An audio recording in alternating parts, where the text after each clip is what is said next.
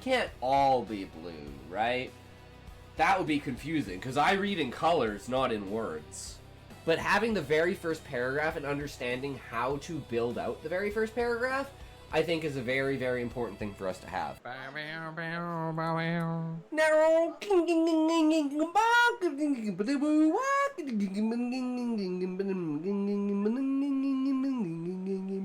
That be the way it is. So remember, guys, thanks for stopping by. Thanks for hanging out. You're all fucking amazing. I fucking love you all. Let's fucking go. I was wondering where you went, Callie. You kind of disappeared on that, but I'm glad you interrupted me because it's fucking amazing. And especially you, Smokey, because you have the best mind for topics that would go, like, viral because they're not too complicated, but they're not, like, super mainstream. But there's something someone always thinks about but never talks about. So, like, you are our inspiration for everything, Smokey. Credit where it's due. You've mastered the art of talking nonsense with absolute confidence. Well, we were actually talking about that, where we should have, like, segments. A segment where, you know, we just, like, literally don't say anything. It's like, in this 5 minutes, you try to use as many words as possible and try to say as little as possible. Hey, that's me, only 2 beers in, and I'm fucking acting like a fucking retard. Marcus, 2 beers too many, maybe, because that woman you're grossing out right now is the same one that signs all our paychecks. The room is silent now, the vibrant energy from before sucked out. The life of the party lies dead, strangled by the hands of its host. Marcus looks around, searching for anything to bring it back to life. Alex softly. How can you call me soft when you're the one with a Viagra prescription? Oh, damn! The roar of laughter burst from the crowd, breaking the silence. Marcus, I told you, that wasn't for me.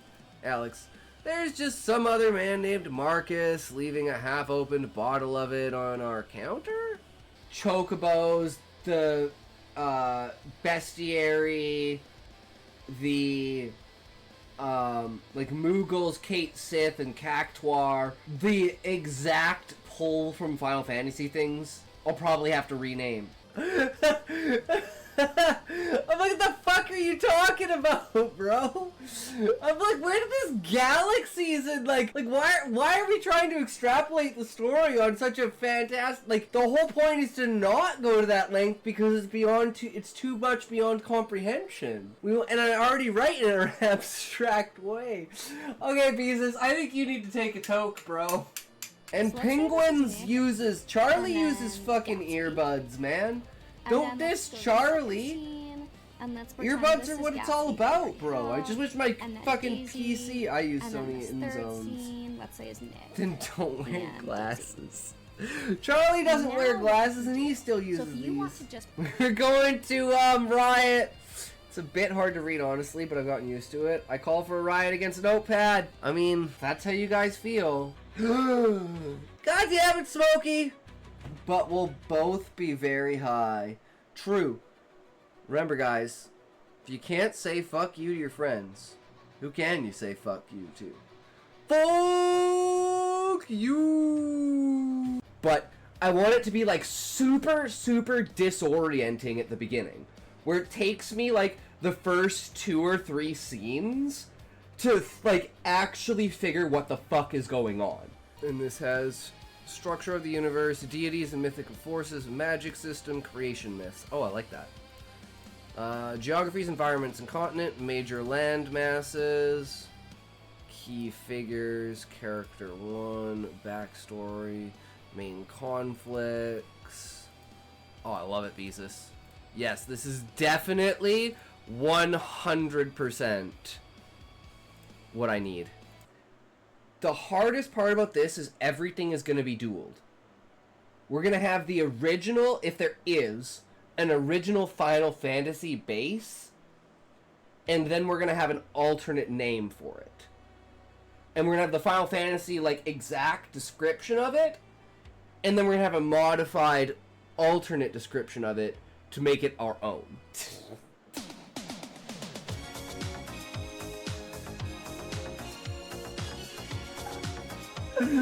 Fuck you, Visa.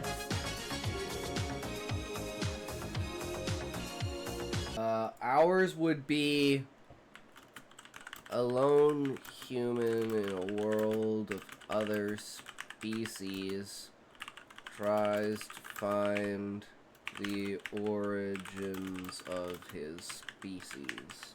We have like 2 or 3 of those that play throughout the like different sections of the book.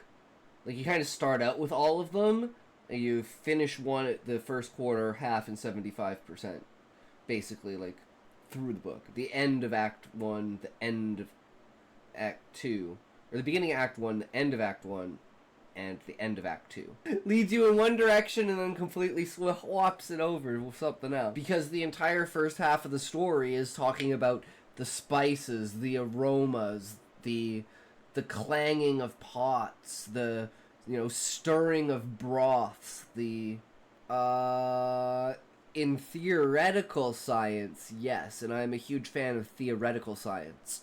So, quantum physics, origin of the universe, like, things that you could never know, right? Write them down in places, don't forget them. Expand on them, work on them, think about them in your free time. That's what I do. I got 18 years of lore for my main book in my head.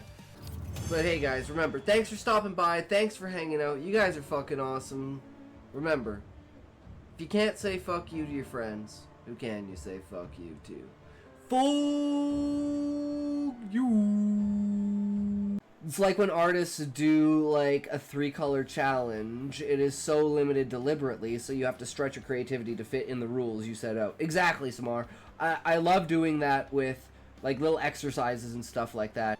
It's true, but I use every tool available to me, right? Knowing what tools are bad and what tools not to use is also a very important thing. Like, that's why a lot of some of the advice that we go through is like, oh, don't listen to this advice, or these are the caveats as to why you wouldn't use this advice. This is like saying that type 1 diabetes and type 2 are totally unrelated when they often medications are used. Clinical depression is different from situational depression too. You can be depressed based on a situation, such as the loss of family members or the difficulty of finding meaningful employment. That is standard depression. Well, clinical depression doesn't need a trigger. Everything can be objectively perfect and still be depressed. Why does it matter whether you were born with one leg or had a leg amputated later in life? Your bicycle needs the same adaptations. Since his birth, Yi Wan had never left the royal palace. Without another word, Yi Wan crossed the room, his silhouette proud and solitary. In the corridor, the shadow of his swordswoman appeared and silently followed. The young king was going to meet his emissaries from the south before departing the capital.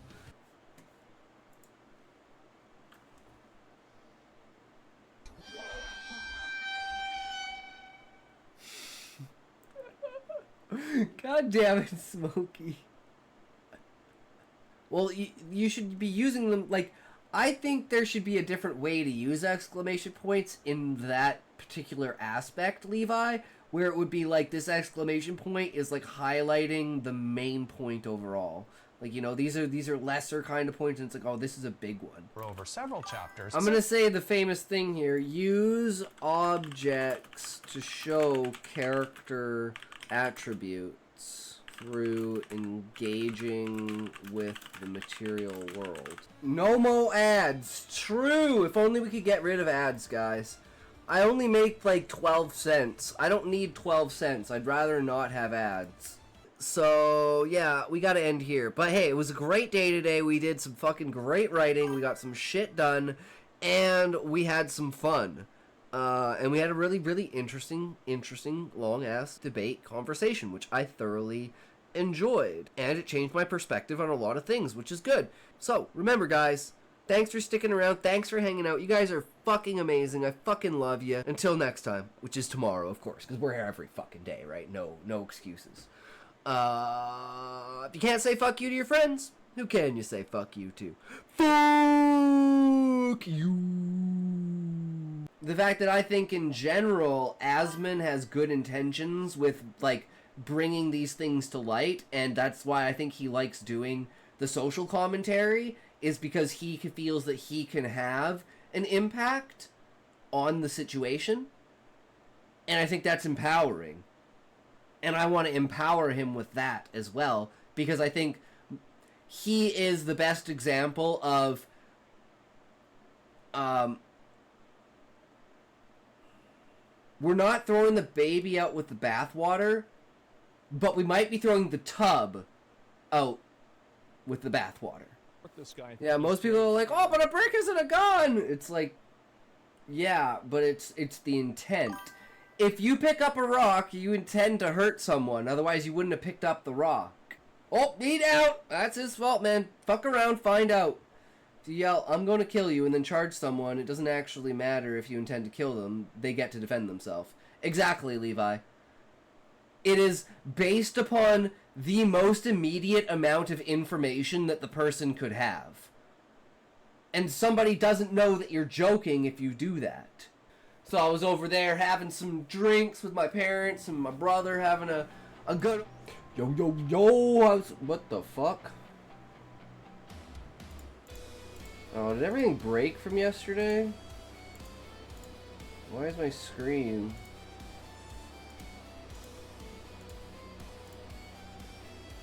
Fuck.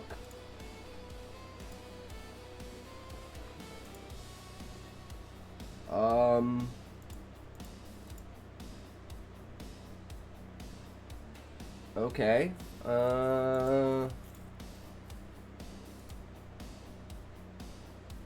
Why does this one work?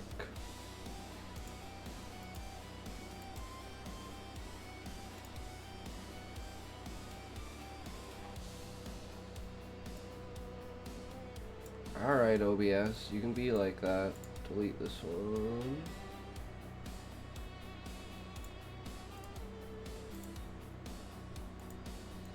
Oh no, I'm retarded, that's why. Don't worry, I'm retarded. That was all on me. It's because the fucking camera was on. Because I changed it last night instead of doing like this one, which has the camera at the bottom. And then this one, which is supposed to have the camera at the top. So it's kind of supposed to be like... Oh, this one can still turn on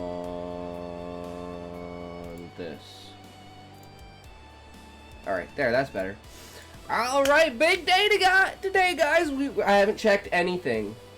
I haven't checked anything. So, today will be live react to how well did the premiere go last night. Well, let's find out. Are we a success or are we a failure? That is the question we must ask. Because you can't be both. Losers lose. So are we a loser? Let's find out. Pretty sure I'm a loser.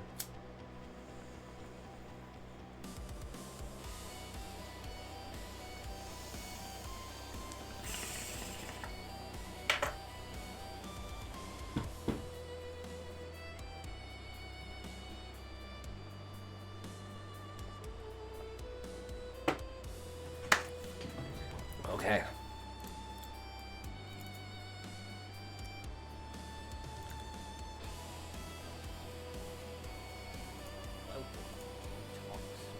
$11 subscribers. Holy shit. Okay. Okay.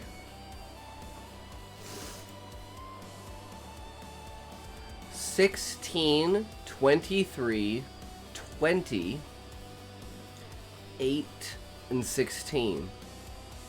I'm 29 on my main channel now? Damn.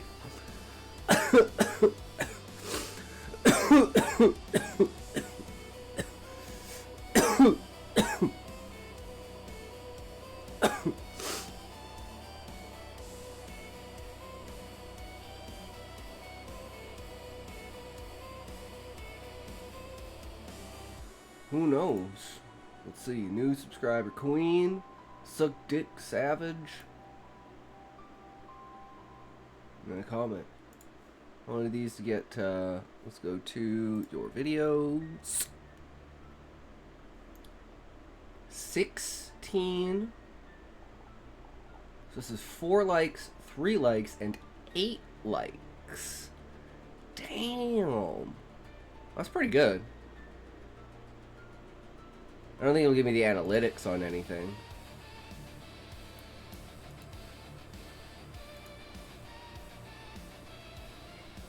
Two likes. Ooh. I mean, that's a pretty good ratio, considering the other channel. So, okay, well, consider that a success. And from here, what we do is... we're going to try and post a short every day.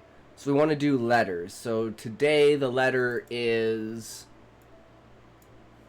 learning meditation and strengthening the mind.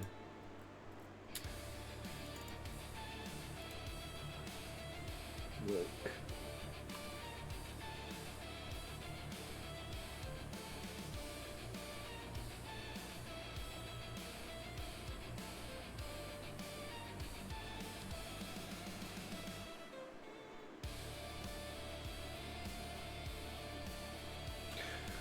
Just thinking, because I always want to start these with, like, the... Wait, is my camera fucked up? Did I just not notice this? Because everything else was fucked up. Maybe? I don't know.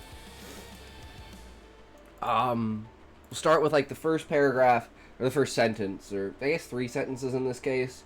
Because it's not going to be very long, right? We need to keep it, like, 200 words. That's what we need to keep it. We need to keep it around 200 words. And the first part needs to be like, you know, signaling the climax or something like that. It was kind of like...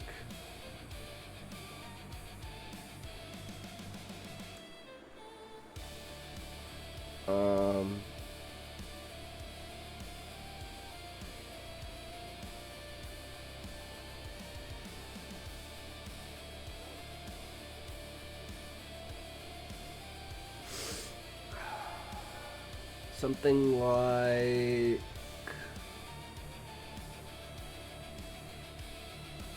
When you let go of your consciousness, you're free. Or...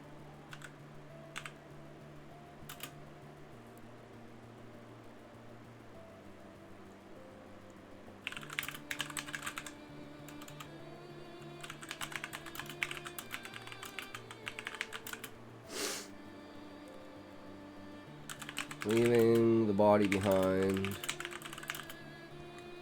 to experience the true world. It struck me. Could this be what it was like in the network?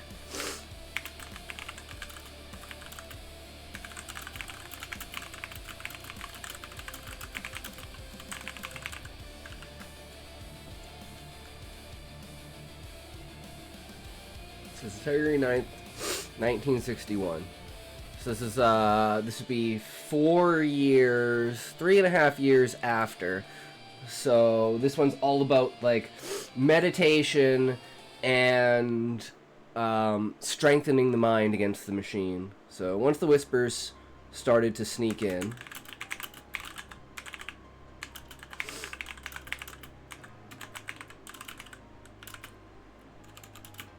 I knew I needed a way to fight back.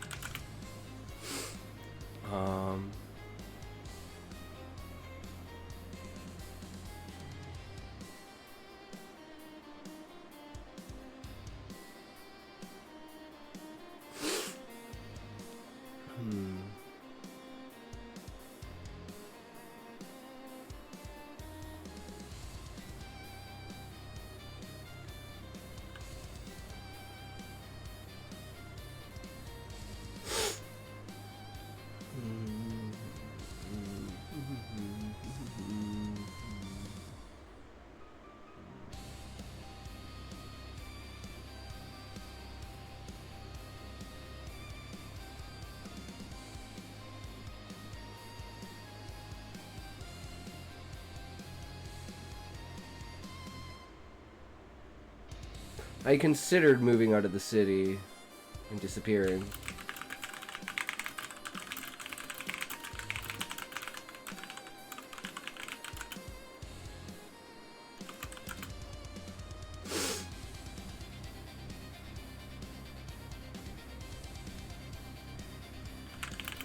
But I Needed to learn more.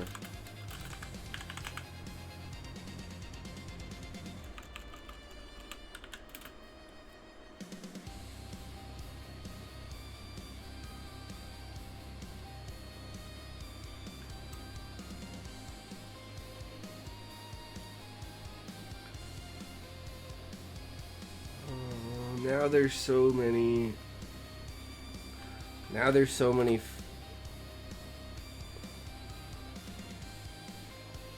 Now the signal of the network is strong enough.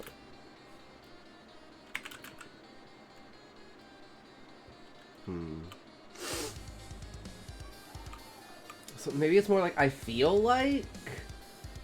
Because again, it's like slight paranoia, slight I know what's going on, but I don't. So I'm kind of looking into it, but that's creating this, like, ambiguity over it.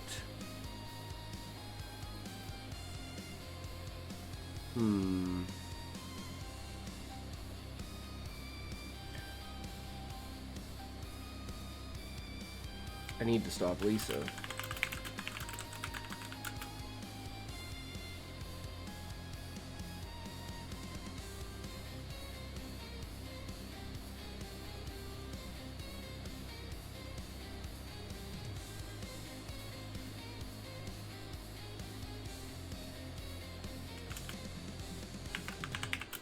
Every phone call, every TV signal felt it was breaking into my mind.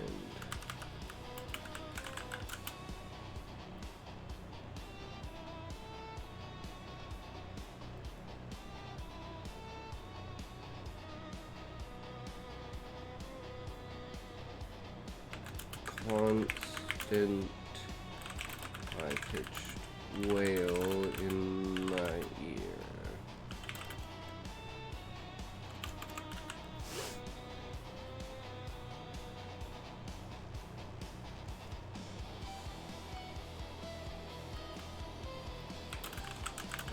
Wake up.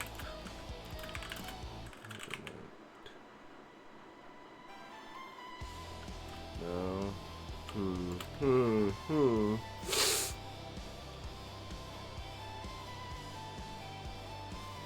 Probing my mind.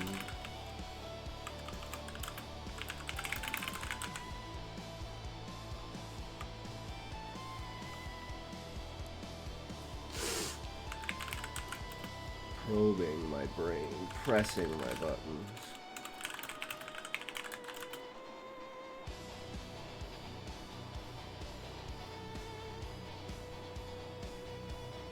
I needed an escape.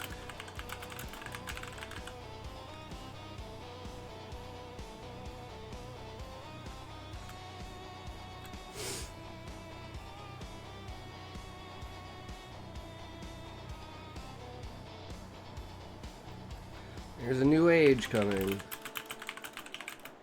Dawning.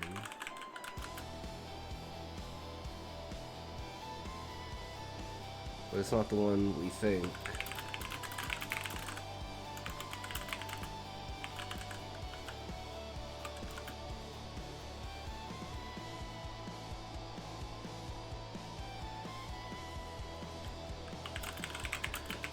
Fight against it with all our will, screaming to those who don't see the truth.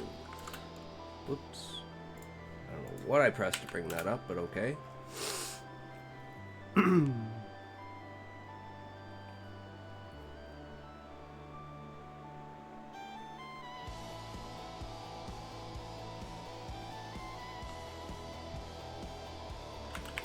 Was as if they found me, lost soul circling the ground, ready to be devoured.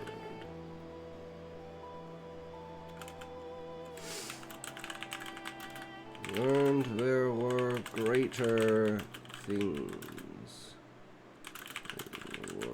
than I knew. I was only looking at one side of the coin.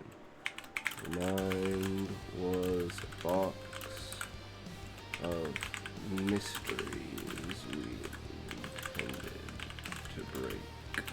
Was this irony or hubris? Pressed.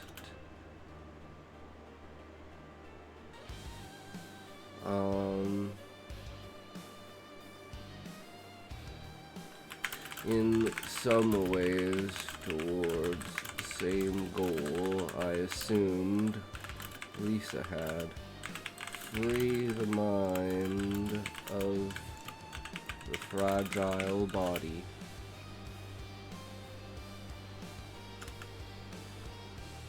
Okay, now this is where we go back to the beginning, and it's like, yeah, freeing your consciousness.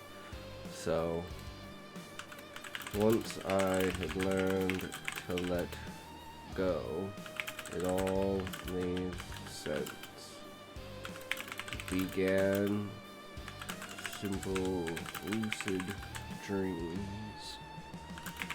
Greater my control grew, stronger my mind.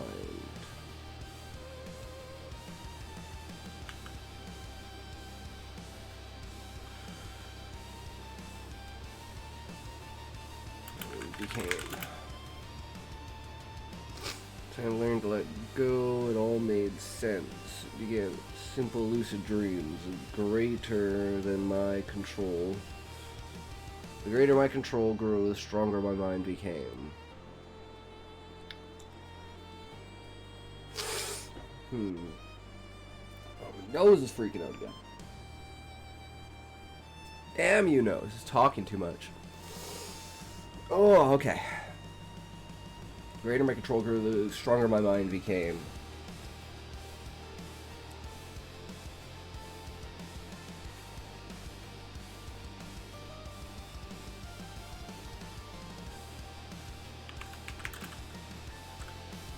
Hours of meditation turned into days. Yo, Nico! What's up? How's it going?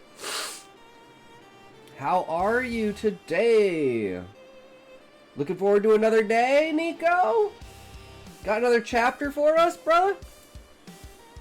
We're just doing one of Trevor's letters about meditation. Fine, just drawing a profile picture. Hell yeah, that's sick. Sounds good, brother.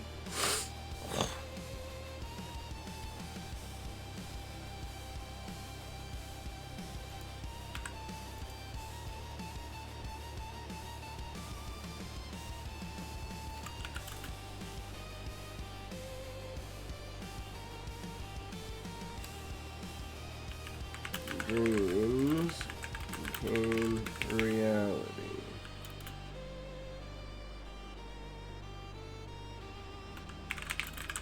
Called it astral projection.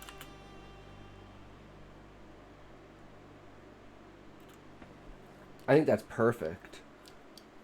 Fine, just check this out. So, this is the learning and strengthening of the mind through meditation. So it's 1961, so this is the very beginning of, in this timeline, of course, because technology advances a little bit faster. So as technology is advancing, there are groups that oppose, like, the spreading of technology. That would be, of course, like, the beginning of the, I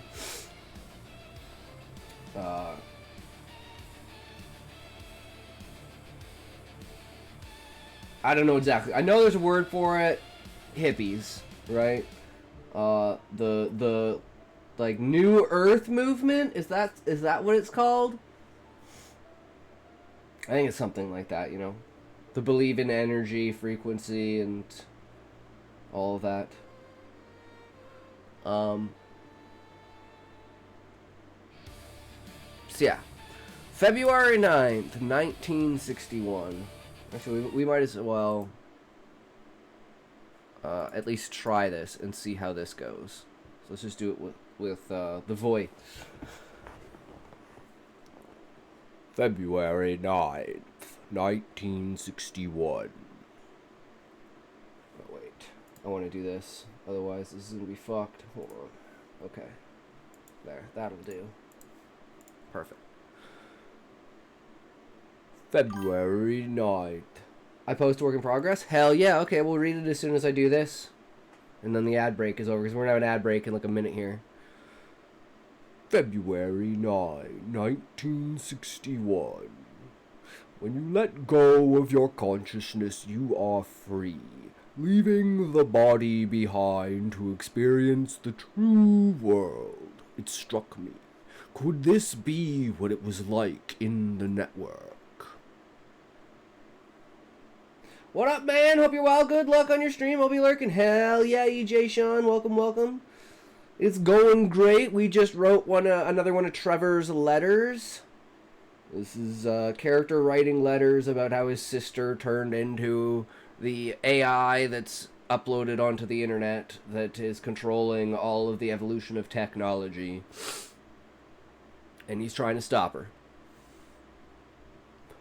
Once the whispers started to sneak in, I knew I needed a way to fight back. I had considered moving out of the city and disappearing, but I needed to learn more. I need to stop Lisa. Every phone call, every TV signal felt like it was breaking into my mind, a constant high-pitched wail in my ear, probing my brain, pressing my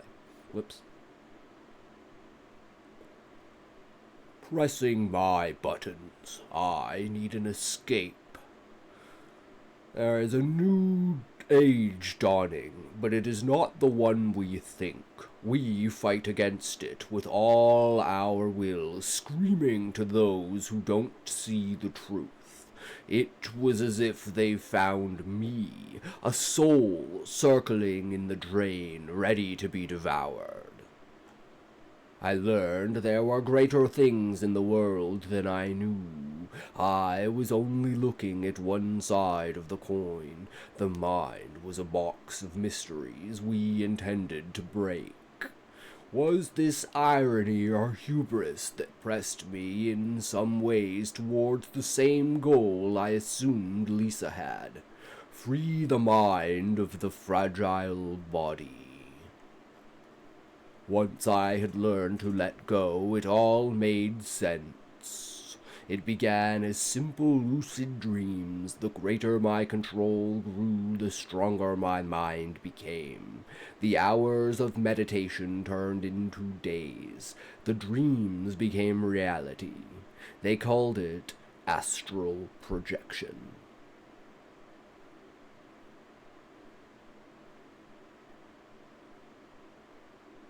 Now here, I'm not sure if I should go back to something of being like right here. Or right here.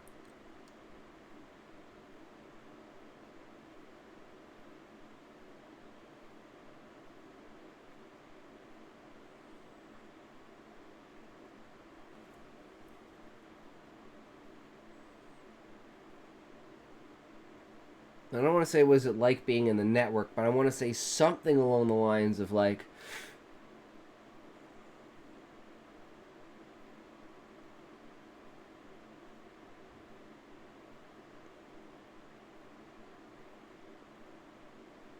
because it's got to tie back into the very beginning, right? So I need just one line.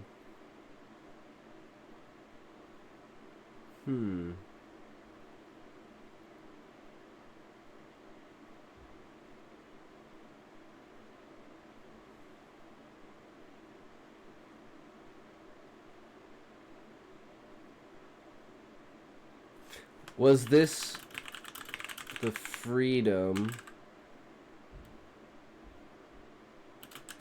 Lisa spoke of?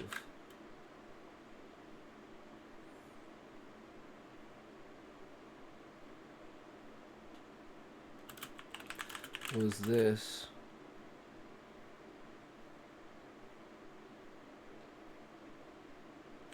Her new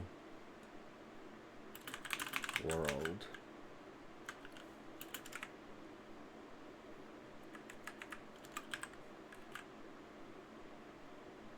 Was this the freedom?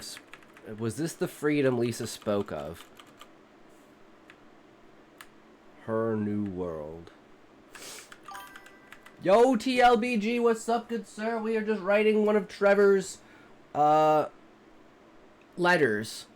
And I just don't know how to finish it off, because it starts off with, when you let go of consciousness, you feel free, leaving the body behind to experience the true world. It struck me. Could this be what it was like in the network?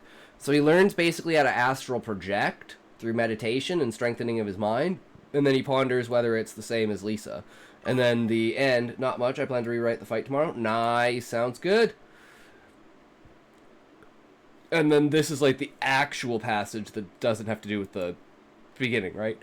Once I learned to let go, it all made sense. It began as simple lucid dreams. The greater my control grew, the stronger my mind became. Oh, we gotta redo this one, so we might as well just... I don't know if this is the right way to say it, but... Once I had learned to let go, it all made sense. It began as simple lucid dreams. The greater my control grew, the stronger my mind became. The hours of meditation turned into days. Was this the freedom Lisa spoke of? Her new world? The dreams became reality. They called it astral projection. So he kind of learns astral projection through this. Alright. Alright, so Nico, you're up first. Let's go.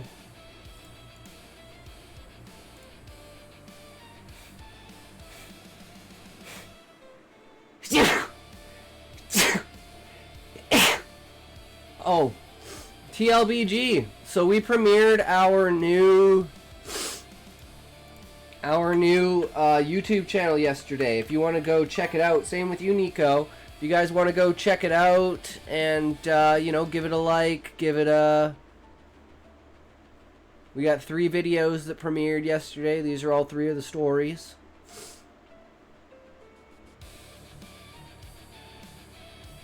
Yeah, if you want to go check that out, we super appreciate it, you know. Pop that, pop the second YouTube channel off. Hello.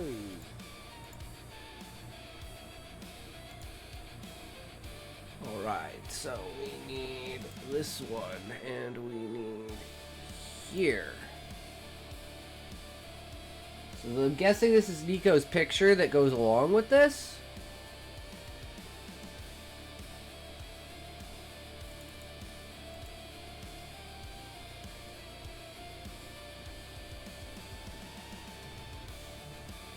He doesn't seem at all deterred by the fact that there's guns pointed at him.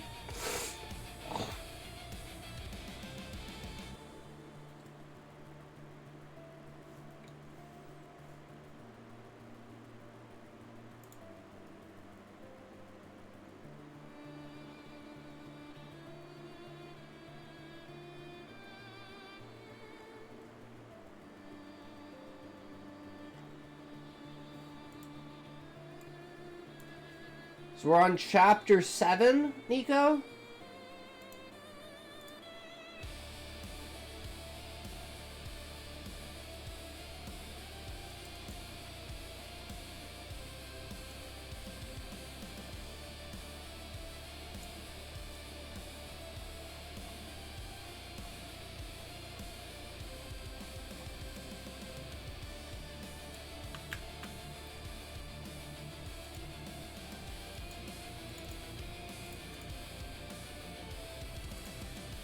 Okay.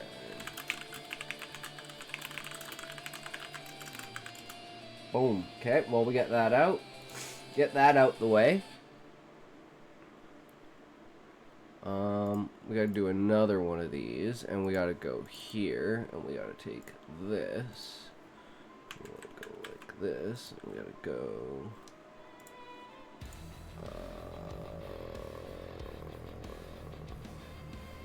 I think we just do a new one. This is another letter from Trevor for the Lisa Lives Forever Story Biotech Horror Series.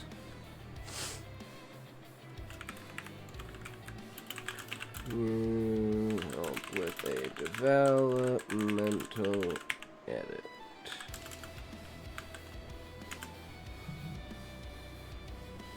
Letter from Trevor and Lisa for the Forever series, evocative and sets a strong tone for the biotech horror theme. It captures Trevor's paranoia, his struggle against an invasive force, and his exploration of consciousness, which ties well into the series' unsettling atmosphere. Below is a developmental edit with suggestions to enhance clarity, deepen the narrative, and refine the pacing, thematic resonance. I've aimed to preserve the raw, introspective voice while addressing areas for improvement. Letter conveys Trevor's spiritually spiraling mental state and the creeping dread of Lisa's influence, which aligns with the biotech horror genre. Themes of consciousness, control, and resistance against technological or supernatural forces are compelling. However, the letter could benefit from tighter focus. Some details feel fragmented or repetitive. Freedom of consciousness is mentioned multiple times without clear progression. Clear context. References to the network, Lisa's goals, and astral projection need more grounding to avoid confusion, especially for readers new to the series. Trevor's motivations and the consequences of his actions can be more explicit to heighten tension. Smoother flow, sentence structure, and transition can be refined to improve readability and narrative momentum. Revised letter with annotations. Below is a revised version of the letter with inline suggestions and explanations for changes. I've maintained the original structure but adjusted wording, pacing, and details to enhance clarity and impact. Alright, so let's see. Dev edit. Let's see what it gave us. Whoops, that's not the button I wanted to press.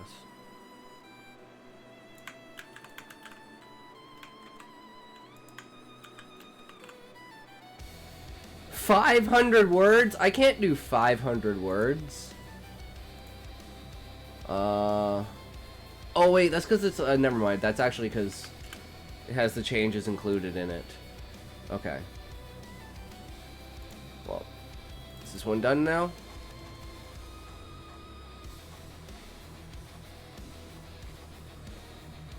Nice. Okay. You ready, Nico? Chapter 7. The Ice Desert.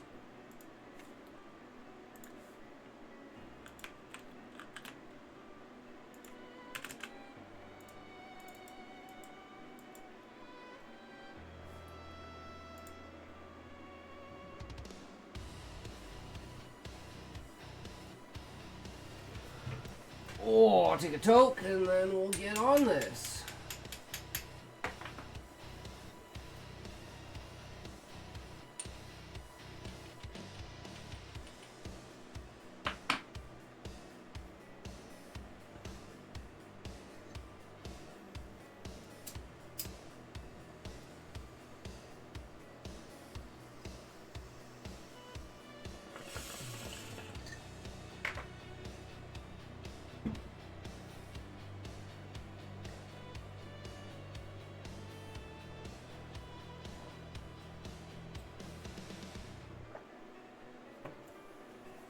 All right.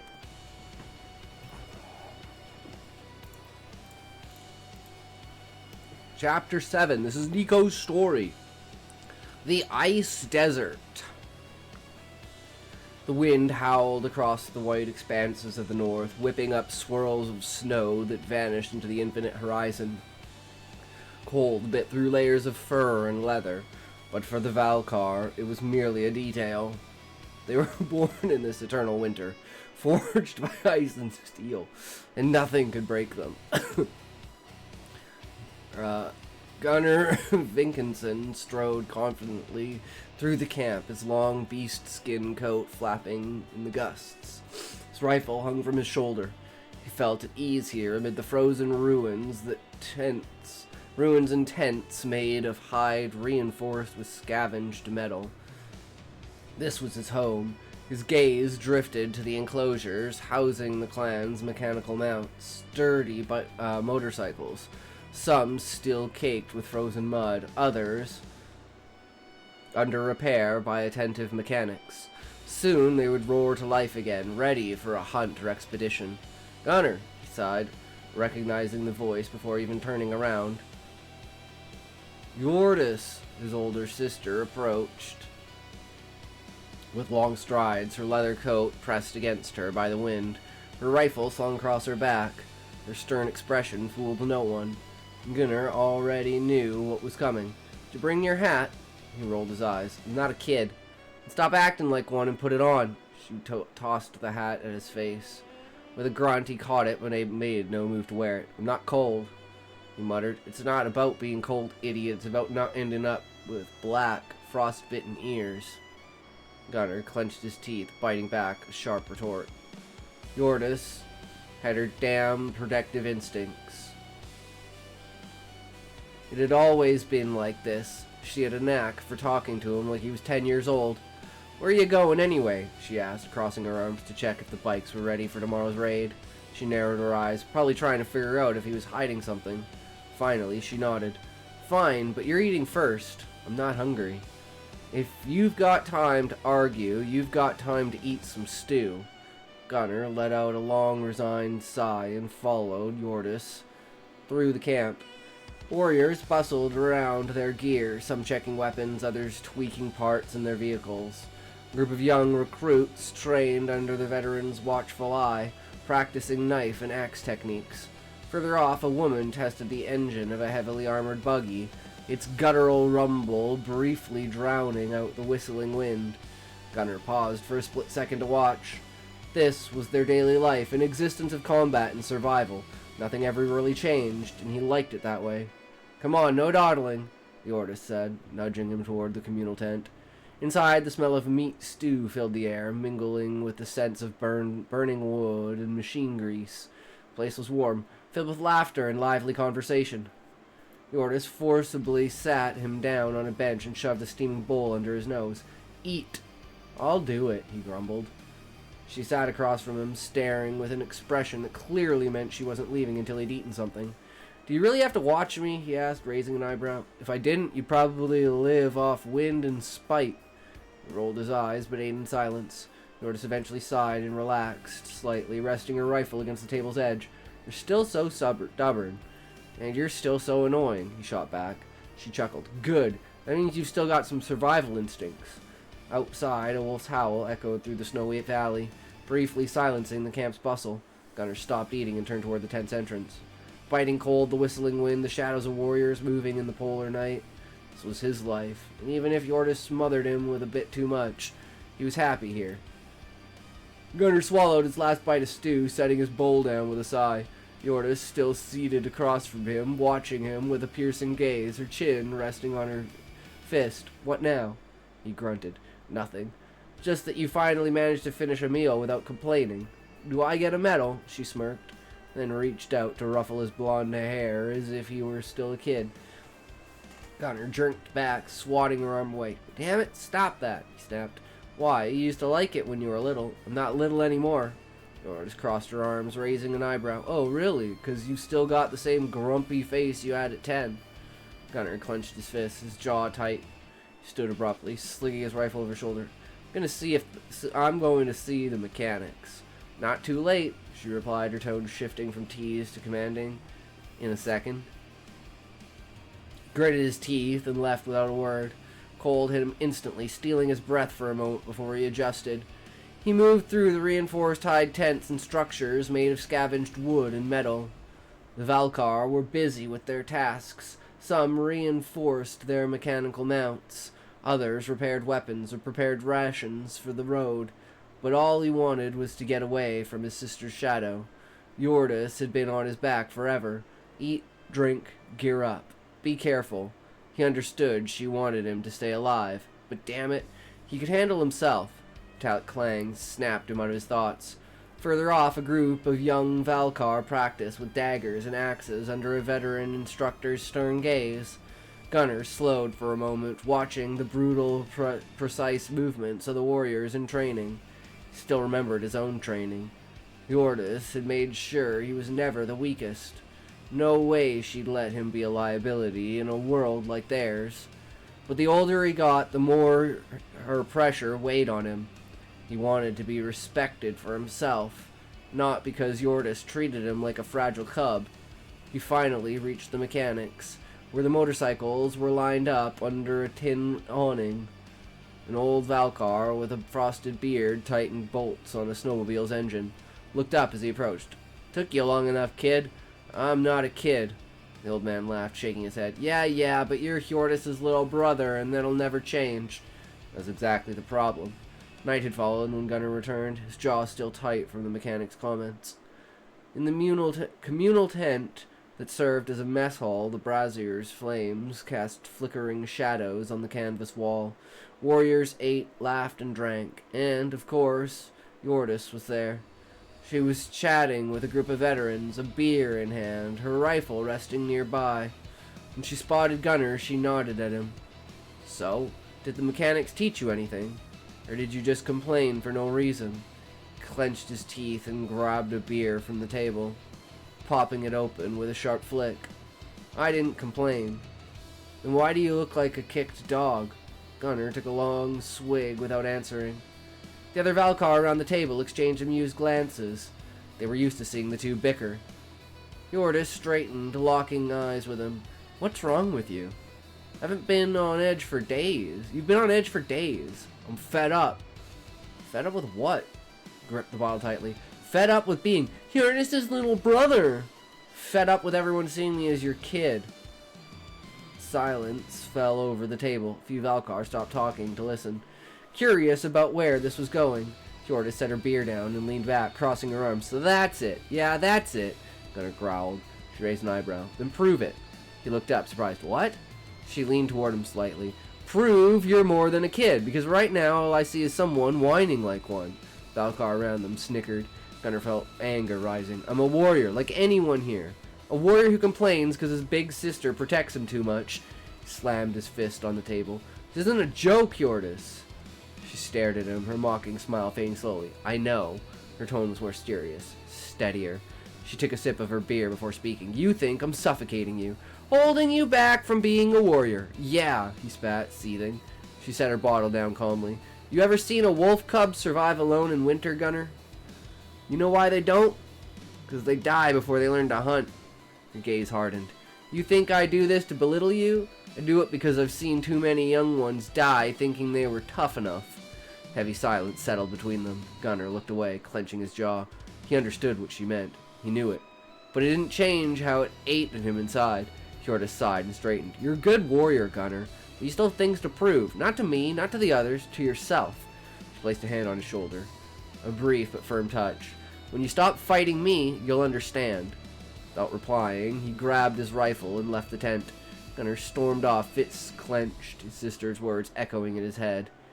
He didn't know yet if he hated her for it, or if he was starting to realize she was right. Yordis sat alone under the mess hall's awning, her eyes lost in the distance of the brazier's flames. She sipped her beer slowly, its bitter taste matching the bitterness tightening her throat. "He'll figure it out eventually, you know." The deep, gravely voice of her brother broke the silence. Yordis didn't flinch. She knew he'd come talk to her eventually.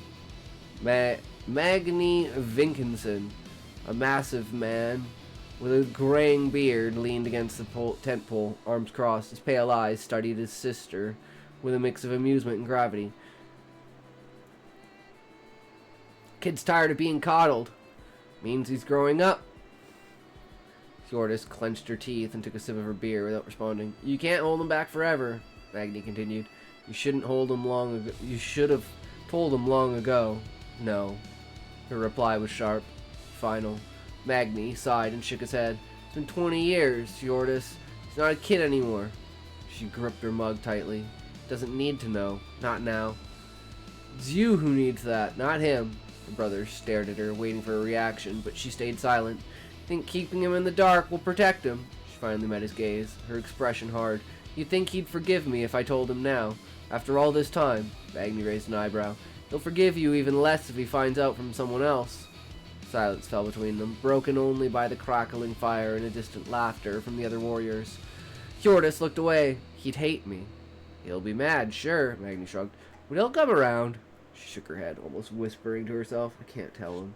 Magni knelt slowly beside her, placing a heavy hand on her shoulder. He's a man now, Hjordis. He deserves the truth. She closed her eyes for a moment. What if I lose what's left of him? She didn't need to say who she meant. Magni sighed again, softer this time. You already lost him, Hjordis. But Gunnar's still here. She froze, her gaze lost in the flames, her fingers gripping her mug. For the first time in a long while, she was afraid. Meanwhile, Vanya and her group were driving toward the snow and ice desert. The pickup jolted along the battered road, its suspension creaking under the bumps. Around them, the landscape gradually changed. The gutted ruins of Nova Kiev gave way to desolate plains where vegetation grew sparse, placed by snow-swept expanses battered by biting wind.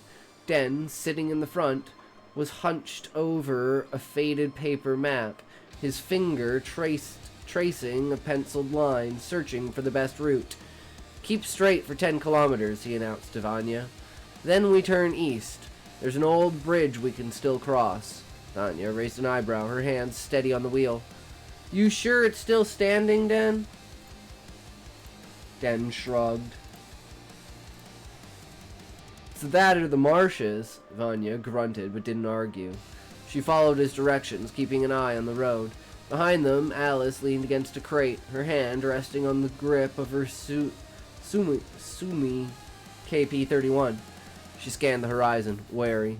Hussein and Rakid sat cross-legged, shivering but not complaining. They were used to such low temperatures. We're getting close to Valkar territory, Alice said, looking in the distance. It was true. They were driving through what was once Russia. We're almost there, Den confirmed. With luck, they'll spot us before we spot them, Hussein sniffed, tightening his scarf. That's supposed to be reassuring? It means they'll have already decided if we live or die, Den explained. Charming, Keed muttered. Den folded the map and glanced at the compass on the dashboard. 300 kilometers, and we'll be in their land. Pickup's engine roared as it climbed slightly in RPM. The ice desert stretched ahead, silent and menacing. 300 kilometers later, Den raised his map. Stop! Vanya eased off the gas, the vehicle crunching to a halt on the frozen snow. Silence settled around them, broken only by the howling wind tearing through the pass.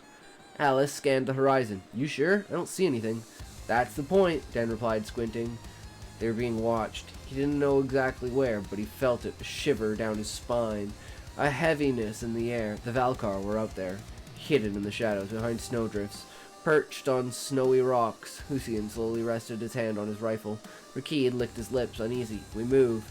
Will they think it's we're a threat? He whispered. Probably, Alice replied. Vanya, unfazed, cut the engine and crossed her arms, waiting patiently. A few seconds passed, then the sound of footsteps on snow. A figure emerged from the icy mist. A tall, broad man draped in heavy white fur that blended almost perfectly with the surroundings. Beard and piercing gaze made him look like a warrior from another age. He stopped about 10 meters from the vehicle, his assault rifle resting casually on his shoulder. Behind him, more figures appeared from the snow, silent as specters. A half-dozen men and women, all clad in leather, wool, and metal, their gear marked by the harshness of the climate. The elders studied them for a moment before speaking, his deep voice carrying through the cold air. Who are you, and what are you doing on our land? Vanya slowly pulled a document from her pocket and held it up clearly. I'm Vanya Kurilenko, envoy from Nova Kiev. We're here to deliver a message to the King of the North on behalf of the peoples of Europe. A pause. The man didn't move. Den saw his eyes shift from Vanya to Alice, then to him. He was sizing them up, looking for weaknesses, gauging their sincerity. What else are you carrying besides that message? He asked finally. Supplies to survive, Den replied without hesitation. Nothing that threatens your land. The man grunted and glanced at one of his companions, who gave a brief nod. Moments later, 2 armed Valkar emerged from the snow and approached the pickup slowly. You'll follow us, the leader announced. We'll see if this message is worth our time. Den exchanged a glance with Alice. They'd passed the first hurdle. The hardest part was still ahead. Nice! I definitely like it, Nico. Starting off, getting us into the characters, and then switching, like, that's the style that you've kind of shown now when you're gonna, like, introduce a character when we go to a new area, because you kind of did the same thing with the Sons of the, or the Levant guys.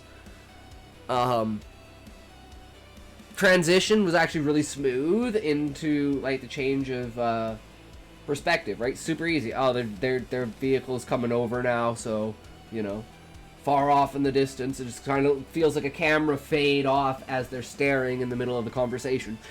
And it's like you get a little tiny bit of feel for the character, but you don't really know what's going on, so now you actually, you know, they're not a stranger when you're going to meet them when, you know, Vanya shows up. And I'm guessing they're going to be an advocate of some kind for the cause, or,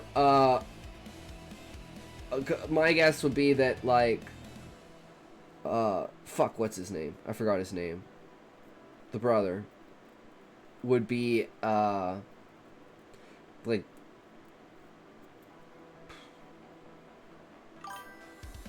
no, the other one, the younger brother. Or is he not related to her? Is it just, is it not actually her younger brother? Is it just Gunner? There you go, Gunner, yeah. Gunner. He seems like he was looking for adventure. Scumadile?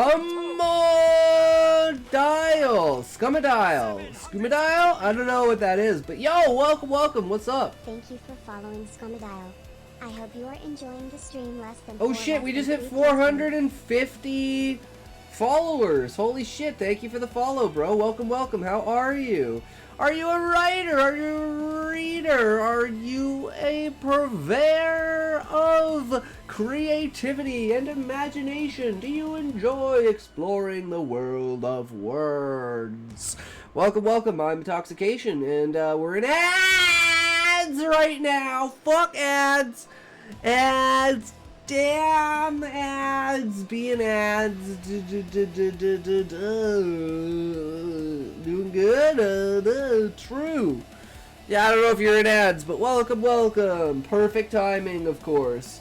Fuck ads. We hate ads. That's bullshit, guys. It's bad.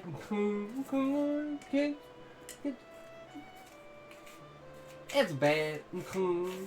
Dabble in writing. Ooh. That sounds fun. What do you normally do? I mainly write short stories, but I am working on a couple of longer things. A web novel called Stoner Girl Isekai, or Stoner Girl Evolution, Isekai satire, and a Final Fantasy inspired novel.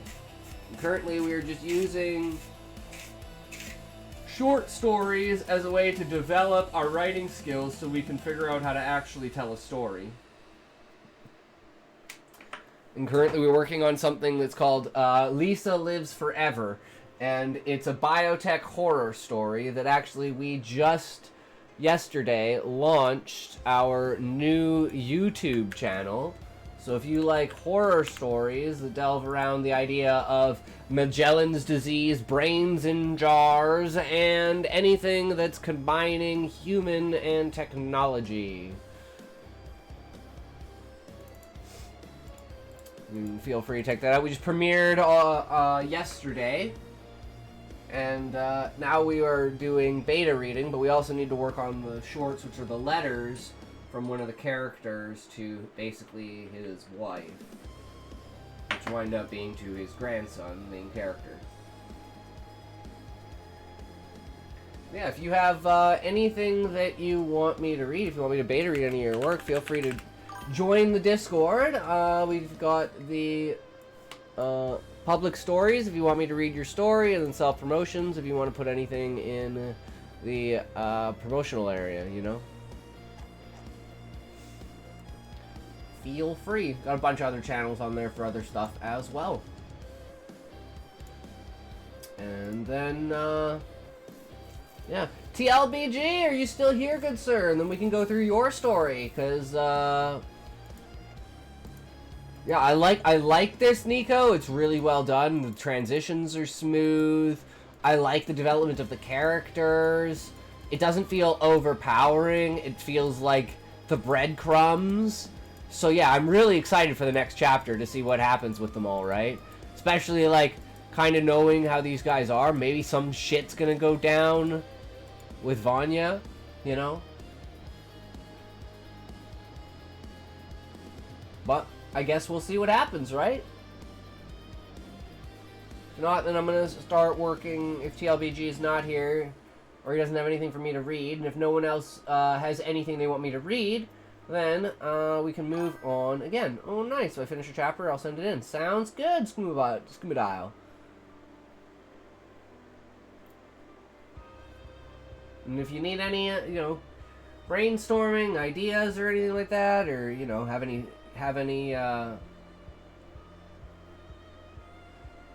don't know where to go with something and you want to, you know, throw an idea out there, absolutely feel free. Or if you want to, you notice in my work, if you notice anything you want to critique, feel free to jump in there, you know. Right now we are doing a developmental edit, trying to turn the letter into viability. But we got to make it less than like 240-ish words because we're turning it into a 3-minute TikTok. So for YouTube Shorts, it's got to be under 3 minutes.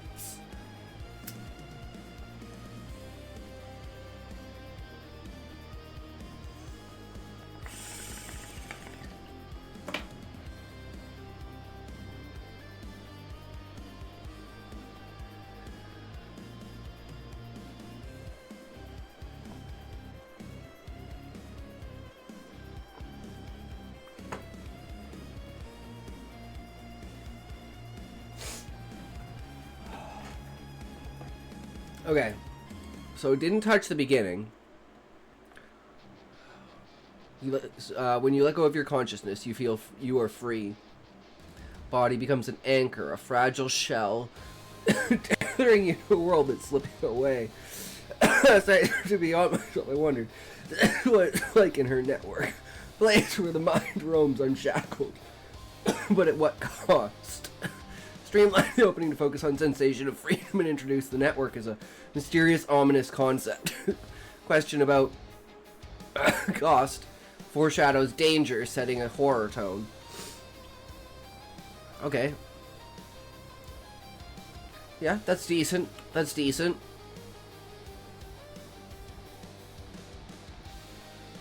Whispers started weeks ago, slithering into my thoughts through every cell phone. I don't know why I said, whoops, I don't know why I said every cell phone. I'm retarded. I'm like, why would it say cell? And then I'm like, wait, it doesn't. Somehow my brain just instantly put the word cell there. But this is 1961. There are no cell phones. Every phone call, every flickering TV signal. A relentless, high-pitched wail burrows into my skull, probing, pressing, as if Lisa herself is testing my limits. Thought about fleeing, abandoning the city. Vanishing into the wilderness. Running won't stop her. I need to understand her power to destroy it. Clarified the timeline weeks ago and made the sensory intrusion more vivid. Queen, yo, welcome, welcome, how's it going? How are you today?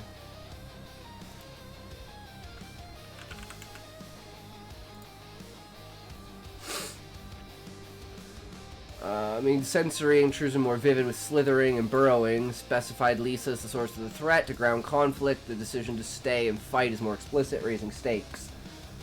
We are currently doing a developmental edit on the new letter about basically Trevor fortifying his mind and expanding his mind.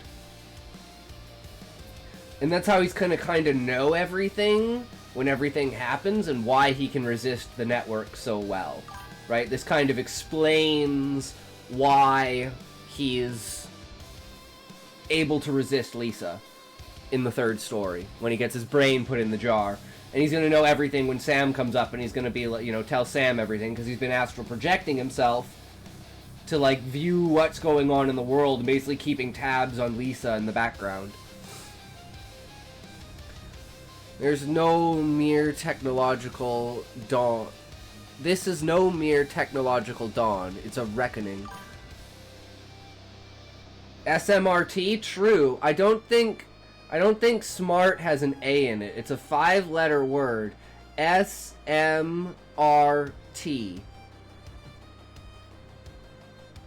Pretty sure that's how it's spelt.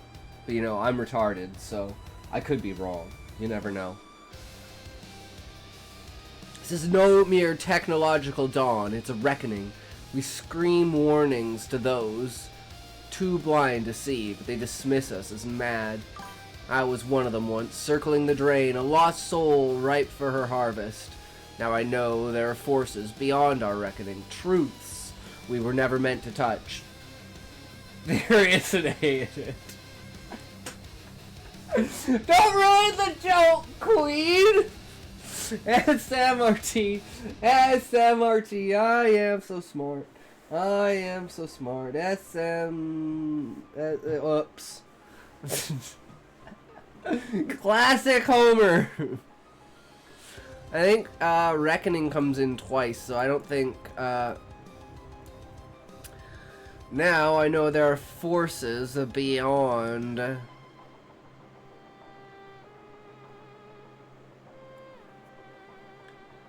Something that's perspective, but not perspective.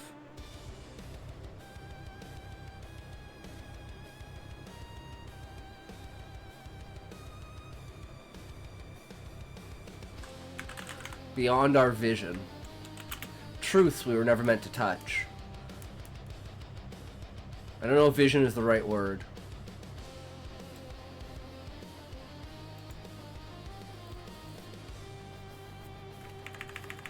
Sight?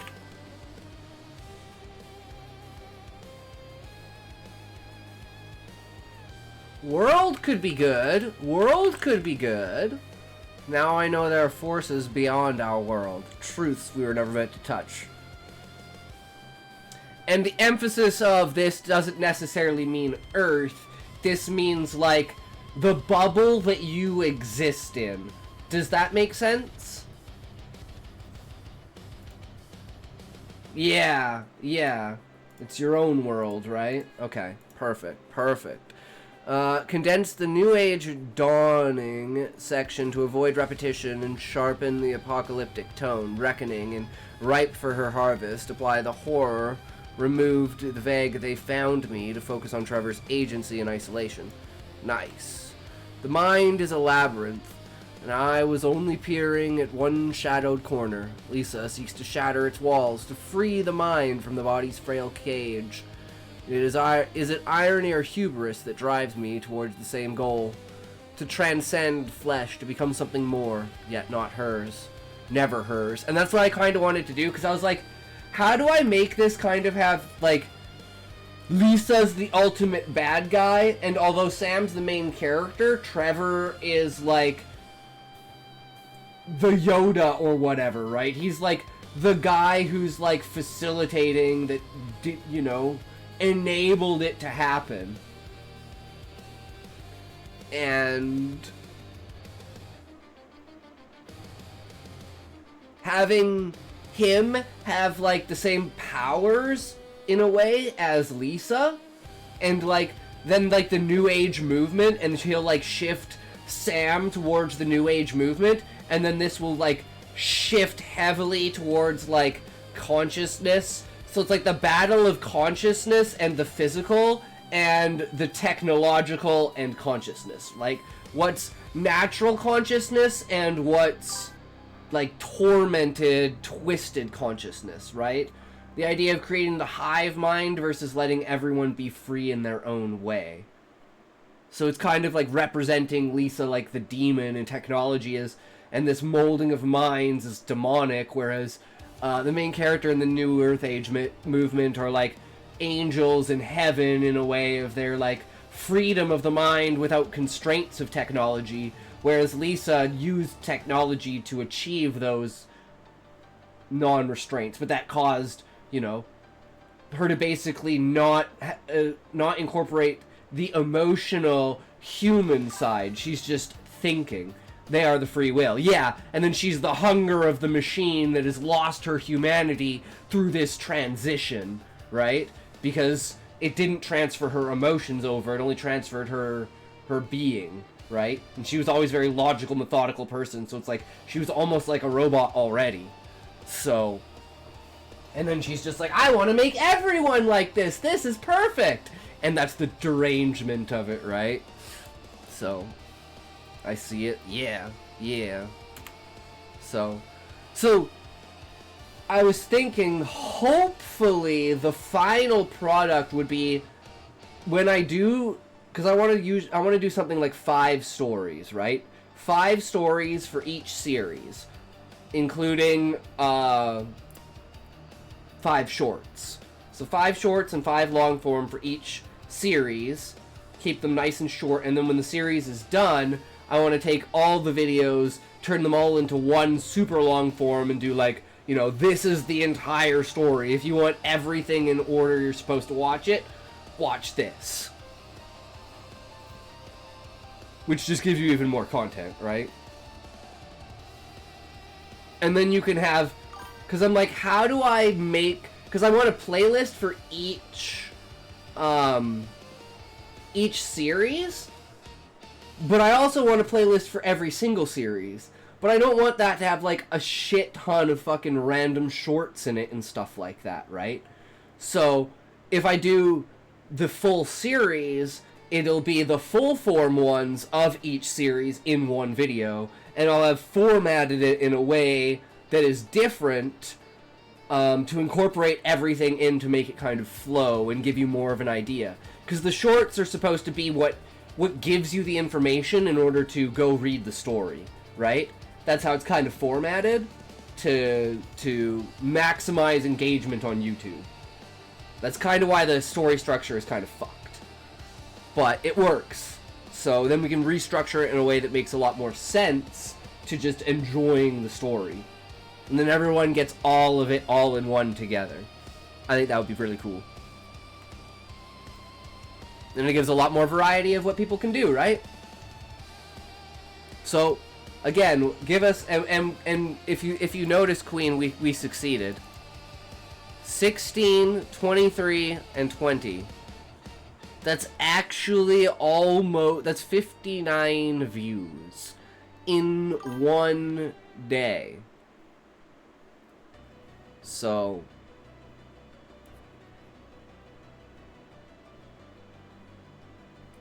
tomorrow what we'll do is we're gonna change the titles, and we'll do A/B testing, because the thumbnail, for instance, for this one has changed, right? It used to be something different. This one, I don't know if it changed or not. Actually, you know what? I think all of them changed, because I have them set so they'll like rotate through different thumbnails. And I've never tried that before. We got to get the statistics off of it when we're done. I'm super excited for that. But yeah, well done yesterday.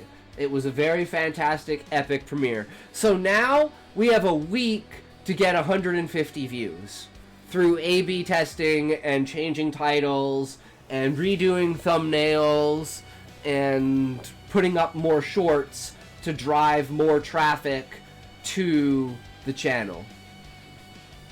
So that's kind of what we're working on now, is turning this into a short, and then we'll upload this short. And I want to upload it on my phone because I read on a thing on Reddit about a guy who was uploading shorts on YouTube, and it wasn't doing anything, and then he started uploading them on his phone, and that's all he did. He didn't change anything. He just started uploading them on his phone, and he got 10 times as many views when he uploaded them from his phone. He even went back and uploaded old videos and got the same views. So there's something about uploading on your phone for shorts. So I'm going to try that and see if that works.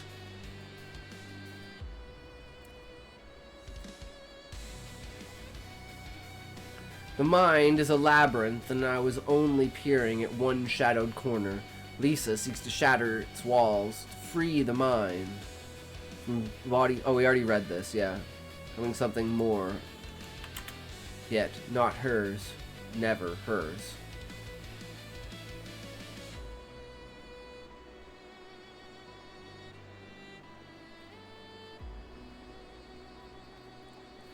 Found a way to fight back. Began with lucid dreams. Fragile threads of control woven through. See, this is kind of confusing here, though. I believe in you. You got this. Talk about the channel at any point that you can. Yep.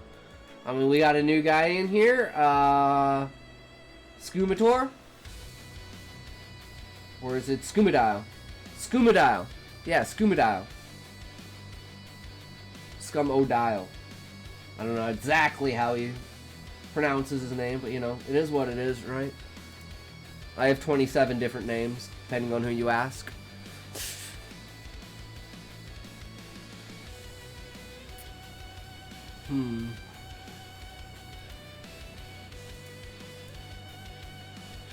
Okay, where's the thing where it talks about we? Us. Hey, yeah, it all works for me. Hell yeah, Scuba Dial.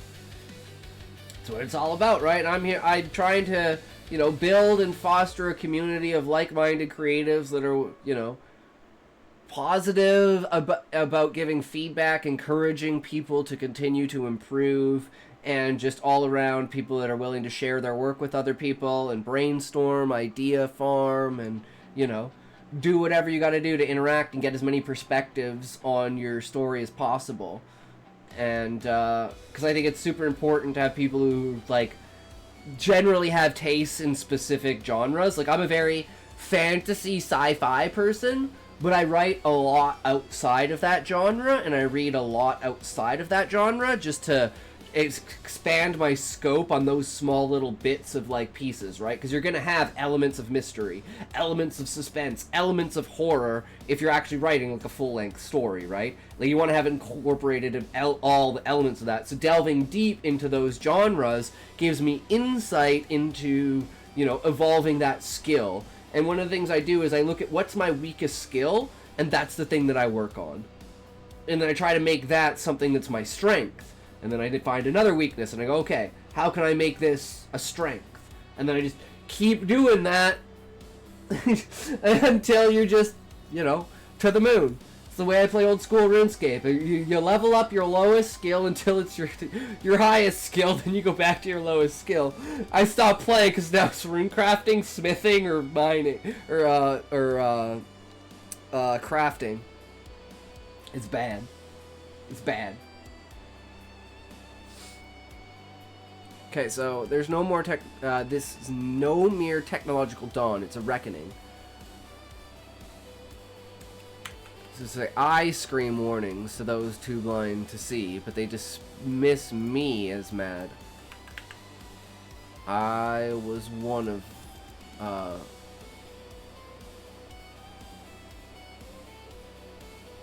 think this needs to be, what do women and noodles have in common? Front burner. Welcome.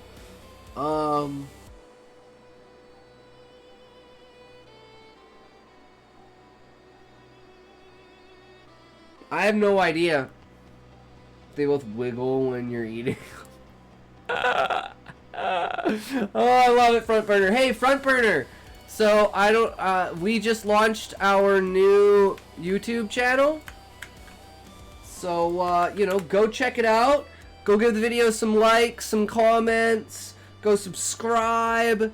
You know, we're at the second day now, so we gotta get the promotions hammered down now. Get people to go pop on that stuff to go get some more improvement to the algorithm. Being like, oh no, this one's still good. Don't worry about it. We got it. And then hopefully in the next couple of hours we'll be able to finish this short.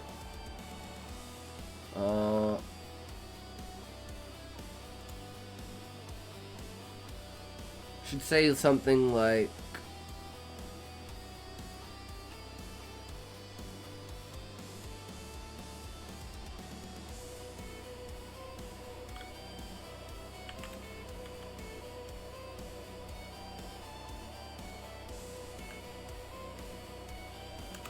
No.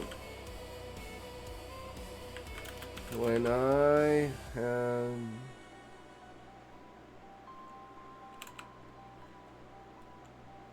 how do I say this? I'm like, I want something to be like I gained the conviction to go on alone. Like, I knew that I was now in this alone. Something like that. And it's like at that final point when he's like, you know what, fuck it, we're going all in alone. Okay, I'll have to. I'll have some time to kill. Sounds good, front burner. Yeah, man. That's our new biotech horror story called Lisa Lives Forever. That's the working title of it. I don't know what else to call it. I think it just sounds good. But, you know, it could be like, you know, evolutions, organic or technological, something like that. I don't know. But Lisa Lives Forever is fine for now as like a working title. Okay.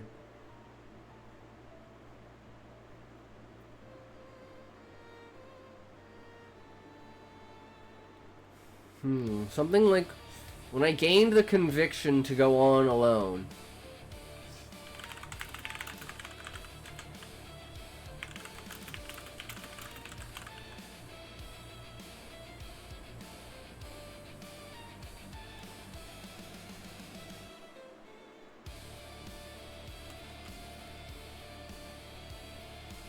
No, it should be like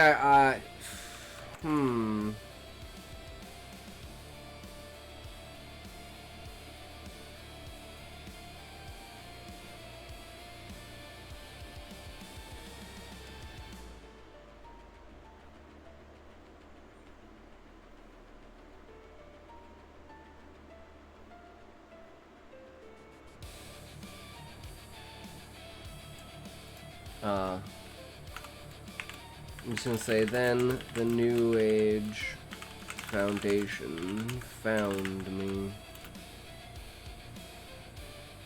Now I know there are forces beyond our world, truths we were never meant to touch. And then you're gonna ask, well, who is the New Age Foundation?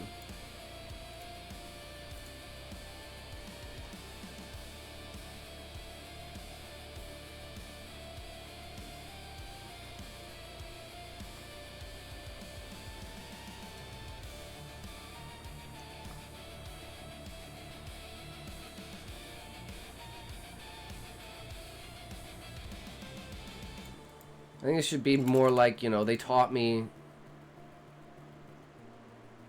Maybe it should be up here, though. Something like they taught me the ways of the mind. They taught me to break out of my mind.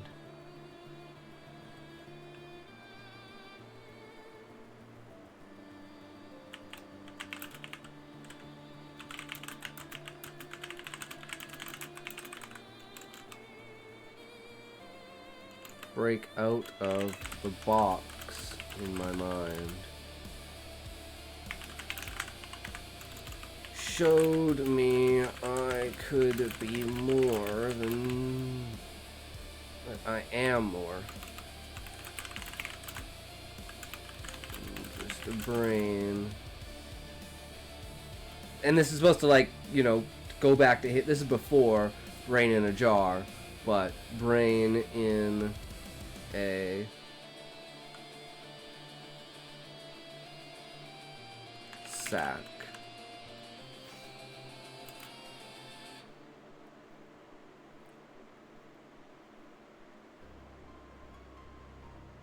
Through meditation.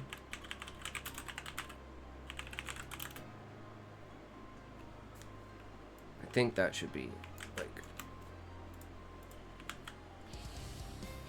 through meditation they showed me I'm more than just a brain in a sack.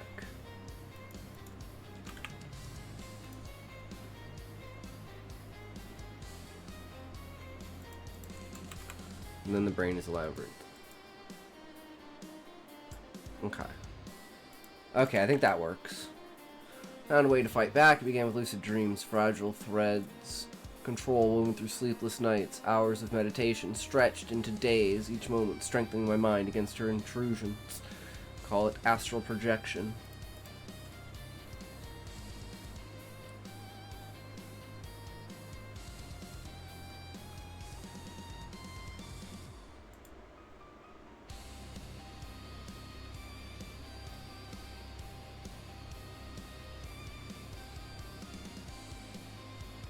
And then one day,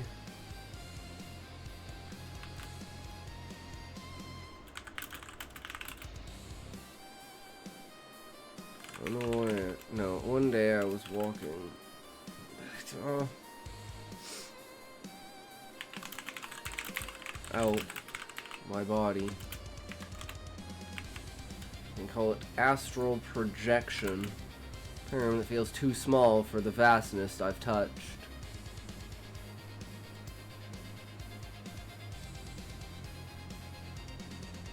This is the freedom Lisa promises, but it's a lie.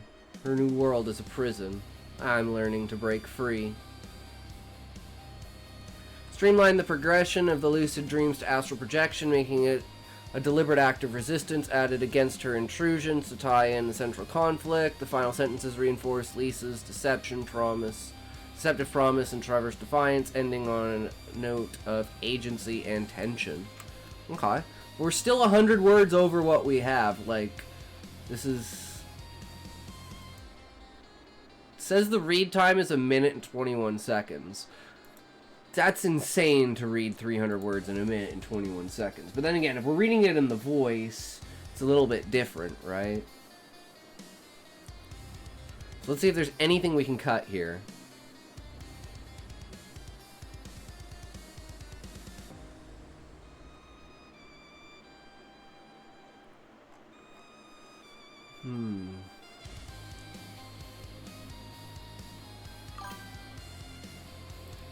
Foff PF4, what's up, Foff? How are you? Welcome, welcome.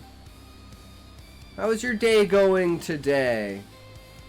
We did, if you want to know, Foff, we did a premiere yesterday, still alive, of our new YouTube channel. If you want to go check it out, we got 3 videos and then 2 shorts up, and we're working on doing another short right now.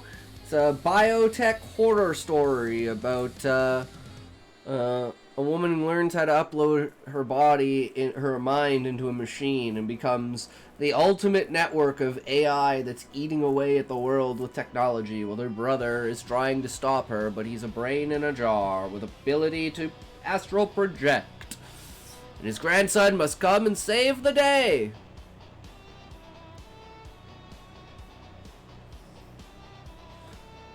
Lisa herself is testing my limits. Fleeing, abandoning the city, vanishing into the wilderness, but running won't stop her. I need to understand her power to destroy it.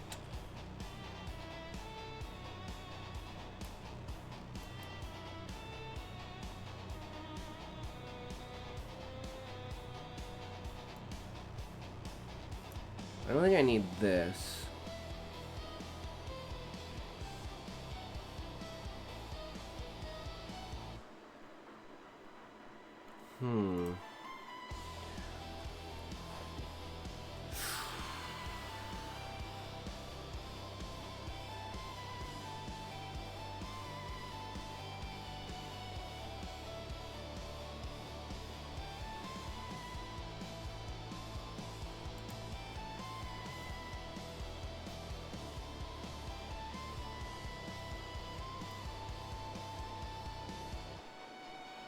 I'm like, should I put this higher up and say, like, you know, then the New Age Foundation found me. We screamed warnings to those too blind to see, but they dismissed us as mad.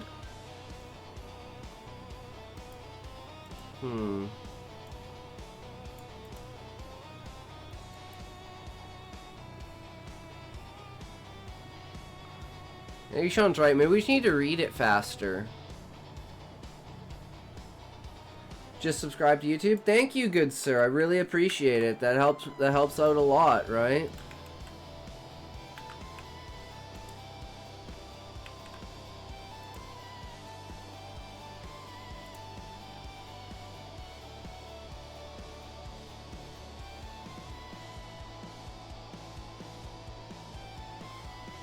What the hell are these ones? Sitka?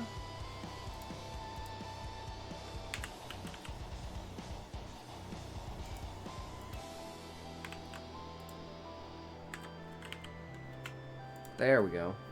I believe I got the right one. Hell yeah. Blue Horror Stories. Oh, I just realized what I should do. I should put the promo video up, and you know what I should make the promo video? Oh, I know exactly what I should do. Now I'm just hoping I didn't get rid of them, which I may have done because I'm fucking retarded. No, I didn't get rid of them. Okay, I know exactly what we need to do right now. Okay, so we go here. Yep, I'm number 12. Nice. We go to CapCut, create project. Dump in this. Dump in this.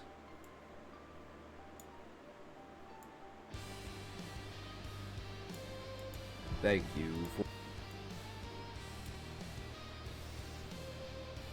Go captions.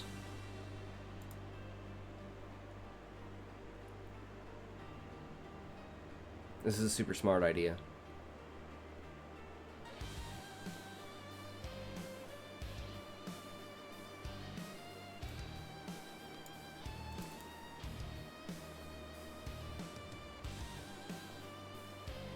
Okay, so let's take this.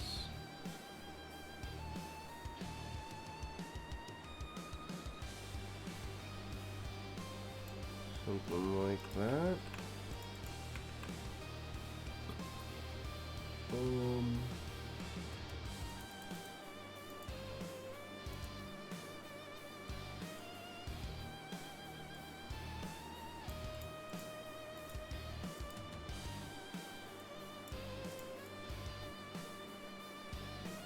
Nope, that's not what I wanted to grab.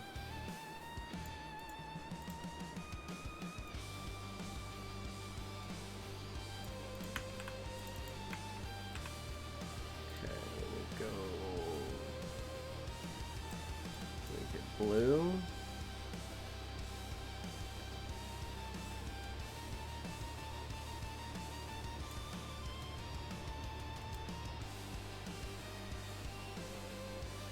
Facts. No, wait, we wanted this. Is it white outline? With blue?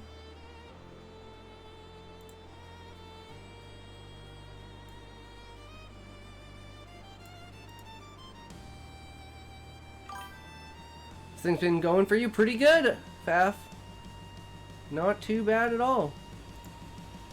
Just fucking around with stuff, right? I don't know what's better, the blue or the white. I'm terrible at this because I'm like really deficient when it comes to taste.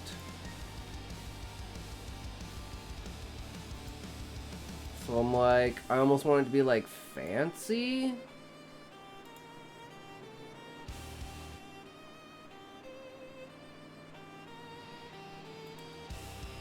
Is that what we had before?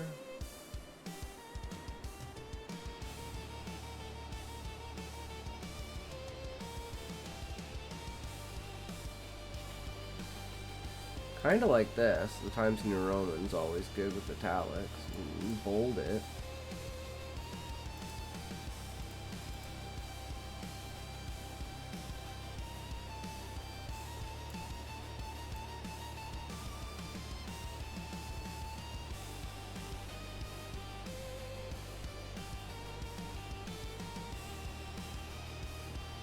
I don't know, should I even have subtitles on it?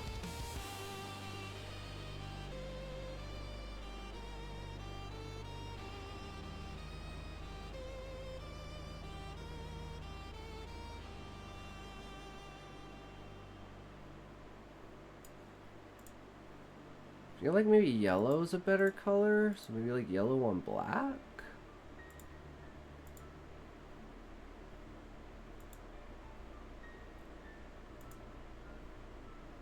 That hurts your eyes.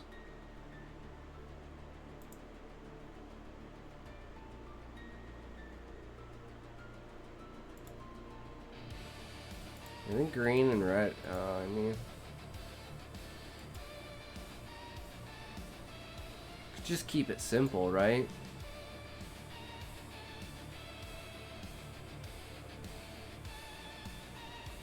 Still, like, easy to read, right? Yeah.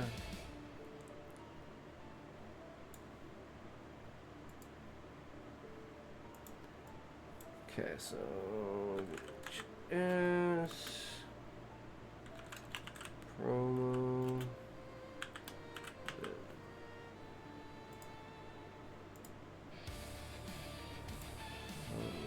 This here.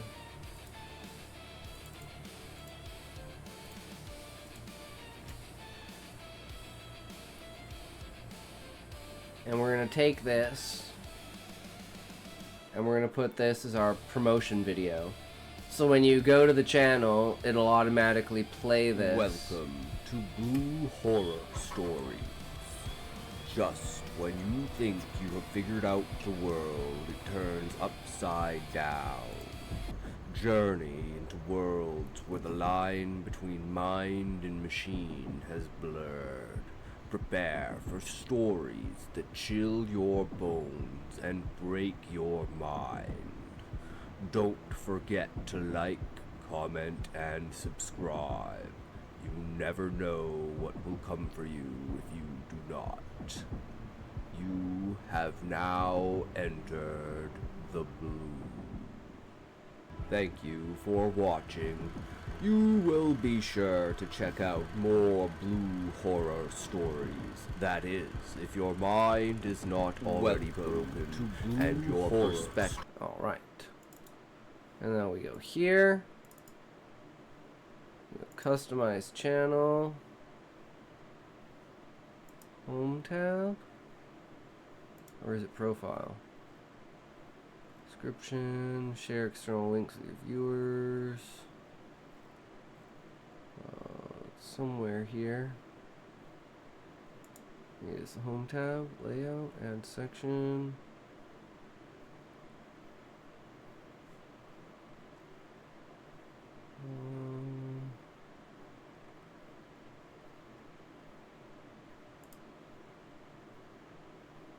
Channel trailer. There we go. That's what we want.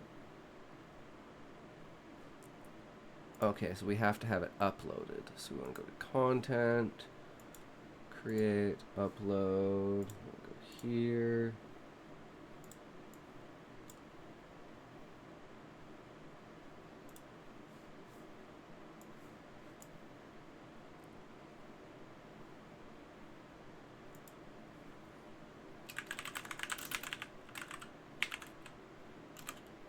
Emotional video. Anything.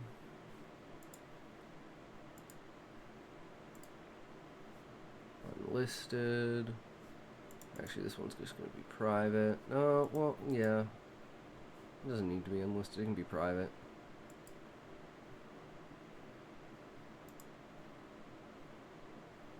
And then as soon as that's ready, we can upload that, and we'll be good on it.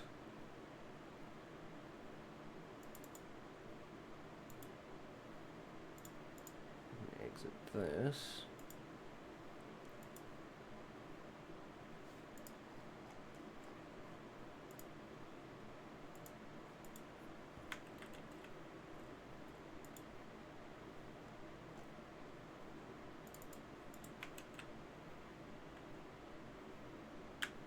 Yeah, I don't know why this does this, but it's like, okay, let's go here. I don't know why this is such a thing, but it just kind of seems to be. Yeah, I don't know. Fuck it, doesn't really matter.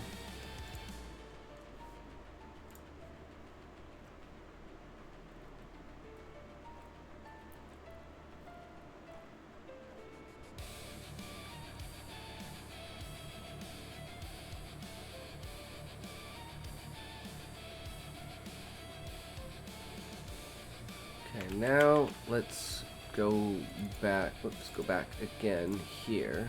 Let's go. Okay, here is the revised This streamer is garbage. I version. don't want to True, Sinister. What's up, Sinister? How's it going? How's it been? Hey, Sinister. We just, if you're interested, we just launched new YouTube channel, Horror Stories channel yesterday. So if you wanna go on over there, give us a like, a comment, a subscribe, watch some videos, have some fun with it. It's all about biotech horror, a series called Lisa Lives Forever. I'll check it out. Hell yeah, brother. Thank you. We are currently writing one of the shorts for it, but I think it's too long. 340 words is 100 words too long. But we're going to try it, and we're going to see what we get out of it. So, here we go. Right?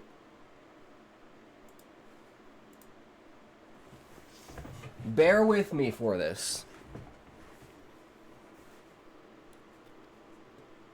February 9th, 1961. When you let go of your consciousness, you are free. The body becomes an anchor, a fragile shell tethering you to a world that's slipping away.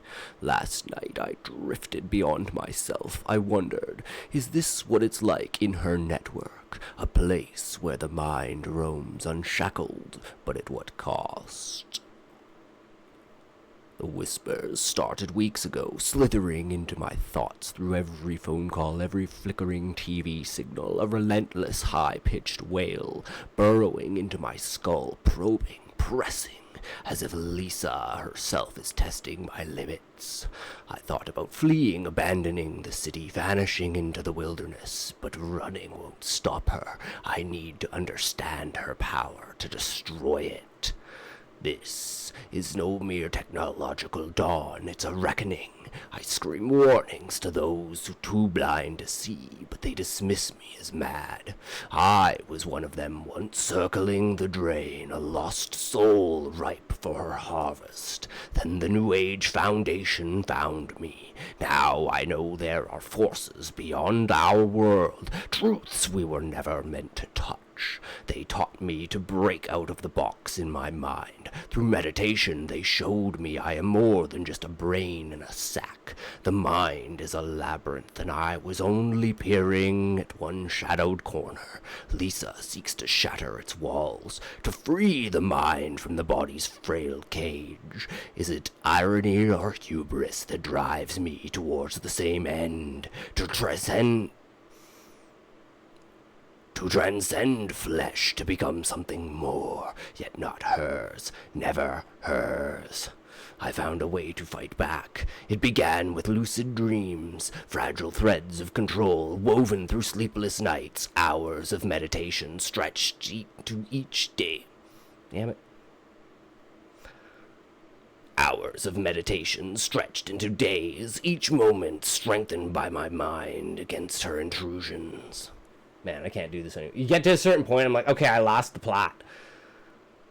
Hours of meditation stretched into days, each moment strengthening my mind against her intrusions. And one day I was walking without my body. They call it astral projection, a term that feels too small for the vastness I've touched.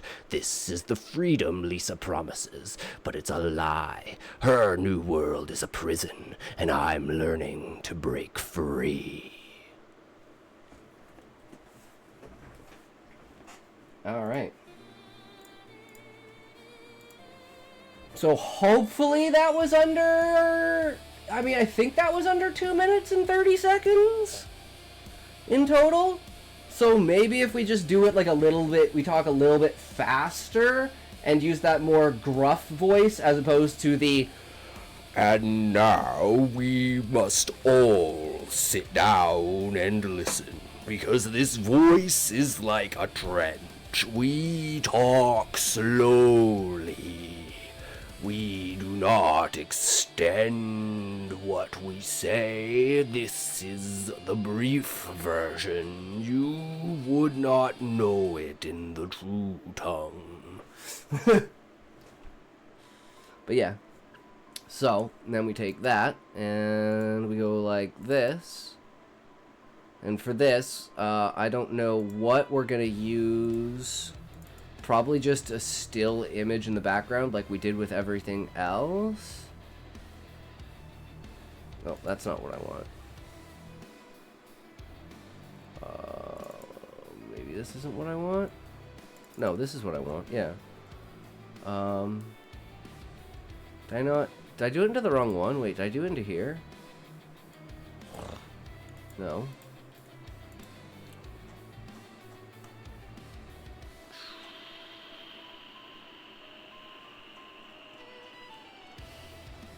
Okay, I swear I put it in the second story. I don't know where I put it then. Do I have another grok open? No, this is my only grok open. Okay, well I swear I put it in there, but I guess I'm retarded. This is the finalized version.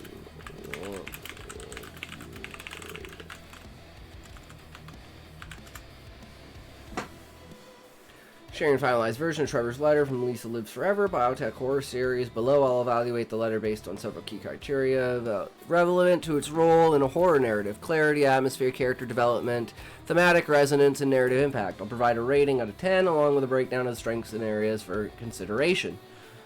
Evaluation. Clarity. The letter is mostly clear in conveying Trevor's mental state and the central conflict with Lisa's invasive influence. The imagery of whispers, TV signals, and the network effectively suggests a biotech horror thread. The addition of the New Age Foundation provides context for Trevor's journey into astral projection, grounding his transformation. Vivid sensory details slithering into my thoughts, high-pitched wail burrows into my skull. Progression from paranoia to lucid dreaming to astral projection is logical and ties to Trevor's resistance. Areas for consideration. The network remains vague. Well, this can work for suspense. A subtle hint about its nature, a biotech system or psychic web, clarifies stakes without spoiling future reveals. New Age Foundation's introduction feels abrupt. A brief detail about how they found Trevor or their motives would make their less... I feel like they found him because he was spouting to people that were calling him mad, and they're like, hey man, you need to stop talking to people about this. They just don't listen. Come follow us. I feel like that was a pretty simple segue into that, but I might be wrong. The atmosphere, 9. You know this is glazing as fuck, right? This isn't actually what it is, right? But, you know, okay. So then we go like this. That's bullshit, and you know it. Really? Stick it to me with the critique.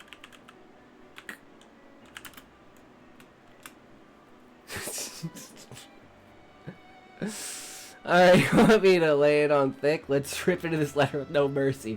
Here's a brutal developmental critique of your finalized version, tearing into what works, what doesn't, and why some parts are a hot mess. I'll keep it raw but constructive, focusing on clarity, atmosphere, characters, themes. Okay, here we go. This is a real rating. This is a real rating. And it's still probably glazing.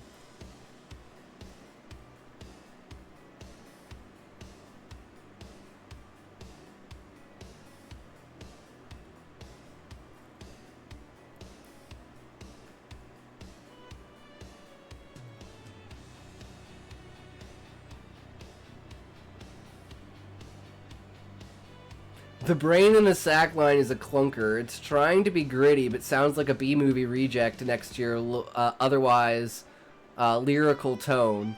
And the astral projection bit, it's got potential, but calling it walking with my body feels like you're trying too hard to sound profound while dodging the real horror of what that experience might do to Trevor's sanity or body.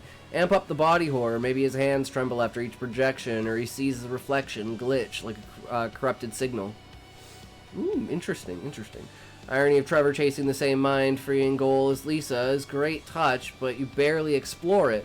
He says not hers, never hers, but it's all bluster. No depth on why he's so hell-bent on resisting her. See, all these things are like, yeah, true, but you find all of these things out in the main story, right? So I don't think we need to change it, but that's what things we need to think about. Because, like, I'm more of, okay, well, this is the finalized version. It's not going to be perfect. Let's just get it out, right? But then we look at, okay, what did we do wrong with this? And say, how can we do that better next time? And in this case, the thing that we would want to work on is being able to explain things without spoiling them. and trying to lure more into a character essence than a story, because these are letters being written by someone, so sometimes they don't feel like, you know, they're supposed to kind of be chaotic. They're supposed to be over the place. It's just like a random guy writing his thoughts down on paper.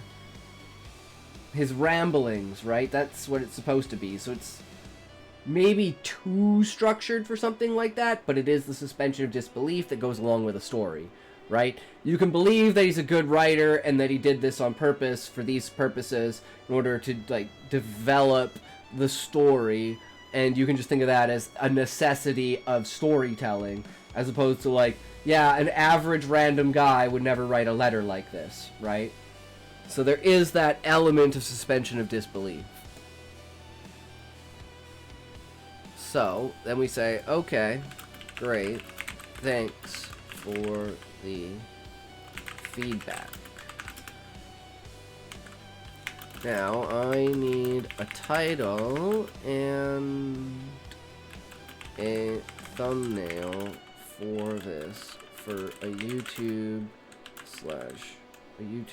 for TikTok/YouTube Shorts. Do that, please, just like all the others. We do this all the time because it's super easy, and then we take this, and then we put it into Google, and then we find an image that's relative to it. Short and punchy, title, let's see. Whispers in my mind, her network is watching. Okay. Alternatives, her signal haunts my soul, trapped in Lisa's network, my mind's not mine anymore.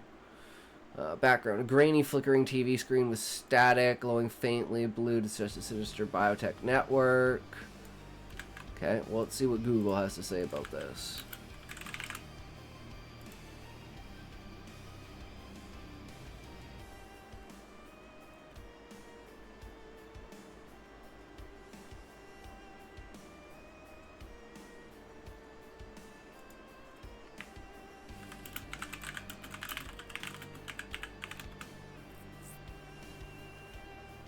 Ooh, this one looks good, but that's like a video of one.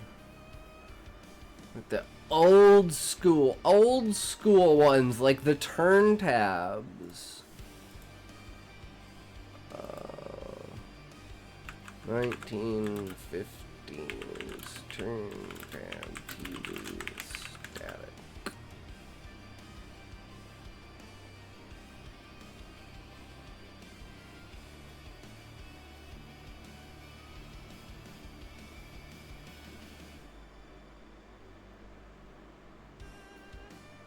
I mean, there's this one. There's this one.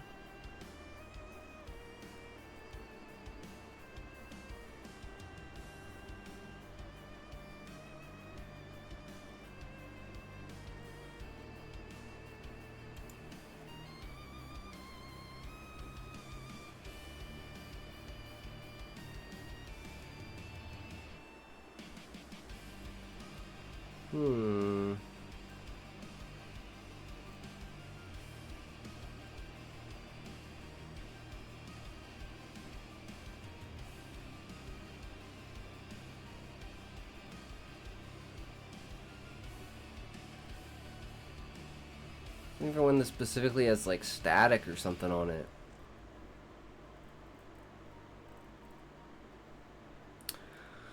But yeah, I think definitely probably this one.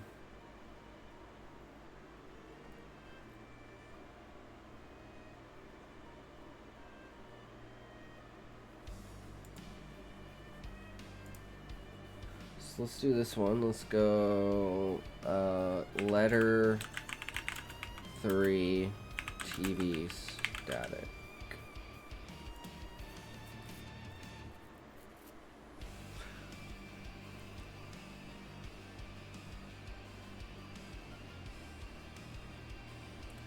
Okay, and then we have options for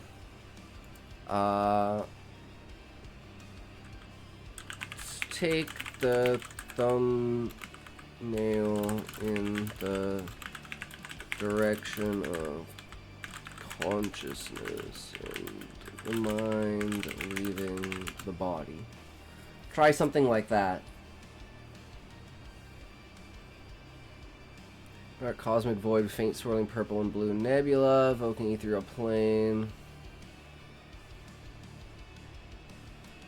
Yeah, well, let's see what Google gives us with this.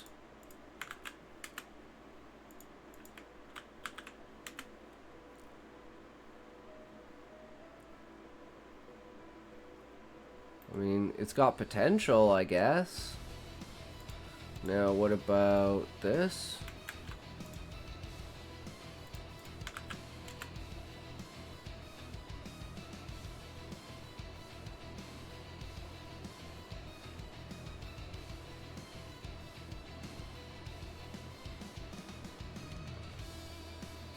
I mean, this one's interesting.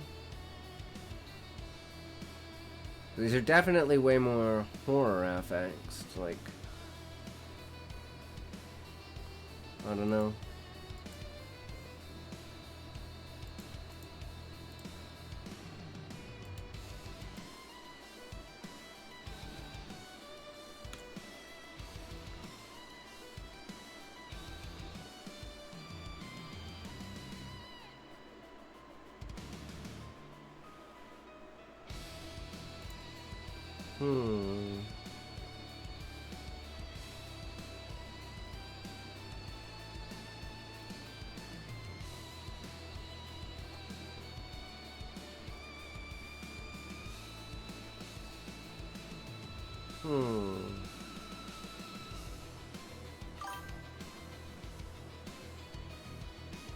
Maybe this one? Or this one?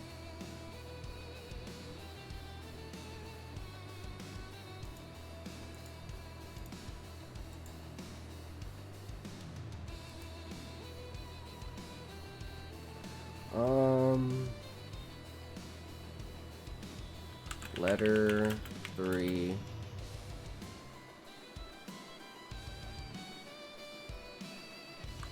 Ethereal walk.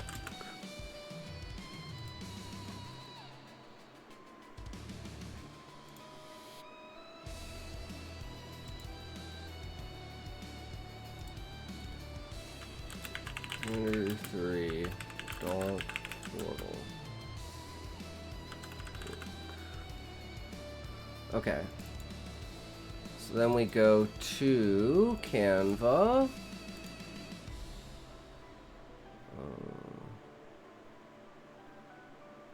So maybe we want to go to phone Canva? No. We still need to do those. So we'll take... we just want to do a completely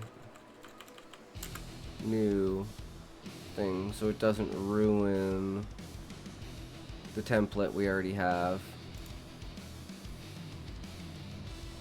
Okay, custom size. We go 10 by 1090. Shorts. We look through here maybe for something that could give us a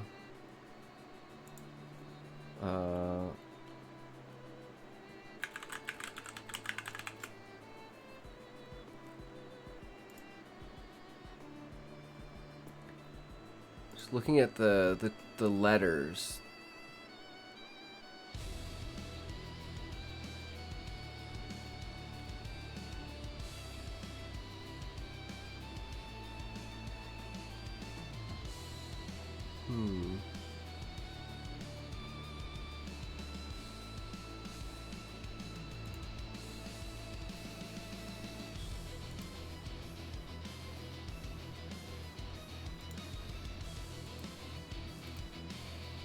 Oh well.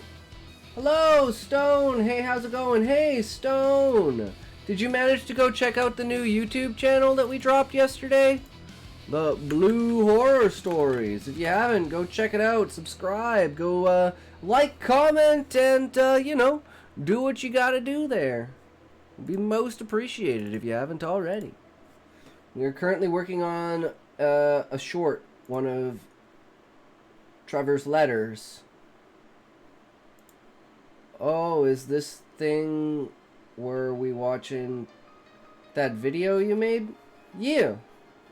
I'm just promoting it to everyone because, you know, it's the premiere weekend with the AI. Yeah, the AI stories. Yeah. Hell yeah. So now we have the question. Stone. Which one of these 3 images, or do we use all 3 of these images? So I'm like, here's just the grounded one where it's like, you know, the guy with the TV stack trying to fuck with the TV, being like, is it something wrong with the TV? And it's kind of like, you know, your out-of-body experience kind of pressing the layers. So it's like, either one of them could technically work, but this one is definitely... so for the shorts, this is normally what we do. Here, I'll bring one up. We have, like, some sort of picture in the background, right? In this case, we have this picture of this woman's face. In this case, we have an alley in the background. So it would just be whatever's in the background of the image, and it'll say whatever it is, right? You know, like, expanding your consciousness, leaving your body. So, but I want it to feel more grounded and real and old and gritty. So I like this as opposed, but this is kind of dark and, you know, interesting. But I don't know if this will catch people's attentions. This is what my problem with Stone is taste. I'm like, this fits the vibe. This is what I'm looking for. This is what I want. Will this sell? Can I sell this? Yeah. I think it's just like, it has a certain vibe to it, right?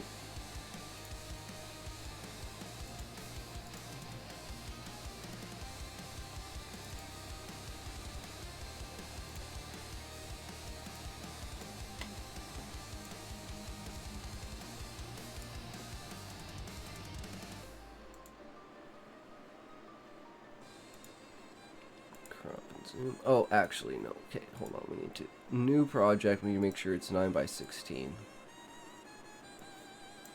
Need the right aspect ratio, because you can only do shorts in this aspect ratio. Okay, and then we want to crop and zoom.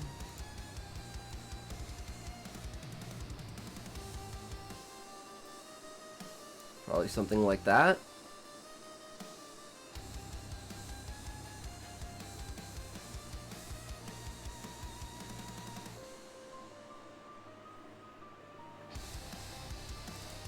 Okay, so let's go back to Canva. Throw this into Canva.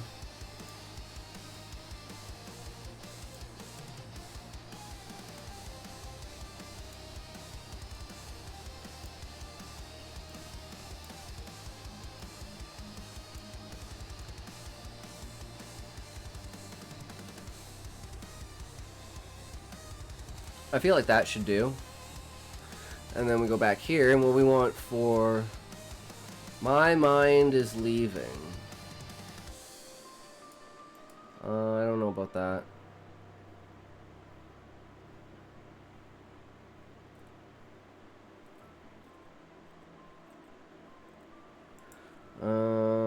I need a title card to go across. Something to do with consciousness and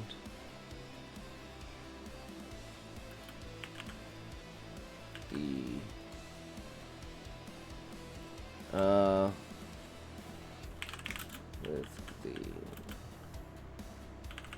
freedom of one's mind versus the clutter of multiple minds, something like that. Like, one mind is freedom, multiple minds are a prison. One mind, so yeah, something like that, like freed versus trapped.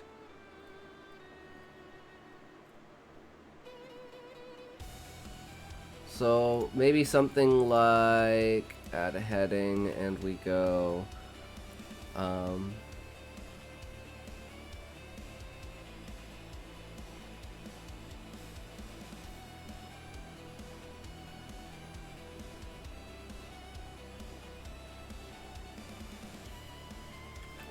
damn it, what did I say? I always say it too early and it comes out of my mouth and then I'm like, wait, what was it that I wanted to say?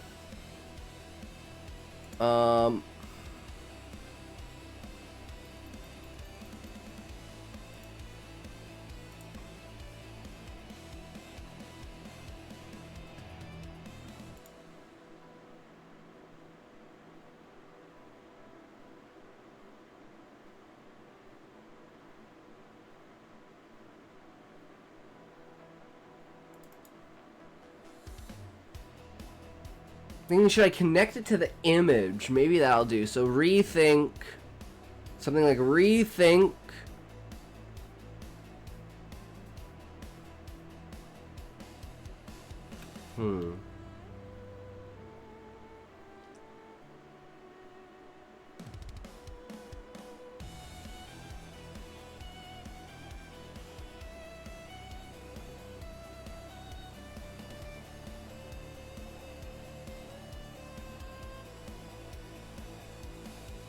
Something like it's not just a headache when I stare too long.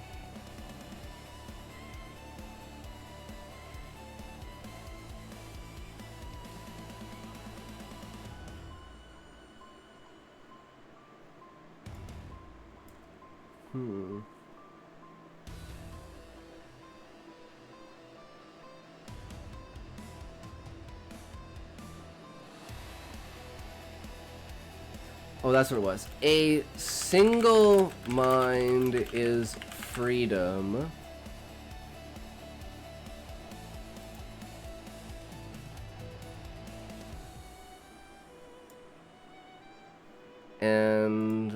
And this is going to be like playing with the things. So it's like a single mind is in your head, and then the heading will be for this underneath that will say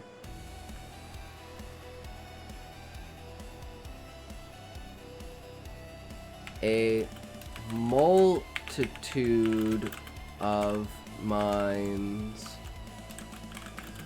is a prison.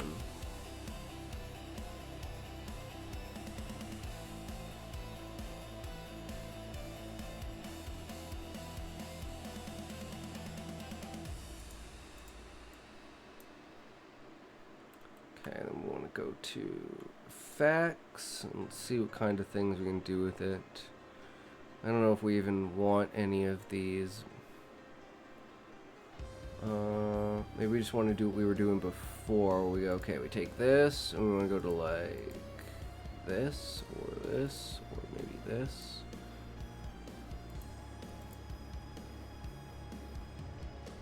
Like, what's a scary, spooky, horror type?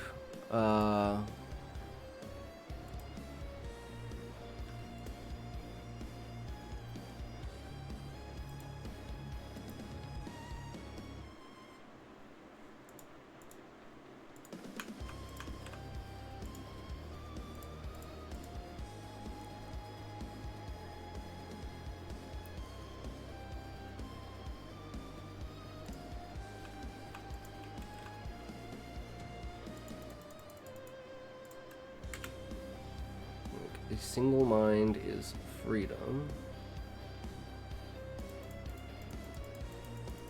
I feel like this needs effects because it's not thick enough. A lot of ideas to make the fight better, and one of them is to make it so the buildings to hide from Ishtar use them as stealth. Oh, that's a good idea, TBLG. You want to use as much of the environment as you can, right?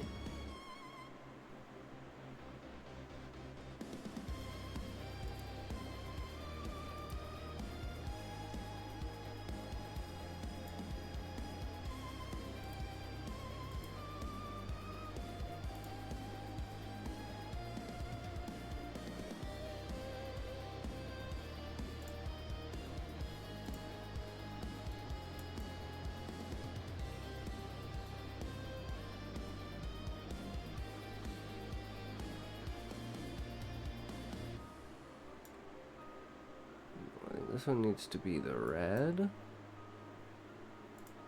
And then this one needs to be blue. No.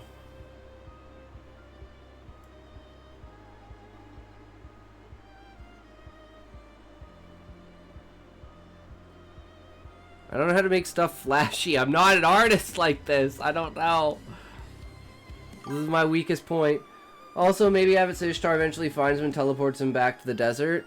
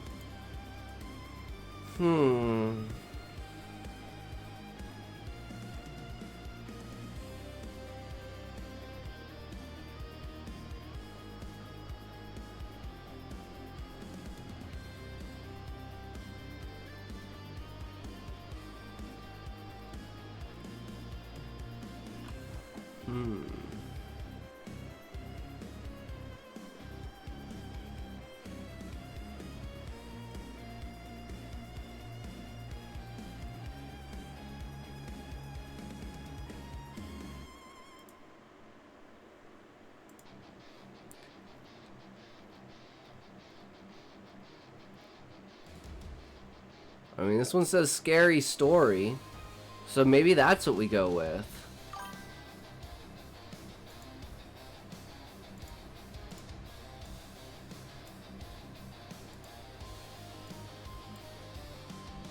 Oh, ungroup.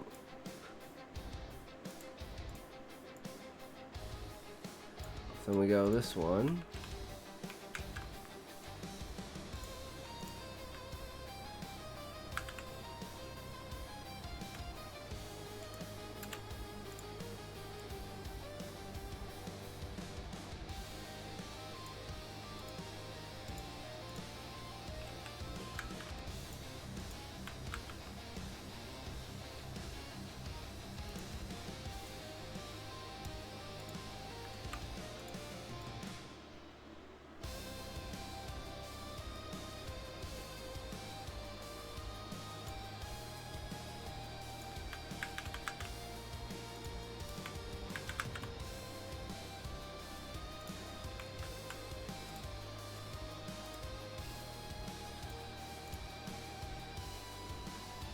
What about that?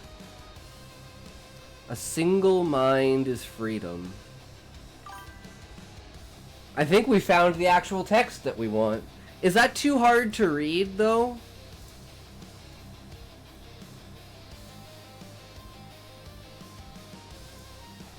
Is that easier?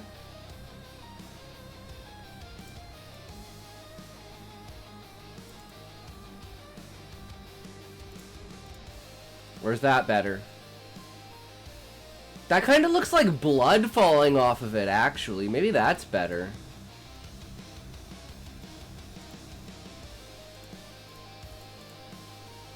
Let's...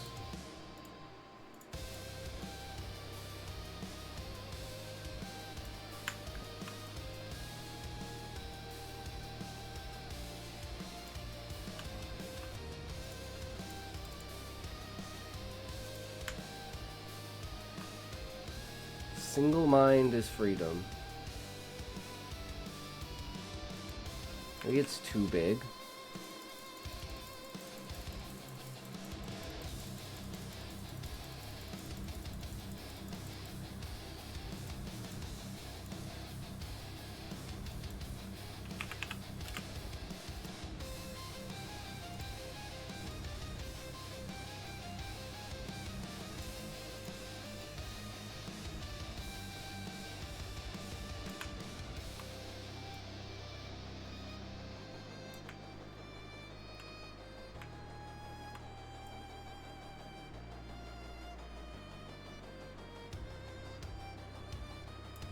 Like that.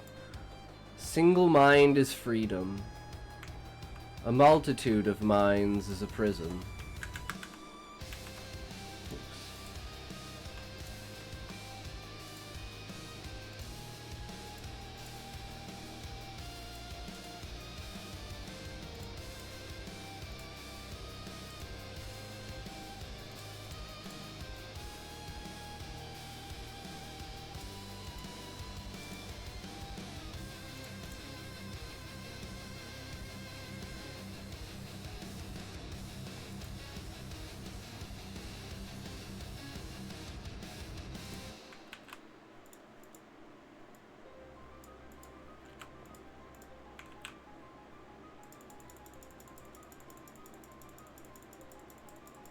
just make it bigger.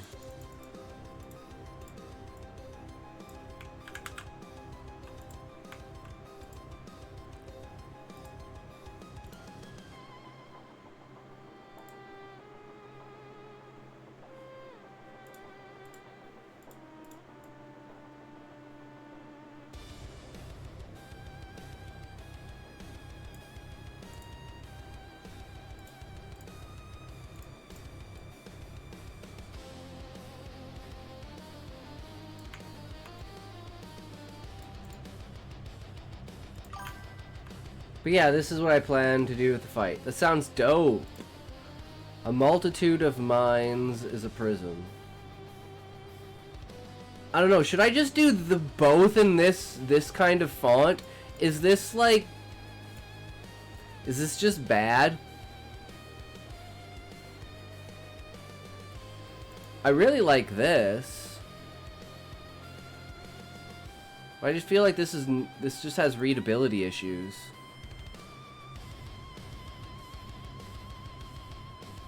But I guess that is kind of the way that it should be, shouldn't it?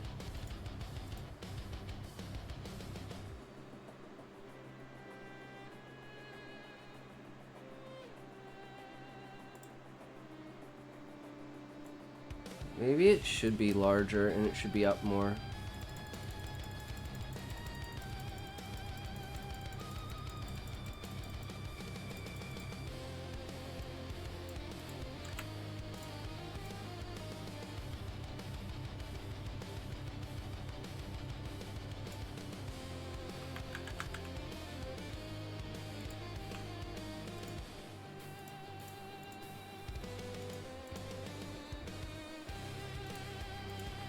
A multitude of minds is a prison.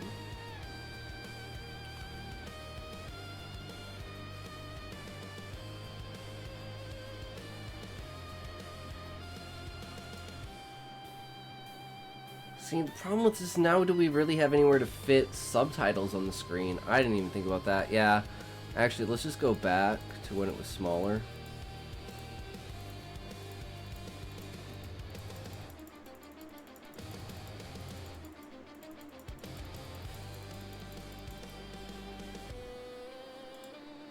I think that's the best we're gonna get for now, at least. We're gonna run it through, and we're gonna say, okay, this is what I got for my thumbnail and the background during the story of my YouTube short. What do you think? Downloads.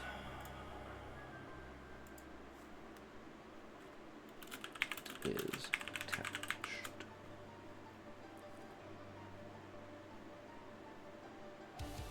Now let's break down your thumbnail and background concepts. It's YouTube short based on the image you're attached. Going with the title card style that hits a single mind as freedom against a multitude of minds as a prison, which aligns perfectly with the freedom versus clutter theme. We discussed tying into Trevor's astral projection journey and Lisa's invasive network. Give you a straight up critique, pros, cons, suggestions, shorts, pixel, yeah, dig in. As for the Underworld chapter, I plan to have it focused on Ishtar and the main character traversing the Underworld, Ishtar getting punished for attempting to get the Death Authority, and having the both of them cooperate in leaving the Underworld. Ah, but the main character's gonna be a little bit smug about that. The white text and red outlines is cool, but gets lost against the dark, grainy background, especially on smaller screens. The font's irregularity makes some letters hard to decipher at a glance, which is a death knell for shorts, where you've got 1 to 2 seconds to viewers. Size and spacing. The text is a bit cramped, particularly a multitude of minds is a prison, which stretches across the lower half. This risks cutting off on mobile views or feeling cluttered, undermining the freedom versus prison contrast.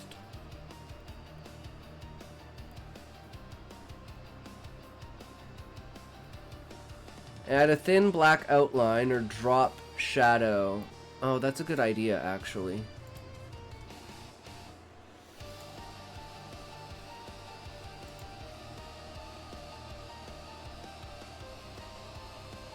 Okay, not that one.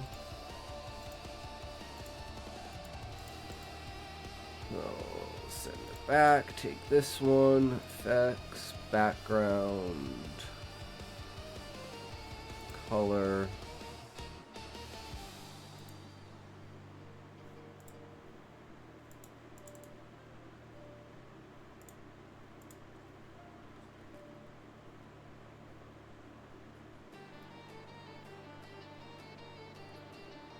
You know what? Yeah, I don't even care. Get rid of this. I'm gonna do it in the same.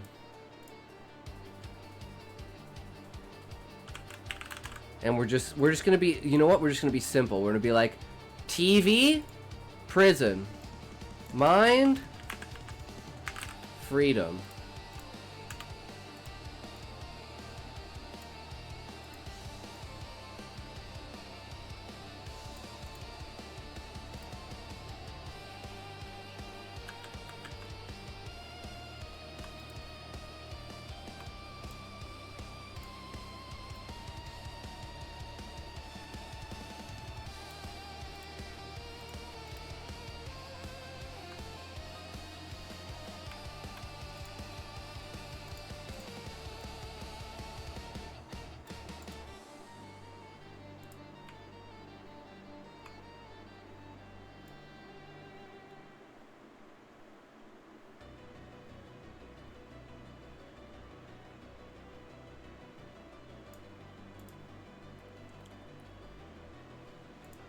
Actually, I should...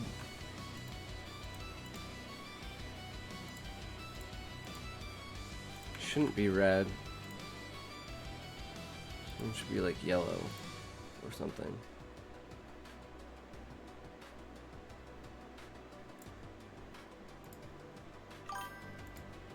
Time Station! What's up? How's it going, Zoinko? What do you think? Does that work?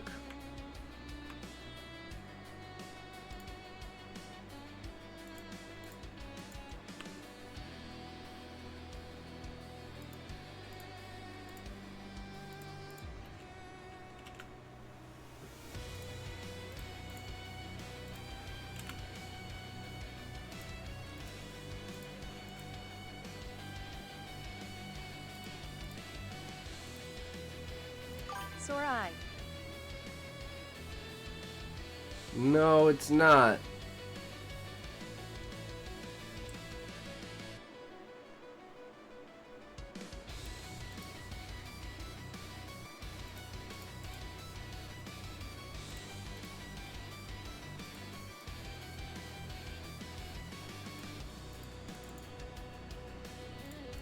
Freedom. Should I log out of this account? No. You should be fine.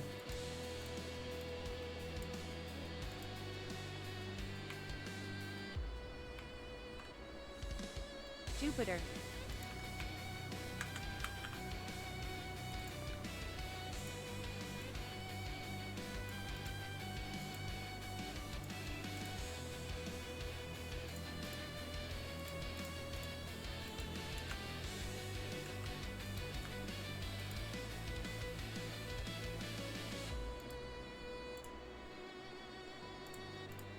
Jupiter, Uranus.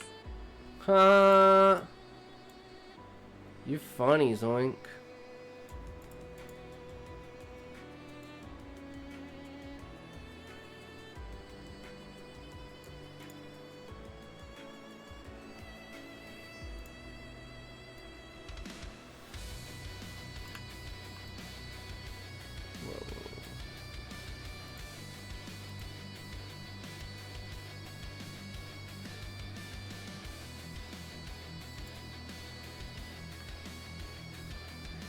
Actually.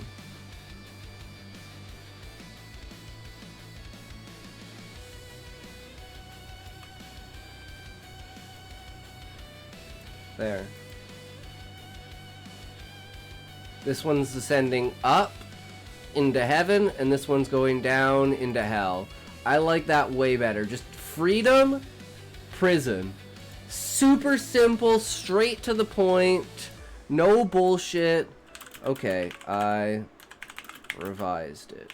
What do you think now? But Zoink, what are you up to, good sir? Have you been streaming lately, bro?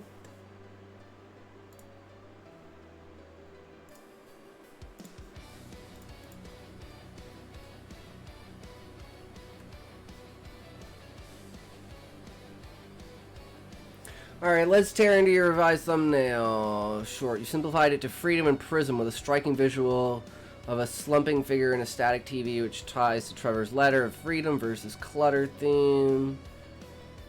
It works. Dropping just to freedom prism is a smart move. Short, bold, and easy to read at a glance, which is critical for Short. It nails the core theme. Cyan and red pop against the dark green backgrounds. There's hope and the ethereal. Exactly. Visual hook. What needs work? Readability issues. The distressed font is cool, but gets muddy against the grainy background, especially freedom, where the cyan blends into the dark upper area.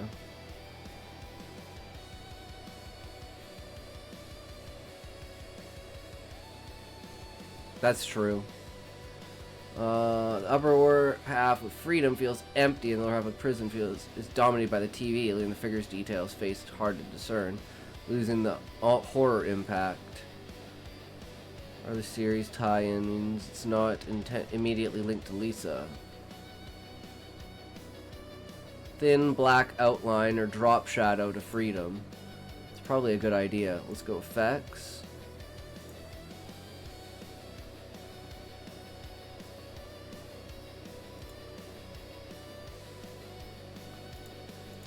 Well, that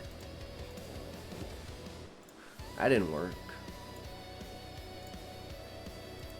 None. Okay, then let's take this guy. Let's go effects. Let's go background. Let's just go black.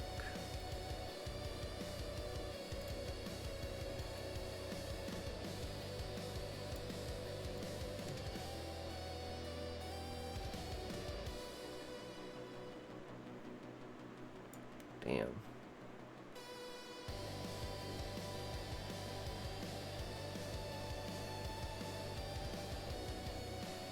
Maybe it was bigger?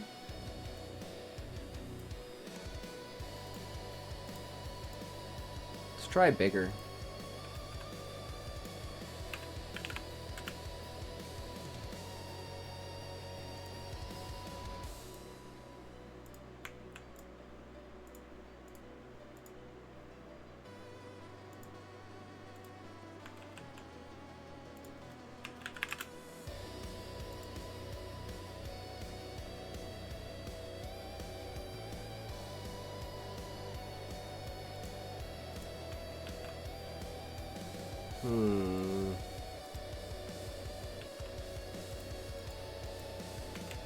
Yeah, I don't know how to get like a...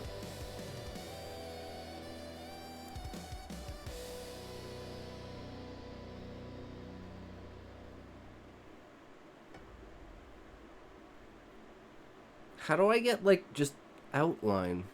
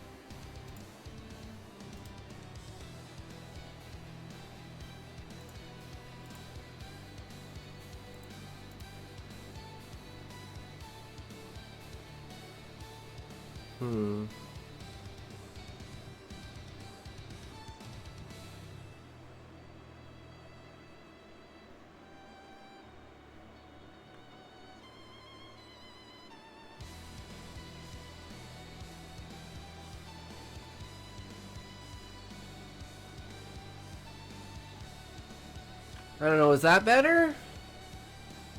I think I'm just, oh well, let's take this one and let's add the effect to it too. There. Keep it consistent. Alright, let's just go with this one. I think it's the best we're gonna get.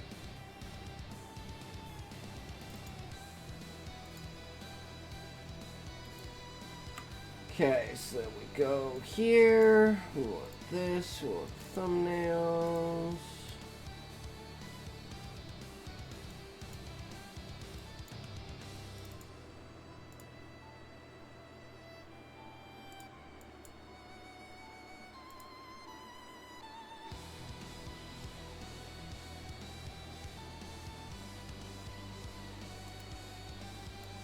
Okay, we got freedom and prison.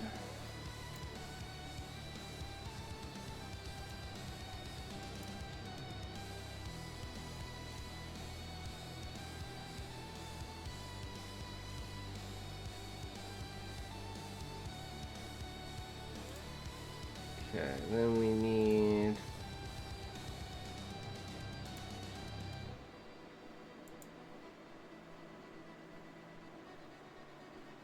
I don't even know which one of these it is, but one of these is what I want.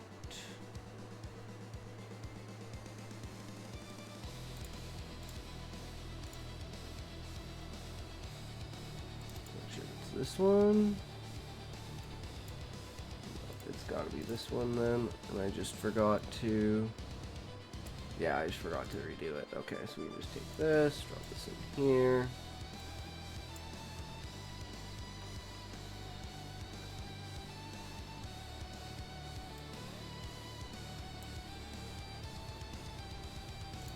We don't care about that, because we don't care about the visuals on it.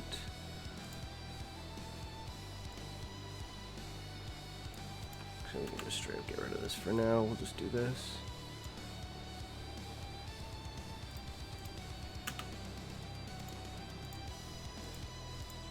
Should all be simplest. So let's just go back through, through this and be like, how far did we get? February 9th, 1961. When you let go of your consciousness, you are fruits. Wait, bear with me for this. February. Okay, let's get rid of that. February 9th, 1961. And then we want to take this, and we're going to up the volume to 7. 1. When you let go of your consciousness, you are free. The body becomes an anchor, a fragile shell tethering you to a world that's slipping away. Last night I drifted beyond myself. I wondered, is this what it's like in her network? A place where the mind roams unshackled, but at what cost? And then this is where we split it, and we add in the intro.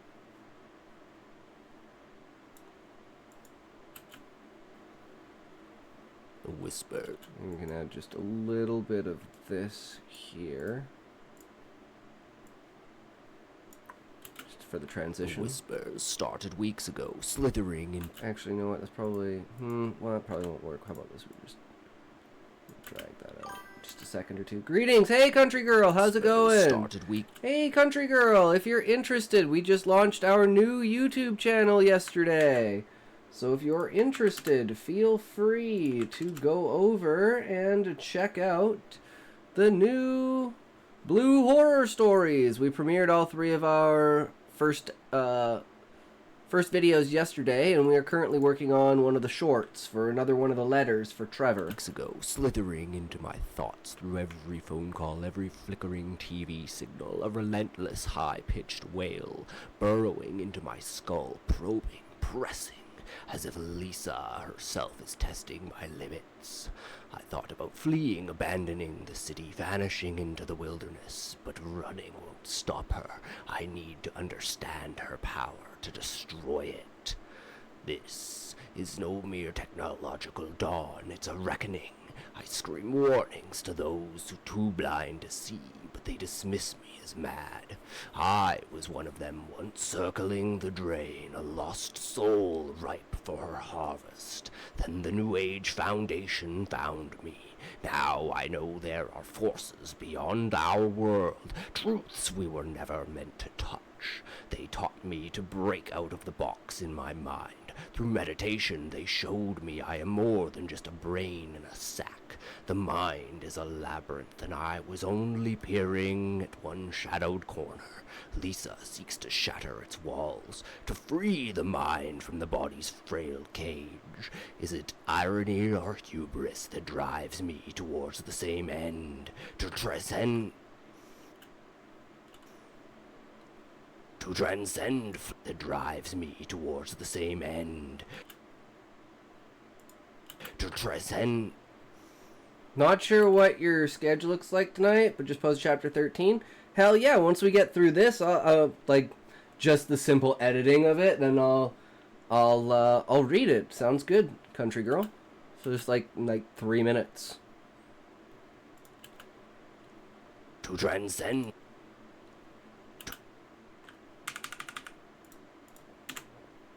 That drives me towards the same end. To transcend.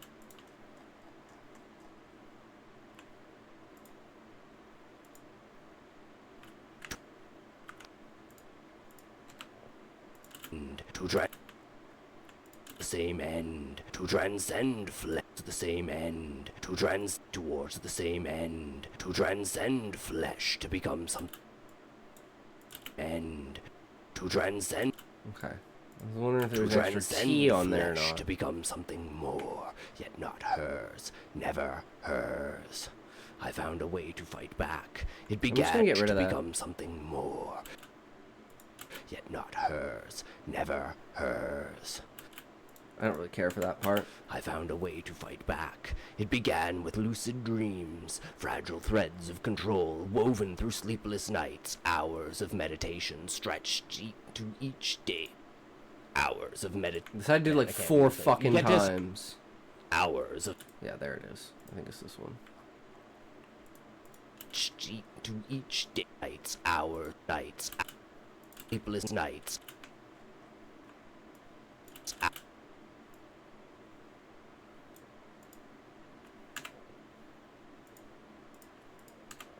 Even through sleepless nights, hours of meditation stretched into days, each moment strengthening my mind against her intrusions. And one day I was walking without my body. They call it astral projection, a term that feels too small for the vastness I've touched. This is the freedom Lisa promises, but it's a lie. Her new world is a prison, and I'm learning to break free. Alright. So let's see how long this actually is. 2 minutes and 24 seconds. Holy shit. Absolutely fucking perfect.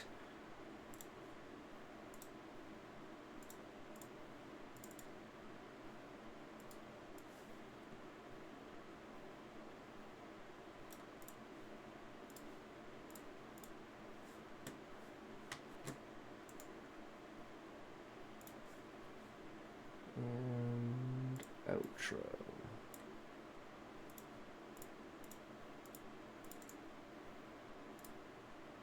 Two minutes and 58 seconds. Oh, fuck yeah. We're off by 2 seconds. Absolutely perfect. I was worried. I'm glad I read it a little bit faster. Because I was worried it would be over, because you can't be over 3 minutes, because you can't make a short longer than 3 minutes on YouTube. It isn't a short anymore if it's longer than 3 minutes. So you got to stick within that, and that includes like the intro and the outro for it. All right, well that is the basic bones of it. Letter 3, Trevor. 6. So now we need to do is add music, and we'll kind of pull this over. Oh, that's why this is here, because this should be the transition, because this should actually be detach audio. All of this should be detach audio. Bring this up. And then pull this. Whoops, I guess that doesn't work.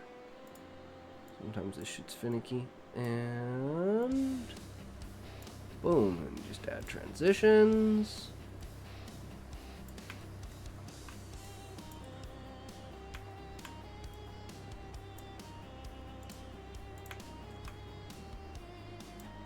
Easy peasy.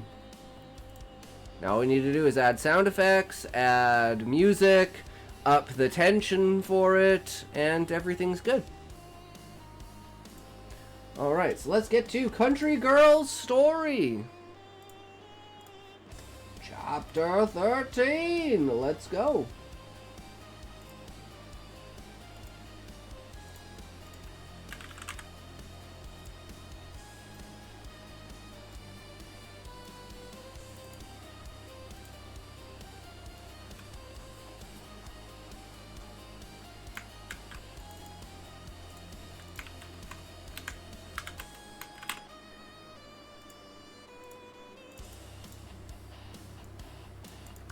Okay, so the next question we'll ask is, does anyone know, like, because the biggest problem with, like, music on YouTube, right, is,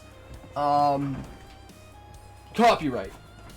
So, finding music that doesn't have, like, fucking, you know, preview in the background or some shit like that to make it so, you know, they know that it's a demo, that you're not supposed to actually use that in your work. So finding, like, actual music is a little bit difficult. So, if you guys have any resources for music that's copyright free, or at least YouTube copyright free, because some of it's like free, like with attributions, right? So as long as you say like where you got the music from and stuff like that, you're golden. I really need to go buy weed tomorrow, though. Fuck. It's too cold out there. It's too cold out there. I don't wanna go out there. But you gotta do what you gotta do.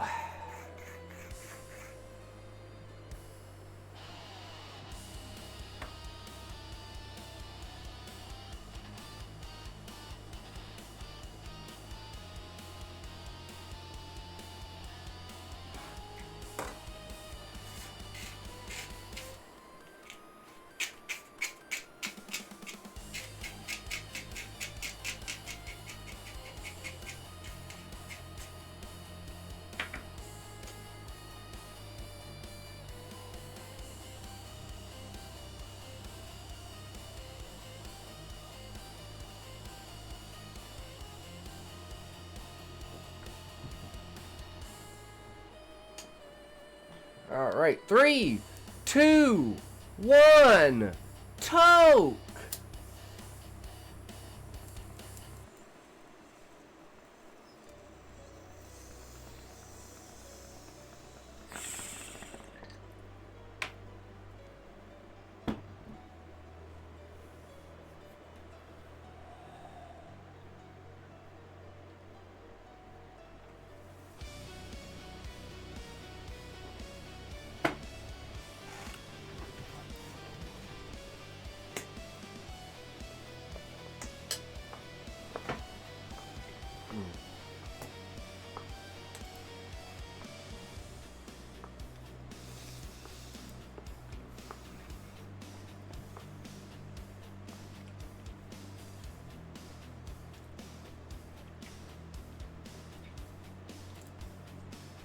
Alright.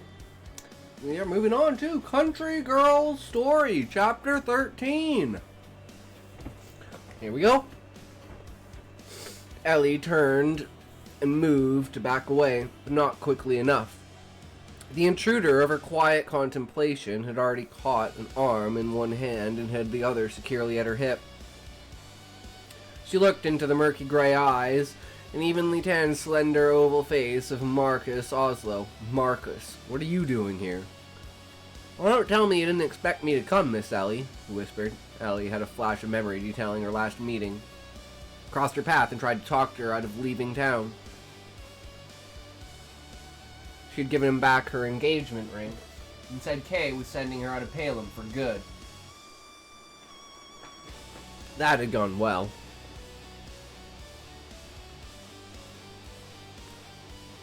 All that time away, I'm sure you missed me as much as I missed you. By that you mean to say you hardly had a thought of me in the last 6 years, then yes, the sentiment is mutual. She was grateful Dew could get taken offense at the new visitor interrupting the attention he'd been receiving. He began tossing his head and pawing at the floor long enough for Marcus to grip on her. Marcus's grip on her to be dislodged and for her to slip backward in the aisle. Unfortunately for her, backward was a latched main door and offered no escape to the present interview. I doubt you remembered me for a week after I left town. We didn't exactly part friendly. And since I'm home, back on my regular Wi-Fi, I think the buffing issues should be done away with. Ah, yeah. That's right, you were having issues with the stream being all finicky and shit. No, it's not bad Wi-Fi, it's overtaxed Wi-Fi. Oh, come on. Why do you have to be like that? He held a look of great determination. Ellie remembered why she'd always thought there was a darkness in his eyes that was not to be trusted. We had a good thing once, you and I. No, you and I had some good-aged whiskey once, she scoffed. He was working awfully hard to pretend that the drunken encounter that led to their engagement meant a country mile more than it did. It was my own bad luck. We were in public at the Founders' Day ball, and my father happened to see us and come up with a plan with your father. What can I say? I was young and didn't consider my actions. That may be how our engagement started. Yeah, and I remember damn well how it ended. That was true, too. After Kingsley and Charles had walked in on them together at the party, Ellie had effectively been put under lock and key in the watchful eye of Marcus's mother, Sophia, not allowed out again until the last dance set was about to start. Which time, Kingsley. Nope, call a spade and bad Wi-Fi. At which time Kingsley had fetched his daughter, leading her out of the center of the dance floor, giving her hand to Marcus as it was announced there would be a wedding soon. Sophia had even shoved her own wedding ring on Ellie's finger and lifted it for all the room to see. Cord, in his own furious restraint, had headed straight to the ranch and told Kay everything. Just in case you need a reminder, I never actually agreed to marry you. Not that it was even you asking. Gran told me flat out not to do it if I knew I couldn't be happy. And you left Balaam, everyone thought, for good. Marcus wasn't backing off as she had hoped. He was inching closer to her, even toying with one of her unbound cider locks. Now that you're an elder, you're back to stay. Unless he's invisible or a fool enough to let you come all this way back alone, you're still not married. I don't see a ring on this finger, do you? Ellie held up her empty left hand.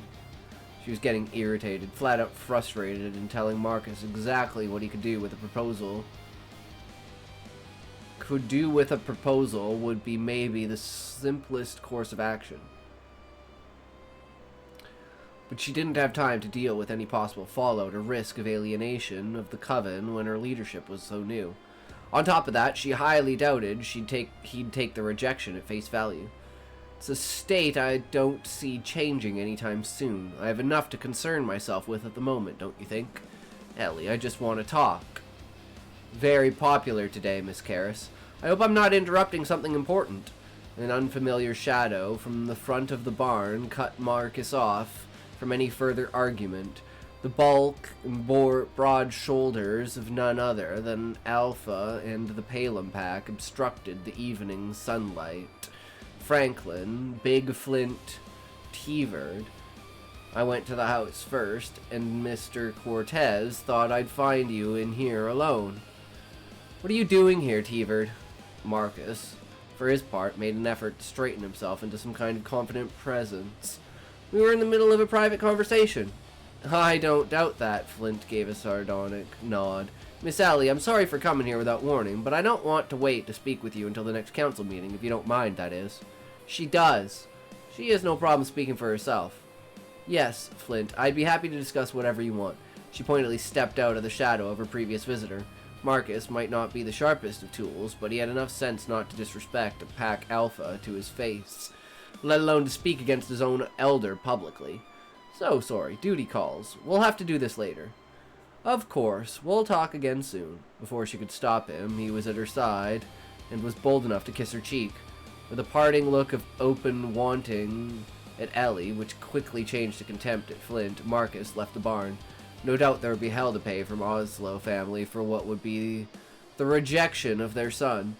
For the moment, however, Big Flint Teavard's arrival was more than enough to keep her mind occupied. Cord and Marshal Adama had, of course, told her the ground between the Coven and the Pack had been shaky in recent years, but she couldn't begin to imagine what would prompt him to seek her out this soon. "We can talk freely in here," Ellie said as she closed the door to the study a few minutes later. She doubted it would be necessary, but for good measure, she put a ward on the door frame to prevent any potential eavesdropping. "Now then, what can I do for you?" "First of all, I want to apologize for the sudden appearance of the entire pack at Miss K's release." Flint sat down after a split second's visible hesitation. Not for the first time, it struck Ellie that there was always something odd about seeing a werewolf indoors. Perhaps it was part of their curse that had seeped into their human personas, that they were never quite at ease in foreign and enclosed spaces. "We didn't mean to cause trouble, only to pay our respects to a fine woman. The last thing I wanted was to alarm you during your grandmother's ceremony." "I wasn't alarmed." Ellie tried to deflect taking the seat opposite him from the fire. No, it was fine, really. "I'm sure you've heard it said that werewolves, like other animals, can smell fear, haven't you?" The question is so nonchalant it took her a second to register it as serious. When she quietly agreed, Ellie added that such a thing was speculation. Flint gave a humorous laugh. "Well, we might not be able to literally smell it, but one look before I bowed showed it written all over your face." "I'm sorry, I didn't mean to offend you. It really was more surprise than fear." She felt self-consciousness seeping in. Surely even a newly named elder should know how to respond to such a gesture. "Since you mentioned it, why did you bow to me anyway? I was taught a thing or two about what usually happens when a new coven leader is named, and I've never heard of something like that." "I'm sure you know Kay was a remarkable elder, and naming you is something of a special case." Flint kept his eyes fixed on her. Ellie tried to remember what Flint's reputation was like when she was growing up. He had been the nephew of a pack alpha before his death, aside from a gambling habit, which earned him a reputation for intelligent risk-taking. She'd never heard of him causing more trouble than any young man. Werewolf or not, could be expected to. "I was an alpha when you were attacked that night, and I will promise you the same as old Jack promised your grandmother. No wolf from our pack was responsible for it. Has anyone told you what the state of the territory has been during your time away?" "Marshal Adama mentioned it in passing when I first came back, and I heard a little from Cord when we were at her wake at the Iron Gate." She wondered how accurate either report had been. Ellie was far from thinking either Cord or Tad would intentionally mislead her, but they downplayed the tension for her own peace of mind. "He said my gran helped negotiate a peace with old Jack. I'm sorry to hear about his death. He was a strong alpha, and I was glad to be in the hunting outfit of his killer." His voice wavered slightly, but didn't break at the mention of his own loss. "Your grandmother and my uncle were both respected leaders. I bowed to you to show my support to your naming because I believe, as they did, that trouble between the witches and wolves would only do damage to both of our people and the rest of the territory." I can agree with that. She was fighting as she had been since Flint had walked into the barn. Despite the goosebumps breaking out all over her and raising the hair on the back of her neck, she had to keep her nerve. "Listen, Flint, you'll probably hear me say something like this at the town council meeting, but since you're here already, you have my word. The last thing I want is a conflict between my coven and your pack, especially about what happened so long ago. There's no reason to let some rogue drifting wolf be the cause of a war that no one would win.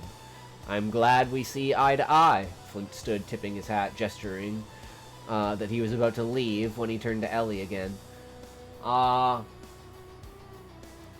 might be retarded, but the hat seems to, again, be one of those situations where it kind of pops out of nowhere. So it's like, tipping your hat is kind of like a huge thing, right? So maybe I missed it, but establishing earlier that he's wearing a hat?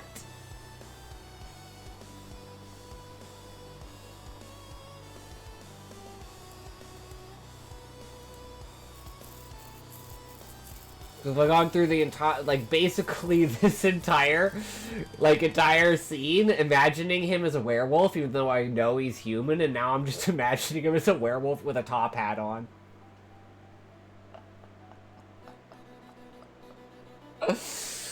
Oh, but that's just me. And again, I say, relevance, but whatever, that's a fight for my dev editor. Exactly, yeah. I'm just saying, like, to me, it just feels abrupt, and it's like, it pops into the scene, and then I have, like, this image in my head that kind of just, you know, it's not that it really matters, I'm just saying, like, that's how it makes me feel, right? Gesturing that he was about to leave when he turned to Ellie again. My apologies for interrupting you with your gentleman caller. Don't be. In fact, I'd much rather shop with you than fend off Marcus. Talk shop with you than fend off Marcus, she laughed. Can't imagine what he thought would happen showing up here. Can't you? Really? Flint's eyes narrowed seriously. Oh, right. I forget sometimes humans think too much about these things. Spend enough time around a pack, Miss Ellie, and you learn to recognize the look of a man who thinks shadowing for long enough will bring on heat and by proximity alone. Fucking ads! Guys, I'll be right back. I gotta... Oh, I gotta get more drink. I'm oots to drink, boys. I'm oots to drink.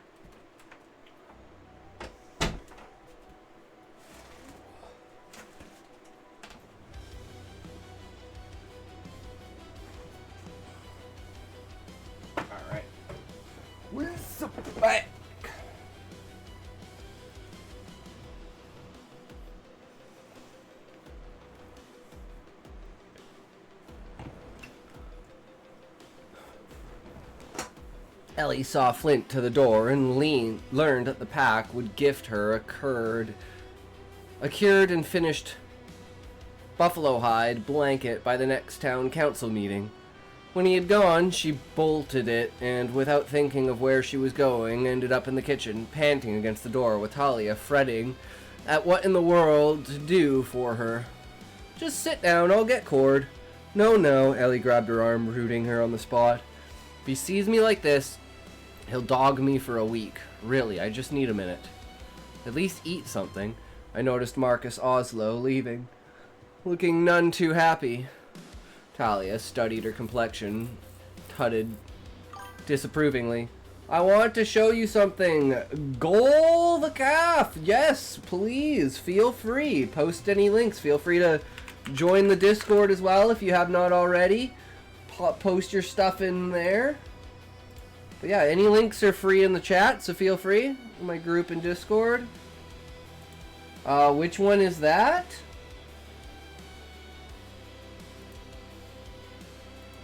I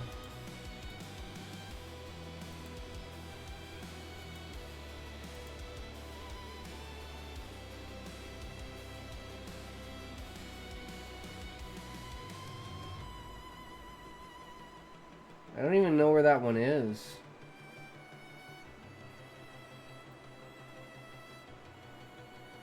I know I post in it, but I don't know. There it is. Thank you for redeeming Chair Dance. Itox will now dance for you. Please fully enjoy this immersive experience. You've received a timeout. Did you time me out because I'm spamming your chat with my with my post notifications?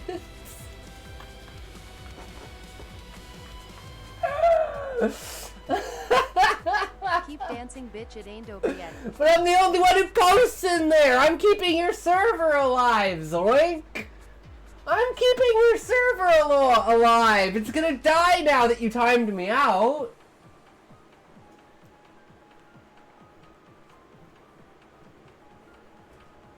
It's just literally like 3 months of me posting that I'm going live. There's nothing else in the Discord. It's not my fault, man. It's not my fault. Oh no, timed up for 60 seconds. Oh god. No, why are you abusing the timeout? Zoink, you're so mean to me. Why? You're so mean. I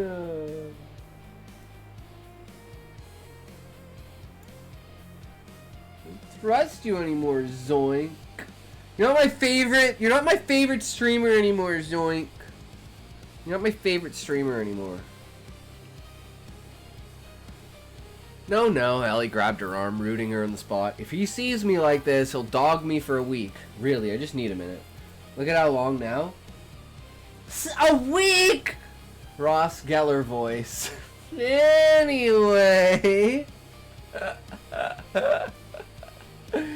Zoinko is the troll that everyone wants banned, as opposed to Smokey, who's the troll who everyone wants to show up. It's just the way that it is.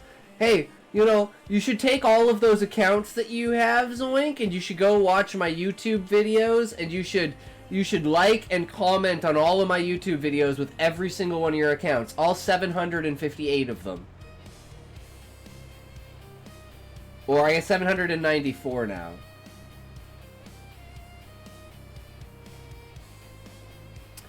Well, you're going to re-download YouTube. You're going to get all of your old accounts. And you're going to like, subscribe, and comment on all my videos. On the Blue Horror Story channel. That's your goal. That's your goal today, Zoink. So you better chop chop. If he sees me like this, he'll dog me for a week. Really, I just need a minute. At least eat something. I noticed Marcus Oslo leaving, looking none too happy. Wait, didn't you already say that? I'm confused. Did I go backwards? Did I already read that?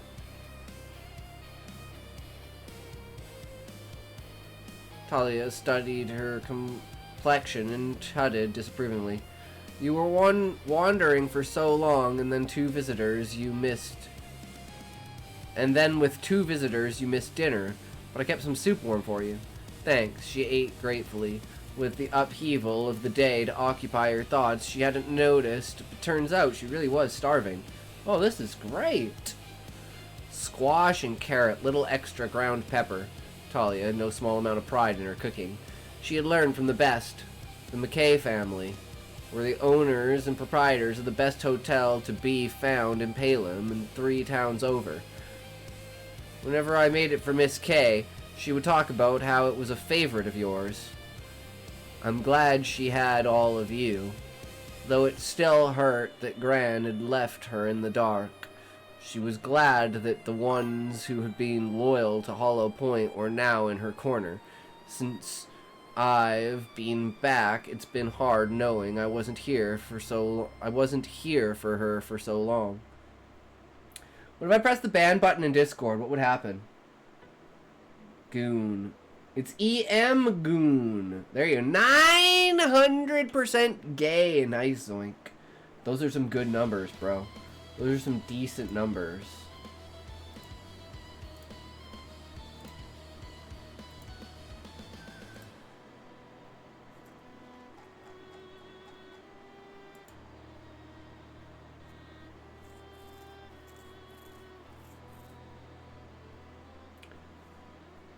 It's power level.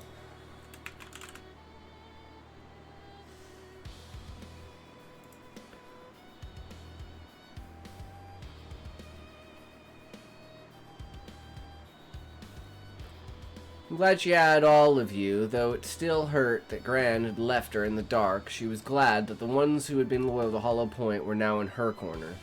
Since I've been back, it's been hard knowing I wasn't here for her for so long. She worried about you plenty. Your turn.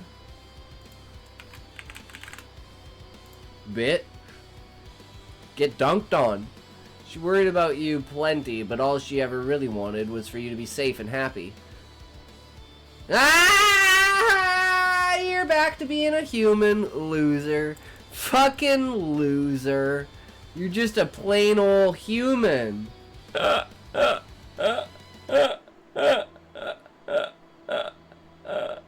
See, you even got the power level of a human. Fucking Krillin. You're not. I mean, that's like Yajirobe levels of gay.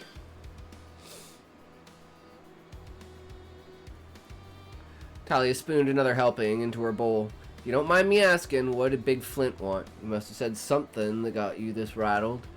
It's a strange part of everything I've been feeling today. Well, Ellie was grateful that she now had an opportunity to breathe. That meant all the mixed emotions of the day came flooding in. No, there is no IQ and there never will be, Zoink, because I'm lazy as fuck. You wanted to talk about peace and understanding. I guess it makes sense. I have a rough history with wolves. That's no secret. And now, I'm a Coven Elder. True. Didn't say or do anything to make me feel threatened, but the whole time we were talking, I felt like I had to force myself to keep breathing. Dude, it does Vigentillion again! What? They fixed it! 382 octodecillion 828 septendecillion 337 sextillion 736 quindecillion 373 quadruordecillion 928 tridecillion 263 duodecillion 647 undecillion 439 decillion 927 nonillion 373 octillion. 5684729567824. What the fuck? How did you get it to do Vigintillion? 53598673589673589 Bullshit. 658937567365583476593465334. 288283847473828. I don't understand, Zoink. I'm literally doing the how did you get it to say Vigintillion? Why am I the one who's now banned from the TTS? I'm copying your exact message.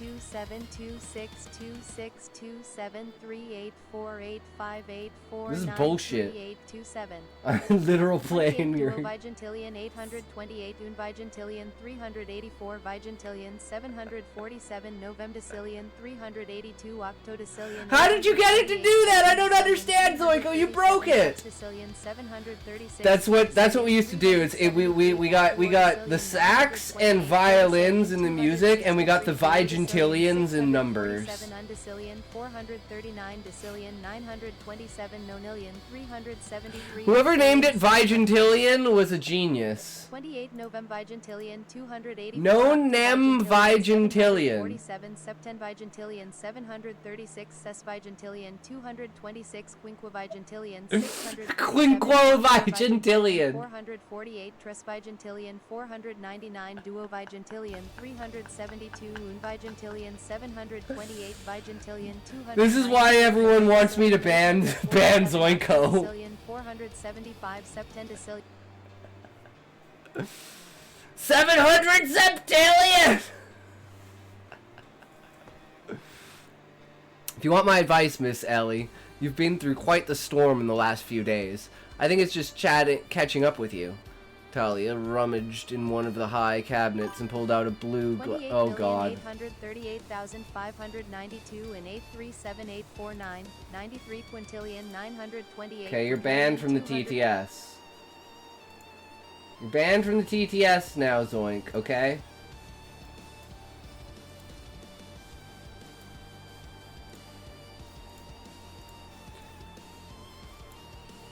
Sorry, brother. It's the way that it is. The viewer has spoken. You have been banned from TTS. New account time.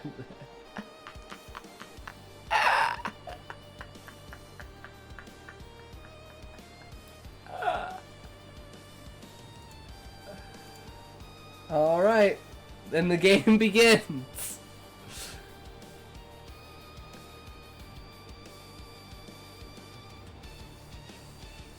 Time station now. Time station's already banned. Here, go upstairs and drink this. Wing Ling's already banned.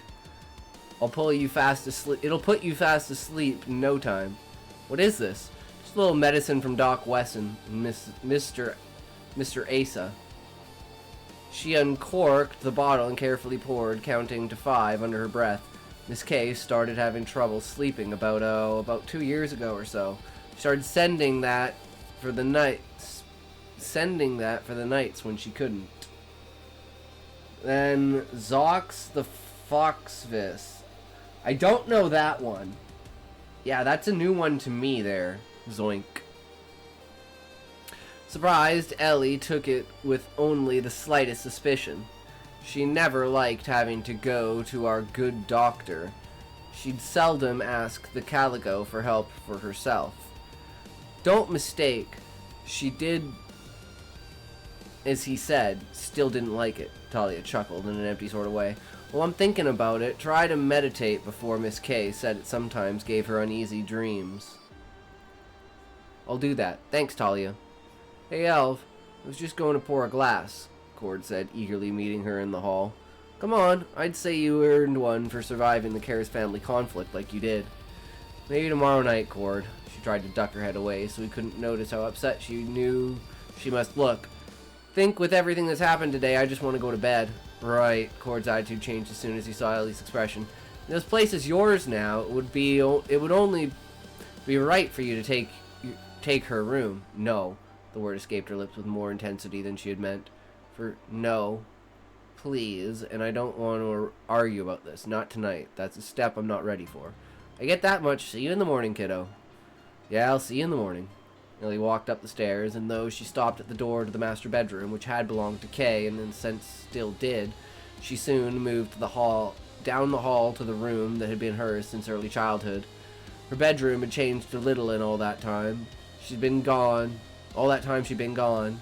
With the wooden desk and small mirror in the corner, and heavy forest green drapes at the window that she had always liked. It was only about the size of one of the guest rooms, but it was comfortable and familiar, and most of all, it was hers. She remembered enchanting the drapes in her adolescence so that when the sun rose in the morning, it would shine through the fabric like the branches of trees in the nearby woods. What would it mean to take up Kay's room? Ellie followed Talia's advice and worked on meditating before bed. It was usually a good way to clear her mind. She could at least be honest with herself after the upheaval of her life in the last week. She doubted if her mind would ever be truly clear again. Whether it was taking the potion or the work of her own mind, Talia had been right in her warning. Ellie woke up with a sharp, high-pitched scream an hour before dawn. She'd been dreaming of standing on a cliff outlook on the edge of an immersed field, rocks trembling under her feet, about to give way. A full moon showed its light from behind a thick cloud, and behind her the howl of a wolf tore through the night air, louder and more deadly than any gunshot she had ever heard. Bolting out of bed, desperate for air, she flung the shutters and glass open. Quickly lighting a candle on her bedside table, she caught the image of her reflection in the mirror. The most disturbing thing she saw wasn't the cold sweat still visible in her brow, or her skin gone deathly pale, or the panicked fear that remained in her own eyes.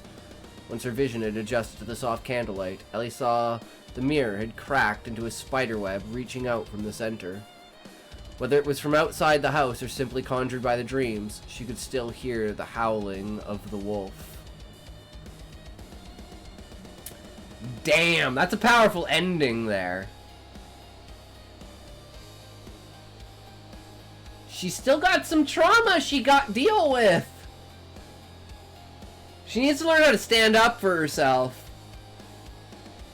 And she should have totally, like...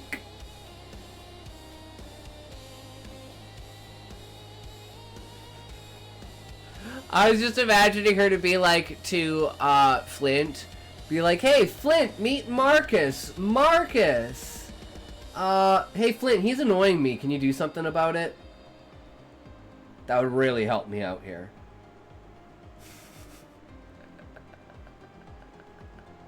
Just imagine Marcus be like, bye!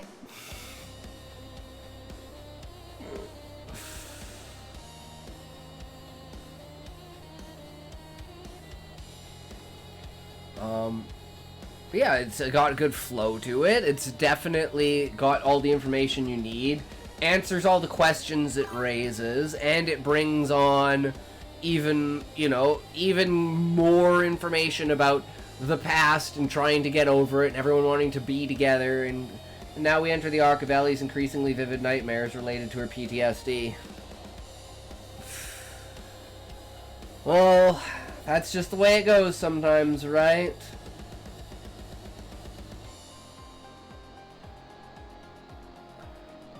But yeah, definitely having the conversation. Marcus added that little bit of conflict in there. Flint resolves everything.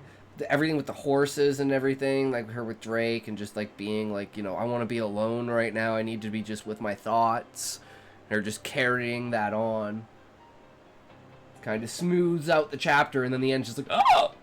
Jesus! Ah. What happens now? It's always my question.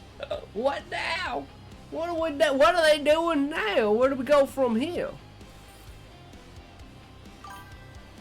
Tell me everything I missed. I ended up playing D&D on a whim. Oh, Fish! Tell me everything about D&D. That sounds amazing. You missed we're doing a new story. As well as Fish, if you haven't, but I'm pretty sure you have, go check out the Blue Horror Stories. And, you know, go give the videos a like, give it a comment, a subscription, you know. All that good stuff. I'll tell you about it in story format. Ooh, I would love that, Fish. But now we're doing the next story, which is one of the letters. So this is like our picture for it, right?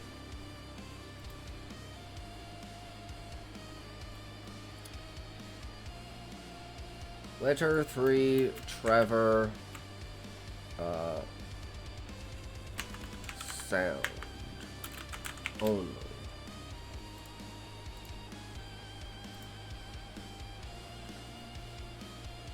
So it's been your stories the whole stream? No, we just read Country Girls. I'm just saying, only once they become unbearable will she finally be told the truth about her traumatic backstory. You mean us be told about it? Part of the truth anyways. Or like things that she doesn't know about the wolf that did it. Okay, so we have this, so we want to go new. We want to go over to CapCut.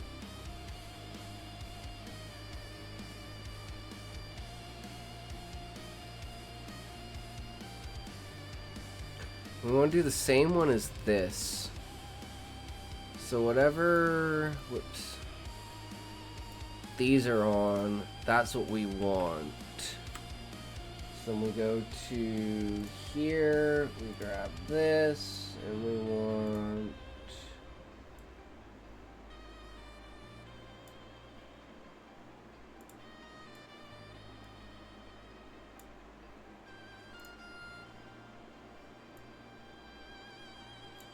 February.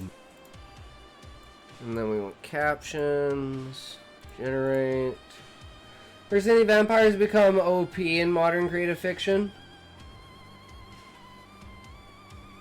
Hopefully the werewolves are stronger than vampires in that setting. Got you tabbed up while gaming. Hope you have a great stream. Hell yeah, Cubano. Thank you, good sir. Always appreciate it. Hey, Cubano, if you're interested, we started a new YouTube channel, and we've got...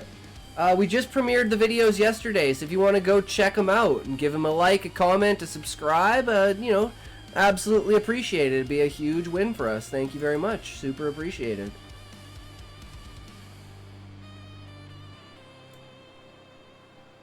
Okay, and for this, we want...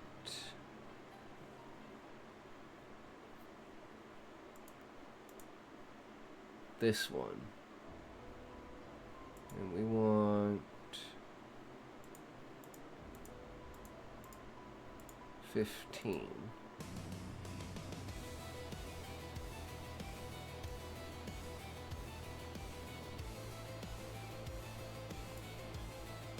Alright, that looks good. Letter 3, Trevor, sound, caption.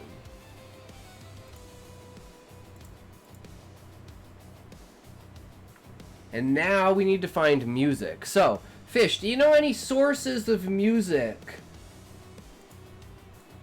that are good for horror? We're just going to go back to Grok and we're going to try and find some stuff. So we're just going to go back to what we were doing before. Struggle, so...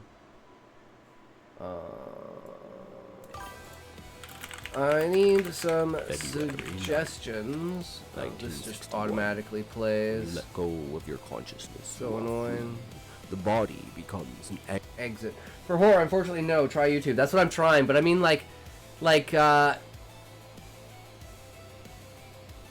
who's next for reading? I don't think we have a next until Sean shows up. Because I don't think TLBG is done with his story. We just finished Country Girl. D-Not's not here. Callie's not here. Yeah. So we're just pretty much on wait mode right now. So we're just doing this. Because we need to get this done and posted within like the next hour or so. So we really need to start working on this. Okay, so I need some suggestions for where to put sound effects during the story.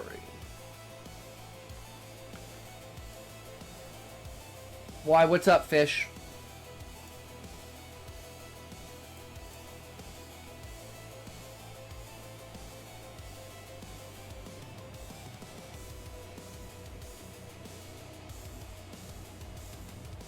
Okay, so we need like a static sound. Read us something from your archive, something you wrote that was buried.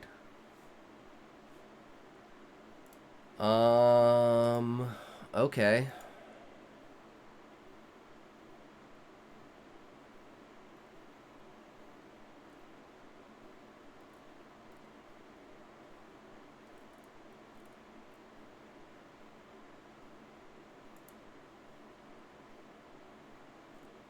I think it's that one.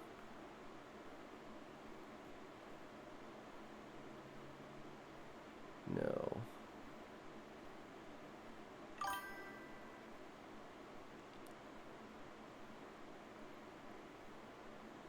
Oh, here's a good one. Test the 2 gummies.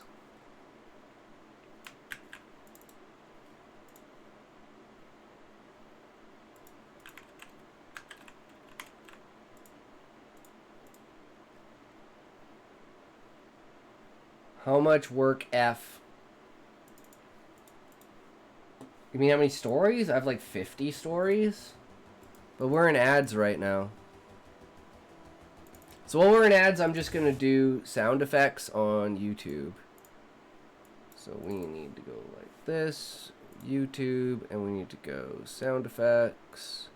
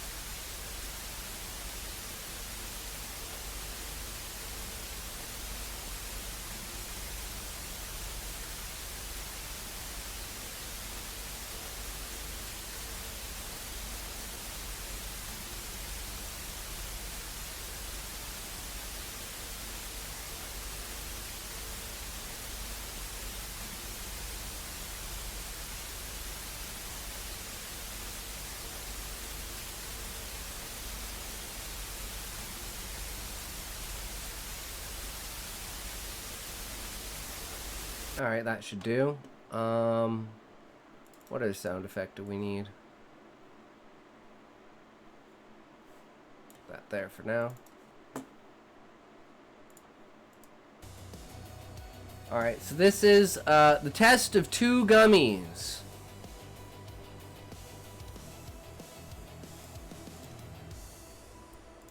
So this was written almost a year ago.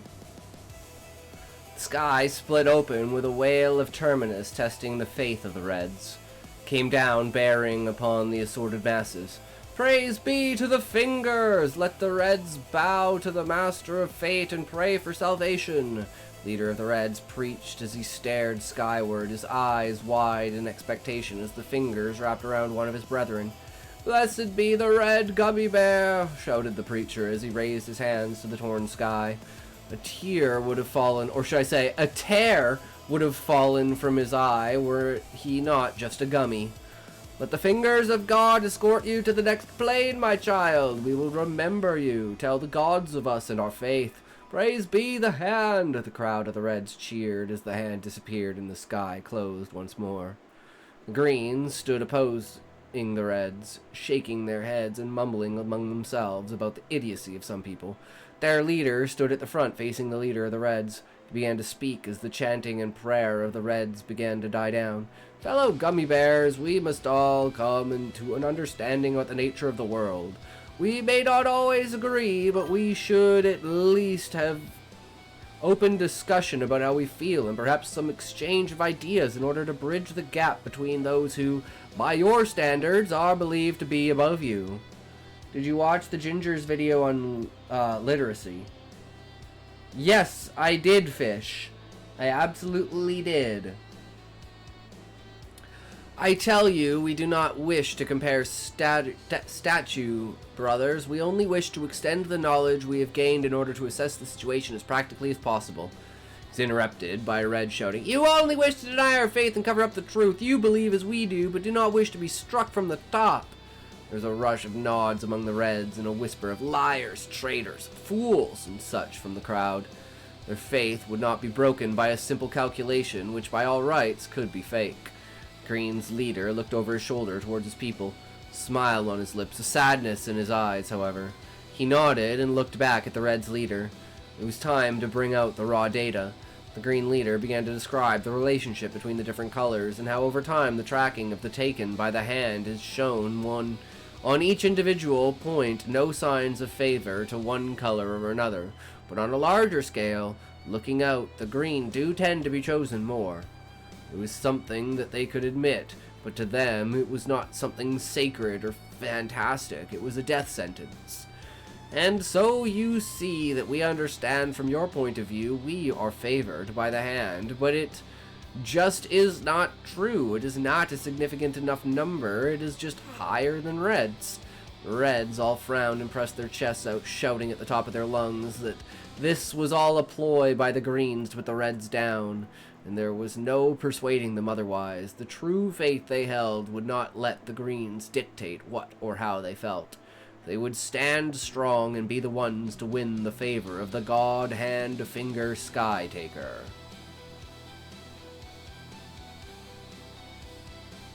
Philosophical discussion among gummy bears about whether the person eating them is a good thing and what colors the person likes and takes the most. That was the premise for that story. Okay, so we've got static. What else do we need? I don't know if that was the right one. What colors? Red and green. Obviously.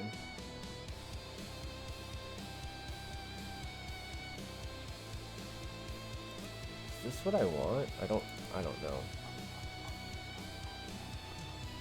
Sound effects. Okay, ominous hum, faint distorted, radio static, crackle. Whoosh or wind-like followed by a dull thud.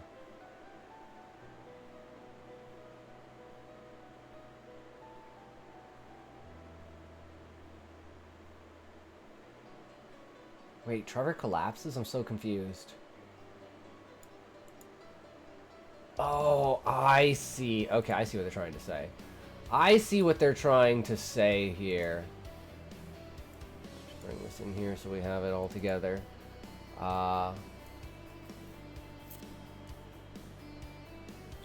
Body hitting floor sound effect. Badoo.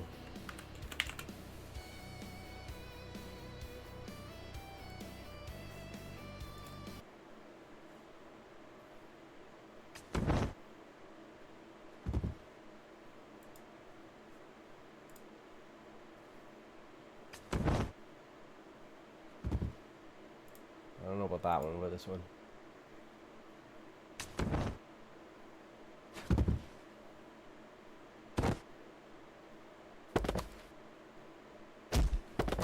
Okay, that gives us lots of options to work with. Let's take that one.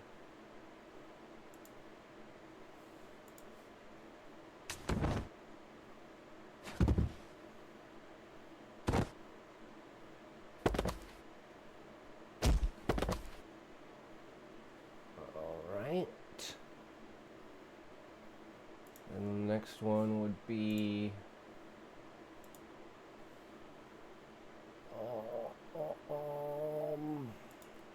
midpoint asteroid ethereal chime or high-pitched ringing layered with a soft ascending synth tone. Okay, let's try this. I guess it would be this one. Do do do do do do do do do sound effect.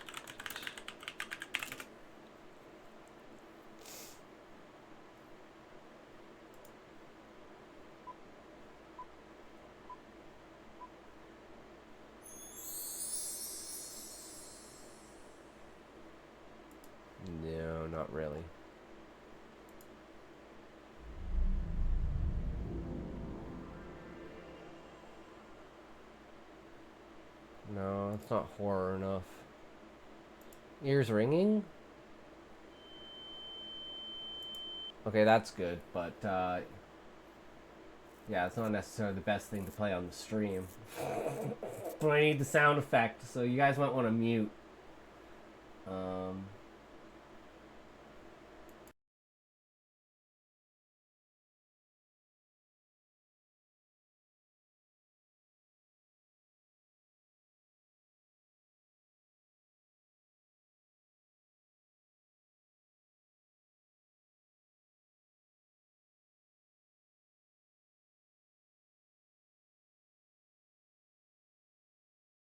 You have been warned. Okay, here we go.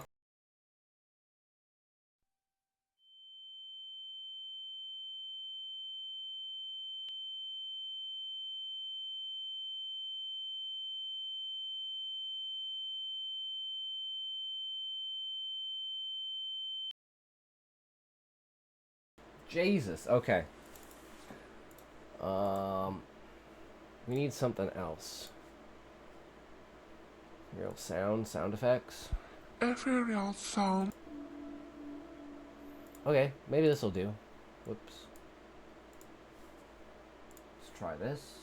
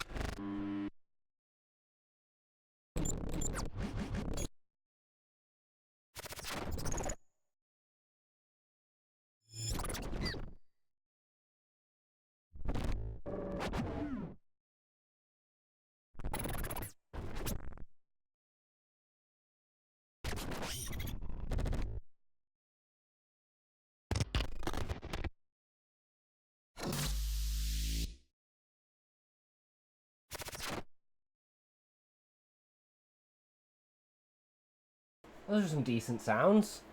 What else do we that's it. Then we have climax, which is chaotic mix overlapping whispers. I mean, that's something you kind of do yourself, right? Sound effects. 4 voices whispering. Horror sound effects. Here we go. Oh yeah, that's good. That's what we want. That's what we need. Right there.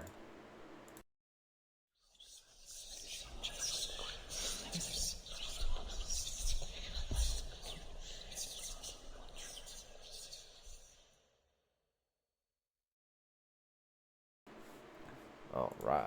And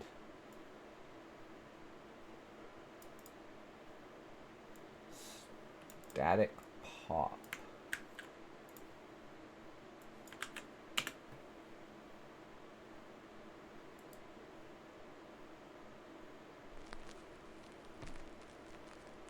Oh yeah, that's good. Perfect.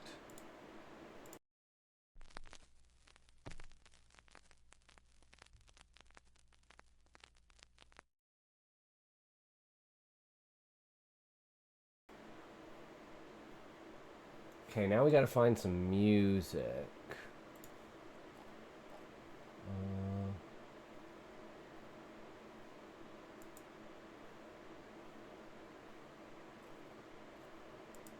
Alright, let's do,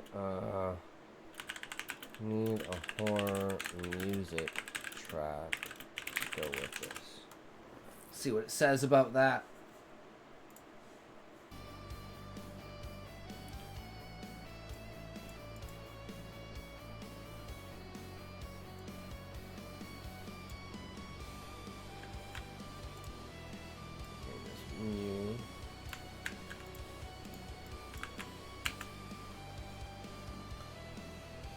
Alright, well this sounds good.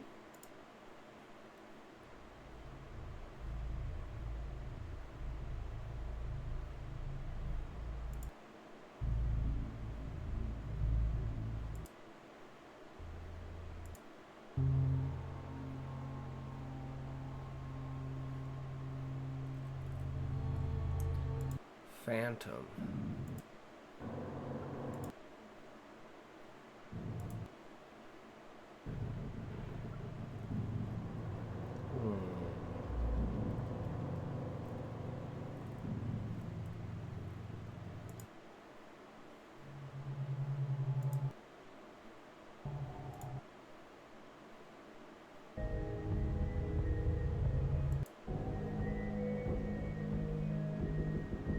I kind of like this one. Let's do this one.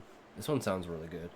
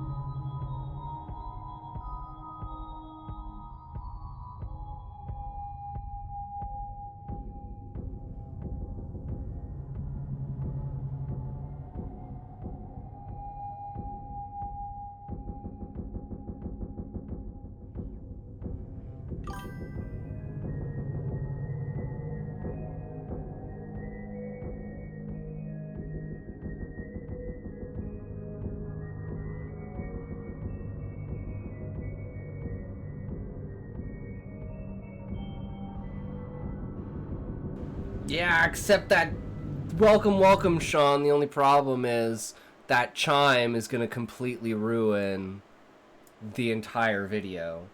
That's why I need to be able to turn that fucking thing off, because otherwise, as soon as someone types something in the chat, the video's fucked.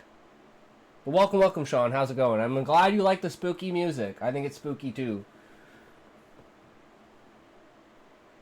We're doing the third video for the thing, so yeah. I'll be back in a second, because I gotta redo this. It's not your fault, Sean. Don't blame yourself. It's just the way that it is.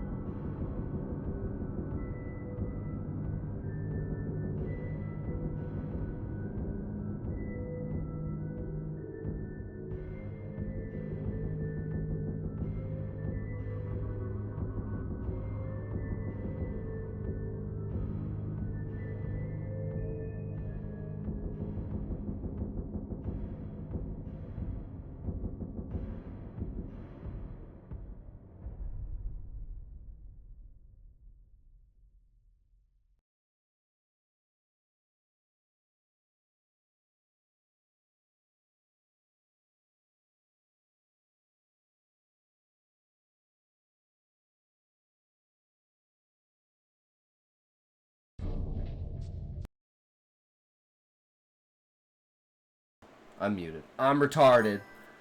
Oh, EJ Sean! Yo, what's up? Welcome, welcome, everyone. How's it going? How are you guys? Welcome, welcome. How was the stream, good sir? We are currently working on a short video that we should be done in a little bit here. We got all the pieces in place now. Hi, Raid and Run! True, what up? Hope you have a great stream. Mine was good. I actually played some Carcassonne. Writing went well, though. Thanks. No worries, EJ Sean. Always good to know. Hell yeah, brother.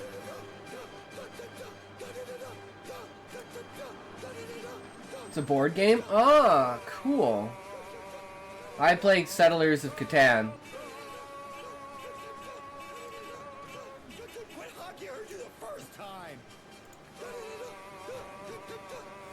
Well, welcome everyone. Glad to have you here. Dope. We talked about that one too. Yeah, I love my friend. My friend is addicted to Settlers of Catan. Don't forget to like, comment, and subscribe. I just want to make sure that these transitions. And I'm learning to break free. Thank you for listening. Do not for. Yeah, that works. So what we need right now is we pull up these. We've got all of our sound effects. So which one was this? This was, okay, this is the body falling.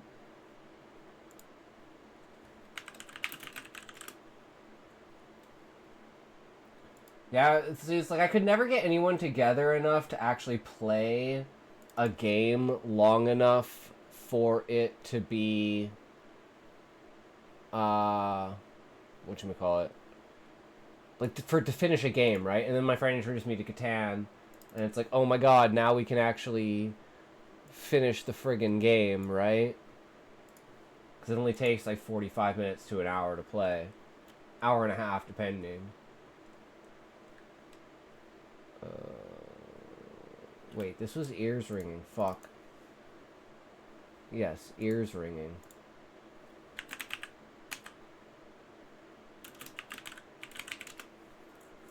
This one is ethereal sounds.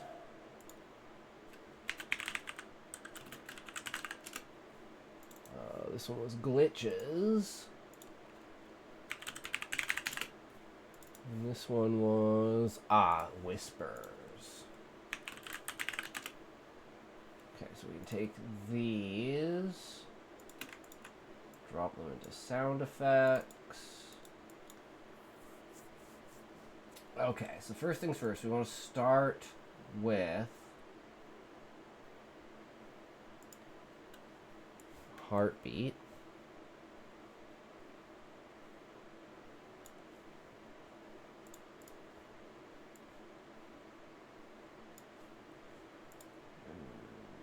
What was the ordering of it?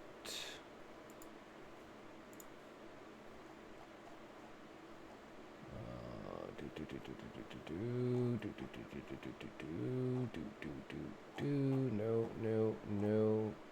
Here we go. Hum and static. The radio crackle. Okay, so static. We could also do glitches. So we could do glitches, static,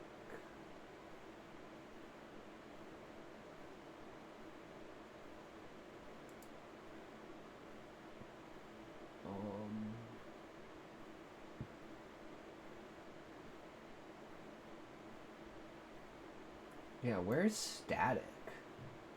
We also did static too, right? Is this one static? Is this one static? I just forget to...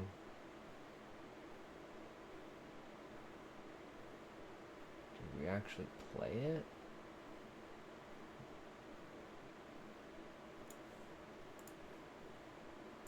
Oh, it's this one. Okay, I'm retarded. There it is. Static. I was like, I know I recorded static. Okay. So we start with heartbeat, glitches, and static.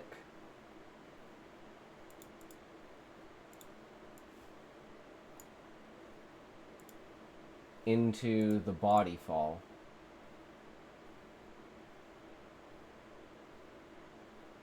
No, wait, the body fall is the end. So we actually want another heartbeat. Then ears ringing. Then...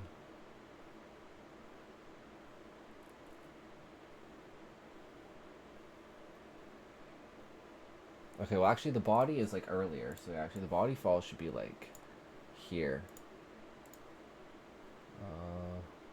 We have the glitches there, static, body fall, glitches into heartbeat, chime, which is the ethereal, there. Okay, so take detach, detach. So start with heartbeat at the beginning.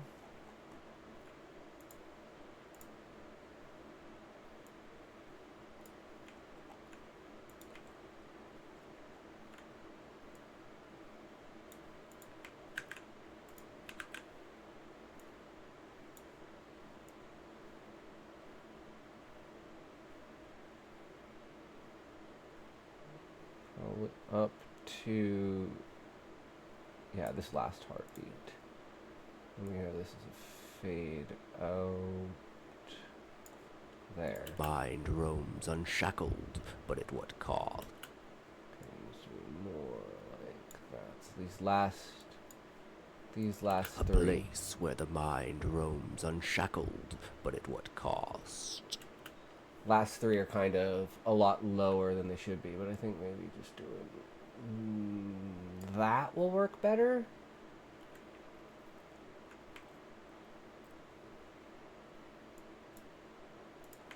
Maybe starting immediately with it too. So maybe going like that and then like that. How loud January is it? 9th, 1961. When you let go of your consciousness. No, it should actually not be at the front there. It should be like here, and then it should be the fade in. So it should be like 61. When you let go of your consciousness, you are free. The body becomes an anchor, a fragile shell tethering you to a world that's slipping away. We want this static sound to kind of be chiming in.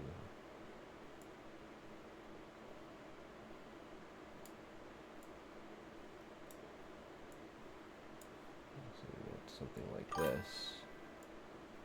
February 9th, 1961. When you let go of your consciousness, you are free.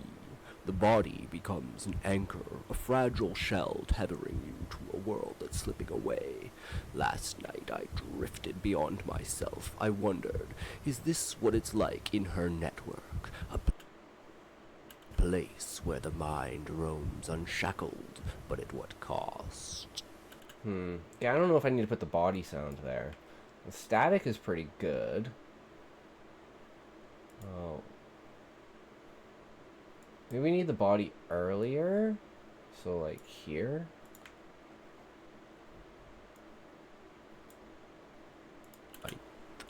1961. When you let go. Which body sound do we want? Is this what it's like? No, so it should be like here. These two. 1961. When you let go of your consciousness, you are free. And The that's the body body fell over. becomes an anchor, a fragile shell tethering you to a world that's slipping away.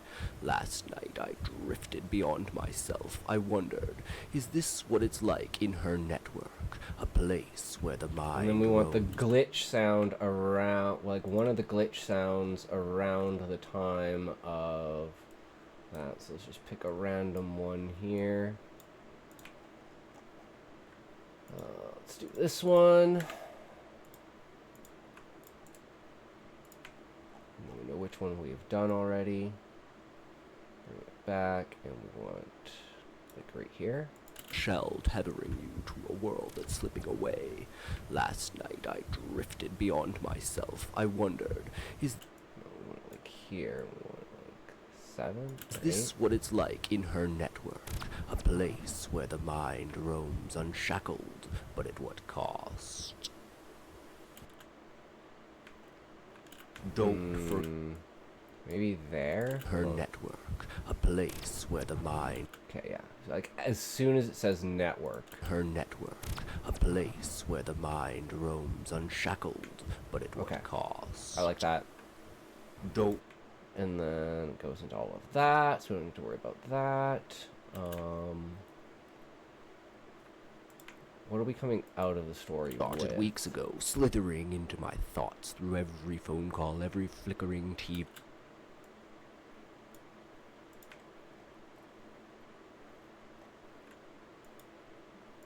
Probably just lower the static to about. Well, we'll probably just move it all the way over, right? And we want to move.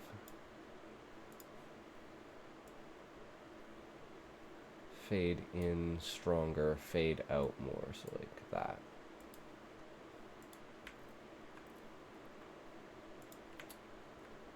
Then we need. The whispers started weeks ago, slithering. Yeah, okay, so then we have whispers. Where is whispers? Did we not add whispers?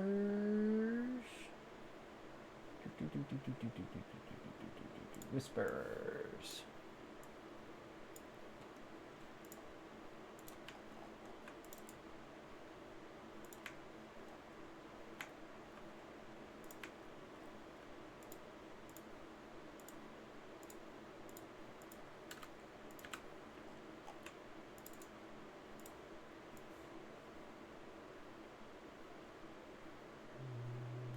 here. The whispers started weeks ago, slithering into my thought. Fade in. Fade out. The whispers started weeks ago, slithering into my thoughts through every phone call, every flickering TV. And this is where we want more static kind of be coming in. The whispers started weeks ago, slithering into my thoughts through every phone call, every flickering TV signal, a relentless high-pitched wail, burrowing. Okay, no, actually, yeah, the high-pitched wail, we actually want the ears ringing sound.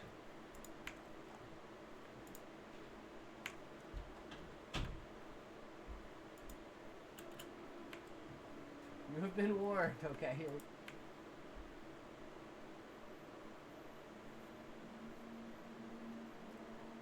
Why is this? Oh, I'm retarded. It's hitting that one up there. You have been warned. Okay, here we go.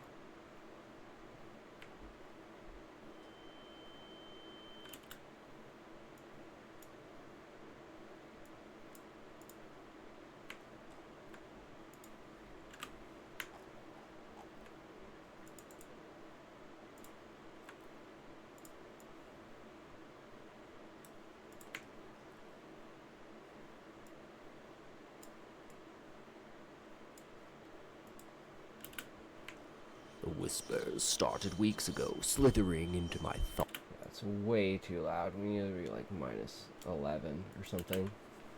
The whispers started weeks ago, slithering into my thoughts through every phone call, every flickering TV signal, a relentless high-pitched wail, burrowing into my skull, probing. Okay, it can be longer. Oh, it can't be longer. Guess we can bring the fade out more. Every phone call, every flickering TV signal, About there. weeks ago, slithering into my The fade in should be about where the whispers weeks hit. ago, slithering into my thoughts through every phone call, every flickering TV signal, a relentless high-pitched wail, burrowing into my skull, probing, pressing, as if Lisa herself.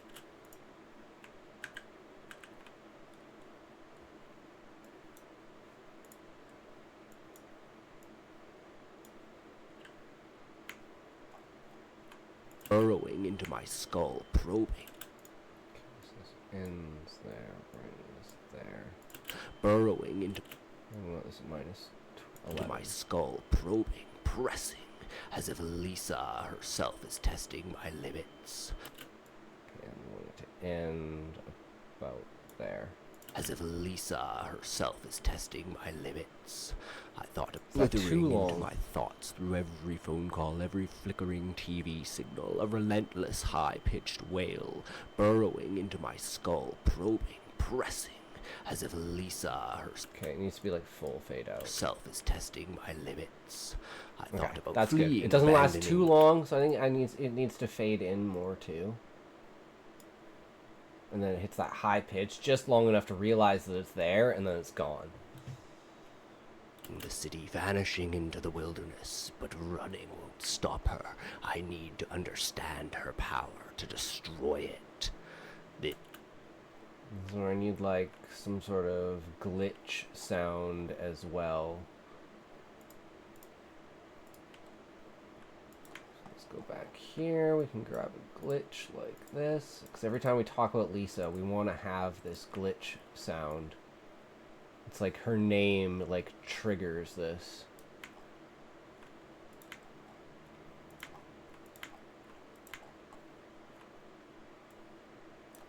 Understand her power to destroy it. This is no mere technological dawn, it's a reckoning. I scream.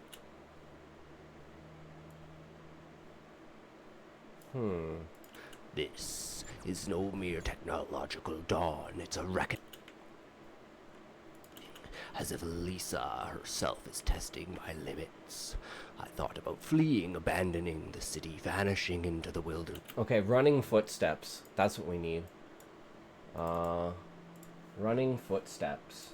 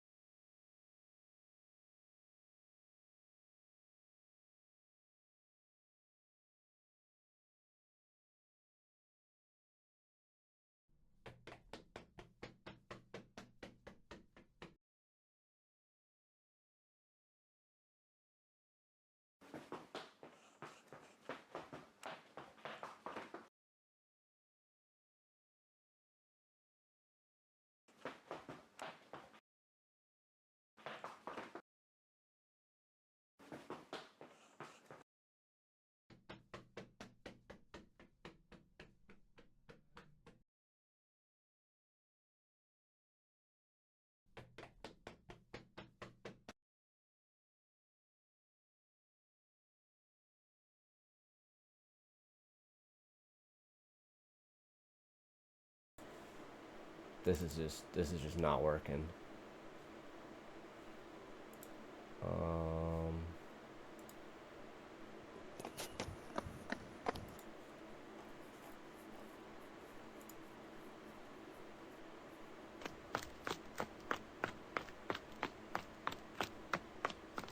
No, like we need like speed, like really fast running sound, like speed running.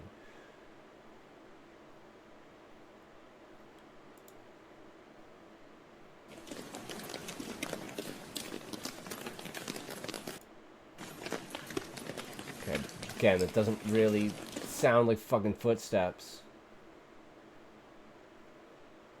Maybe this?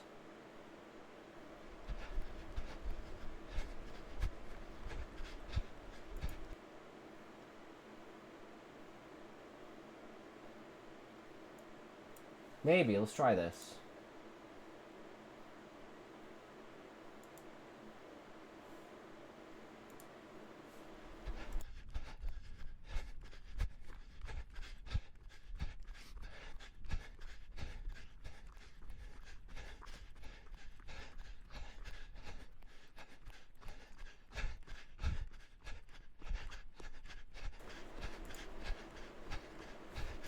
Alright, let's try that. Here, and here.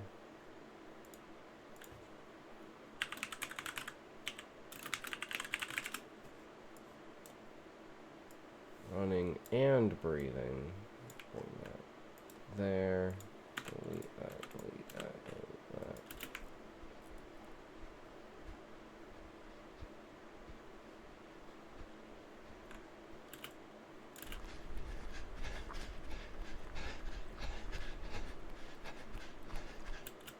Okay.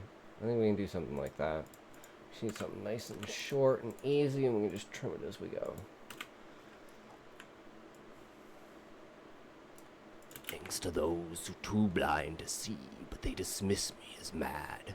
I was abandoning the city, vanishing into the wilderness. Okay, yeah, here. So it should be like here, right? About fleeing. Fade in and fade out. I thought about fleeing, abandoning the city, vanishing into the wilderness, but running won't stop her. I need to understand her power to destroy it. This is no... Let's go on a little bit more. The city, vanishing into the wilderness, but running won't stop her. I need to understand her power to destroy it. This is no mere technology. Oops. This is no mere technology. Mere technological dawn. It's a reckoning. Yeah, there we go. I scream warnings to those who too blind to see, but they dismiss me as mad. I was one of them once, circling the drain, a lost soul ripe for her heart. Alright, a sound of circling the drain. That's what we need. That would be a good thing to have. Water... circling drain sound effect. Boom. Easy. Oh. Okay, that is so fake, it's not even funny.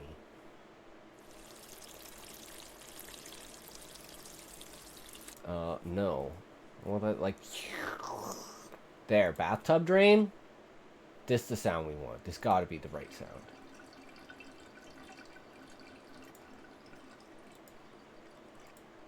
Does it...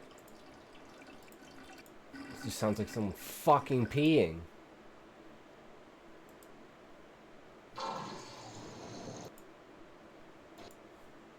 Okay, well, you know what? Maybe it is that very first one there.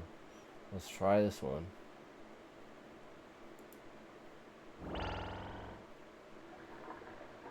The fuck kind of sound effect is that?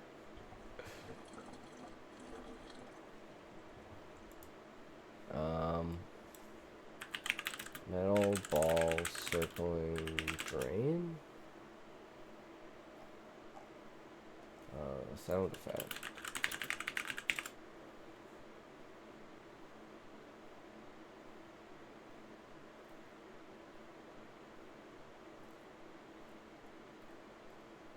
I don't know how to get the sound effect. You know how I get this fucking sound effect? I make this goddamn sound effect my fucking self. Okay,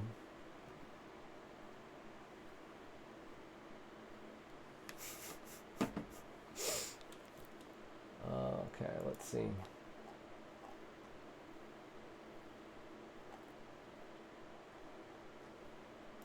So, water down drain sound effect. Are we gonna be able to fucking even do this?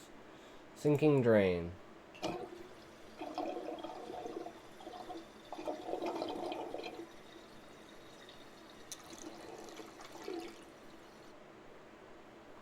Like, I need, like, the funnel sound. That's what I'm looking for, you know? The...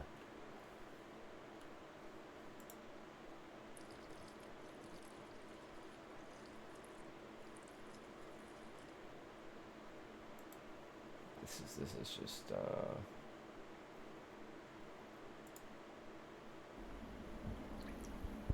Is it gonna wait until, like, all the water's gone? Because I need that last few seconds. That's all I need.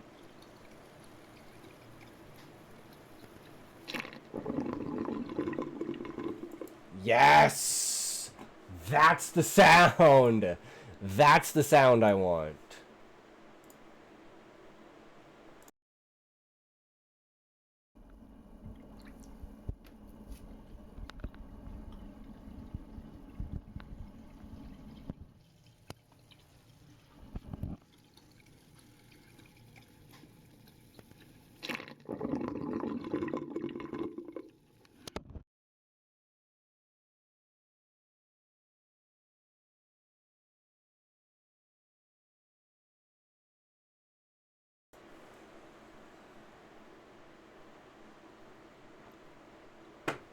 This shit gonna be solid when it's done. Okay, turn that off. Go here, grab this guy. Sink drain.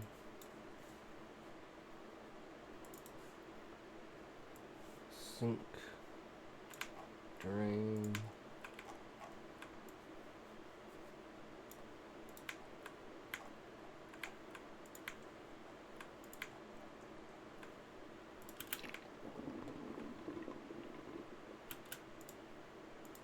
That's the sound I want. That's all I need.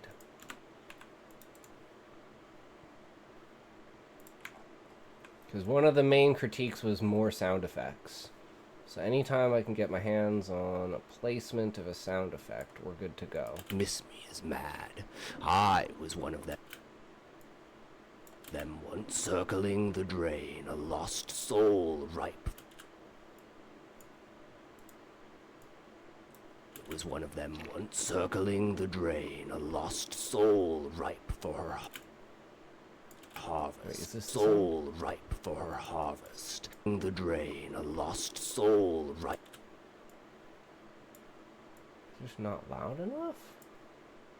Once circling the drain, a lost soul ripe. So, like, 8? Them once circling the drain, a lost soul ripe for her harvest. Then the New Age Foundation found me. Now I know there are forces beyond our world. Now this is where we put ethereal. Here, boom. Is it up here? Ethereal sound effects? Yes. Okay. And we want like here for now.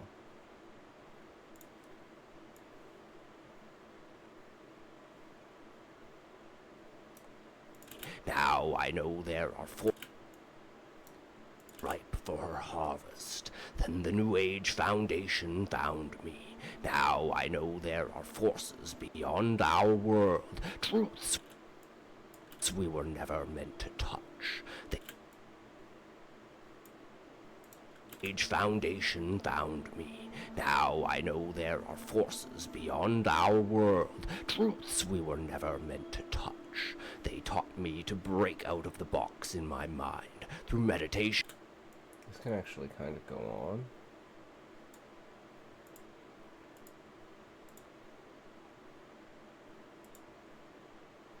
They taught me to break out of the box in my mind. Through meditation, they showed me I am more than just a brain in a sack. Put that there, like that. Box in my mind. Through meditation, they showed me I am more than just a brain in a sack. The mind is a labyrinth.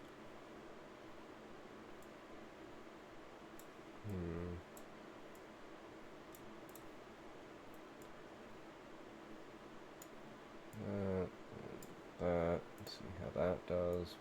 Put that there. Now I know there are forces beyond our world, truths we were never meant to touch. They taught me to break out of the box in my mind. Through meditation, they showed me I am more than just a brain in a sack. The mind is a labyrinth, and I was only peering at one shadowed corner. Yeah, sure, that Lisa works. seeks to shatter its walls.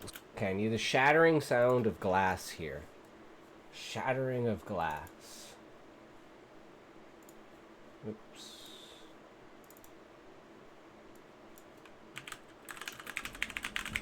What? Oh my god. Glass shattering.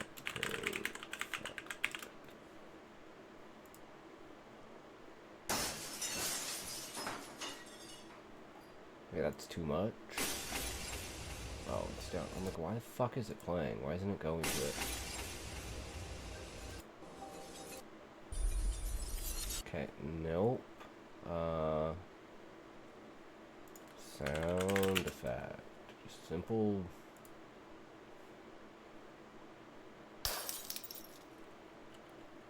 Yeah, that's like, this is basically what we need. Basically what we need, alright.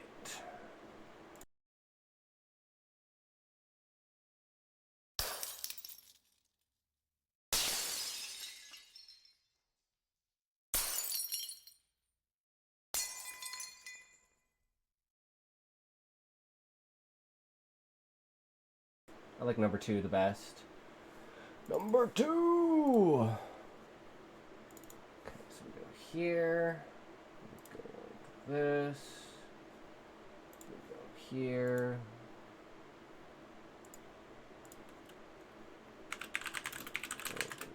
Glass.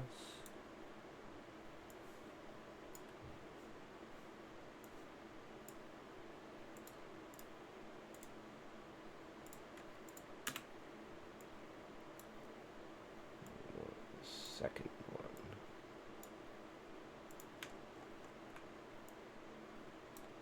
Lisa seeks to shatter its corner. Lisa seeks to shatter its Lisa seeks to shatter its walls, to free the That's mind good. from the body's frail cage. Is it irony or hubris that drives me towards the same end, to transcend Okay, and then again we want ethereal sounds here.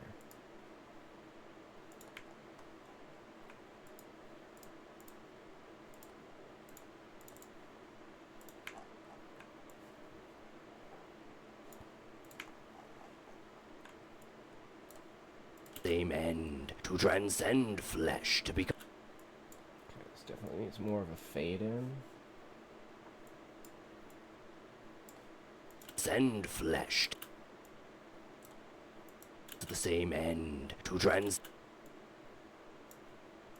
towards the same end, to transcend flesh, to become something more. I found a way to fight back. It began with lucid dreams, fragile threads of control. And another glitch sound there.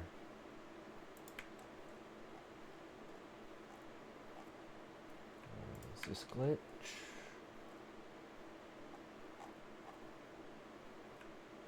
That's ethereal. Did I get rid of all the glitches? I know I didn't use them all. Let's use this one.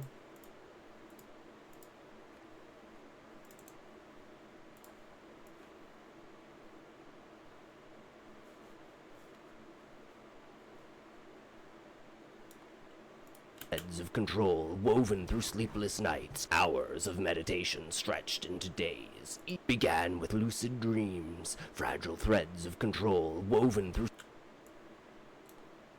dreams, fragile threads of control woven through sleepless nights, hours of meditation. Okay, and we still need more ethereal.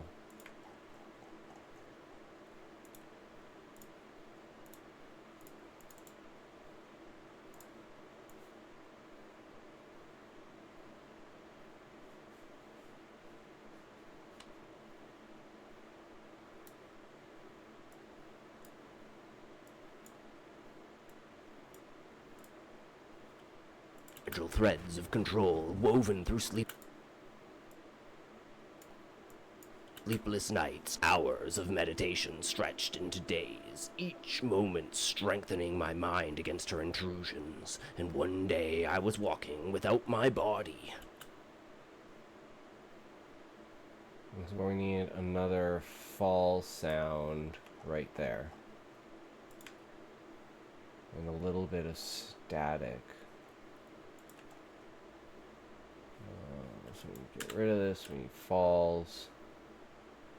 Where's body fall? We want this one. That's good.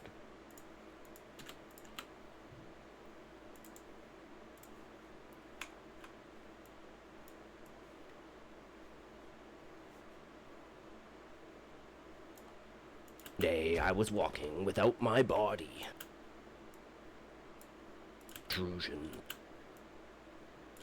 And one day I was walking without my body. They call it astral projection, a term that feels too small for the vastness I've touched. This is the freedom Lisa promises, but it's a lie. Her new world is a prison, and I... Okay, this is where we need another heartbeat.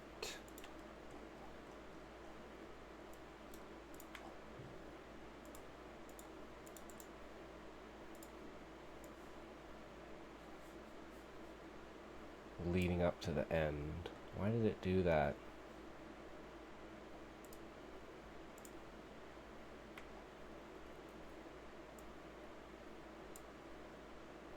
fuck it, we're just gonna... Where did the heartbeat go? Why it fucking did that, but okay.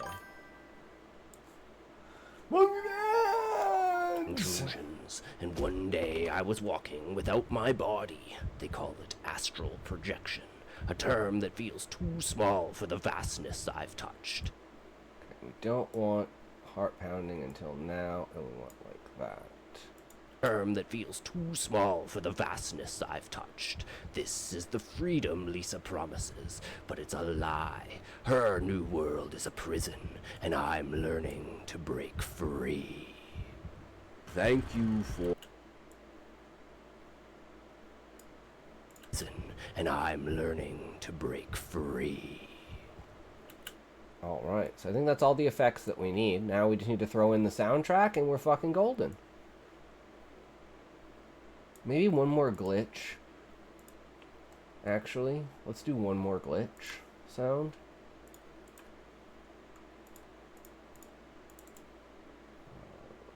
Attach on, yeah, and we'll just delete all of that. And that. Wait, where the fuck did the...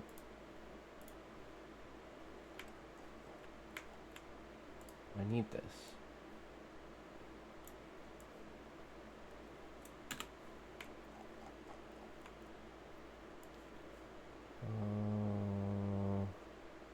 Okay, where's a good place to put this? Into days, each moment I was walking without my bonuses, but it's a lie. Promises, but it's a lie. Her new world is a prison, and I'm learning to break free. And then we just need the soundtrack. And everything else should be set. And then we go here, and which one was this it?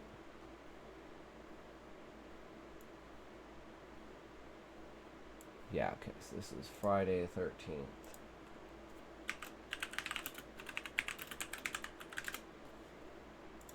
Here. Take this.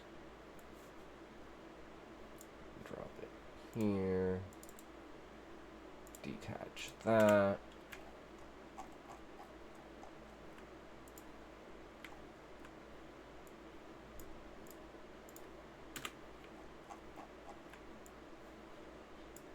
Down here. We need a split.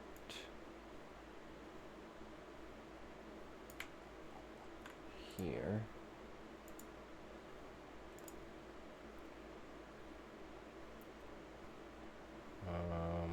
So this one we need a fade out of 3.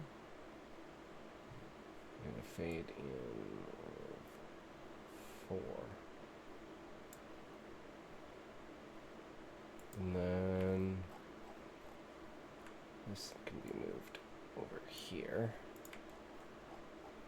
Pulls into this with a fade in of 4, and then this goes all the way to... Now I know there are forces beyond. Yeah, we want to go up to about here.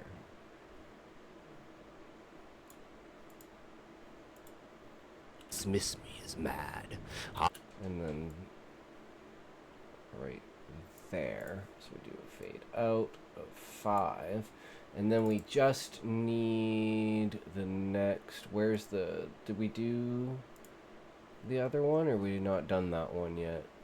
No, not these. Where... I have too many tabs open. This one, here we go.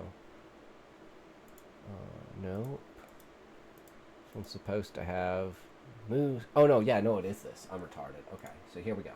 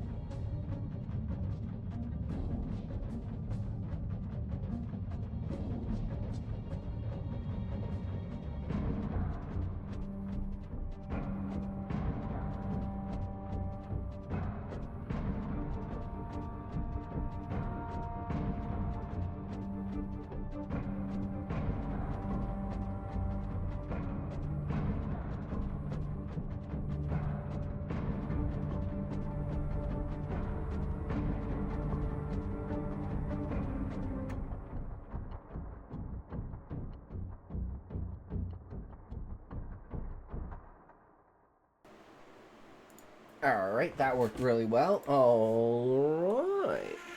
Yeah, we don't need any more of this right now. So we need to grab this. And this will be the final piece of the puzzle. And here should be this one is crime scene.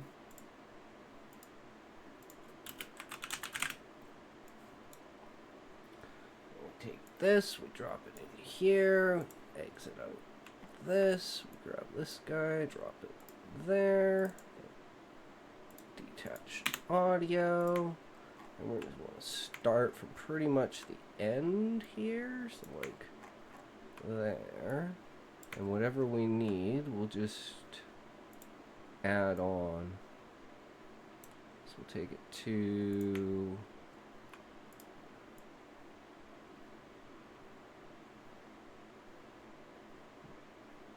Yeah, it'll fade out to there. So we want to move it there and have like 3-second fade out.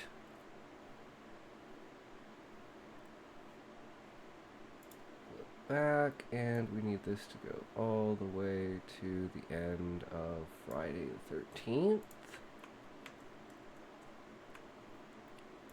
And this will kind of overlap and then fade in there. So let's see how that sounds. Once circling the drain, a lost soul ripe for her harvest. Then the New Age Foundation found me.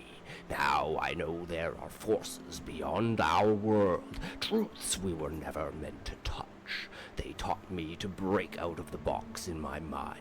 Through meditation, they showed me I am more than just a brain in a sack. The mind is a labyrinth, and I... Okay, sick. I think we've fully got it now.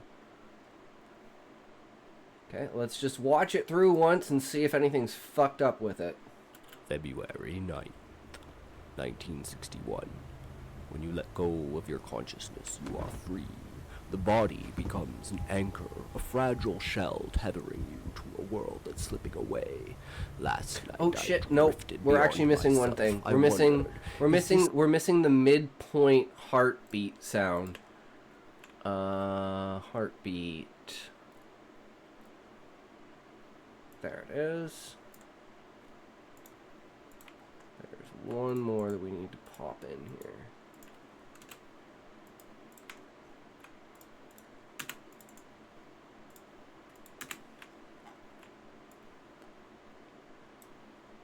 Figure out where we're gonna put it. City vanishing into the wilderness, but running won't stop her. I need to understand her power to destroy it. This is no mere technological dawn. Okay, I think that's where I need it. Like right here. All every flickering TV signal, a relentless high-pitched wail, burrowing into my skull, probing, pressing, as if Lisa herself is testing my limits. I thought about fleeing, abandoning the city, vanishing into the wilderness, but running won't stop her. I need to understand her power to destroy it. This is no mere Yeah, okay. Perfect, perfect. I'm gonna have 3 of them throughout the entire thing, 2 different music tracks, and like 7 different effects with like a little bit of other stuff in there. February 9th. 1961.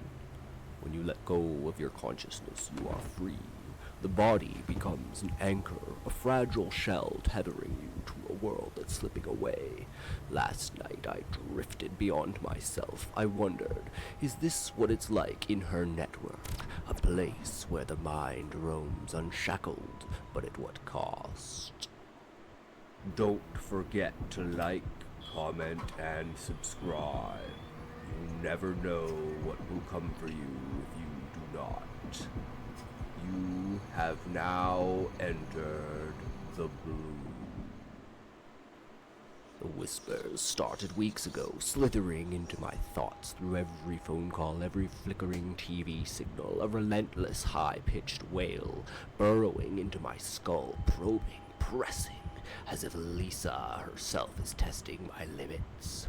I thought about fleeing, abandoning the city, vanishing into the wilderness, but running won't stop her. I need to understand her power to destroy it. This is no mere technological dawn, it's a reckoning. I scream warnings to those who too blind to see, but they dismiss me as mad. I was one of them once, circling the drain, a lost soul ripe for her harvest. Then the New Age Foundation found me. Now I know there are forces beyond our world, truths we were never meant to touch. They taught me to break out of the box in my mind. Through meditation, they showed me I am more than just a brain in a sack. The mind is a labyrinth, and I was only peering at one shadowed corner. Lisa seeks to shatter its walls, to free the mind from the body's frail cage. Is it irony or hubris that drives me towards the same end? To transcend flesh, to become something more. I found a way to fight back. It began with lucid dreams, fragile threads of control woven through sleepless nights, hours of meditation stretched into days, each moment strengthening my mind against her intrusions. And one day I was walking without my body. They call it astral projection, a term that feels too small for the vastness I've touched. This is the freedom Lisa promises, but it's a lie. Her new world is a prison, and I'm learning to break free. Thank you for listening. Do not forget to like, comment, and subscribe. The blue might catch up to you if you do not. Damn. All right. Yeah, that's pretty fucking Be decent. sure to check out more I think it's pretty clear. horror stories. I don't think we need to add anything. We hit it on the mark. What do you guys think?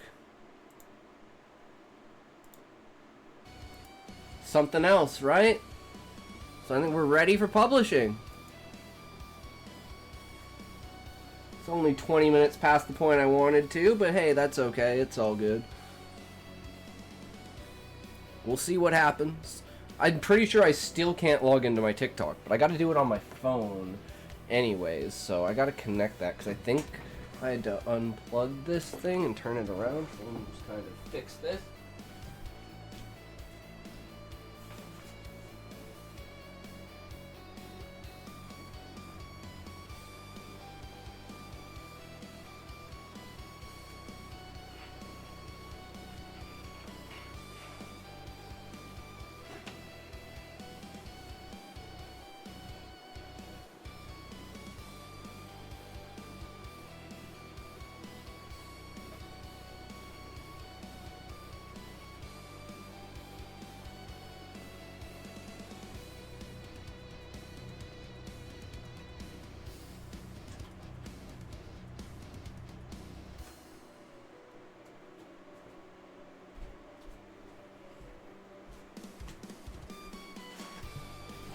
This is the annoying part. So we gotta figure out how to do this on my fucking phone. Because apparently that's the way to do it. Because YouTube's fucking retarded. And apparently I can log into TikTok on my phone. So I can post it on the TikTok on my phone as well. At the same time, I just need to copy over the description. So now we need to go through the description of it. So let's go here. Story YouTube description template. Okay, so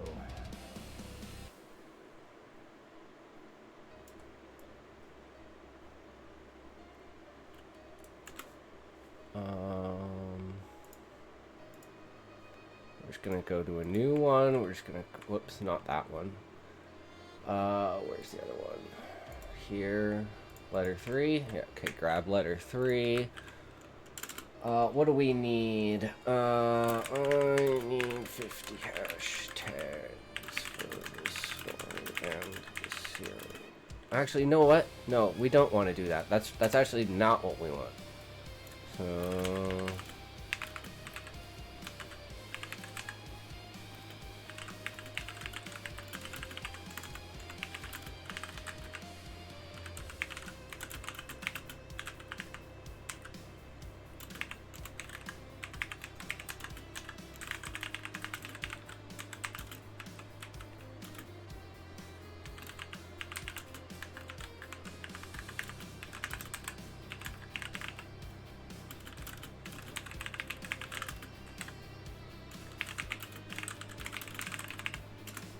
There we go. Maybe we can get some good fucking hashtags out of this.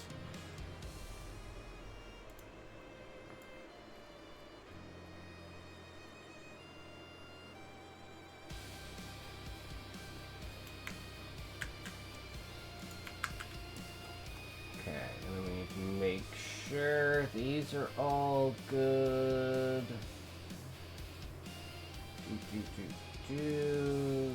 Okay, so now that we have this, we can go to the channel. We need to go playlists. Click here. So we want, whoops, this one off the bat. So this is continued horror series. This letter specifically goes with this one.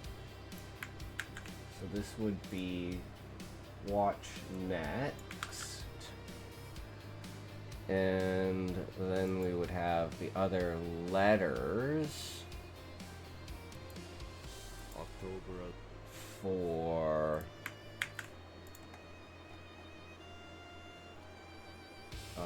watch the next video.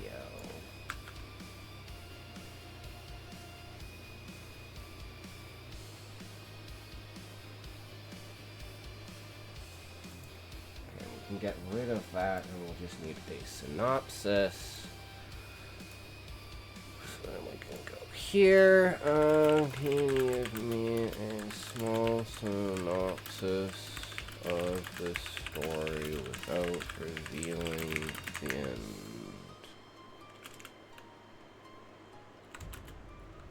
The beginning is a hook of the end.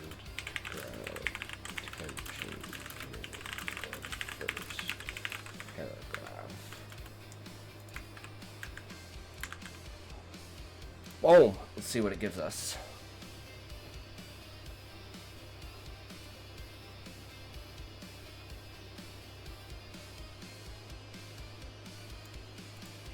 Can you refine that to include that these are written letters?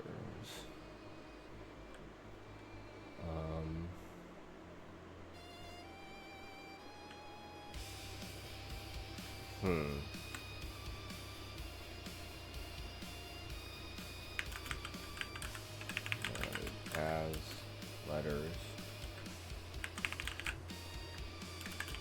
written to be sent out after characters disappearance. They warn of the coming tech with Lisa and has fought against it. Something like that. See what it gives us.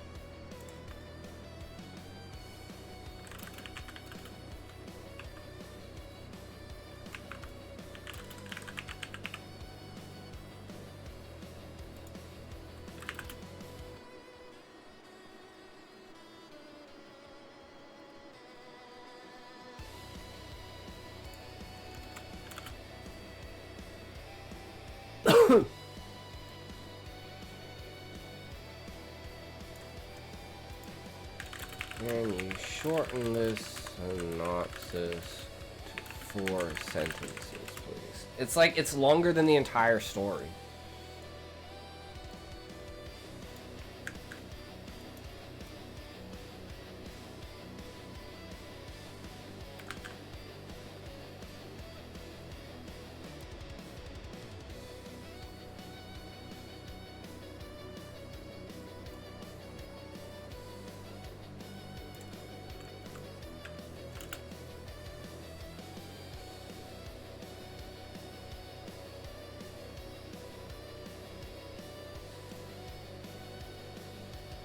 Okay, that's much better. Okay, so we take this. And we gotta go here. Such a struggle to do this! But we can eventually figure it out. Okay, we're on here, so we want to go new.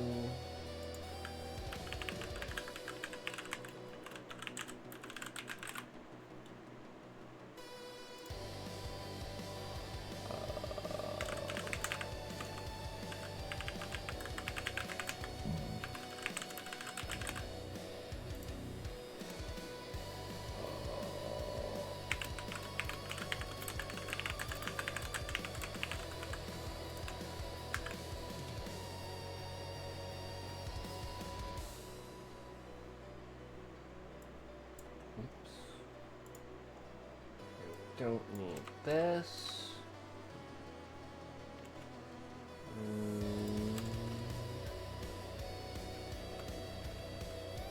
Don't need that.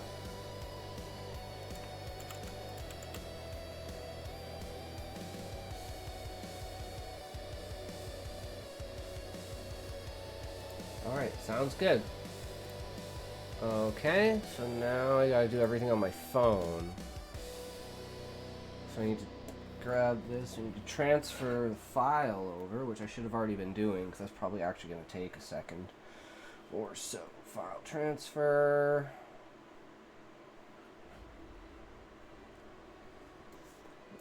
Here, it's PC. Movies.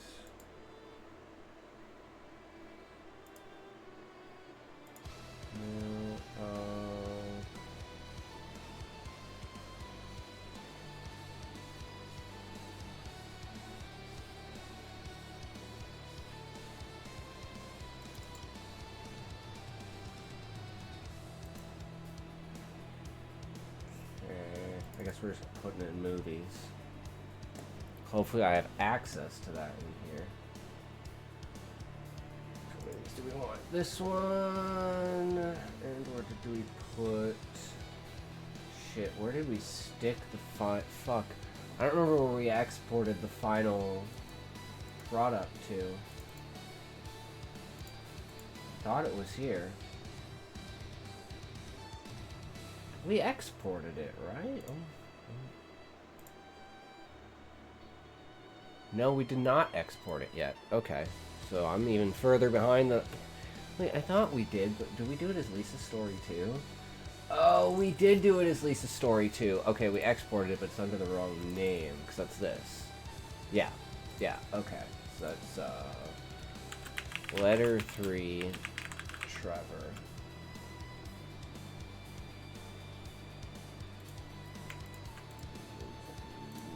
Oh, well, I can't forget. This is completed.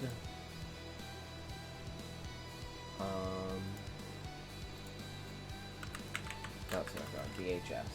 Okay. And then we want to take this, and we want to transfer it directly there, and we actually want to bring the other ones over too. I just don't know. Oh shit. Okay, no, never mind. I thought it was gonna take forever, but no, it's not. They're only like 3 minutes long, right? They're not that long. We're just gonna bring all 3 of them over, and we're gonna post all 3 of them, see if we can get on my fucking TikTok on here.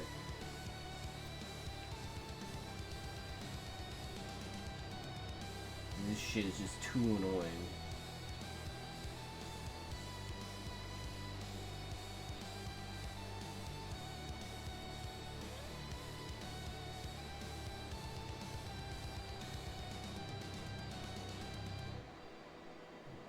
Should be logged in.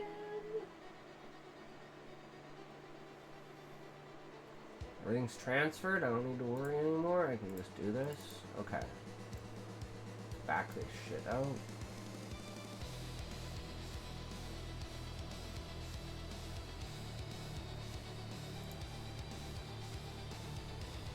When did my camera die? Wait a second.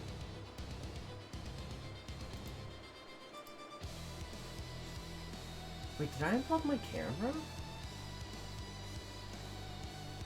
There's no way. What the fuck?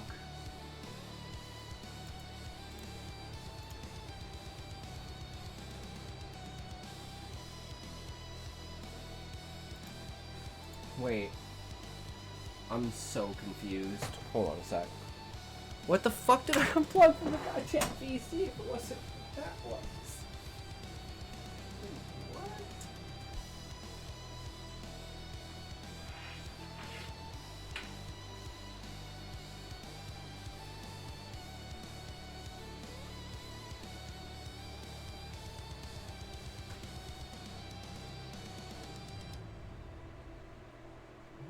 When the fuck did I unplug this?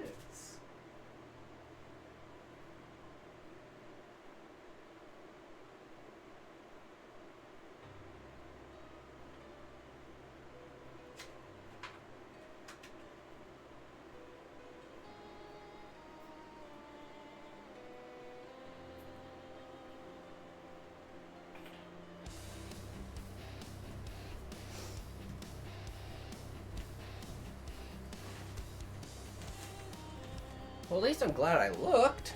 Shit.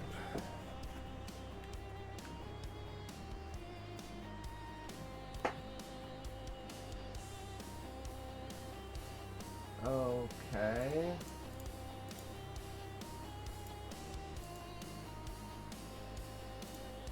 I'm retarded. Jesus Christ. Fucking retarded. Okay. And we want to...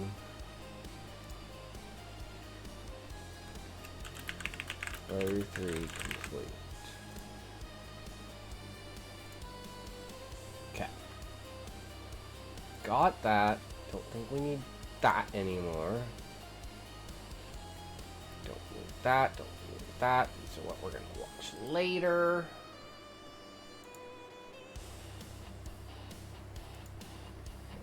This, which leads me to this, which leads me... Now gotta get onto TikTok.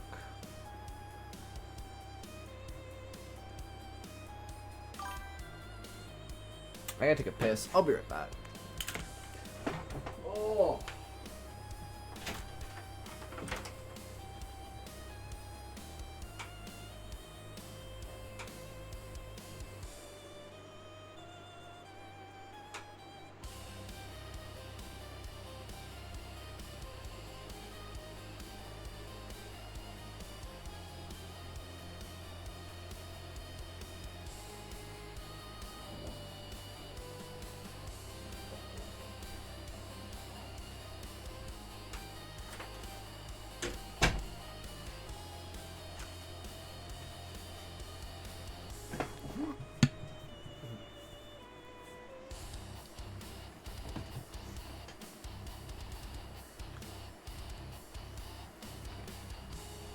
Okay, why is this not going fucking TikTok? What is going on here?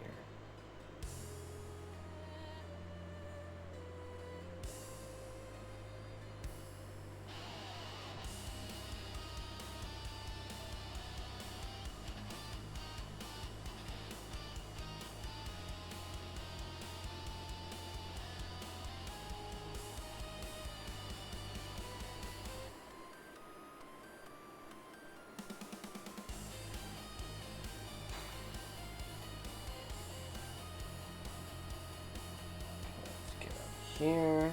Now let's try and see if I can log in with my actual account.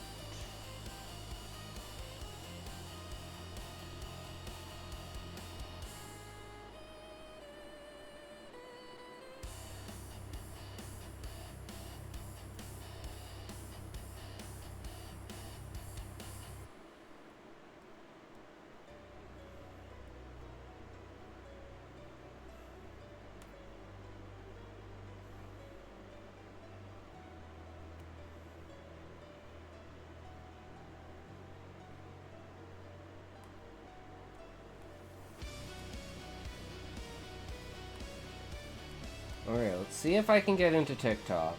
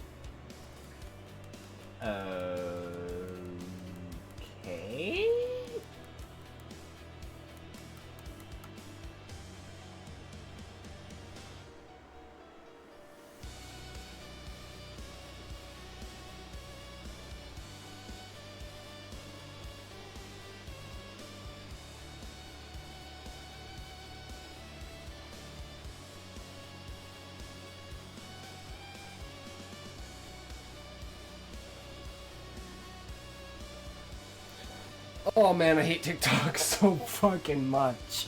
This shit is so fucking ridiculous. Okay. Okay, here we go. We're finally in. We're finally in. Okay. Now, we go here. We gotta go here. Here.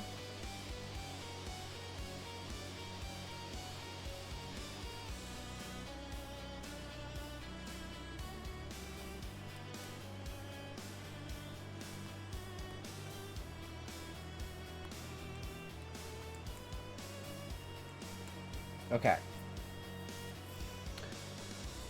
Now, just need to grab this description.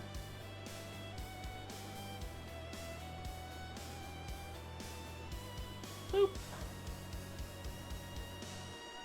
Alright. Just grab the entirety of this.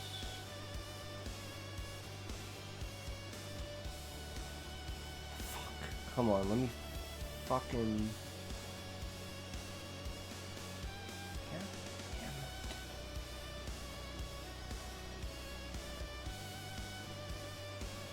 Copy.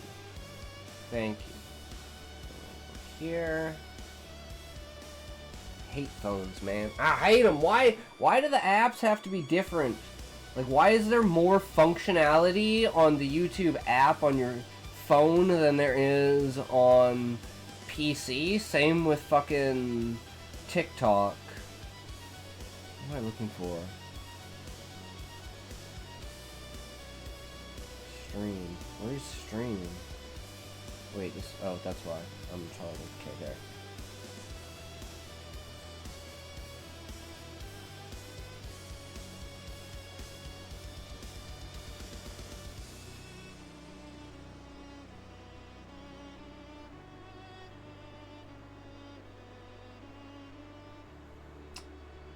Okay, then we go back here, go back to TikTok.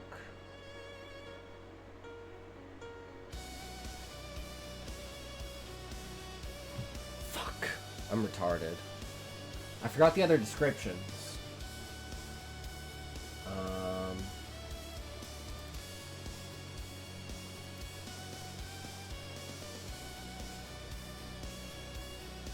You know what? I can make all the descriptions for the videos the same. Fuck it. I don't actually care. I don't actually care.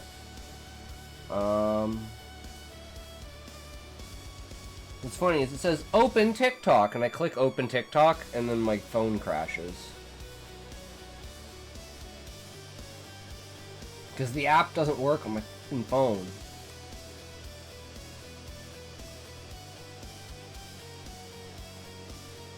I don't know what full experience I'm getting over there that I'm not getting here, but hey, fuck it. Here's our first videos. Restore your experience. No, I need a brand new experience. Continue. And it takes me over to the app again. Can I even upload without going to the app? Because then I literally can't upload on my phone. Because the app just... It literally doesn't fucking load up on my phone. It just doesn't work. TikTok is such garbo.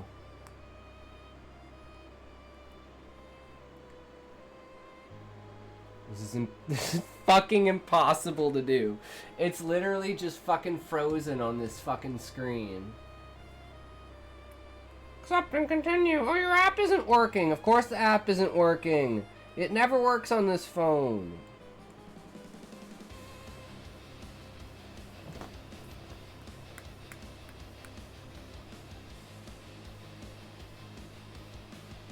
I've only got the full aspect of it, and it won't let me log in on my PC. I'm gonna try and log in again. It literally will not let me fucking log in because I had too many attempts. You tried to log in already.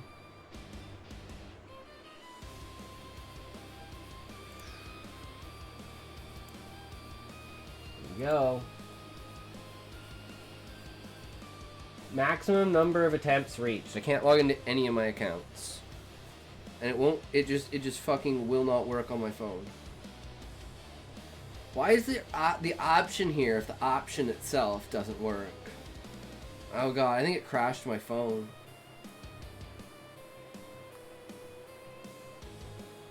Can we please not? Yeah, it's impossible. I can't actually upload on TikTok now. I gotta figure out why the app on my phone just don't work. There's some fucked up bullshit. Tell you that right now. There's some fucked up bullshit.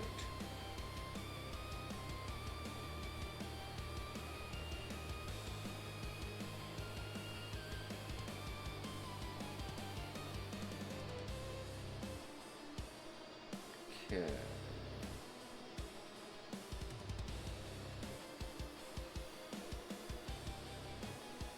No! Oh my god, I had it! I think I had it. We're gonna just...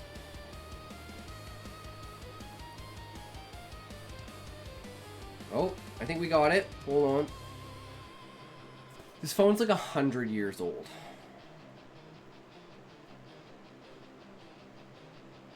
Couldn't log in.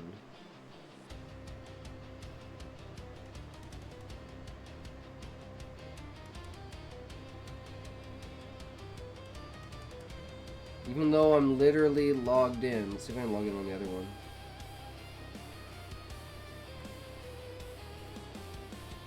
Couldn't log in.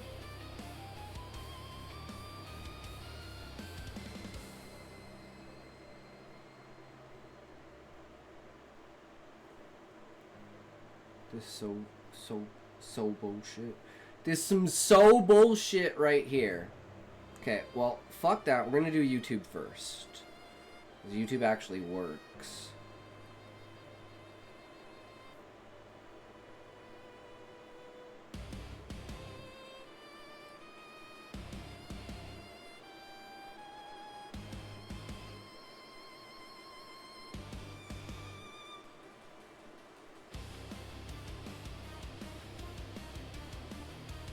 Okay, let's try this.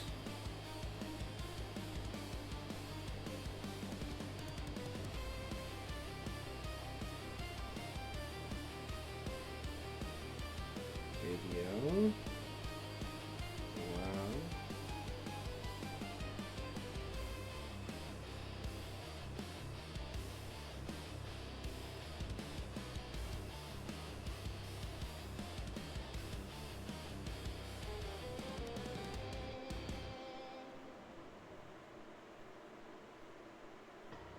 Everything's good there.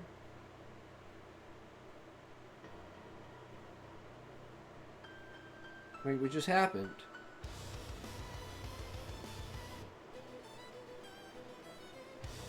Wait, I'm so confused. No, that's not what I want. Why did they make this so fucking complicated, guys? This is so bullshit. I'm like, did I just release it? Manage videos.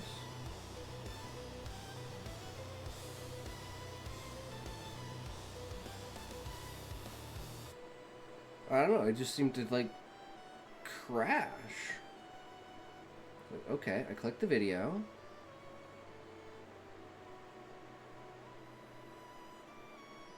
Hit next. Everything's good, hit next.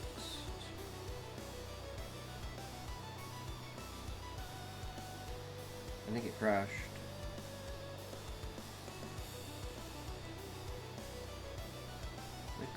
I click next. I don't know. I don't need to do anything. Okay, what is this? Done. I don't know what that is, but okay, done with that. Just crashes. This is a fucking joke!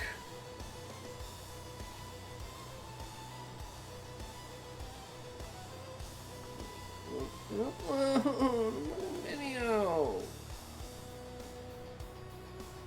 Okay, we go next. We already got captions.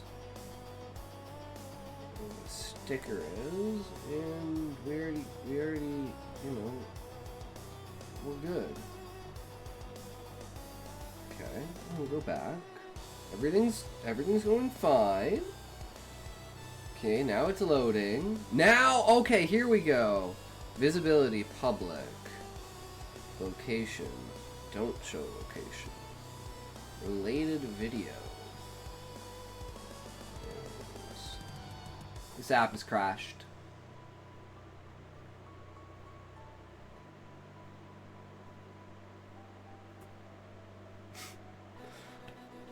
I guess I need a new phone? But I have to do this test first to see if it's... Because apparently just, like, launching it from your phone makes it better.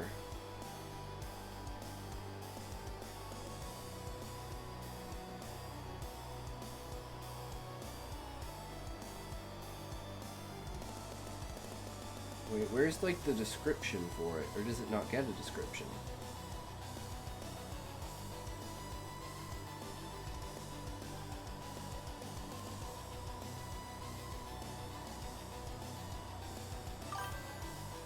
Hey, Miss Shadow, how's it going? How are you? Hey, Miss Shadow, if you're interested, we just launched our new YouTube channel yesterday.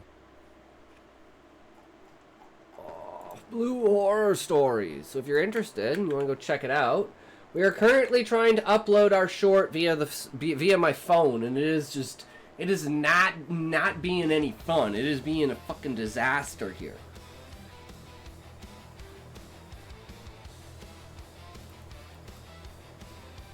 Last words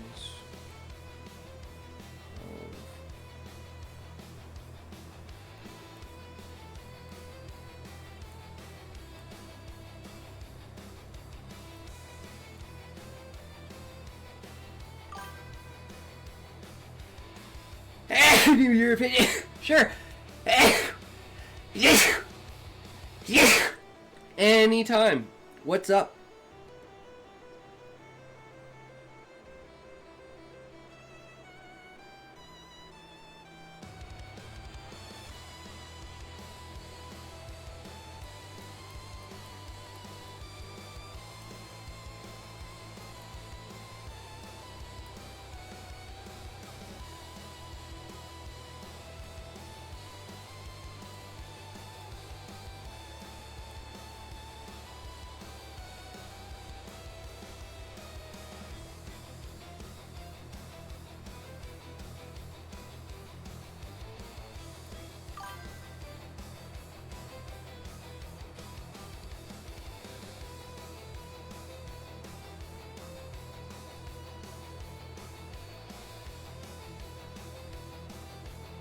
Trying to make a new ad vid, but what text should I use? The first or the second in DMs? Ooh, I'm in the same boat, because I'm just doing this. Like, for instance, for these, we'll just randomly go to these.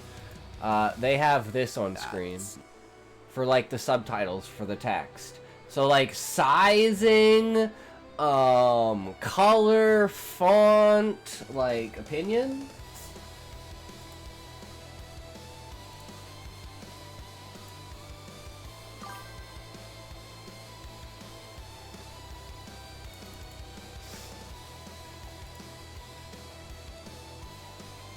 So what is this?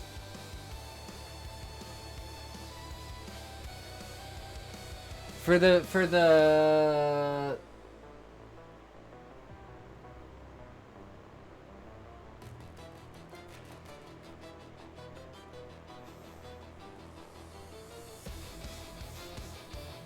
Oh, an ad for your book.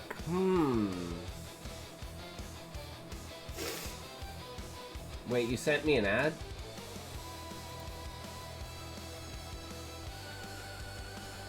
I don't remember.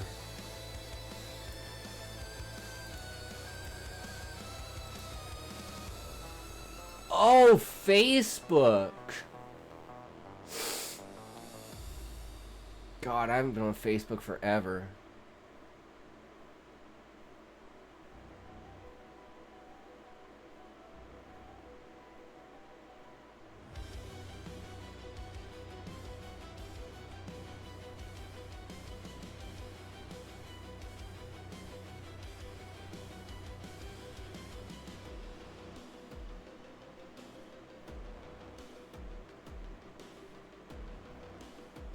That's good text. That feels professional, you know? It's that right style.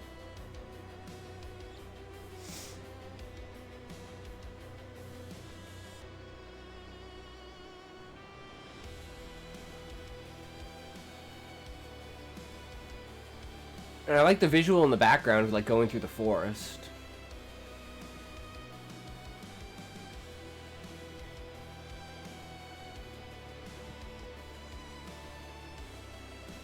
That's definitely decent. I love that.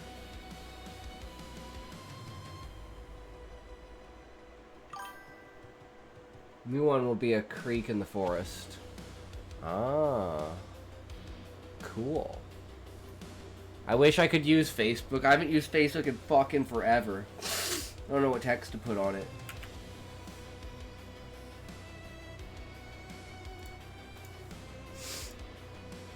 Danger, my wolf yells to me. Opening my eyes, I look around, trying to find the danger my wolf warned me about. Can't see anything in the woods or hear anything. I inhale deeply. What's that smell?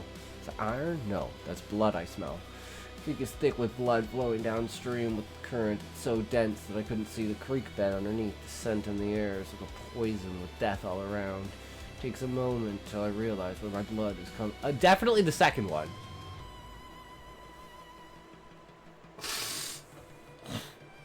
100% the second one.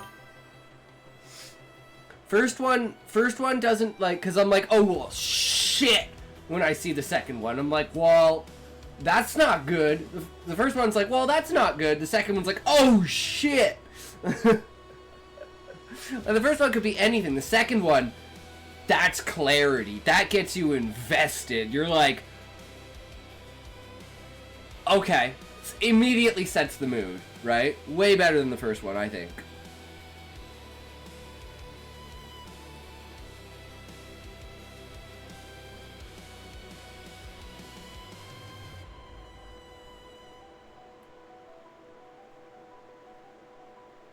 Yeah, it's a major part. Yeah.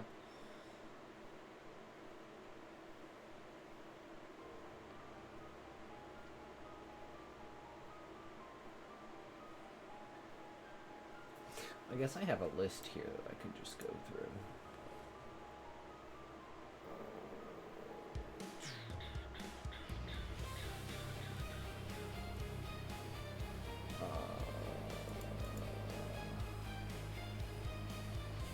Creepypasta.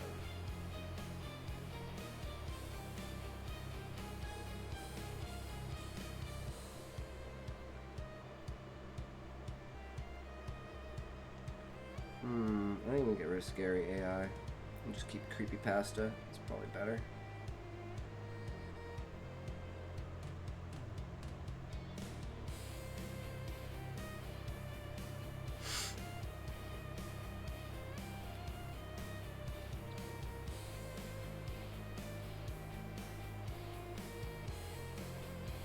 Okay, upload.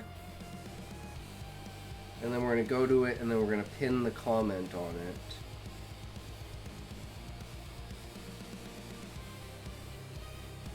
And we're going to see how this goes. This is taking way too long to do! But we'll finally have this one done. Anything else you need, Miss Shadow?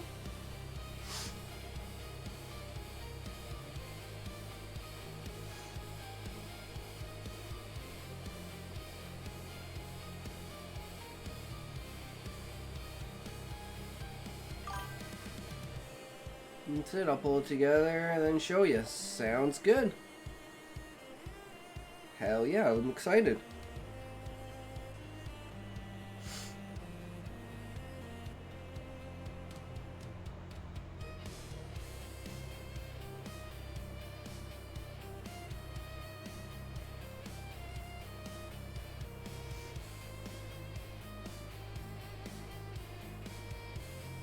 $54%! Come on, finish, damn it! This is so annoying. Uploaded. See video.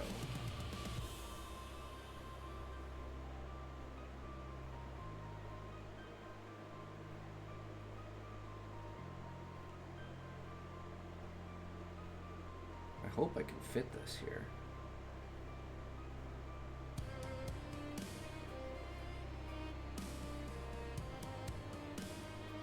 And we want to pin this.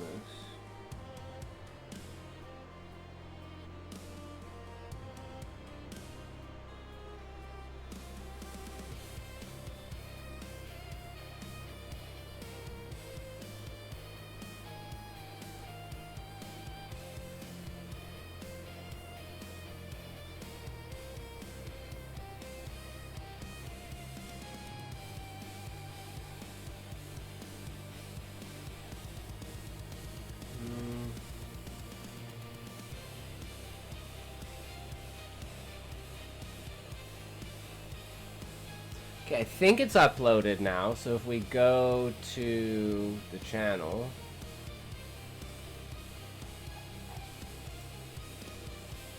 and we go to shorts,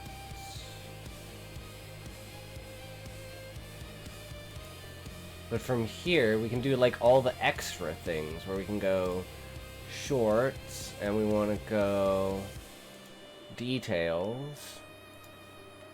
And we want to go into the description because we never got a chance to do this.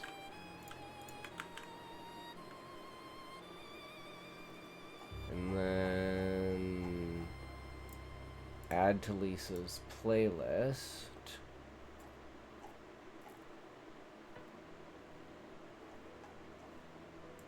I think that's everything.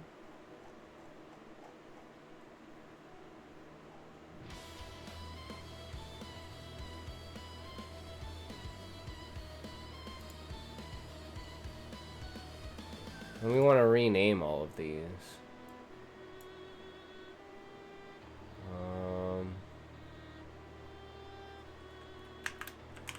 Won't go down these dark alleys. Hashtag story, hashtag horror, hashtag narrative.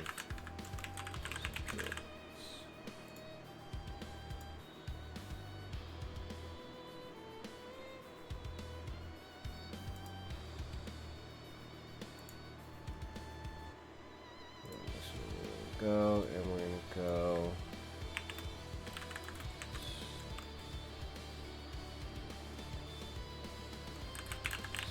mysterious letter tells the true AI. Hashtag story, hashtag narrative, hashtag horror.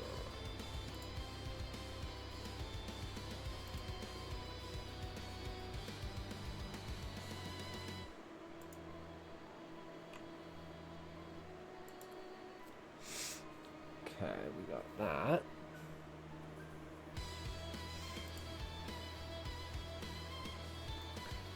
And we want to rename this.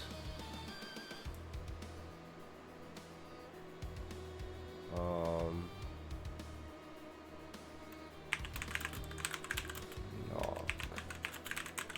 Changed my life forever.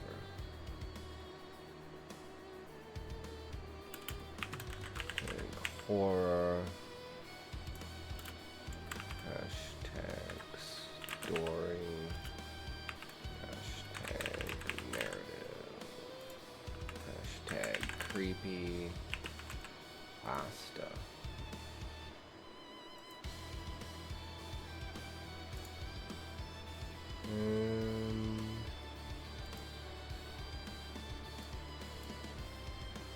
Change this one to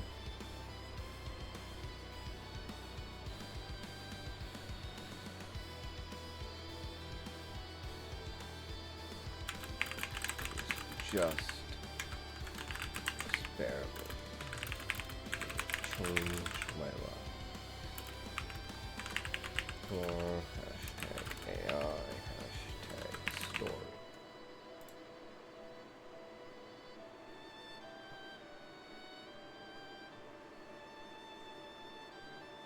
Just having a hard time with this one.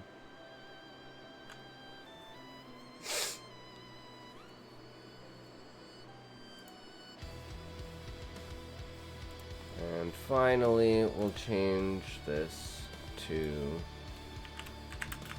depths of the truth to AI will shock.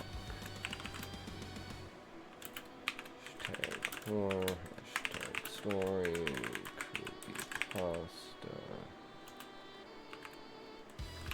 narrative. Oops.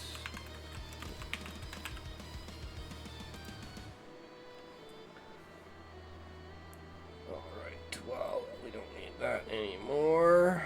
Get off of there. So annoying for that.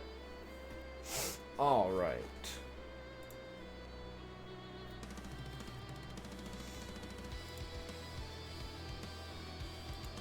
And then it should go through those eventually. We've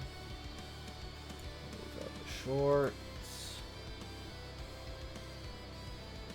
So all we need is get fucking TikTok to work. Get the TikTok to work.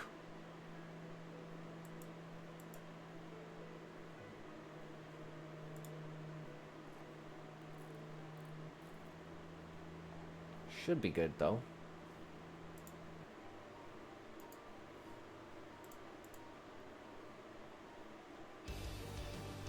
Alright, I don't think we need to worry about this anymore. Yeah, I can't post on TikTok. So there's kind of nothing else I can really do, right? Really unfortunate.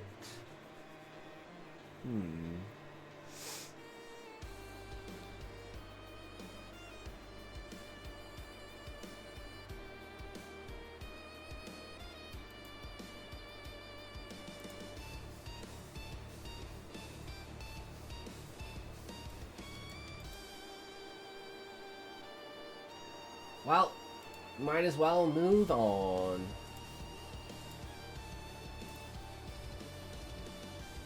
Okay, we can get rid of this. That. That there. Noise on that. Let's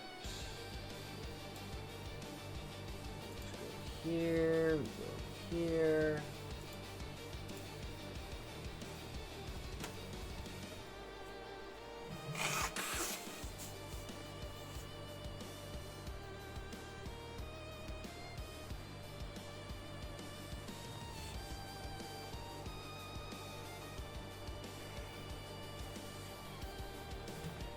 And now we shall read The Wheel of Time.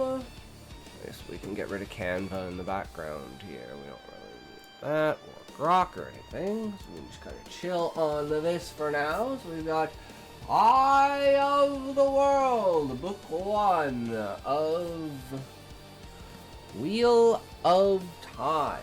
So we'll take a toke and then we can jump right into it.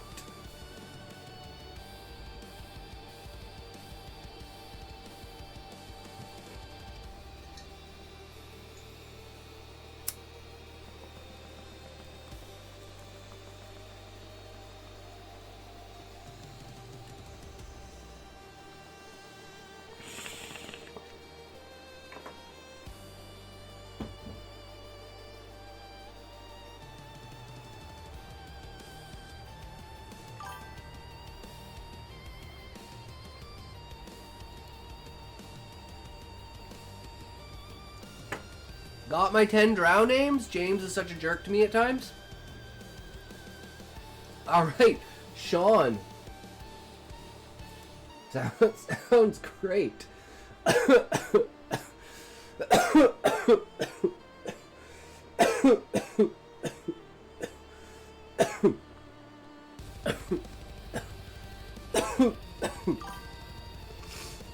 Working on 48 right now.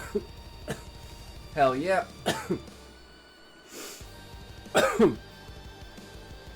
Are you ready for me to read your story, or do you want me to read Wheel of Time first? Now that I'm done uploading all that bullshit.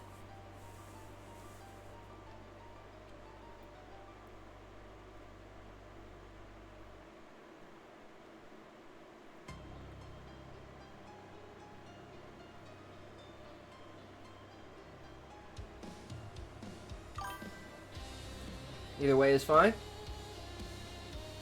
Alright, we'll start with you just in case. Always good. Don't want to hold you up in case it's a really, really long chapter or some shit like that, right?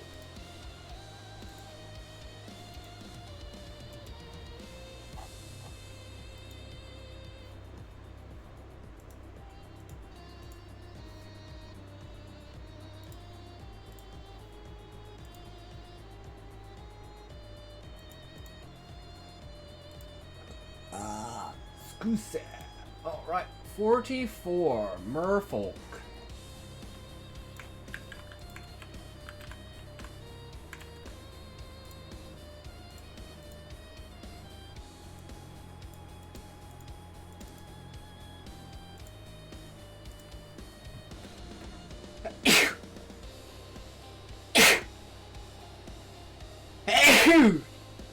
Oh, excuse me. Jesus.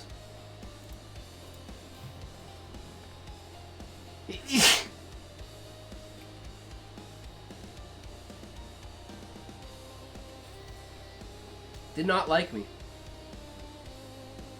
Did not like me at all. Oh.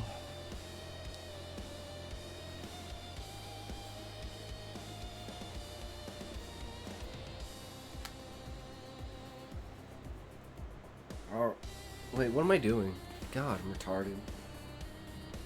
Oh, you didn't see anything. You didn't see. You guys didn't see it. What are you fucking talking about? I have no idea what you're talking about. Alright.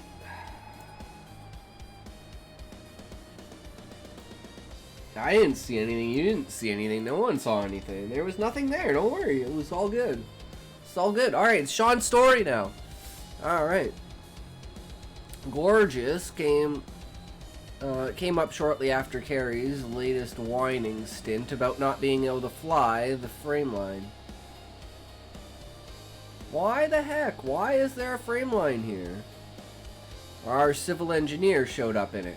She thought the situation was dire, I explained, using air quotations when I said the word dire. Let me guess, they sent Yvonne, didn't they? She asked knowingly. Ah, I guess it makes sense you'd know her too. Cressa claimed to love her like a sister, so with her being someone you know, I should have realized it. Heh. Yeah, I know, Yvonne. She's really good at her job, but thinking about anything outside that, well, yeah, she's a tad slow on the uptake for anything outside engineering. Shook her head in amused exasperation. Oh, I had a thought a while ago and wanted to bring it up while we're here. Our oceans are, to put it mildly, polluted. They're better than they have been, but it's not clean by any stretch. Would it be at all possible to relocate some merfolk here? Even allowing for some, like, 2,000 merfolk to migrate to your oceans would make a huge difference for their quality of life. Sure, they could help your fishing industry. Better if they participated in the Coast Guard, reporting on suspicious craft and helping in water rescues and the like. Plus, they could mine mineral deposits in the ocean, whereas if land-bound people did that, it would cause the same pollution that you're trying to recover from, I suggested. Vanessa looked thoughtful. What are these people like? They have fish-like tails, only instead of side to side, they go up and down. They can just really high? Is that supposed to say jump?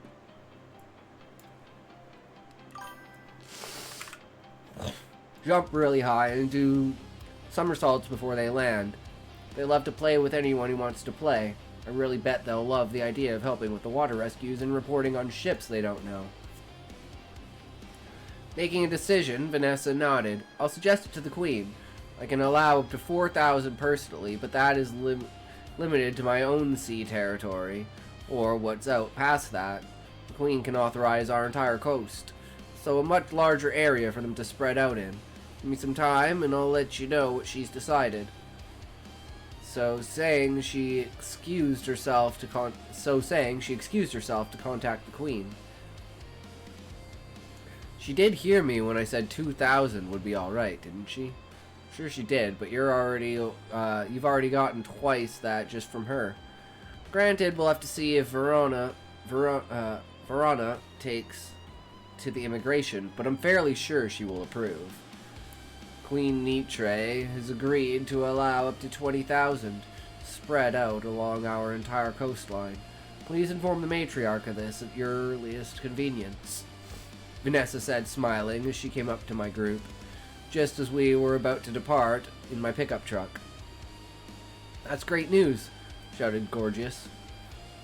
I know the matriarch will be happy at the offer. I doubt we'll get quite that many, but then again, if it's younger adults, that could be really good for their people as a whole, letting the younger generations regain their strength and clean waters and all. Thank you so much, she plastered Vanessa with a tight hug.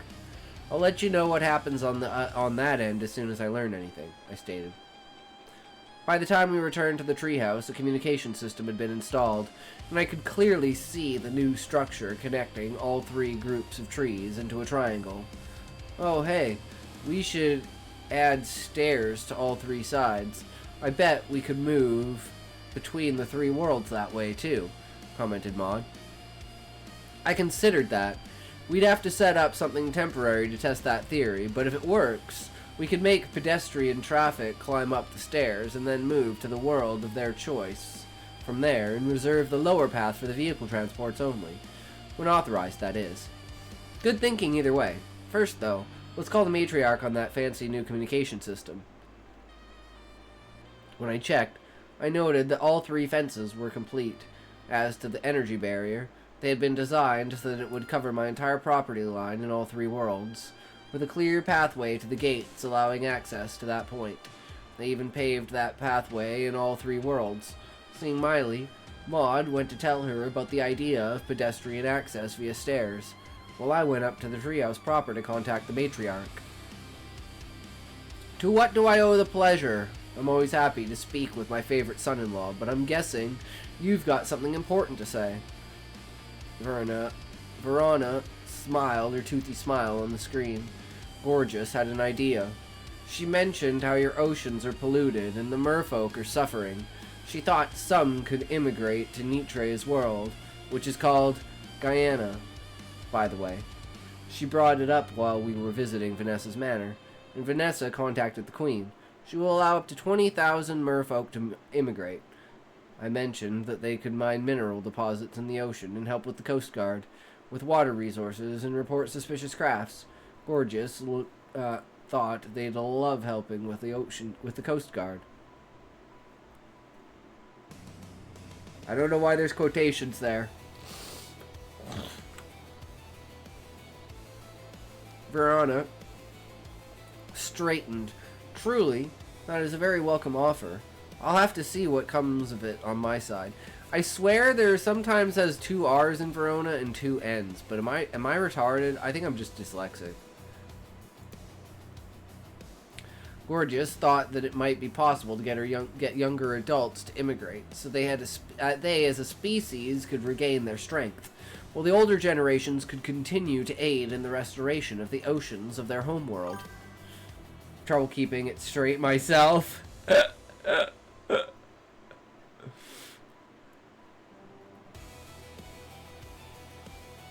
Not sure if that will change anything, but it's a valid idea. I must make contact with the merfolk. That is a very good approach. I'll contact you when I know anything. Give my girl some extra love tonight. She cut the communication.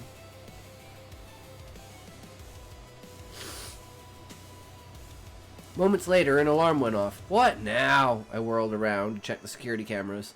More had been added in such a way to allow me to check all 3 worlds at the same time. What I saw was another Dreadfang. Well, at least Karena will have plenty of fresh blood. Grabbed my new rifle and made my way to the lower observation platform, kicking the Valdrock traps aside as I went. I needed to reset them all. Could that be what drew the thing in? Karena came up behind me and gasped at the sight of the beast. By the gods, that thing's a monster! Grunted and took aim. Exhaling, I gently squeezed the trigger, and the round slammed into the Dreadfang's chest. Well, I think I made it angry. Should have used the shotgun again.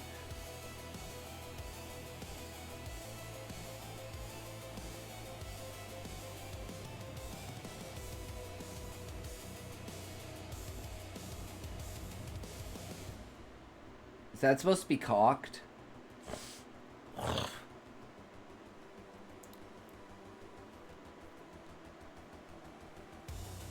Cocked the gun again, aimed at the thing's eye, squeezing the trigger. Was rewarded by a fountain of gunk out of the Dreadfang's eye socket. Angrier still and half blind, too. Poor thing. I wish you could have killed it in one shot, Karena complained. Me too. Last time it was a single shot. But I was using a shotgun. It's shorter range, but it's powerful.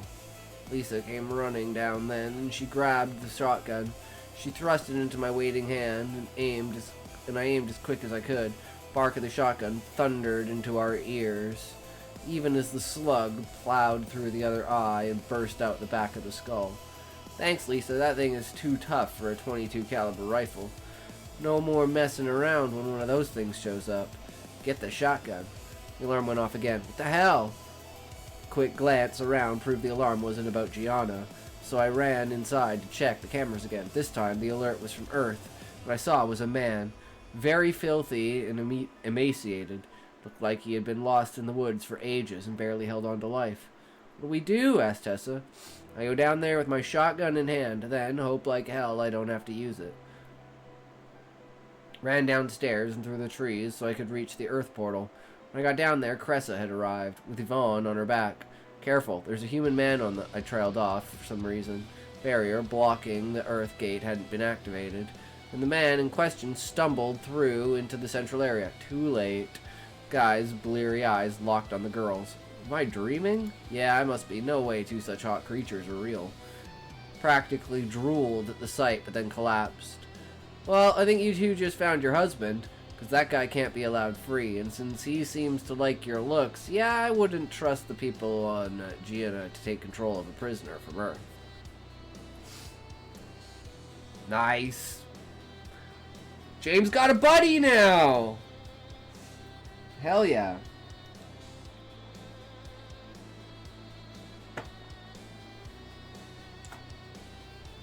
I mean, wandering off the trail, what happened now, right?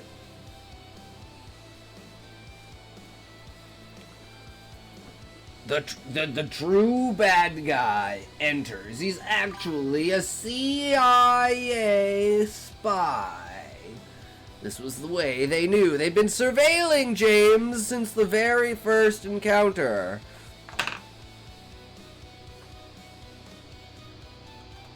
He would know. He would know very well what it was. Twist!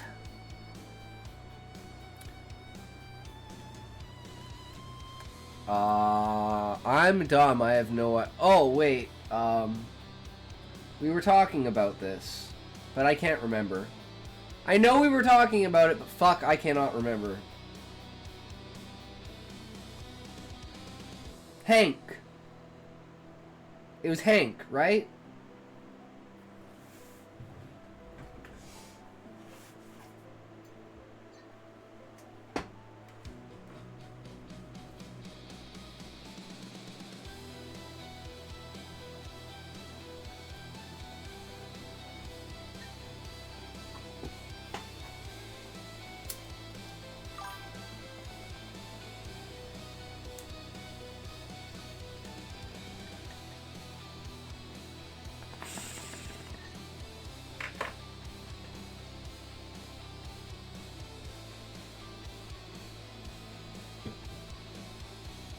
Yeah.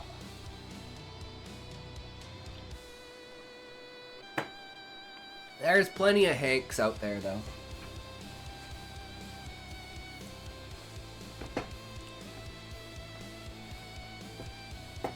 One of the first Hanks I think of is from Corner Gas.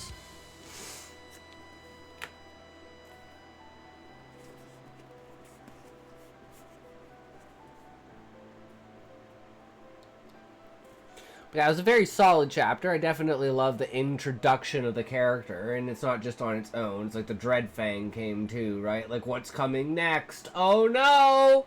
How big is this? How bad is this? And then we get to see some merfolk. That'll be interesting. Interested in that. We still have to go back to the bandits and figure all that stuff out too, right? So hopefully they'll be able to figure out something that can lead to more clues. Isn't there also supposed to be a trial happening at some point in time for the people that they've caught using, like, slaves and stuff like that? I don't quite remember if that's been resolved 100% or not, Sean. The nobles that were caught in the mine shaft and stuff like that.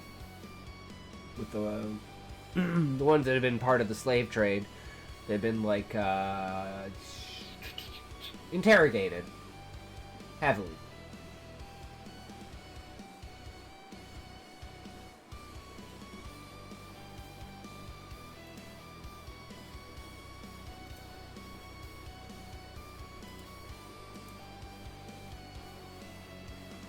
Alright, now we're finally on to Eye of the World by Robert Jordan, the first book of the Wheel of Time.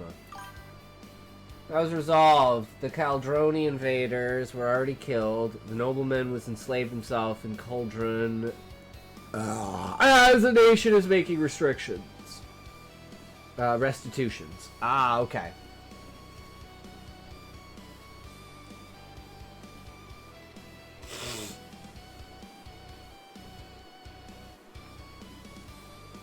Chapter 23, Wolf Brother. From the start, Perrin knew the journey to Camelin was going to be far from comfortable. Beginning with Egwene's insistence that they take turns riding Bella. They did not know how far it was, she said, but it was too far for her to be the only one who rode. Her jaw firmed and her eyes stared at him unblinking. I'm too big to ride Bella, he said. I'm used to walking, and I'd rather. And I'm not used to walking, Egwene said sharply. That isn't what I'm the only one who's supposed to get saddle sore. Is that it? And when you walk till your feet are ready to fall off, you'll expect me to look after you. Let it be, he breathed when she looked at, like, going on. Anyway, you'll take the first turn. Her face turned even more stubborn, but he refused to let her get a word in edgewise. If you won't get in the saddle by yourself, I'll put you there. She gave him a startled look, and a small smile curved her lips. In that case, she sounded as if she were about to laugh, but she climbed up. He grumbled to himself as he turned away from the river. Leaders and stories never had to put up with this sort of thing. Egwene did insist on him taking his turns, but whenever he tried to avoid it, she bullied him into the saddle. Blacksmithing did not lend itself to a slender build, and Bella was not very large as horses went. Every time he put his foot in the stirrup, the shaggy mare looked at him with what he was sure was reproach. Small things, perhaps, but they irritated soon.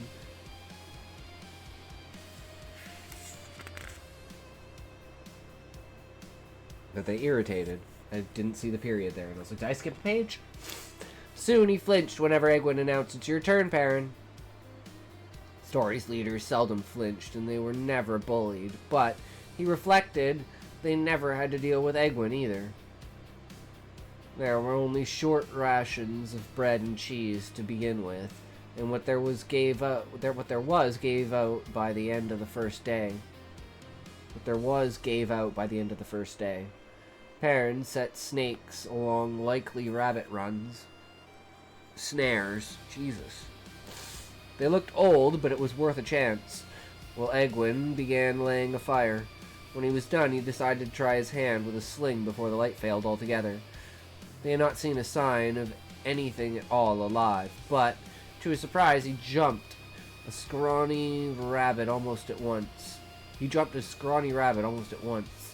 So surprised when it burst from under a bush right behind his feet, it almost got away, but he fetched it at 40 paces, just as it was darting around a tree. When he came back to the camp with a rabbit, Egwene had broken limbs, all laid for the fire, but she was kneeling beside the pile with her eyes closed. "What are you doing? You can't wish a fire." Egwene gave a jump at his first words, and twisted around to stare at him with a hand at her throat. You startled me." "I was lucky," he said, holding up the rabbit. Get your flint and steel. We eat well tonight, at least. I don't have a flint, she said slowly. It was in my pocket, and I lost it in the river. Then how? It was so easy back there on the riverbank, Perrin. Just the way Moiraine Sedai showed me. I just reached out, and she gestured as if grasping for something, then let her hand fall to his side. I can't find it now. Perrin licked his lips unsteadily. The power? She nodded, and he stared at her. Are you crazy? I mean, the one power? You can't just play around with something like that. It was so easy, Perrin. I can do it. I can channel the power. He took a deep breath. I'll make a fire bow, Egwene. Promise you won't try this thing again. I will not. Her jaw firmed in a way that made him sigh. You would give up that axe of yours? Would you give up that axe of yours, Perrin Ayabara? I will not. Her jaw firmed in a way that made him sigh. Would you give up that axe of yours, Perrin Ayabara? Abara? Would you walk around with one hand to hide behind your back? I won't do it. I'll make the fire bow, he said wearily. At least, don't try it again tonight, please.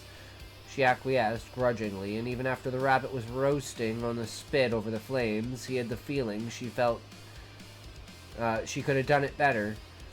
She would not give up trying either. Every night, though, the best she ever did was a trickle of smoke that vanished almost immediately. Her eyes dared him to say a word. He wisely kept his mouth shut. After that one hot meal, they subsisted on coarse wild tubers and a few young shoots. With still no sign of spring, none of it was plentiful, and none of it tasty either. Neither complained, but not a meal passed without one or the other sighing regretfully, and they both knew it was for the tang of a bit of cheese or even the smell of bread, a find of mushrooms, queen's crowns, the best. One afternoon in a shady part of the forest was enough to seem a great treat. When they gobbled them down, laughing and telling stories from back in Edmund's Field, stories that began, do you remember when? Oh shit, yo, what's up? What's up, Cudsy? Straight to the Shadow Road! Love it. And thinks he'd be a perfect match for us. I'm not that interested.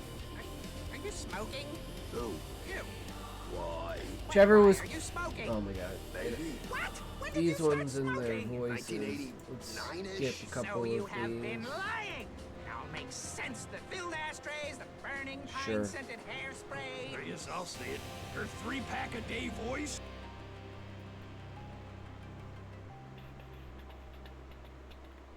Do you remember when? But the mushrooms did not last long, and neither did the laughter.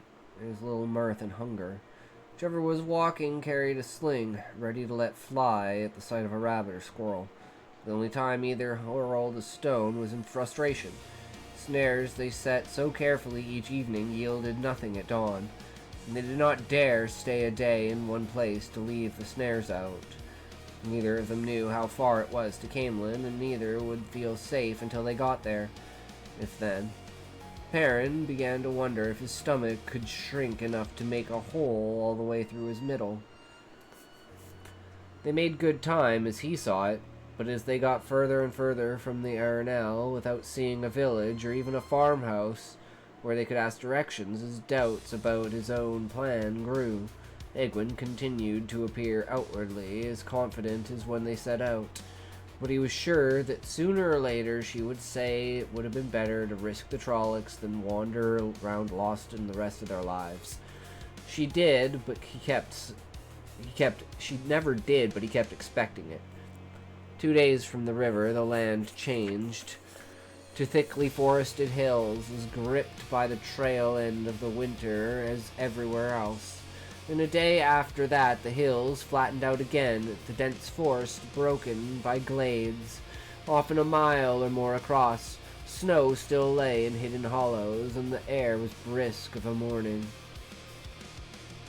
and the wind cold always.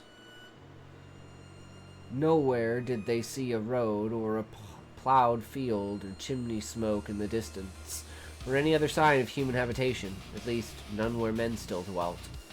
Once the remnants of tall stone ramparts encircled a hilltop, parts of roofless stone houses stood inside the fallen circle.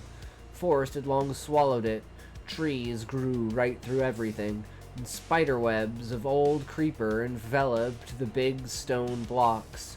Another time they came on the stone tower, broken, topped, and brown with old moss, leaning on the huge oak whose thick roots were slowly toppling it. But they found no place where men had breathed in living remembrance. Memories of Shadar Lagoth kept them away from the ruins and hurried their footsteps until they were once more in deep places that seemed never to have known a human footstep. Dreams plagued Perrin's sleep, fearful dreams. Baalzamon was in them, chasing him through mazes, hunting him, but Perrin never met him face to face. Ads! Oh god, ads. Ads are the killer of all things. Death be to ads. Never again shall we fall among ads. They are the worst. Why? I don't know, but I don't watch and others know. They watch, they see, they buy. I don't know, I don't watch. I'm immune to ads. I'm immune to ads. This guy says he's immune to ads. So we'll bring some ads in and we're going to see how immune he is to these ads. Ooh, I'm gonna go buy some McDonald's. Dude, we haven't even started yet and you already fell for the ad. Wait, that was an ad? Oh, fuck. Wait, that was an ad? It was just a guy standing there with a hamburger. Dude, it was a picture of a guy standing there with a hamburger. Am I retarded? Yes. Oh, fuck. Well, what are you gonna do? I tried. It was unsuccessful. Very, very unsuccessful. But Alzamon was in them, chasing him through mazes, hunting him, but Perrin never met him face to face.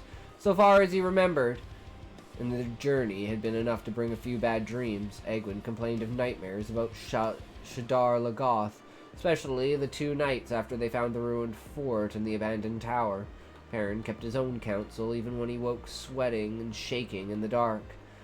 She was looking to him to lead them safely to Camlin, not share worries about which they could do nothing.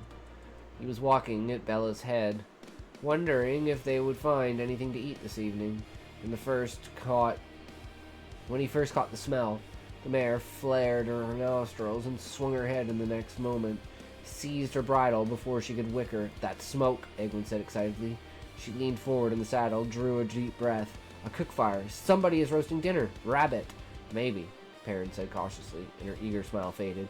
He exchanged his sling for the wicked half-moon of the axe. His hands opened and closed uncertainly on the thick haft. It was a weapon, but neither his hidden practice behind the forge nor Lan's teachings had really prepared him to use it as one.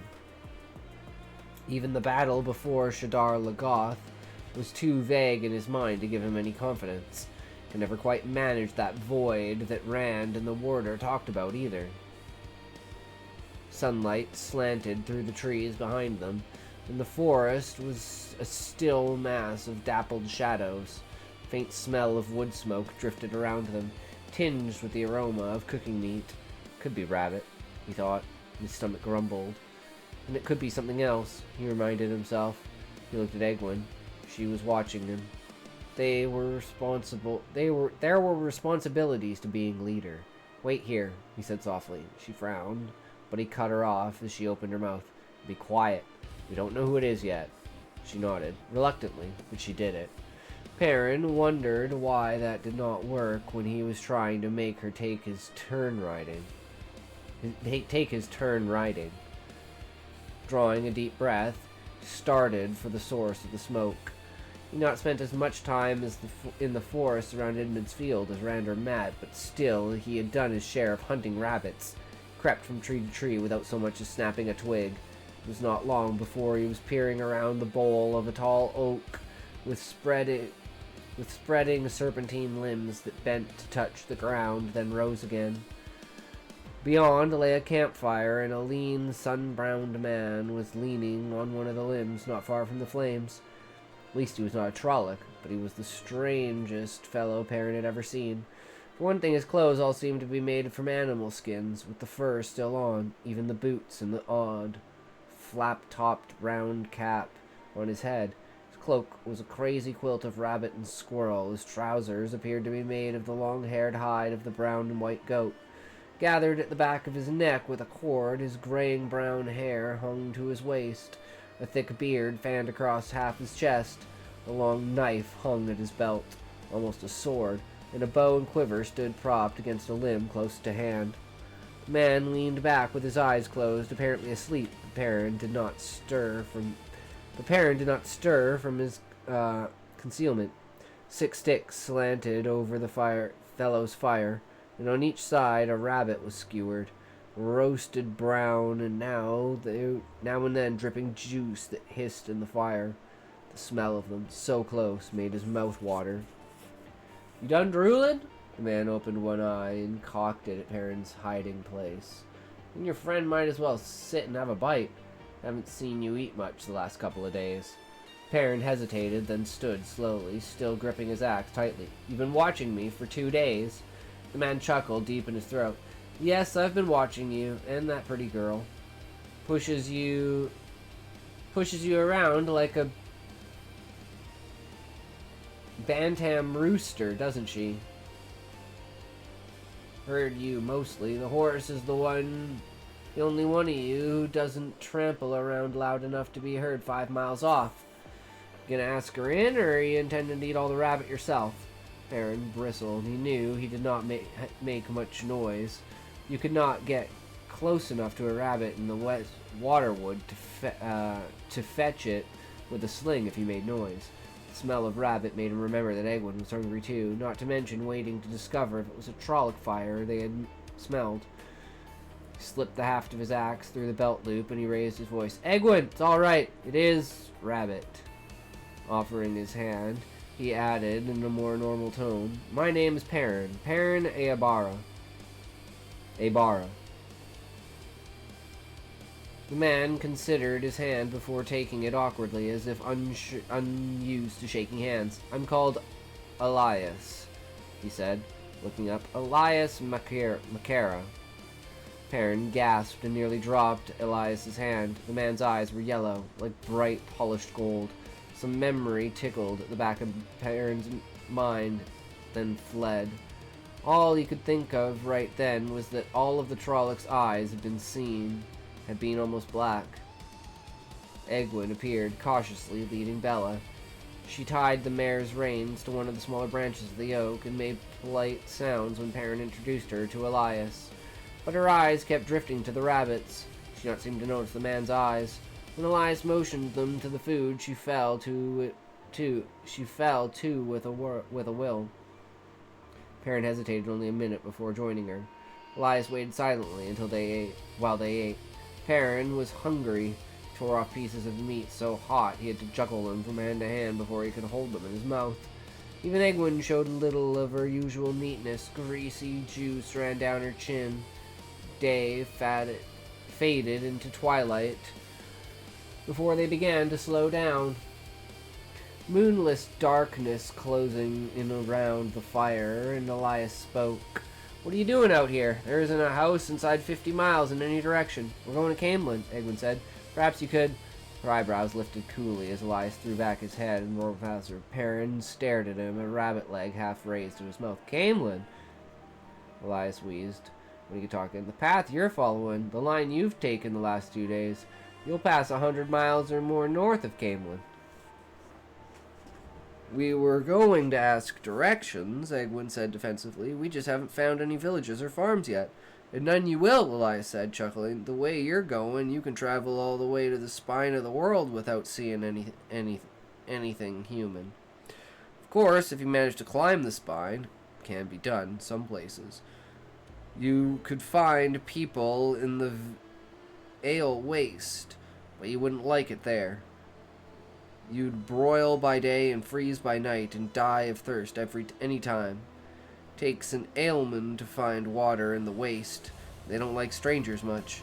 No, not much, I'd say. Set off into another more furious burst of laughter. This time, actually rolling on the ground. Not much at that, he managed. Shadow Realm! See you in the Shadow Realm. Bye.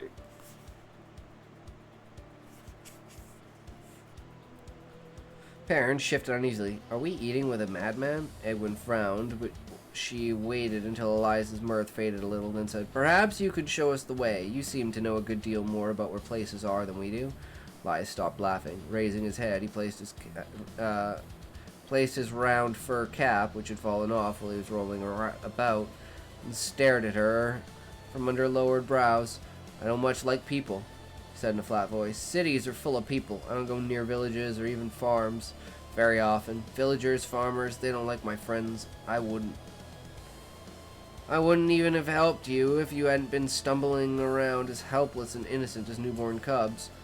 But at least you could tell us which way to go, she insisted. If you direct us to the nearest village, even if it's 50 miles away, surely they'll give us directions to Camelin. Be still, Elias said. My friends are coming.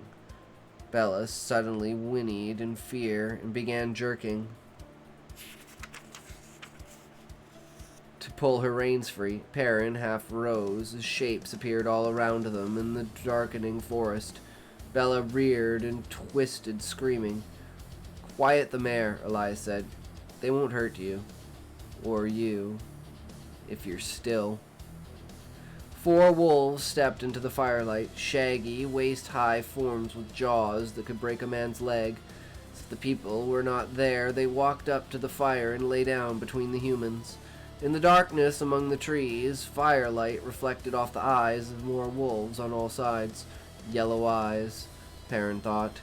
Like Elias's eyes. That's what he had been trying to remember. Carefully watching the wolves among them, he reached for his axe. I would not do that, Elias said. If they think you mean harm, they'll stop being friendly. They were staring at him. Those 4 wolves, Perrin saw. He had the feeling that all the wolves, those in the trees as well, were staring at him. It made his skin itch. Cautiously, he moved his hands away from the axe. He imagined he could feel the tension ease among the wolves. Slowly, he sat back down. His hands shook until he gripped his knees to stop them. Egwene was so stiff she almost quivered. One wolf, close to black with a lighter gray patch on his face, lay nearly touching her. Bella had ceased her screaming and rearing. Instead, she stood trembling and shifting in an attempt to keep all of the wolves in view, kicking occasionally to show the wolves that she could, intending to sell her life dearly.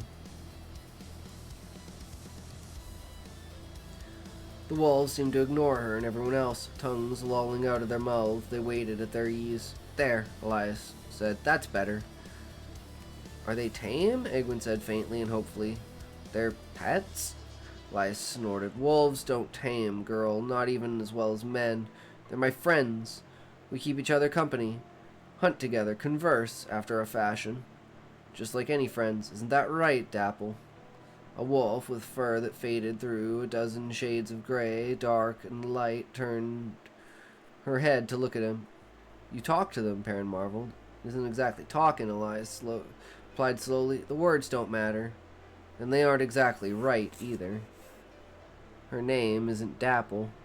It's something that means the way shadows play, and it's something that means the way shadows play in a forest pool at a midwinter dawn, and the breeze rippling the surface and the tang of ice when the water touches the tongue, a hint of snow before nightfall in the air.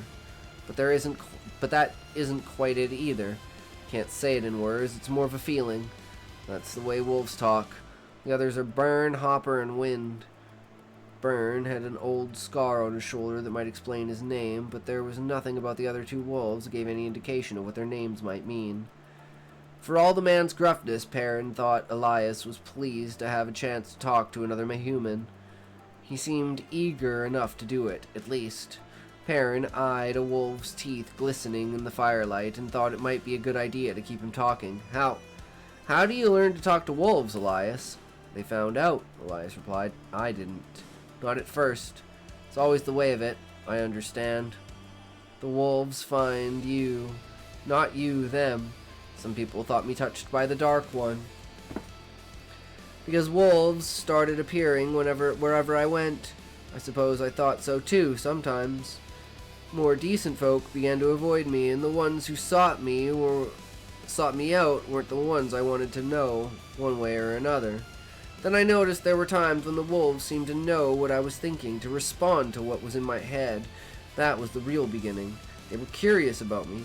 Wolves can see people usually, but not like this. They were glad to find me. They say it's been a long time since they hunted with men, and when they say a long time, feeling I get is like a cold wind howling all the way down from the first day. I never heard of men hunting with wolves, Egwene said. Her voice was not entirely steady, but the fact that the wolves were just laying there seemed to give her heart. If Elias heard her, he gave no sign. Wolves remember things differently from the way people do, he said. His strange eyes took on a faraway look, as if he were drifting off in the flow of memory himself. Every wolf remembers the history of all wolves, or at least the shape of it. Like I said, can't be put into words very well. They remember running down prey side by side with men, but it was so long ago that it's more than like a shadow of a shadow than a memory. It's very interesting, Egwene said, and Elias looked at her sharply. No, I mean it. It is. She wet her lips. Could you teach us how to talk to them? Elias snorted again. It can't be taught. Some can do it, some can't. They say he can. He pointed at Perrin. Perrin looked at Elias's finger as if it were a knife. He really is a madman. The wolves were staring at him again. He shifted uncomfortably. You say you're going to Camelin, Elias said. But that still doesn't explain what you're doing out here. Days from anywhere. Tossed back his fur-patched cloak and lay down on his side, propped on one elbow, and waited expectantly. Perrin glanced at Egwene. Early on, they had concocted a story for when they found people, to explain where they were going, and going without bringing them any trouble, without letting anyone know where they were really from, or where they were really going. Eventually, who knew what careless word might reach a Fade's ear? They had worked on it every day, patching it together, honing out flaws, and they had decided Egwene was the one to tell it. She was better with words than he was, and she claimed she could always tell he was lying by his face. Egwene began at once, smoothly. They were from the north, from Saldea, from farms outside a tiny village. Neither of them had been more than 20 miles from home in their whole lives before this, but they had heard gleeman stories of merchants' tales, and they wanted to see some of the world. Camelin and Ilion, the Sea of Storms, and maybe even the fabled islands of the sea folk. Perrin listened with satisfaction. Not even Thom Merrilin could have made a better tale from the little they knew of the world outside the two rivers, or one better suited to their needs. From Saldea, eh? Wise said when he was done. Perrin nodded. That's right. We thought about seeing Maradon first, but I'd surely like to see the king, but the capital city would be the first place our fathers would look. That was his part of it, to make it plain they had never been to Maradon. That way no one would expect them to know anything about the city, just in case they ran into someone who really had been there. It was a long way from Edmund's Field and the events of Winter Night. Nobody hearing the tale would have any reason to think of Tar Valon or Aes Sedai. Quite a story, Elias nodded. Yes, quite a story. There's a few things wrong with it, but the main thing is Dapple says it's all a lump of lies, every last word.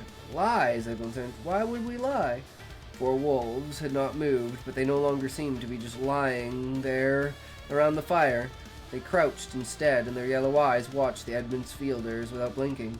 Perrin did not say anything, but his hand strayed to the axe at his waist.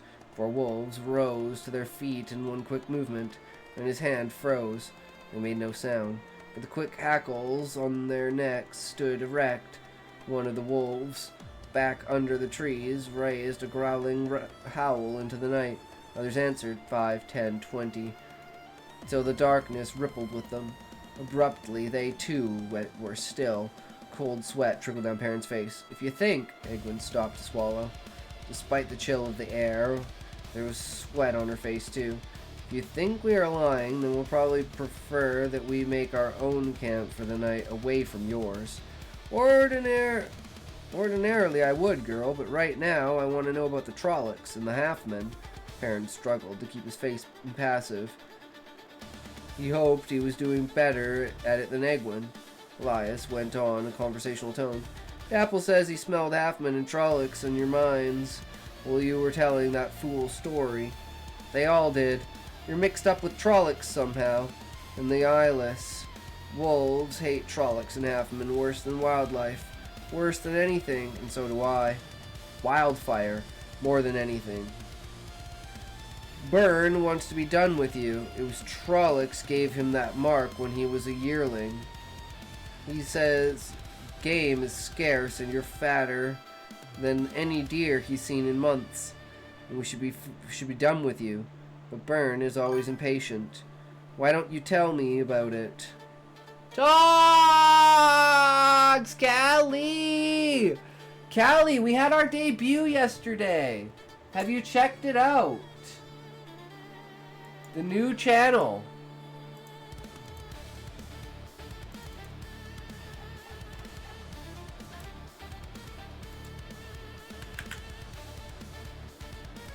Callie, go check out the new channel. We got everything live now. It's been a good time.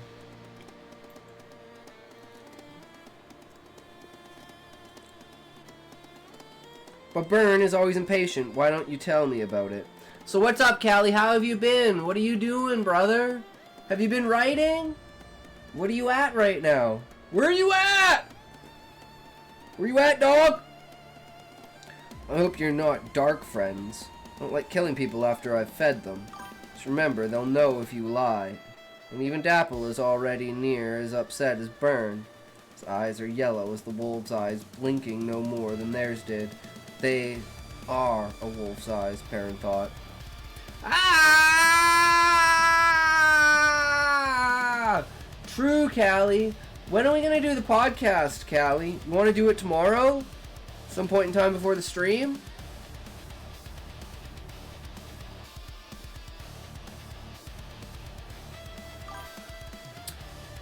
One question at a time, you dingus. I'm sorry. I'm a spammer. I'm a spammer, Callie. I haven't seen you in a day. I'm excited. Okay? Okay? Sorry.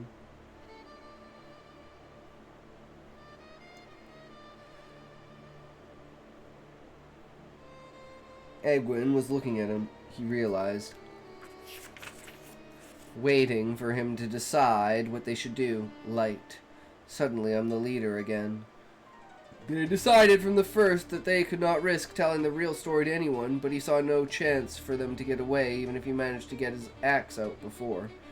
Dapple growled deep in her throat, and the sound was taken up by the other 3 around the fire, then by the wolves in the darkness. The menacing rumble filled the night. Watch the video I posted!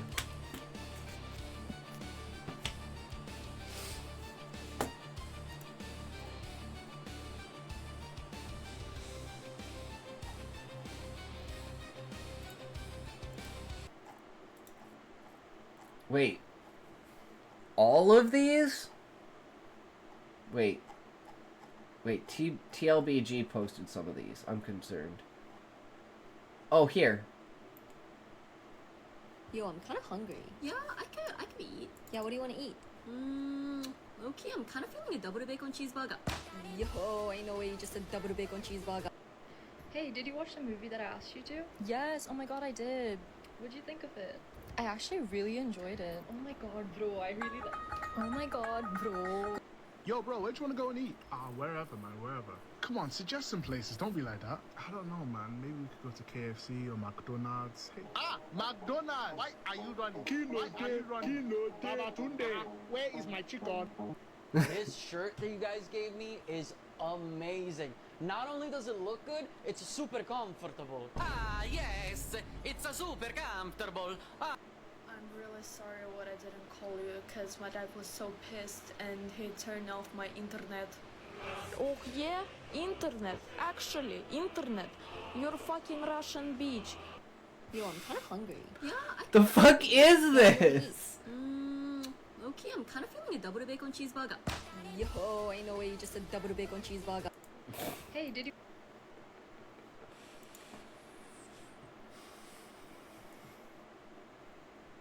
I don't know, Callie. Not my kind of thing, you know. I just...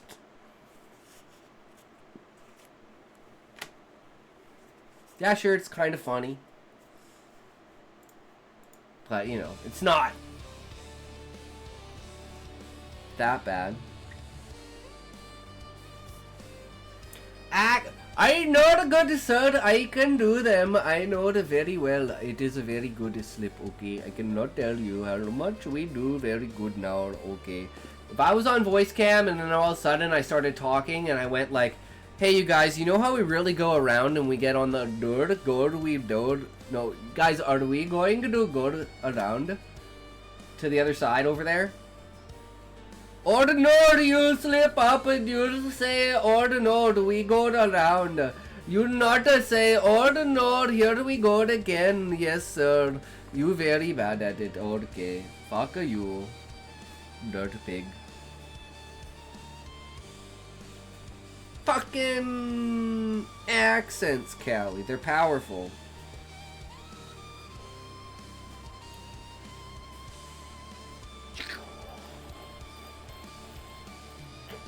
I don't know where I am.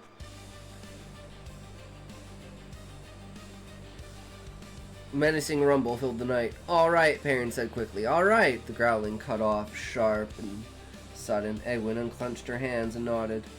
It all started a few days before winter night, Perrin began, when our friend Matt saw a man in a black cloak.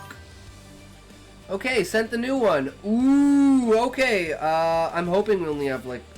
Yeah, we only have another page and a half. So, probably like 5 minutes, and then we'll read that. Sound good, Shadow?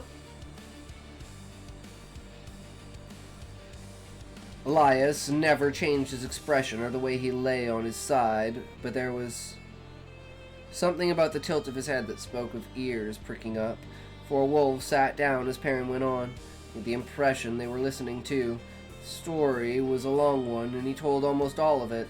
The dream he had and the others had, and Barrelin, though he kept to himself. He waited for the wolves to make some sign that they caught the omission, but they only watched. Dapple seemed friendly, Byrne angry. He was hoarse by the time he finished. And if she doesn't find us in Camelin, we'll go on to Tarvalon. We don't have any choice except to get help from the Aes Sedai. Trollocs and Halfman this far south, Elias mused. Now that's something to consider.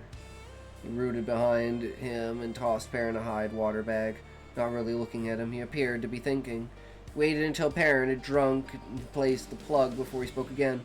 I don't hold with Aes Sedai, the Red Ajah, those that like hunting for men who mess with the One Power. They wanted to gentle me once, I told them in their faces. They were Black Ajah. Serve the Dark One, I said. They didn't like that at all. They couldn't catch me, though, once I got into the forest. But they did try, yes they did, come to that. I doubt any Aes Sedai would take kindly to me after that. I had to kill a couple of warders. Bad business, that, killing warders. Don't like it. It's talking to wolves, Perrin said uneasily. It has to do with the power? Of course not, Elias growled. Wouldn't have worked on me, gentling. But it made me mad. them wanting to try. This is an old thing, boy. Older than Aes Sedai, older than anybody using the One Power. Old as mankind, old as wolves. They don't like that either, Aes Sedai. Old things coming again. I'm not the only one. There are other things, other folk. Makes Aes Sedai nervous, makes them mutter about ancient barriers weakening. Things are breaking apart, they say. They're afraid the Dark One will get loose, is what. You'd think I was to blame the way some of them looked at me, Retta, Ja, anyway. Some of the others, too. The Amberlin seat, I keep clear of them, mostly, and clear of friends of Aes Sedai as well. You will, too, if you're smart. I'd like nothing better than to stay away from Aes Sedai, Perrin said. Egwene gave him a sharp look. He hoped she would not burst out that she wanted to be an Aes Sedai, but she said nothing, though her mouth tightened, and Perrin went on. It isn't as if we had a choice. We've had Trollocs chasing us, and Fades, and Drakkar. Everything but dark friends. Fucking ads.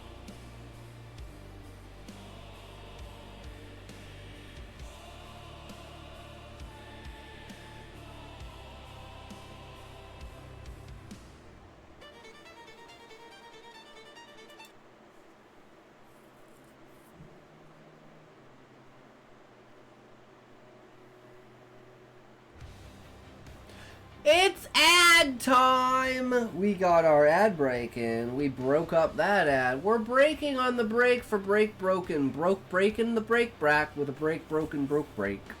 Break broken break broken. Break broken brack brokes. Broke breaks the break broken brack brones. Brone brew break brin brows. Brew bro brin brays. Brew bray brow. Yeah, these are all bad. Okay, let's skip down the fuck this playlist like a shit ton.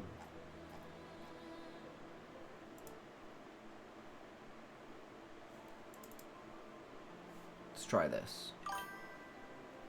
True! We're just monkeying around!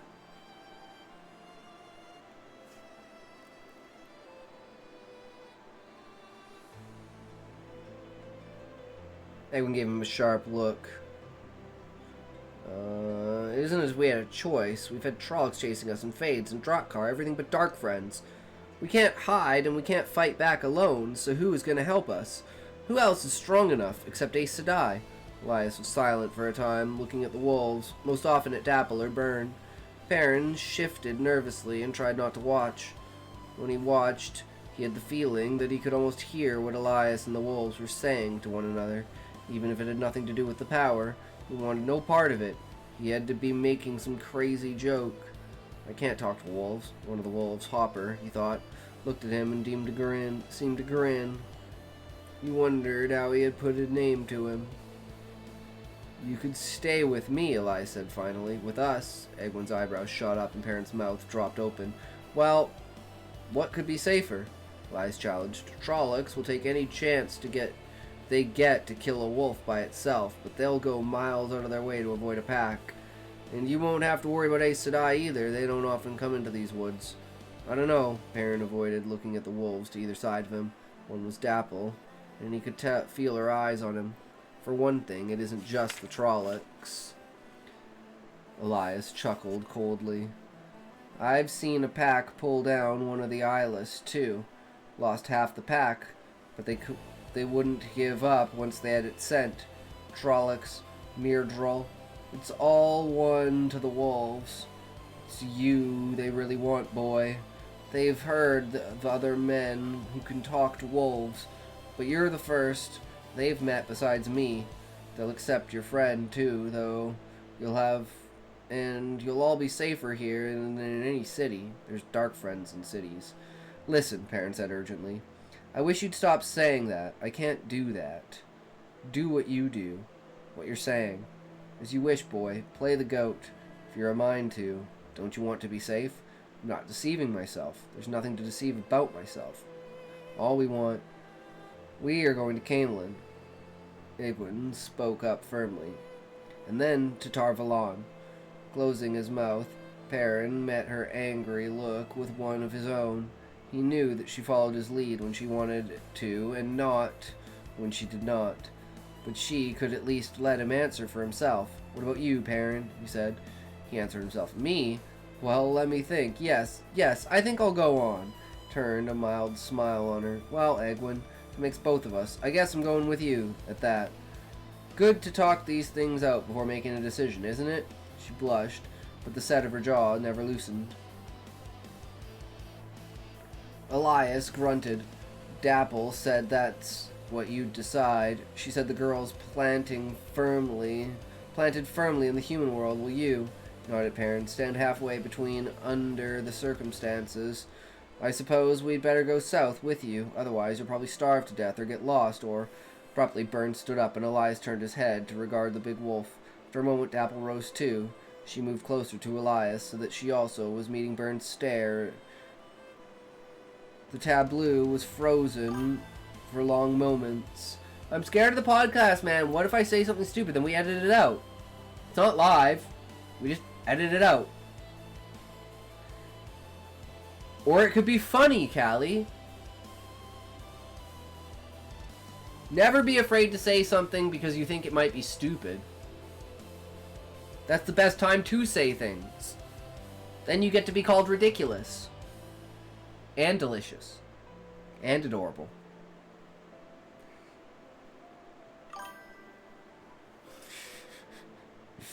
Some of the males could best her if they challenged, but she's smarter than any of them.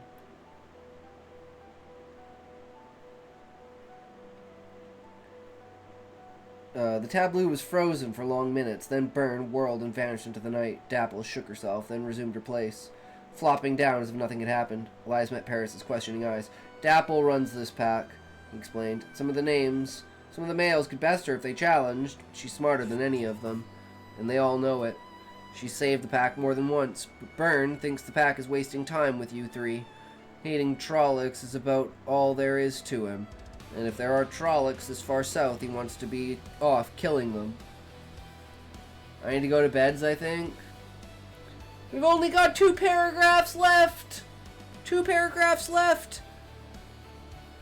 We quite understand, Egwin said, sounding relieved.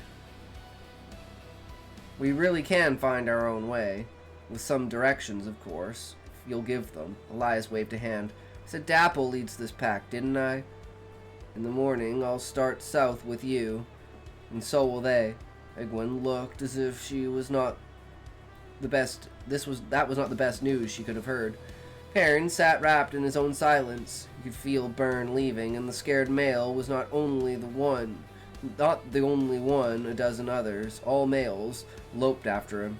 He wanted to believe it was all Elias playing on his imagination, but he could not.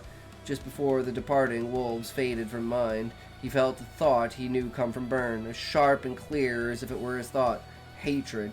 Hatred, and the taste of blood.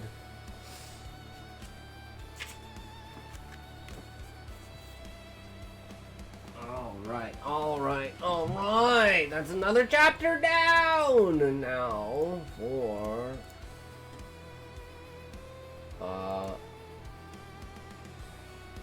Is this the story? The one on Facebook? Or is this something else? Oh, this is the thing.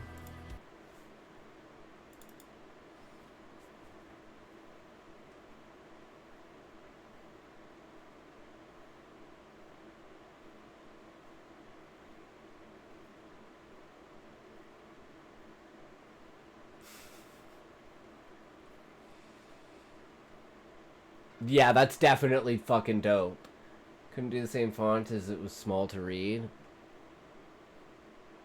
Still works. Still looks the same, right? It's that yellow. Like, I'd say that's like the yellow Quentin Tarantino color, right? Like, I'm just imagining, like, Django Unchained playing in the background. Django.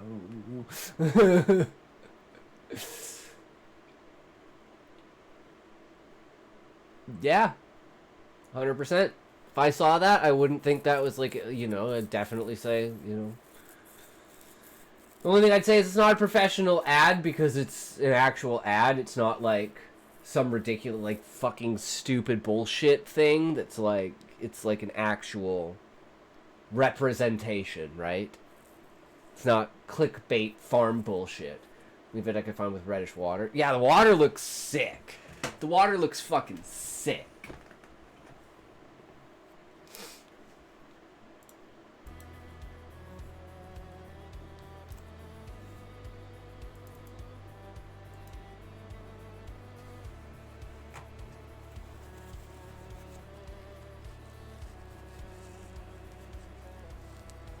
It's what it looked like in the story, so it works. Hell yeah.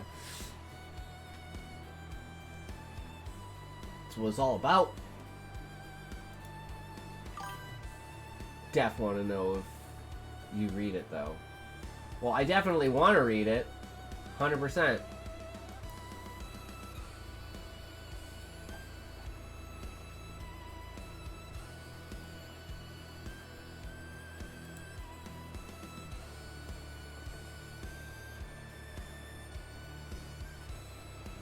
Oh, now the question is, then do it, and then update me what you think as you read.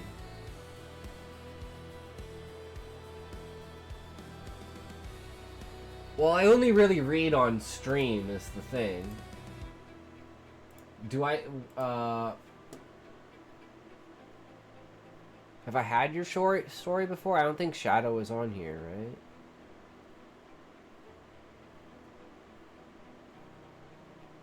So where is your story posted? I swear we read chapter 1, didn't we? But that might have been in the... You never just read, like, before bed. Read, like, before bed. It's on Amazon, goof.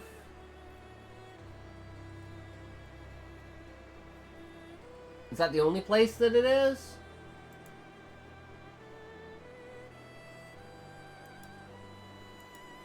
Do you have, like, a PDF copy?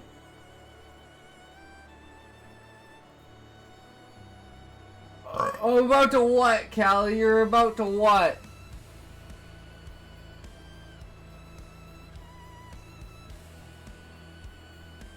About to fry some eggs? Hell yeah, Callie.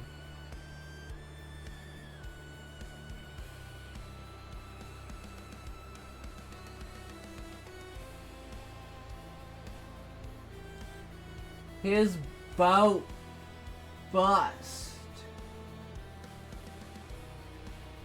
Queen!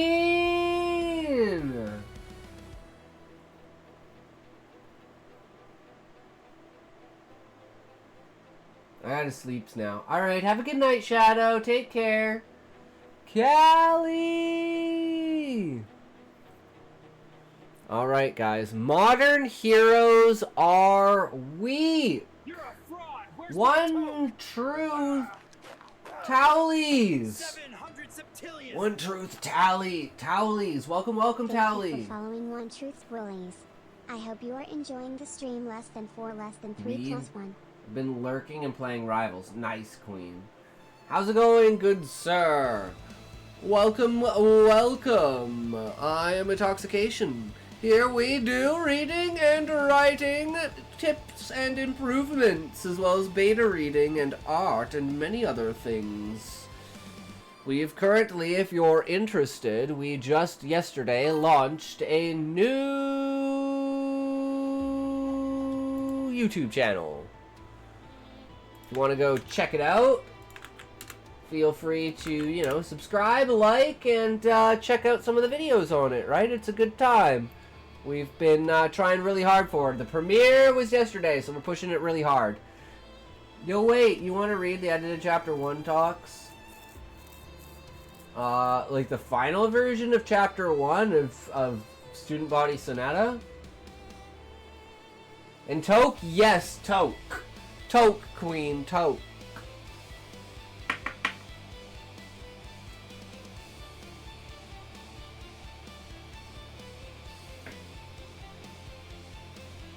Toke, Toke, Toke, Toke, Toke. Let's go, Toke. 3, 2, 1, Toke!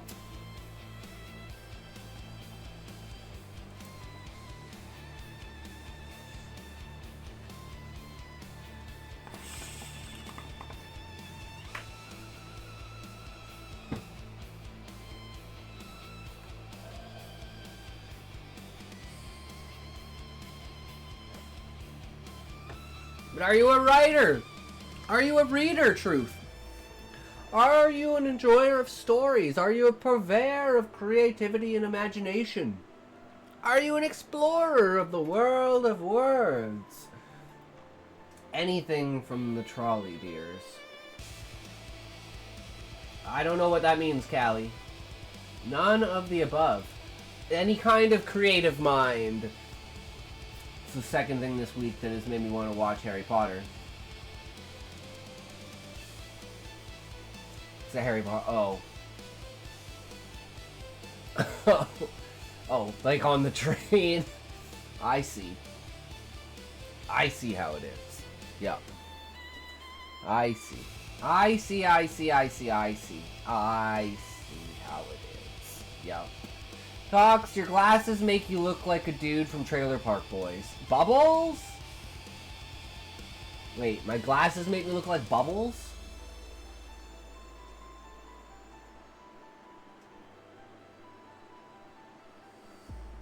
This streamer is garbage. I don't True! want points. Absolute garbage. Who would ever watch this fucktard? I don't know, man. They're probably just waiting for him to crash out, right? Waiting for him to fall down the hole. Waiting for it to all fall apart. Just waiting for that one moment when you just can never come back from it and you realize, oh no, what have I done? I have fallen down the rabbit hole that I can never come back from. I will never know what I have done and I will never know where I am going from now, but I will know how much is on the back of your card. Could you tell me the numbers on the back of your card, please? Found a Smokey, guys? Where did you find a Smokey, Kelly? This is Smokey. No, this is not a Smokey. You cannot tell me this is Smokey. Wait, shut the fuck up. Holy shit. Wait, what the fuck? Is this really Smokey? Is this really Smokey? I don't... Kelly, are you telling... Oh my god, how did you know? No, how did you know? He is the only one who tells me to shut the fuck up. You would have to be Smokey. You tell me to shut the fuck up. I don't understand, good sir. Where did you get the shut the fuck up from? If you are not a Smokey. But immediately Callie calls you Smokey. And you immediately go, oh no, shut the fuck up. You are Smokey 100%, good sir. I believe it. I know it. It is in my heart. I know very much so. You can't compete with me. I know those numbers off the back of my hand, okay? But the only problem is I lost both of my hands, so you're going to have to go find the numbers for me, okay? Thank you very much. I would very much appreciate that. One truth, towelies. Towelies. Gonna get high. You guys gonna get a little high. Don't forget to bring a towel. One truth. The towelies is Smokey. Is that towelies is Smokey. Towelies is 100% Smokey. I believe it. He can't even spell towelies right. He can't even spell towelies right. Ah. Did the redhead bring him back? Don't forget your towel. You never know when you'll need it. Don't forget to bring a towel. 48 posted. Hell yeah, Sean.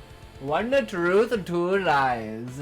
I don't trust it. Smokey hated Twitch. It's very true, Queen. He very much did hate Twitch. So, I don't know. But the fact that he said shut the fuck up as soon as Callie said he was Smokey makes me go, oh no. There are certain coincidences in life that cannot happen. And I do not believe that is a coincidence. I believe that is fate. So either way, Dowleys is now a permanent member of the community. And I hate Kick. Why do you hate Kick, Callie? I like all platforms. You guys should hate Twitch, though. You know why you guys should hate Twitch?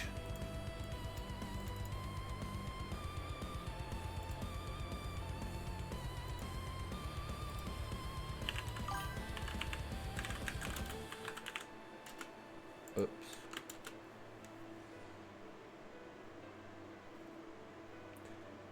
So not even 3 hours into TwitchCon.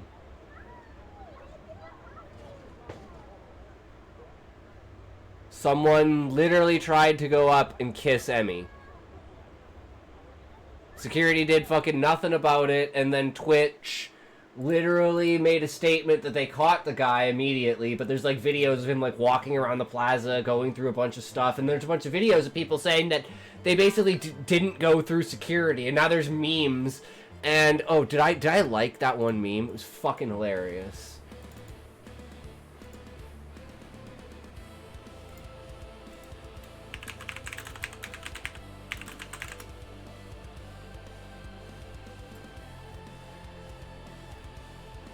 Yeah, this one.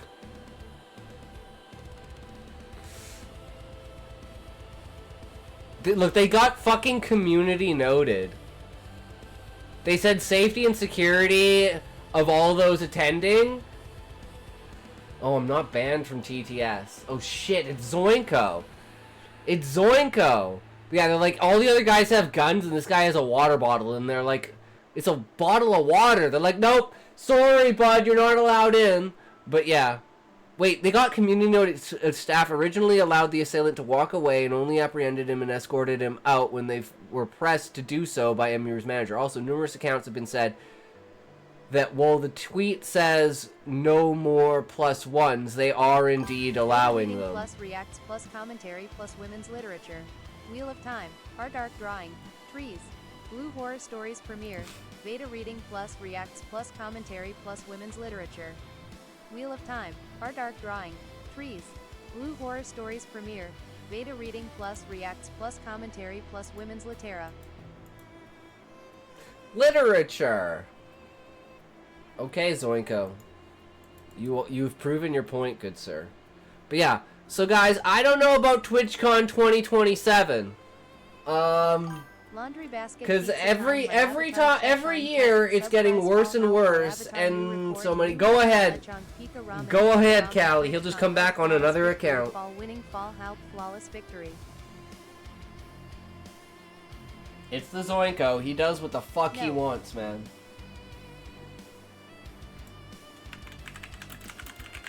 Be gone. Foul demon.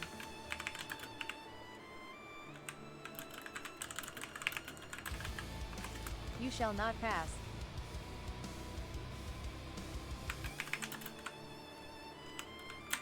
Beta reading plus reacts plus commentary plus women's literature. Wheel of Time, Our Dark Drawing, Trees, Blue Horror Stories premiere. Yeah, Zoinko, he's the other troll. He's got like 100 different accounts. Wheel of Time, Our Dark Drawing, Trees, Blue Horror Stories premiere. Beta reading plus reacts plus commentary plus women's litera. You shall not pass.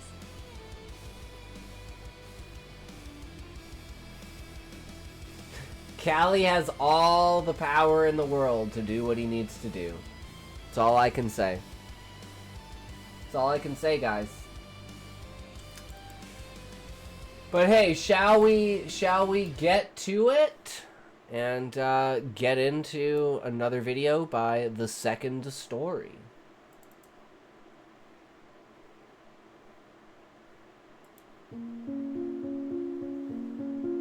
Talking about heroes today!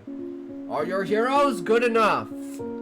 Are they strong? I don't know about you, but I see things like this all the time. I have also heard more times than I can count that heroes are boring, that villains are more interesting, and that anti-heroes Beta are reading apparently plus reacts where plus it's really commentary at. plus These women's days, I literature. probably have to Wheel of partly Time, agree. Our Dark Heroes Drawing, are Trees, boring. The thing Blue is, though, Horror Stories heroes are premiere. not supposed to be boring. I grew up with a great love for a whole wide range of heroic characters.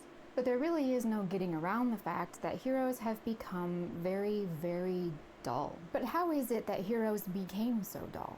When did we start calling every character and their brother-in-law an anti-hero? Why is it so hard to define morality in characters? And why is everyone so obsessed with making villains into the good guys and vice versa?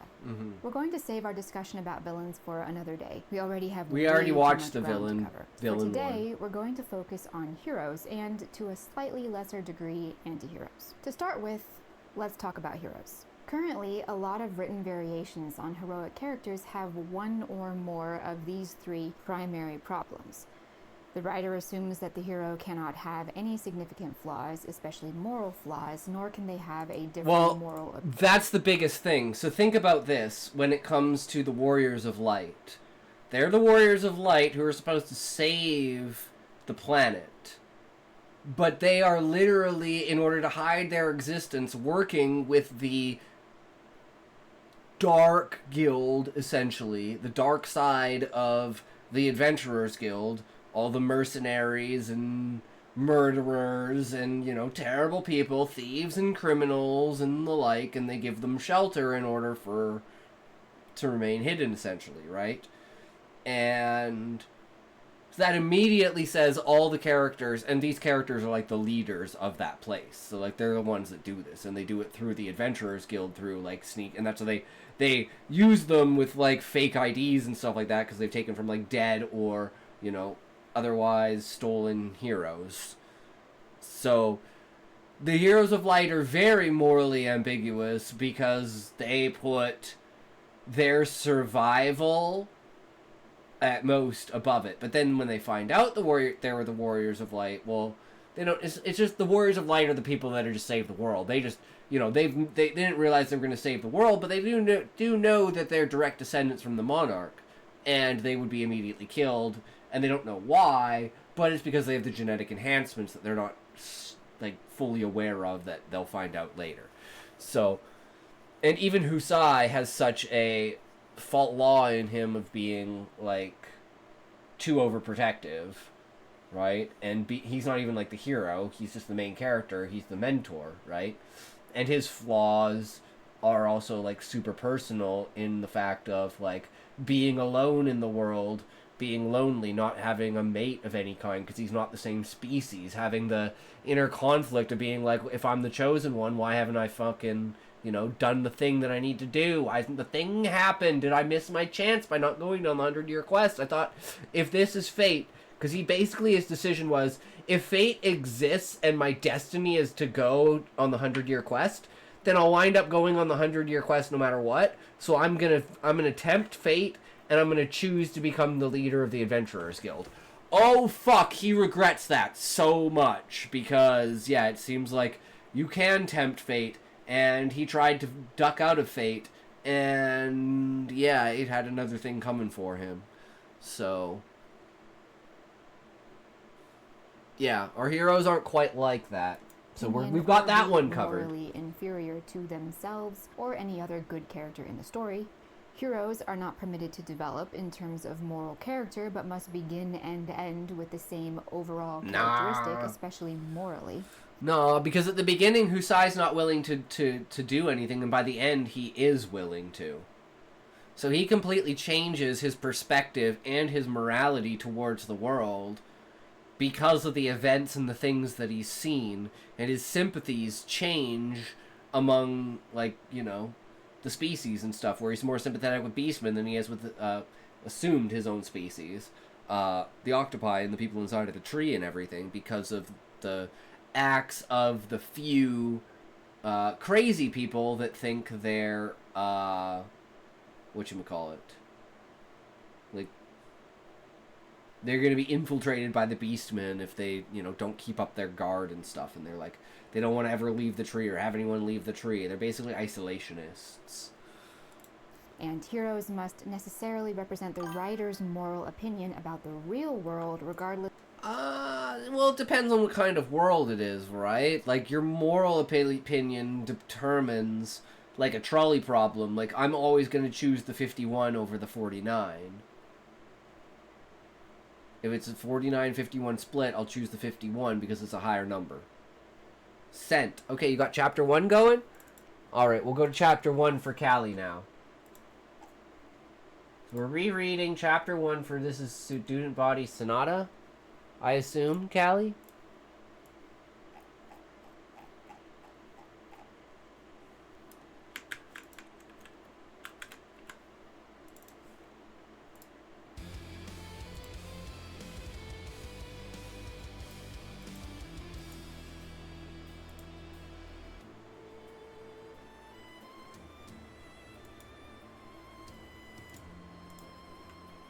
Alright, this is Callie's story, Student Body Sonata, Chapter 1.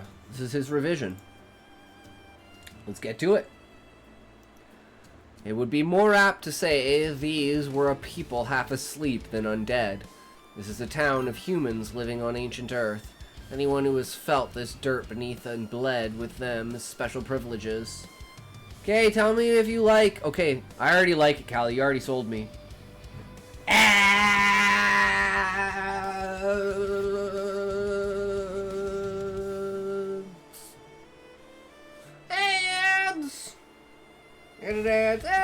I'll be right back.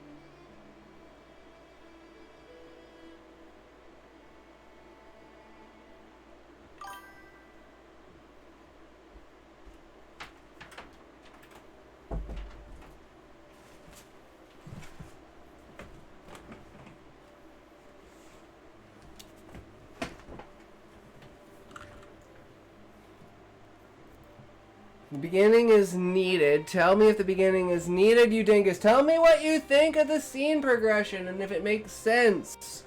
Like, if you know what's happening.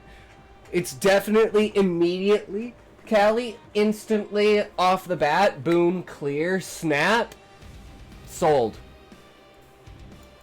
You've set this. You've set the stage. Let's go. It's because of the ghosts. The undead couldn't interact with the living without some unnatural effect. Bathe in any blessed ground soaked in the blood of slaves, and you'll find yourself unable to feel, but immortal. And it's not just the earth that's blessed. We do not call the sunless sky the night or dark. We say it is alive. Buildings for the rich were built to fall. This is the reason we say the stars are for the poor.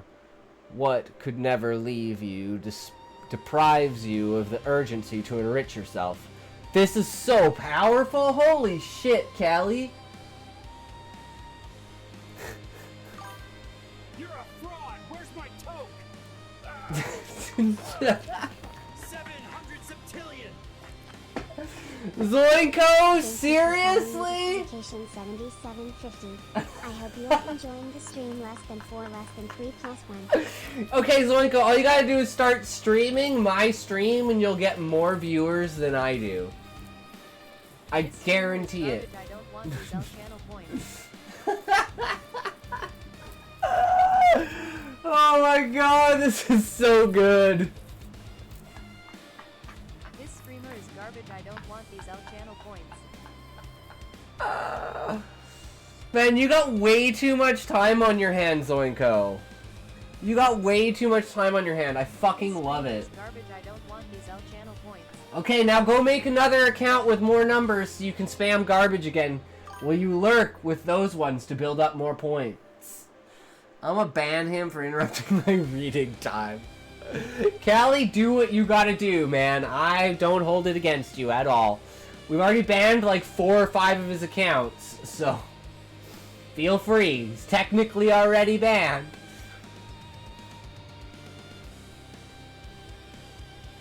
But yeah, I love this imagery. Stars only for the poor because they're the ones who sleep outside.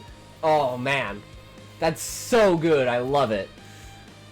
Could never leave you, deprives you of the urgency to enrich yourself. Smart to invest in a star that hides away, as the next season or even day it could come back much brighter. You'd never say the sun would wake with his eyes half shut, so still his light shines unfaded. Our town had the charm of star-pierced clouds and houses that breathed and moved with us. Structures carried each of us like snowflakes in the hand, but never allowed us to melt away. Unlike the buildings, most had the privilege of everlasting life, all except the Bellowjaw house. And that's how it makes, like, the houses are living beings that birth beings that are from that house. I love that description of actually saying what the houses are. That they're like the house is the actual embodiment of people. And the way it's described is so fucking beautiful.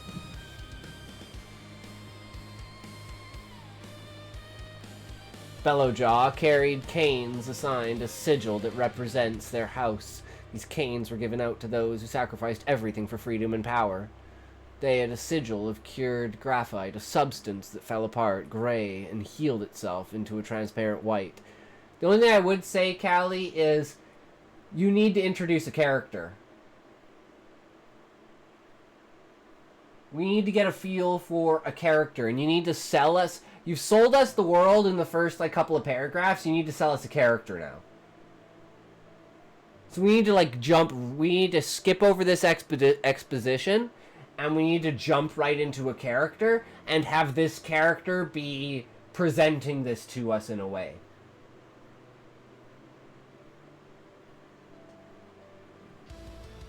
Or is this the prologue? Because usually the prologue is for some kind of exposition, and then it like sets up the world, right? And then chapter 1 is usually introduction of character. Starts with Corwin. Okay, I would introduce her literally right off the bat.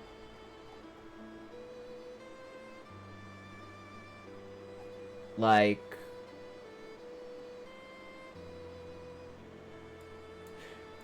make this maybe something that she says. So introduce, like right here, introduce Corwin. Bring Corwin in and then have all of this expression through Corwin. Her experience and her understanding, of What is the of difference the world. between Thailand and NW? There is no difference. 2 teens for $5. Oh my fucking god. My coochie's hairy. Holy shit. Oh my god, dude. Oh my god. It's dark, but I love it because it's true. Shadow Realm! Motherfucker. Got here. Taser was just telling me he's Bitch. Commander Consummate and thinks he'd be a perfect match for us. I'm not that interested. Are you smoking? Who? You. Why? What? Why are you smoking? Maybe. What? When did you start smoking? 1989-ish? So you have been lying. Now it makes sense. The filled ashtrays, the burning pine-scented hairspray. Yes, I'll say it. Her 3-pack-a-day voice? Callie, I'm just saying, like, introducing a character right here, you've pretty much captured everyone. You've set the world beautifully here with this description. So I would add Corwin in here to prevent this from. This is exposition. That could all be said through character voice instead of pure narration. I think that would be like 1,000 times more powerful. Having that character right off the bat. Just immediately go straight for it. Does that make sense, Callie?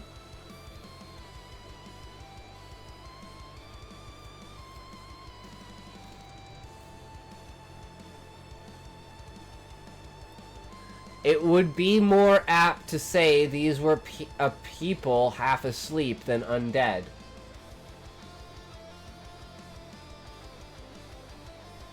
There's no mention of any character here. It's just description of the world and the setting.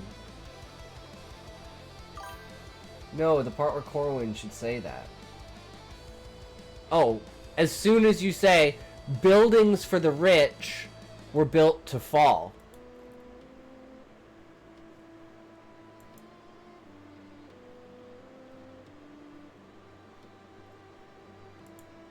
And then have that as like the first introduction of Corwin, having this be like Corwin's thoughts. And then go into Corwin's character. So this would be the first thing, so it'd be like quotations, right? Like, said Corwin. Her thoughts. ...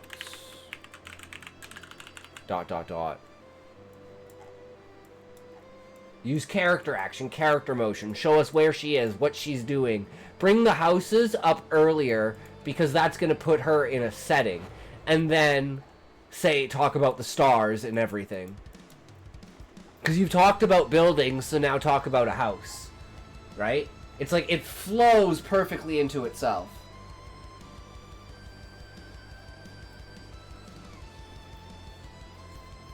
Does that make sense?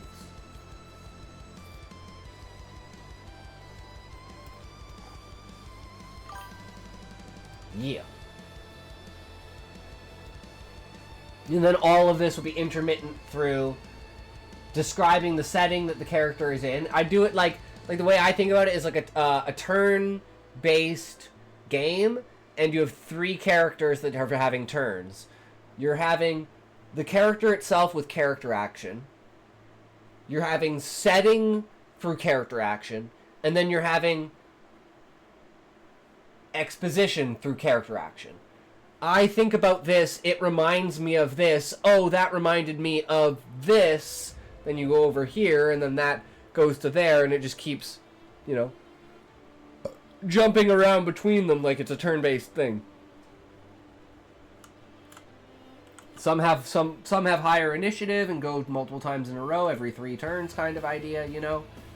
Give it a little bit of change up and oomph, you know, I cast haste on this one, so now I get 3 turns in a row.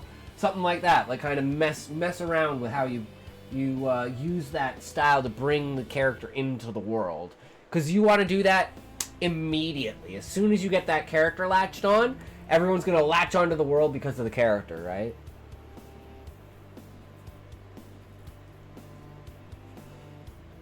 Chiseled into it was a mark that resembled the open jaws of a farshi.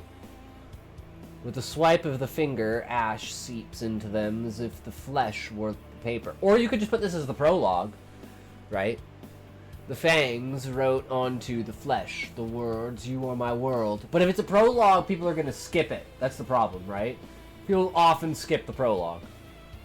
Or skim it. Indeed, those assigned to the House of Bellowjaw have had their worlds taken from them. Those of Embercage make sure to keep them under their oppressive claw and guiding wing. Embercage is ranked first in the order, followed by Shamblefoot, and then there is Bellowjaw. It is only customary that those who receive.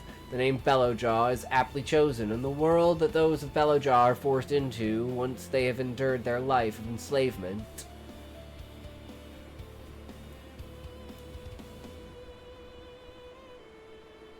And the world that those of Bellowjaw are forced into.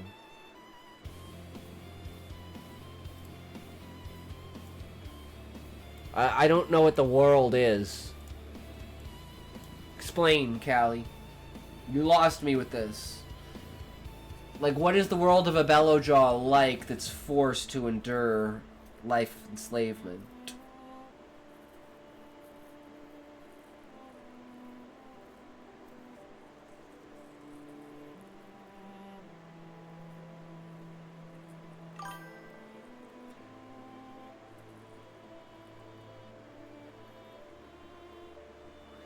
Okay, because it seems like this like in my head this sentence just isn't like it's missing something, right?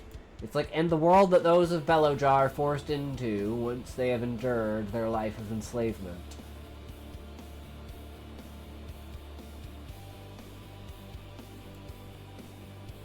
But I like understand what it's trying to say, but it feels awkward. The world that they were in, the world they would find themselves in, the change of the world, you have to read it a certain way. It's like a persuasive question. So I'd say like this would almost be like it's this is in quotations. And the world that those of Bellowjaw are forced into once they have endured their life of enslavement. And then it will answer it. I think putting the quotations around the world and making that very specific so you know, or putting it in italics, and then roaming the town of Ulnerone as a Banshee or Farshi. So then we know it's a preposition, in a way, right? You're like, the world, and then you explain it. I don't know, that's just me, though. I think that just makes it stand out more. It makes the sentence feel more like you know how to read it. And the world those of the Bellowjaw are forced into once they've endured their life of enslavement, well, it's roaming the town of Ulnerone as a Banshee or Farshi. Forced into the life. Yes! Okay, that's the right word.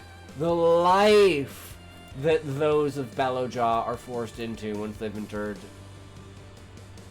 their existence of enslavement. So you don't have to use life twice. Or you could swap it and say, and the existence actually, it depends on which one you want to be more impactful. Do you want the first one to be more impactment of endured their enslavement? You could do that. Yes, you could very much do that, Callie. That works very much so as well.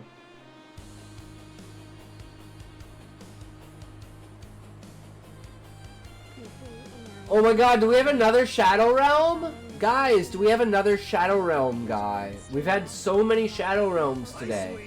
I'm like, they're all packed in this tiny little box of a Shadow Realm. You guys will never guess where the Shadow Realm actually exists. So, why? What, why are you smoking? Maybe. What? When did you start But thank you for the follow. 9-ish. So you have been Keep reading! Ah! True, Callie.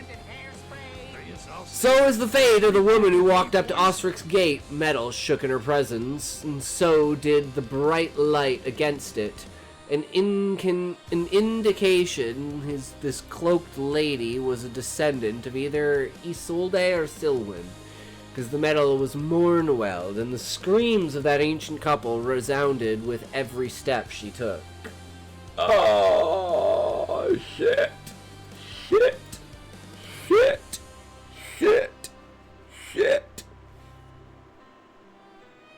I don't know, guys. I don't know. I don't know, Callie. No, I'm just fucking with you. I'm just wondering if this 3 and 9 guy is a bot. A Botsky Dotsky ready to get sent to the Shadow Realm. Or he's like, oh, Shadow Realm? No, don't put me in the Shadow Realm. I won't say my message. I will just leave. Ah! True, bro. She may be a close friend, but the dark of her signal was almost gone. That let Osric know whoever owned this cape could be elderly. She tripped over her own leg. piano school before her. Its gothic and ornate build towered over Corwin as she fell. The horses stretched upon its surface, ready to trample her should she land upon the flowers.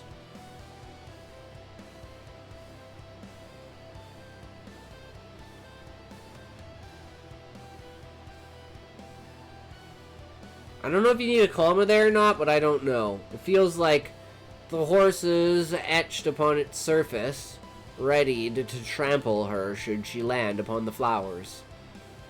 Should she cause, with her curves and smooth skin, any crease or break in the stem of the ghost bells, the buildings would retaliate. Gargoyles watched above her, an eager mist spewed from their lips. I like how it says the buildings will retaliate and go straight into gargoyles. And what are gargoyles known for? Stone that comes to life. Usually in a guardian format. An eager mist spewed from their lips, ready to breathe fire at the woman who threatened the ash-like earth below them. Because all the world around them is like ash. It's like, I feel like this introduction should be earlier, before the exposition. Because this is like, you've set the tone, you immediately get this. You're in the character, in the setting. Okay, now let's slowly shuffle out a little bit of cards about the world and the background and how they pertain to it. Because I feel like the information that we've been given we're going to forget because it's not exactly relevant to right now. Does that make sense? So I think introducing the character earlier and either having the setting of the character start with something else. But I really like this introduction to the character. So you could always do this and put the exposition later. Everything before Corwin is introduced. So everything before...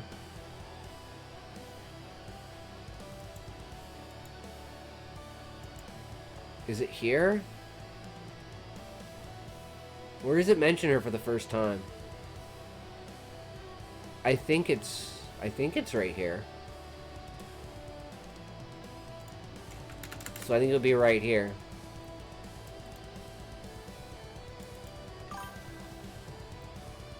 Yeah, someone else said that. Yeah. You could even take this. It's only customary that those who take receive. The name Bellowjaw is aptly chosen. And then lead that directly into it and have that up here. And then you can explain more about the world as it develops to the character. Right? When you introduce an Ember Cage, when you introduce a Shamblefoot, when you introduce, what's the other one? There's 4, right? Bellowjaw, Ember Cage...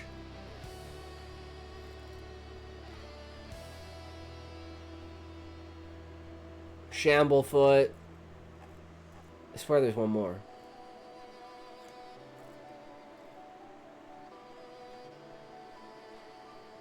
I could be wrong. I thought there was 4. Oh, I thought there was 4.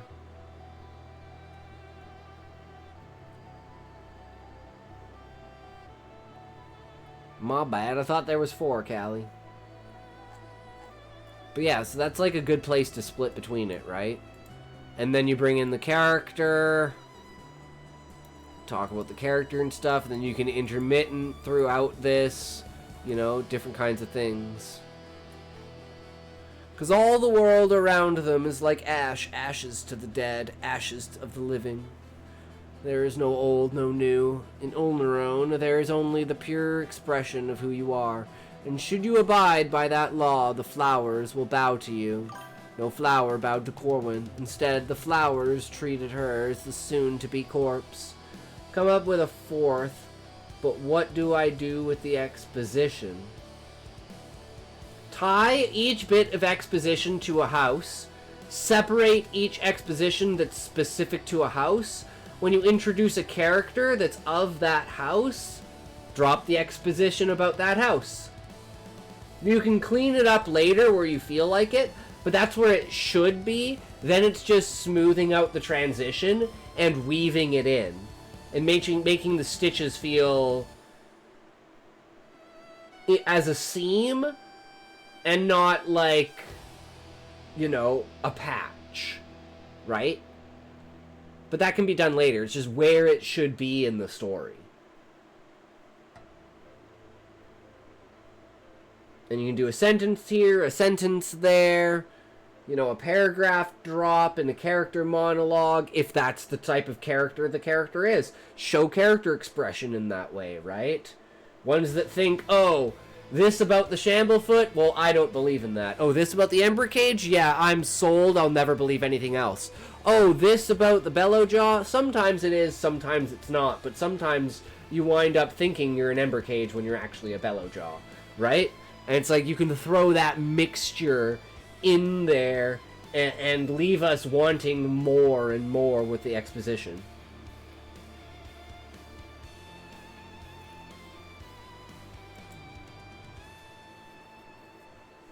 Then it'll feel natural because it'll be like, well, this character believes this and is thinking this and talks about this. This is something that would be important for them to present in a way, right? And no, Bellowjaw will be allowed into the ash more than once. Flowers parted from the area where she should have fallen, but Osric caught her, sparing her the Everpass rage. Don't let me know you've given up already. The day's just started, my dear, said Osric to the woman in pure black. Caramel skin, long red hair and a braid that reached her chest, a blazer and caped hood. A cane that would let him know she really was gone, that she couldn't walk on her own without one, but this woman stood in Osric's garden, leaning ever closer. Typically, those who lived long enough despite addiction lost interest in ghost bells straight after, but Osric realized what was wrong with her and who she was when Despina appeared at her feet with a bouquet of sleeper wells. Sleeperwell is an addictive substance, Corwin. I can't let you have any more than the suggested dose. She wove the clothing Despina stole from the clothes hanger inside the piano school. Okay, now I'm confused, Callie, because now we're inside of the piano school, or the character, like the character was. So have it when you're introducing Corwin, like have Despina walking out of. Because I'm not sure. She wore the clothing Despina stole from the clothes hanger inside the piano school. Corwin knew how Despina liked seeing her in men's attire. She took the clothes, then went outside. Okay.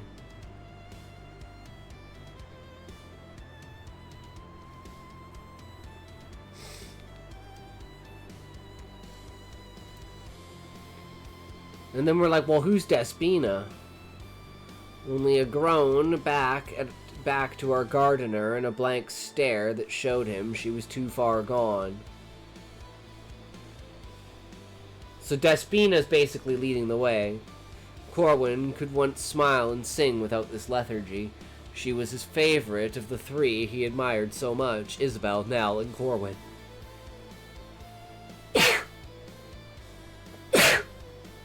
Because it makes it sound like Despina is standing there beside Corwin. Is that right, Callie? Is Despina standing there beside Corwin?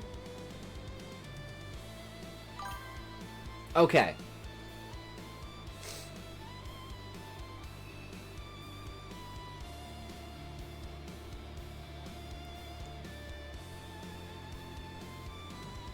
Yeah, I don't know what to do about that, because I'm like, you could introduce it earlier, but either way, it's like maybe having Corwin hears footsteps behind her, talking about the fact, mentioning that she's with someone else. Does she know she's with Despina? Use Corwin to introduce Despina in some way, that there's another person there.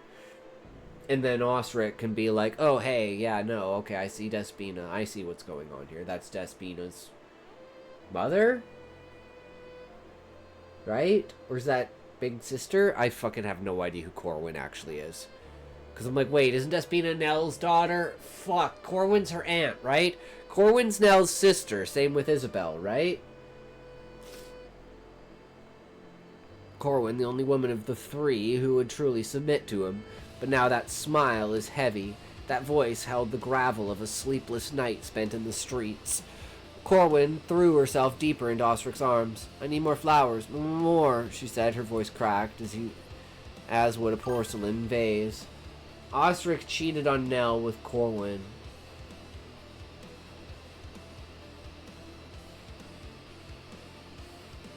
Okay.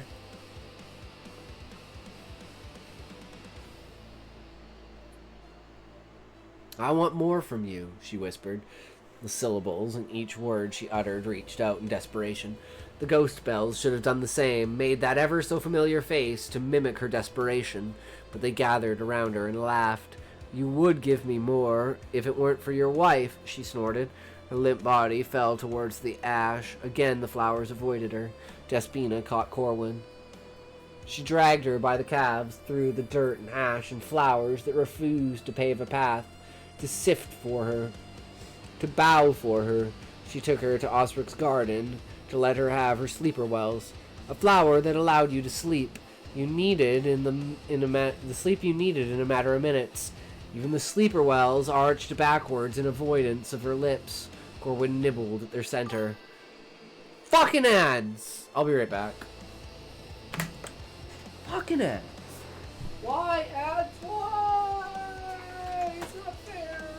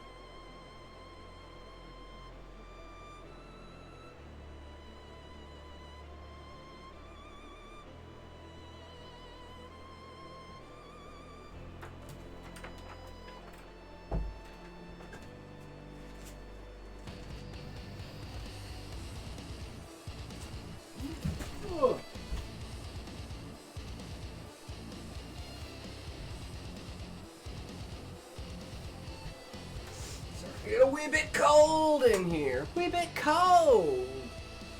My feet is as cold. Alright, we's back. We's back.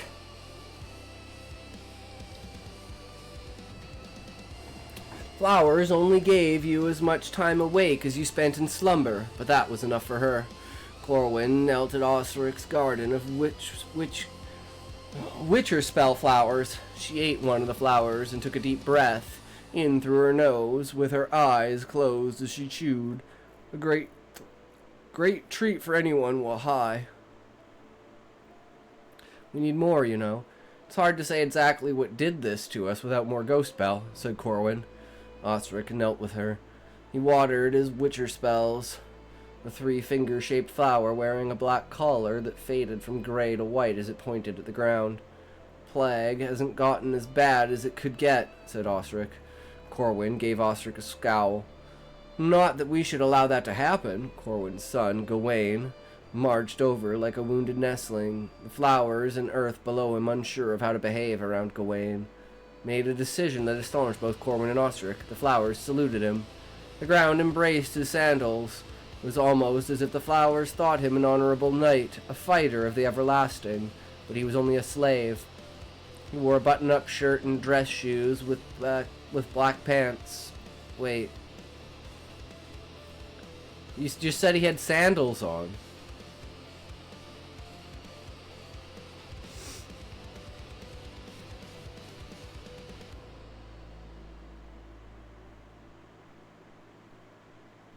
Got one dress shoe on and one sandal.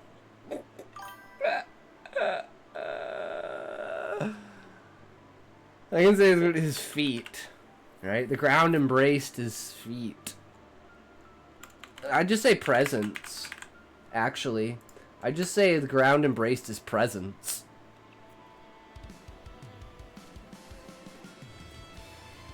Or the ground accepted him, right? And the faded shadow that formed behind him, the dirt and that shadow rearranged into exactly what the knight wore. A white button-up shirt and black pants. Despina scurried over behind her father. It was not clear to them what he was. He had bright eyes, glossy and yellow. They pounded against their lids with every word spoken and refused reaction to the beams of light against his face, as if dead to the blazing sun. Slave away from his master. The boy possessed the figure of the unfinished sculpture of a bird. His hunched back made him seem he was ready to peck feed from the ashen ground, as if someone had just begun to set up the wires, but had given up just as they laid the foundations of clay. Borrowed the hair of anyone who put hands on him. For now it was red, but whatever force that puppeteered the strands on his head didn't want him to look as beautiful as his mother. His scalp was more like it was bleeding than flowing, as did Corwin's in the gentle breeze. Gawain had long limbs, as if he could train his elongated fingers. If he could train his elongated fingers, they'd be perfect for the piano. "Why does he look broken?" she asked, her voice feeble. The boy had limbs that could snap on contact. "Is that how we greet new friends, Despina?" No. Despina looked to her side with puzzled lips and marched over to the young knight. She corrected her mistake and gave him a salute. 3 ghost bells between them made a disgusted face at the boy. The sun behind them had begun to fade. "Hello, knight. Do you have a name?" A pause. Why does she look broken?" He clicked his tongue and puffed up his chest. Despina tilted her head and realized this boy is a changeling. From his appearance, Despina assumed he was from the House of Embercage, though he was under another's control. He would follow any command so long as his master was away. "Give me your name. Without one, you're lost," answered Despina. "You're right, I'm lost, and without a name, how did I survive for so long?" Gawain asked himself. "Yes, a name is like water. Do you believe water would drink itself to death should it realize its thirst?" said Despina. Gawain retracted his salute, his face scrunched. He shook his head. What do you mean? Water doesn't get thirsty," said Gawain. "Not sure what I mean. My brain doesn't work too well. I'm half dead, see?" Despina took off her arm. A broken bone jutted out from her shoulder. Bits of coagulated blood dribbled down the ghost bells that had fallen in love with her. Some even made attempts at consuming the falling pieces of dried crimson, as if eating them allowed the flowers to experience her empathy, her humanity. But this seemed to frighten Gawain, because when he clicked again, his breath came to a halt. He no longer felt the sensation of the lone star behind him that had yet to fade. "It'll heal soon. But I've been thinking of making myself a new one," she said. The rest of the world still celebrated a well-lit day, yet for him, it was as if the sun had set. To his eyes, the star had been further obscured by clouds. The warmth against his face went cold, and he fell towards the ashen floor. Mother went swift to grab him by the pits before he wounded himself, before he broke every bone from the crash against the concrete and ash. "It's not just you who's taking these drugs, is it, Corwin?" asked Osric. "Oh, shit. But there was no mention of the Howling Red. Shouldn't that be an important part in the introduction of Gawain? Especially since the plague was mentioned? Or does Gawain not have the Howling Red anymore?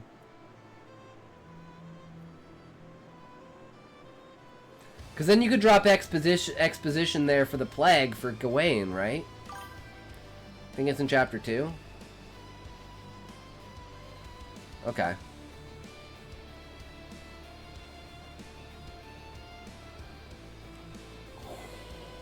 Whoa!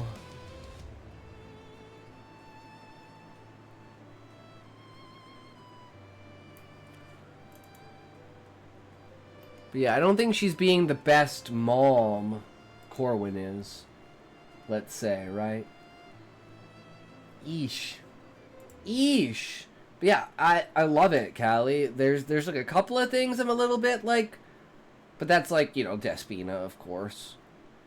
it's meant to be that way, right? But still, like, mentioning, you know, it feels fine with the flow. The only thing is, like, mentioning, like, with Gawain, with, the Howling Red.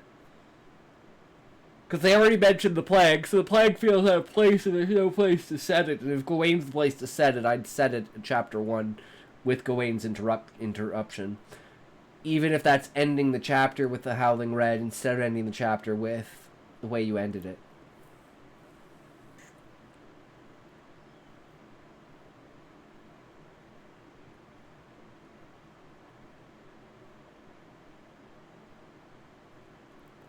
Because in my mind, it's like, if you see that Gawain has the Howling Red, you would know why he would want the sleeper spell, right?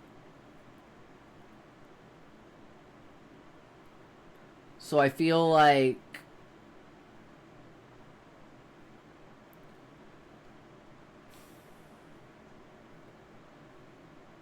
Osric wouldn't be like, oh, Gawain's also taking it. He'd be like, he would know, right? I don't know. That's just what I'm thinking, Callie. Either that or don't even mention the plague until chapter 2. And then mention the plague and then mention Gawain. But then it feels like, it just feels like you've already introduced Gawain, and if you're going to introduce Gawain, the first thing you need to know about Gawain is the fucking Howling Red. But that's just me.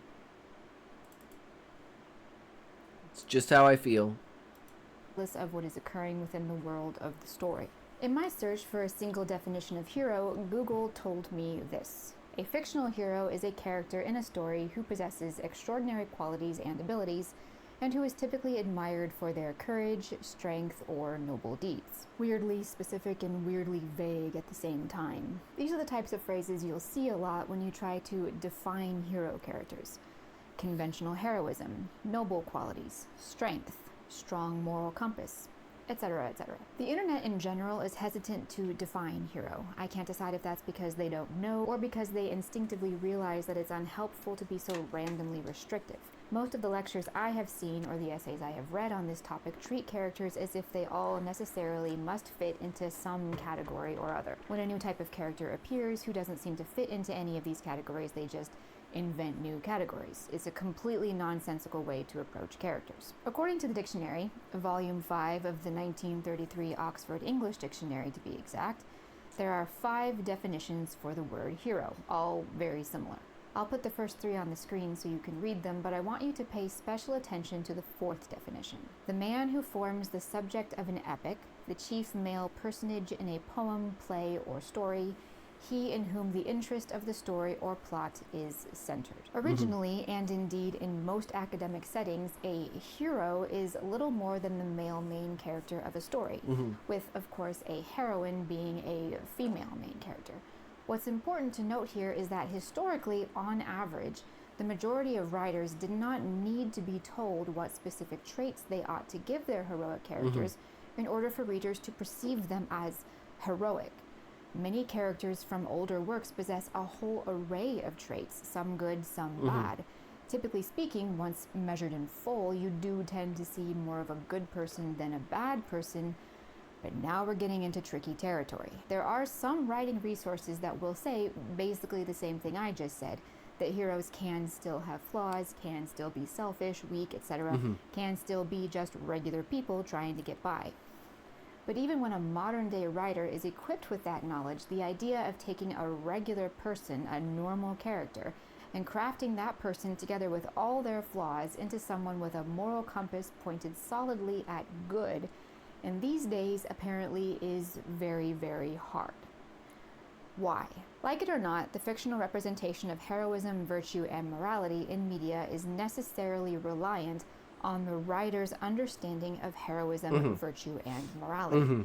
In these days, very few people, never mind writers, really understand these things. I do. And even if they do, even if most writers could, to some degree, be considered moral individuals, that doesn't mean that they will understand the immense moral complexities that they attempt to write for their characters. Yeah, that's So why I it put follows myself that the inside my will characters. inevitably have less and less moral realism, Mhm. resulting in less and less compelling or interesting heroes. Mhm. If a writer doesn't understand true morality, how can the morality of their characters be interesting, complex, or in any way true to real life? Basically, And that's where it comes down to the fact of, with my characters, right, they're shaped by the events that happen in the world around them, as well as some base traits based upon, like, their class and their status in the story of, like, how important they are. And most of them are based off of real people in like most cases. And then there's just a small piece of it that's like, you know, a combination of me and someone else. And then there's like imagination, and there's a combination of how much of that is me, how much of that is imagination, how much of that is another person. Combine that together to create the personality, right? And it's the same way with the moral grayness of the world. Well, it looks inside of the tree, it's pretty black and white until it's like, well, now it's not black and white anymore. Now it's like we're off the balls to the walls with the shit that's going down. And then you go out into the world, and the world's even more fucked than that. And it's like, you go back home, and now it's even more fucked. So you gotta go into the world, which is even more fucked, which is like, fuck.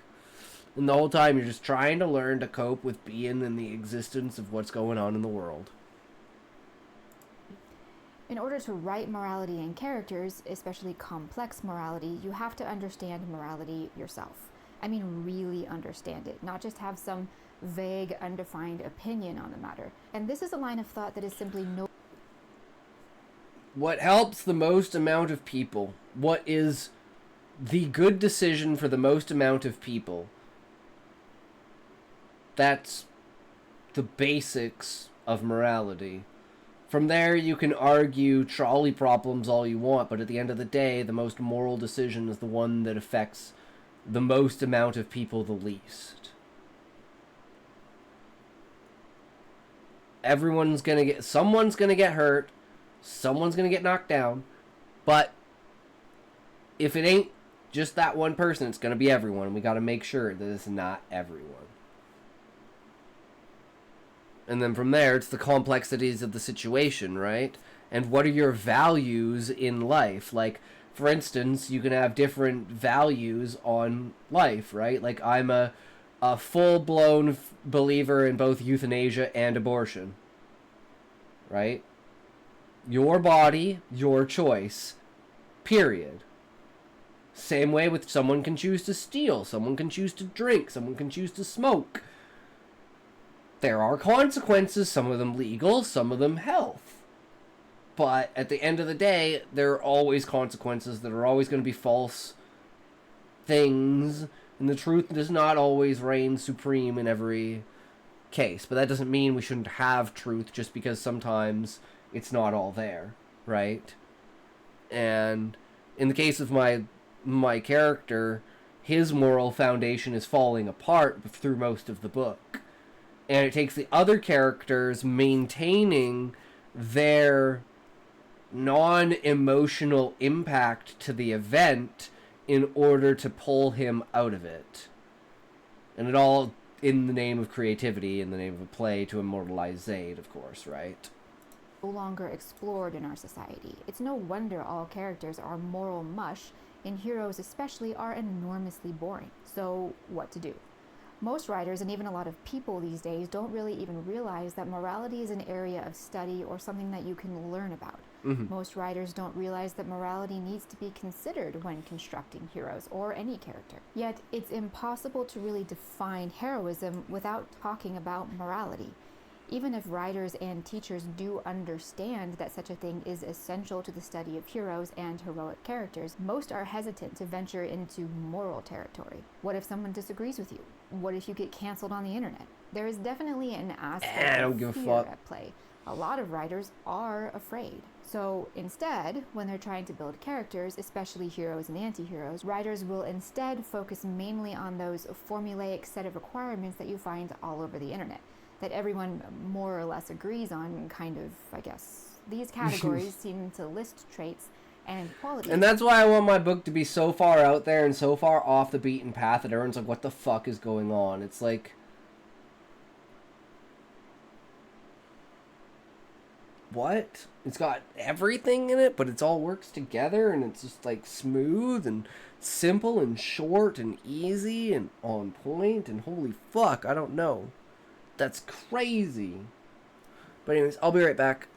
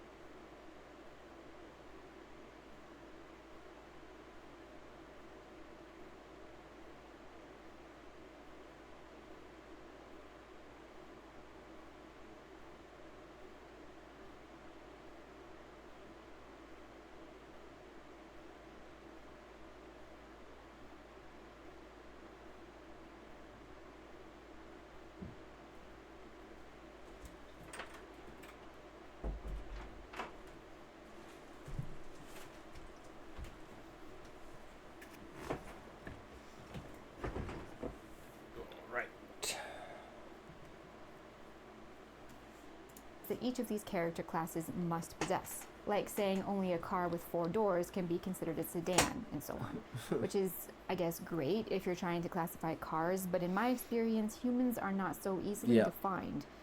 And so why should our characters be? Writers who find themselves unable or unwilling to navigate the complex moral landscape in which they've placed their heroes will find that it is difficult to understand, and therefore to write, how a hero who does some bad things or who has serious flaws is still a hero. This can't be reconciled with the more commonly popular and excessively simplistic understanding of morality today. The resulting hero will then be an incredibly boring cardboard cutout who does little more than parrot the popular moral and ethical hot words of current year, while otherwise expressing very little of any moral opinion of any kind. This is boring, everyone knows it. Therefore, the more attractive and easier solution is to skip morality and simply make an anti-hero. Yet, somehow, even the anti-heroes are also boring. How is this happening? So, what is an anti-hero? This is the only non-internet definition of anti-hero I could find. This is Bennett's Reader's Encyclopedia from 1996. Their definition of anti-hero is a protagonist who lacks traditional heroic virtues and noble qualities and is sometimes inept, cowardly, stupid, or dishonest, yet sensitive. This definition honestly makes me so mad that if my version of this book wasn't digital, I'd probably be flinging it out of the window right now. First of all, the same book offers no definition of hero, if you can believe it, and obviously never elaborates on these traditional heroic virtues and noble qualities. This second part here that talks about anti-heroes being inept, etc., is arbitrary in the extreme. I can think of a dozen characters deemed heroes in the traditional sense who possess some or all of these qualities, if only at some point in their development. But this last part here is probably the root of all our problems. According to the folks who cobbled together this definition, an anti-hero is, despite all his flaws, sensitive. I know I'm not the only person to have noticed this, but in today's world, the only metric by which morality seems to be able to be measured is one of feelings. These days, the only means by which people learn to understand what morality is is by determining whether or not the thing makes them feel good. Never mind that feelings are inherently subjective. If something So makes them feel dumb. bad, So it must be dumb. immoral. If something makes them feel good, it must be morally acceptable. No, that's no so matter what dumb. it is. That's so Morality dumb. in reality has very little, if anything, Yeah. to do with a person's feelings. Yeah. If a person fails to learn the absolutes of morality, they will never be able to convey its nuances. This idea that an anti-hero is blah blah blah noble traits and yada yada yada conventional heroism, but must above all be sensitive, is referring specifically to this.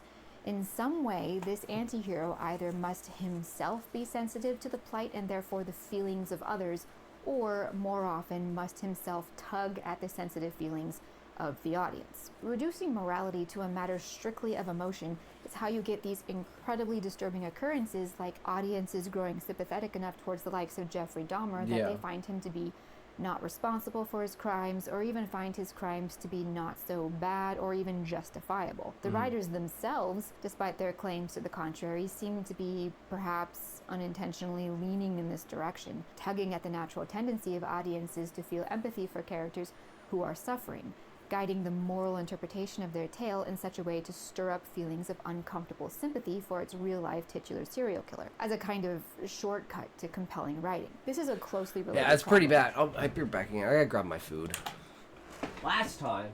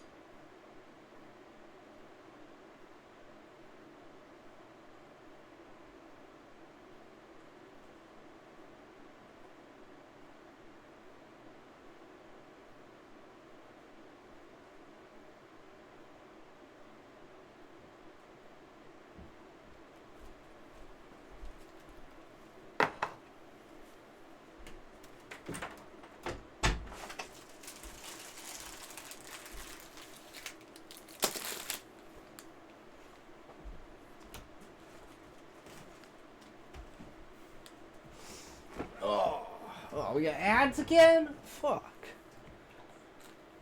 Fuck ads! Get them out of here. Don't need no ads. Most writers these days falsely equate these feelings of discomfort with actual good writing. If they've made their audience feel uncomfortable, then they've succeeded in writing a compelling character, or so they assume. And the reality was that Netflix's Dahmer character was uncomfortable because the writer's assessment and presentation of morality was so upside down. On top of that, audiences could only assess Dahmer's morality based on feelings. So if he made them feel sorry for him, that must mean he's not bad. This kind of childish approach to morality is the most common today. Finding themselves compelled to feel sympathy for a sadistic serial killer made viewers uncomfortable. Not because it was compelling, but because it was an affront to basic morality. It's the same mechanic as the one at play when we feel uncomfortable watching a sexual assault scene. It's not because it's compelling or well written or realistic or anything else. It's because it's violently assaulting our understanding of morality. However, many are only able to assess the morality at play in a scene of sexual assault based on the feelings it evokes. Because it upsets them or makes them feel sad, that's how they are able to determine that the act depicted must be immoral. When scenes of this nature are written in such a way People to are so attempt to dumb. downgrade the I totally response see of what you're saying. revulsion or discomfort, some audiences will call this compelling and will be less able to assess the morality because they don't find themselves feeling particularly bad, given the deliberate writing. Audiences, and as it happens, writers who have not properly or adequately trained themselves in their understanding of morality will interpret these feelings of sympathy for Dahmer or an assault victim as moral judgment. I feel sorry for him, therefore he must not be morally bad, which is a big reason why writers often use this method to make characters more sympathetic. They make the character a victim of something, thereby causing the audience to feel sorry for them, and thus soften their moral judgment. All of this because all parties involved, writers and audiences, are wrongly using emotions to judge morality. In order to build from scratch a morally complex or at least interesting character, and also in order for the writer to know whether that character is a hero, an anti-hero, or a villain, the writer has to have some very firm, very basic understanding of objective, non-emotionally driven morality. The more complex the story's moral landscape, the more complex the writer's understanding must be. This is why so many of the big, masterful writers spend so long studying morality and philosophy and struggling to wrap their ordinary person minds around extraordinary moral circumstances. It's hard work. They don't always get it right, but it results in genuinely compelling literature. And most people and most writers these days simply do not have that breadth of understanding. You can absolutely gain that kind of knowledge, but as I said, it's hard work. Most people don't even realize that morality is not an emotional matter. Writers seem to find no real benefit in exploring morality in any sense other than how it makes them feel and how they can use it to affect the emotions of their readers. But, I mean, think about it. If the only thing that the writer has used to build the morality of the written world and the characters is how it makes him or her feel, the chances that such morality will resonate with another person are 10,000 to 1. You'd have to find a reader who feels the same way about all these things as you do, and then you'd have to hope that your feelings while writing adequately portrayed the morals, and that the reader's feelings while reading happen to be just in sync enough to receive that portrayal as you intended. Everyone else will read and not have a single clue what kind of morality you've got going on there, or about the morality of the characters, heroes, anti-heroes, or villains, and will probably be bored or underwhelmed with the characters, or they'll feel very differently about them, leading them to interpret your heroic characters as monsters and your monsters as compelling anti-heroes. This isn't just poor writing, it results in an ongoing proliferation of very poor understanding of morality in general.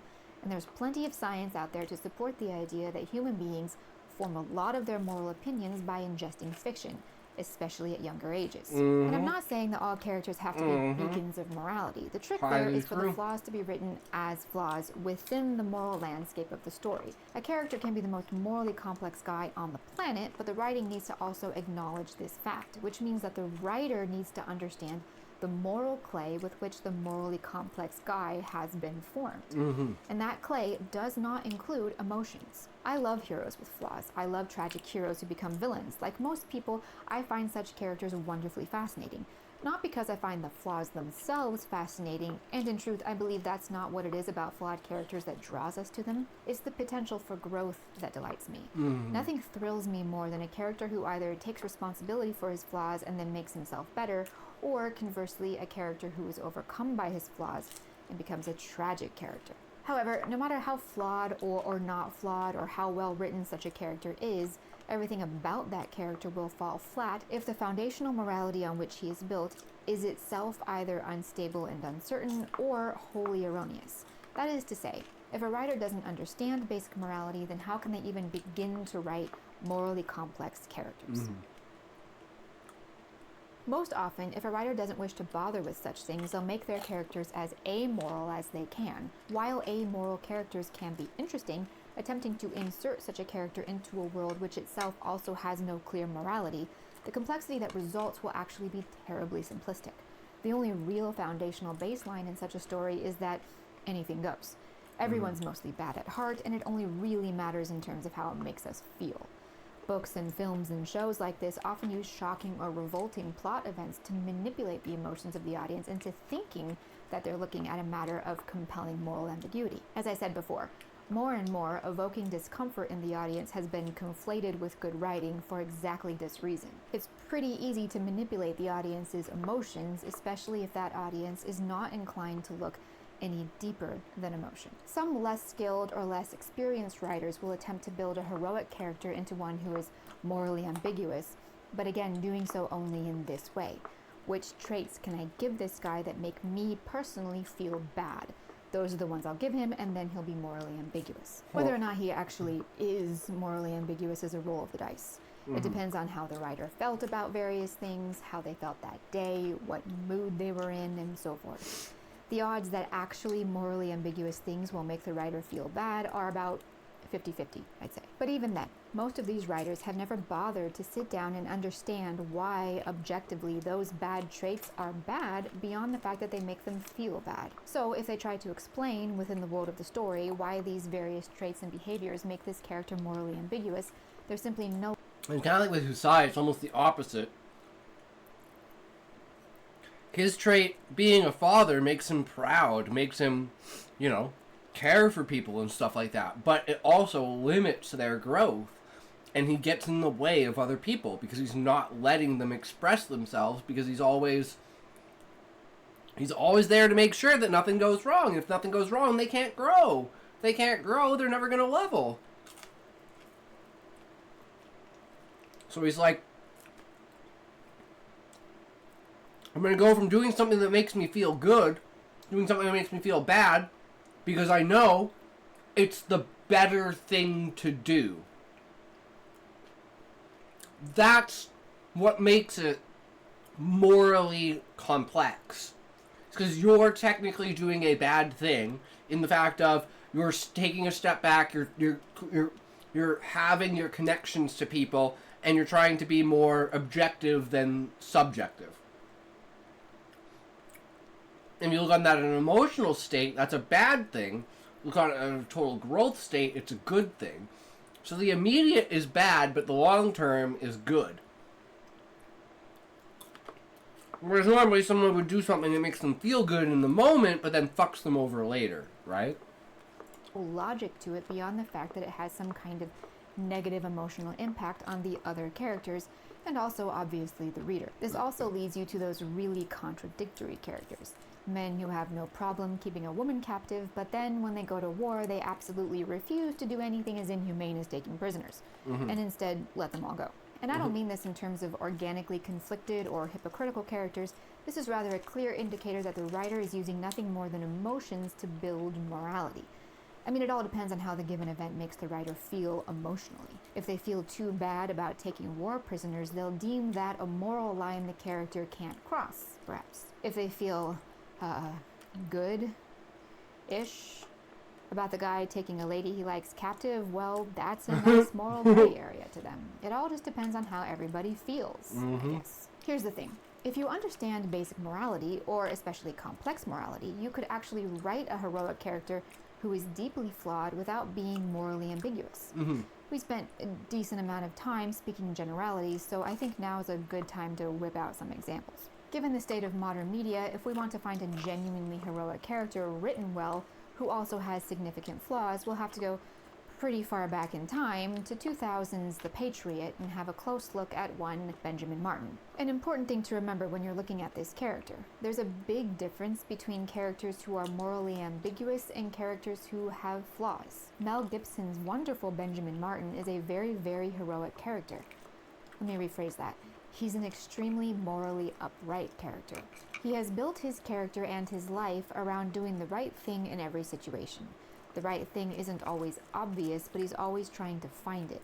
He's always trying to be a good man and a good father, but he has one very, very big flaw: his temper. It's shown early with the That's rocking me. chair incident and hinted That's at with fucking his past me. acts of furious violence during Yep. other military conflicts. He Yup. understands these past acts That's not me. as injustices in themselves, as they had been carried out as a necessary response to a brutal massacre, but as instances in which he lost his temper and therefore his head, acting on emotion instead of with reason, resulting in behavior that would be more in keeping with an animal than a thinking man. Yep. Interestingly, with Benjamin Martin, his efforts to combat that flaw by maintaining a firmly neutral stance in the building Revolutionary War created a kind of secondary flaw that was somewhat similar to cowardice.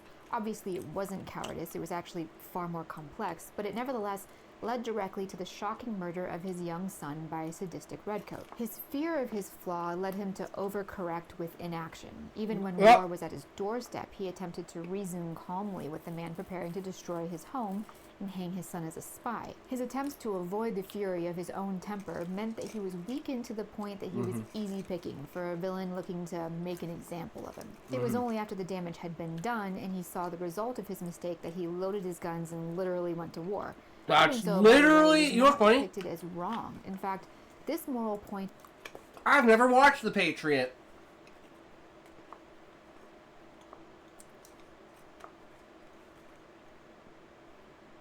But in essence, that's exactly the same as my main fucking character. He's a berserker. When he goes off the walls, he goes off the fucking brought walls. home very poetically when Martin I wouldn't say he sister dies, tells he just him breaks. after he massacred the men who destroyed his home, "You've done nothing for which you should be ashamed." To which he replied, "I've done nothing, for that I am ashamed." My movie writing used to be good.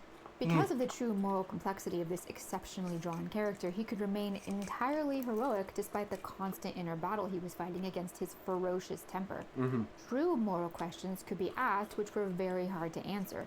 If his terrible temper turned him into a monster, were his monstrous actions justified if Or carried out for the right reasons? they saved if he his son. refused to fight in order to avoid his temper, were his inactions actually cowardice? Did inaction do more harm? It sounds simple, but this solid moral ground creates deep complexity without moral ambiguity. A point worth noting: on one occasion, when Colonel Tavington antagonized him about his dead son, Benjamin Martin very calmly vowed to kill him before the war was done. In the end, he did just that. There was no hint of gray in this act. Avenging his murdered children was a natural and right thing for him to do, morally speaking. The trick for him was to do so calmly, without being controlled by the emotional rage of his temper. He had failed when fear 100%. had led him to inaction. I gotta watch The resulting in Patriot, death of one of apparently. his sons. Holy He failed shit. again in the opening fight when he had brutally taken his hatchet to that redcoat while trying to save his other son.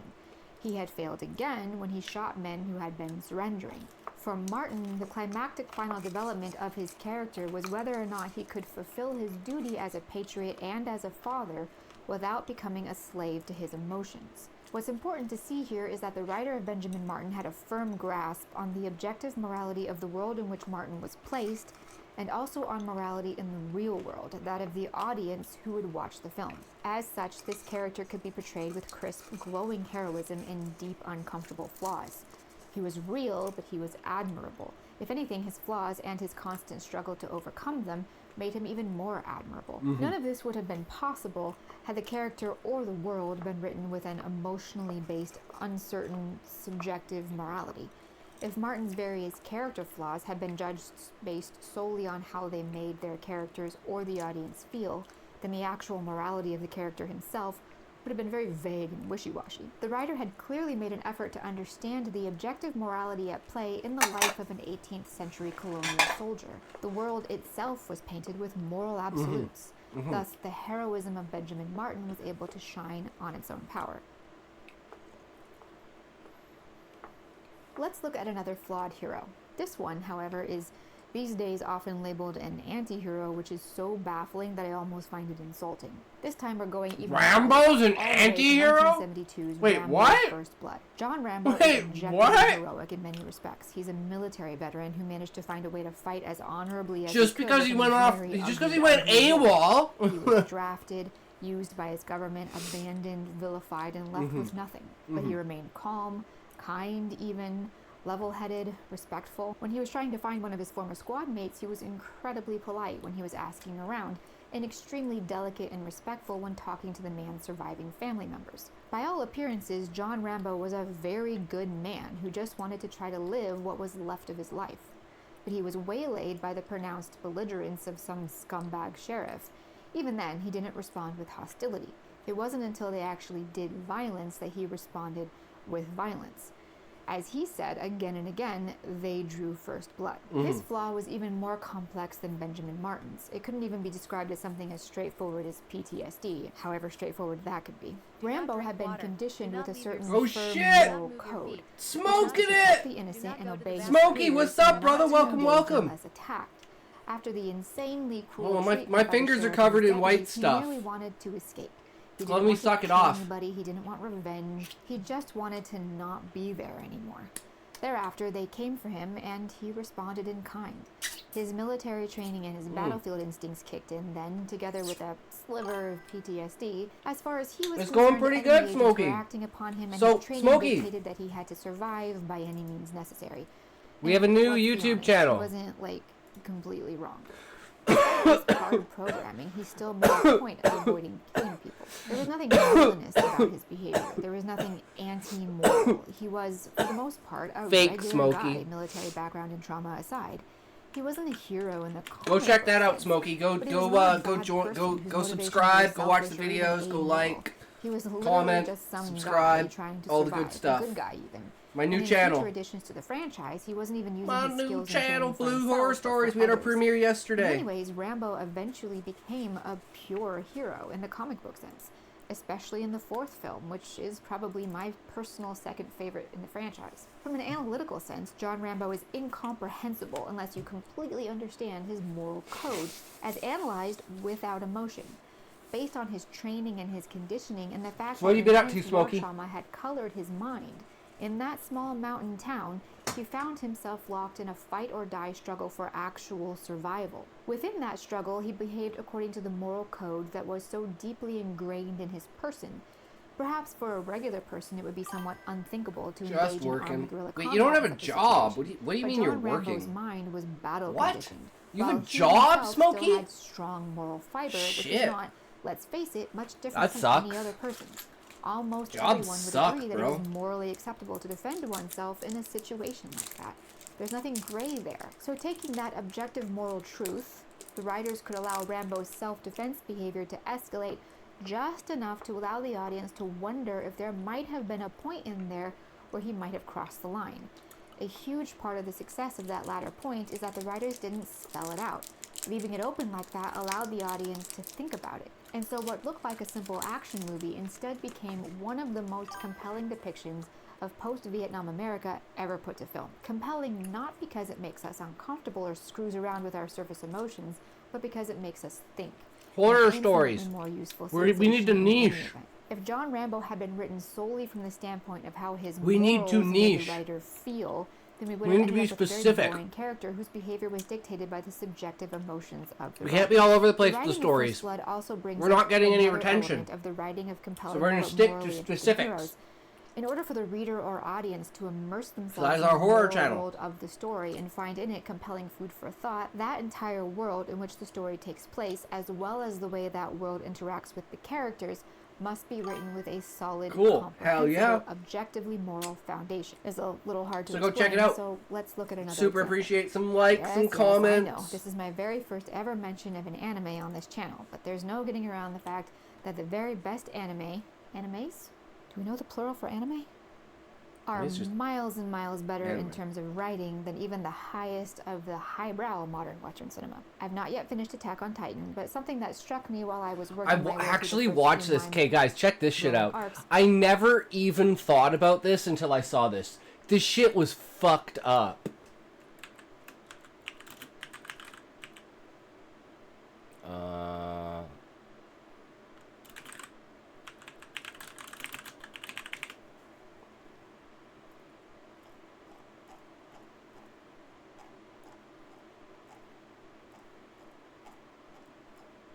I don't know if let's see if I can find it on Twitter. Attack on Titan versus the beginning of Attack on Titan comparison.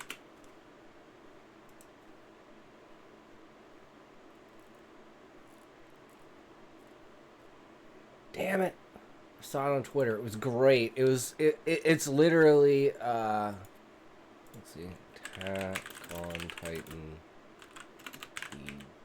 I'm just gonna say ending. See if I can find it. Oh, yeah, right here. Oh, I did like it. It's the first episode versus the final episode.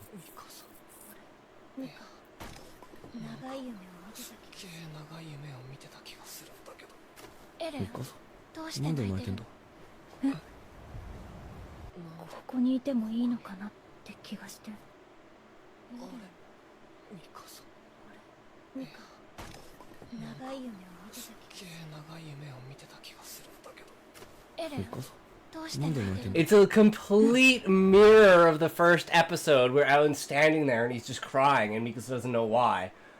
And it's just like, oh my god, such an epic fucking ending to it.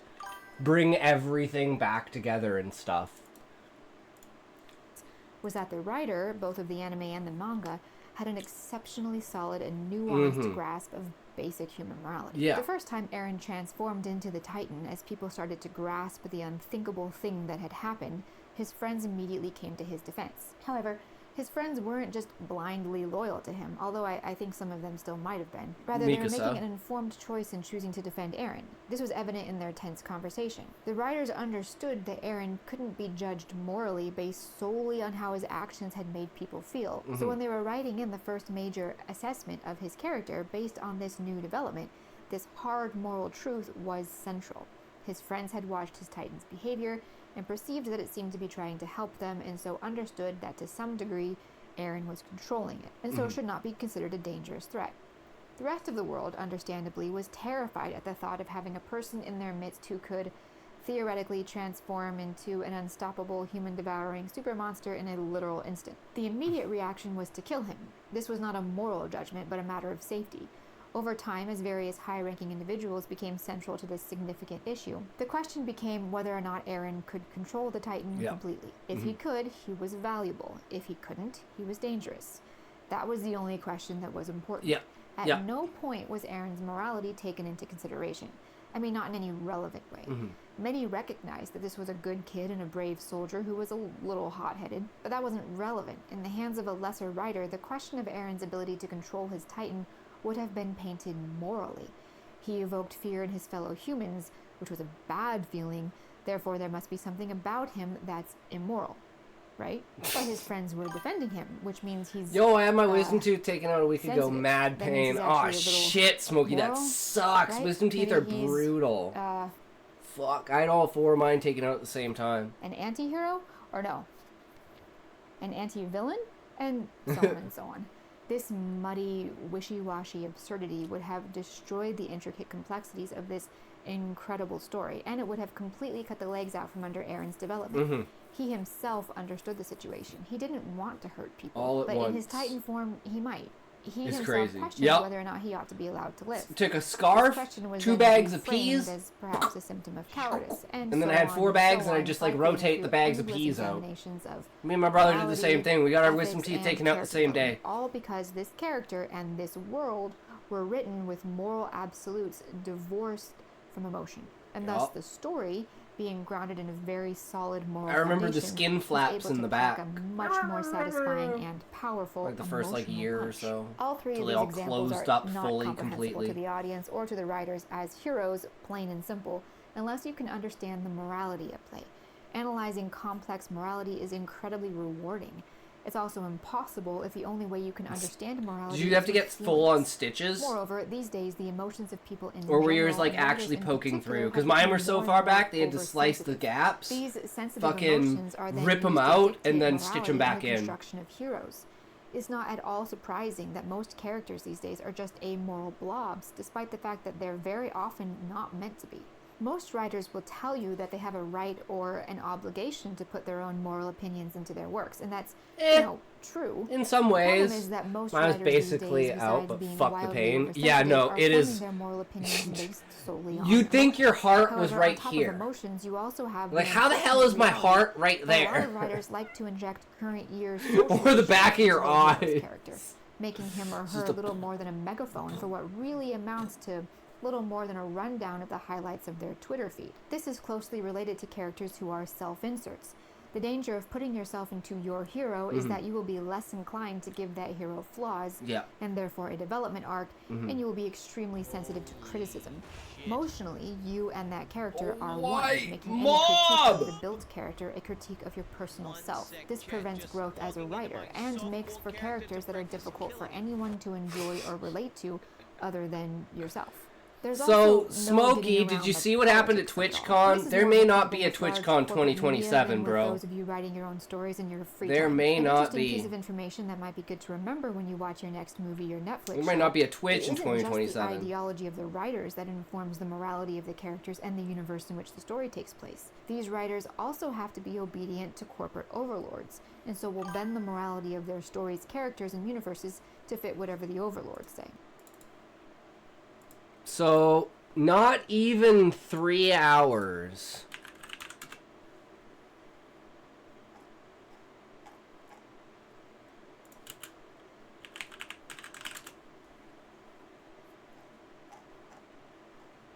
Not even 3 hours in.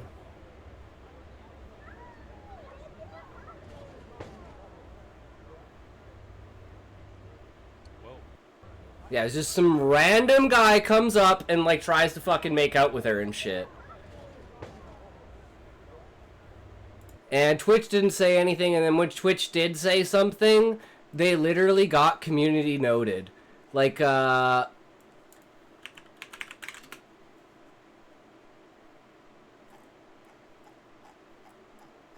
yeah.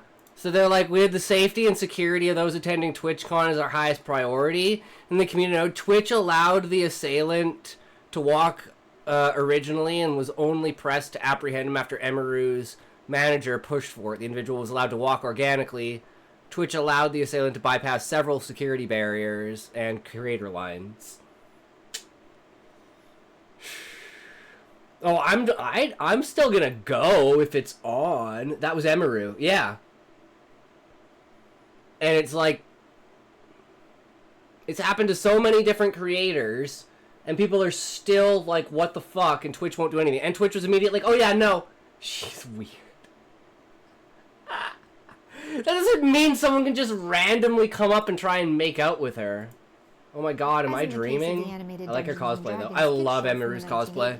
Developer Mark Evanier She's fucking hot. recounted on his blog how so-called parents groups tended to dictate the content of a lot of children's television. These parents groups, he explains, are rarely comprised of parents and have zero parental interest in what they're doing. That is to say, they don't care about kids, but agendas. Is that and really who I ideologies. think it is in As he chat? said, Yes, it's Smokey, Queen. It's the real Smokey. I told you. He got his wisdom teeth removed.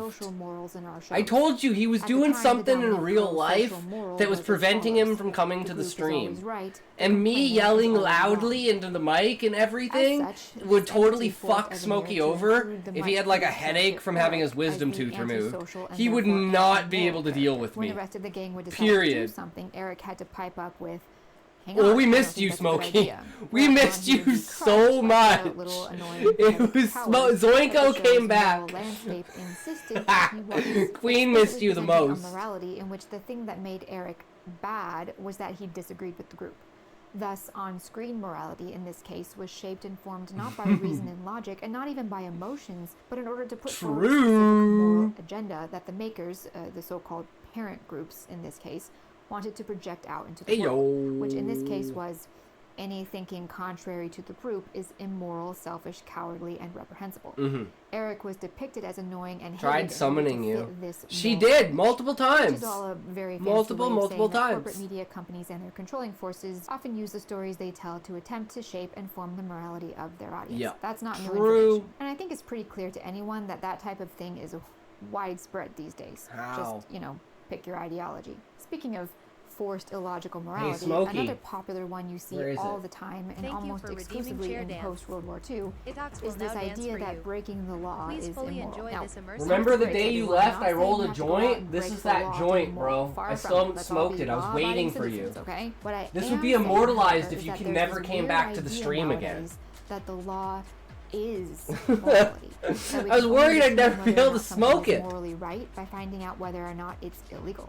How many times have you heard as someone's response to being called out for doing something wrong, well, it's not legal. like it's illegal, or something like that? That's a really Morality is not dictated by the law. The law is meant really to keep order to some degree. Yeah. We humans are expected to govern our morality ourselves. Mhm. That's a lot of responsibility, though, so most people hand that over to the law and Yep. legality to determine Queen morality. tried some of me Well, with as long chair as we're not dance. breaking any laws. Well, blowing my entire No, she paycheck just on chair lottery tickets dances. isn't illegal, so... Well, cheating on my wife isn't illegal, so... Well, sleeping with a 14-year-old in Italy isn't illegal, so... Because of this, tons and tons Where of did that one come and from? ambiguously heroic characters are now considered anti-heroes merely because they either You did good, you can routinely rest break the now, law babe. or they operate outside the law.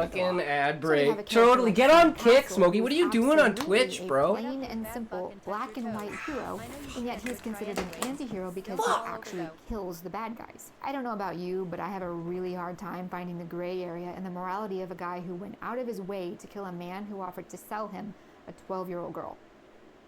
In fact, it's my contention that we as audience members are more drawn to characters like Frank Castle because the morality is so cut and dry. Bad guy does objectively bad thing, good guy comes and blows him away. True. Rinse and repeat. That's actually very satisfying, especially in a world overrun with nothing but mushy, emotional, so-called moral ambiguity. It's also not remotely anti-heroic, which makes you wonder why he's labeled an anti-hero, despite the fact that he's a very conventional hero. A true conventional hero is someone like Odysseus, who stole his enemies' weapons before he attacked so they couldn't fight back while he massacred them. Because otherwise he might not have won the fight and then his family would have been in danger. Or Brian Mills, who casually maimed and tortured his way across Paris to find his kidnapped daughter.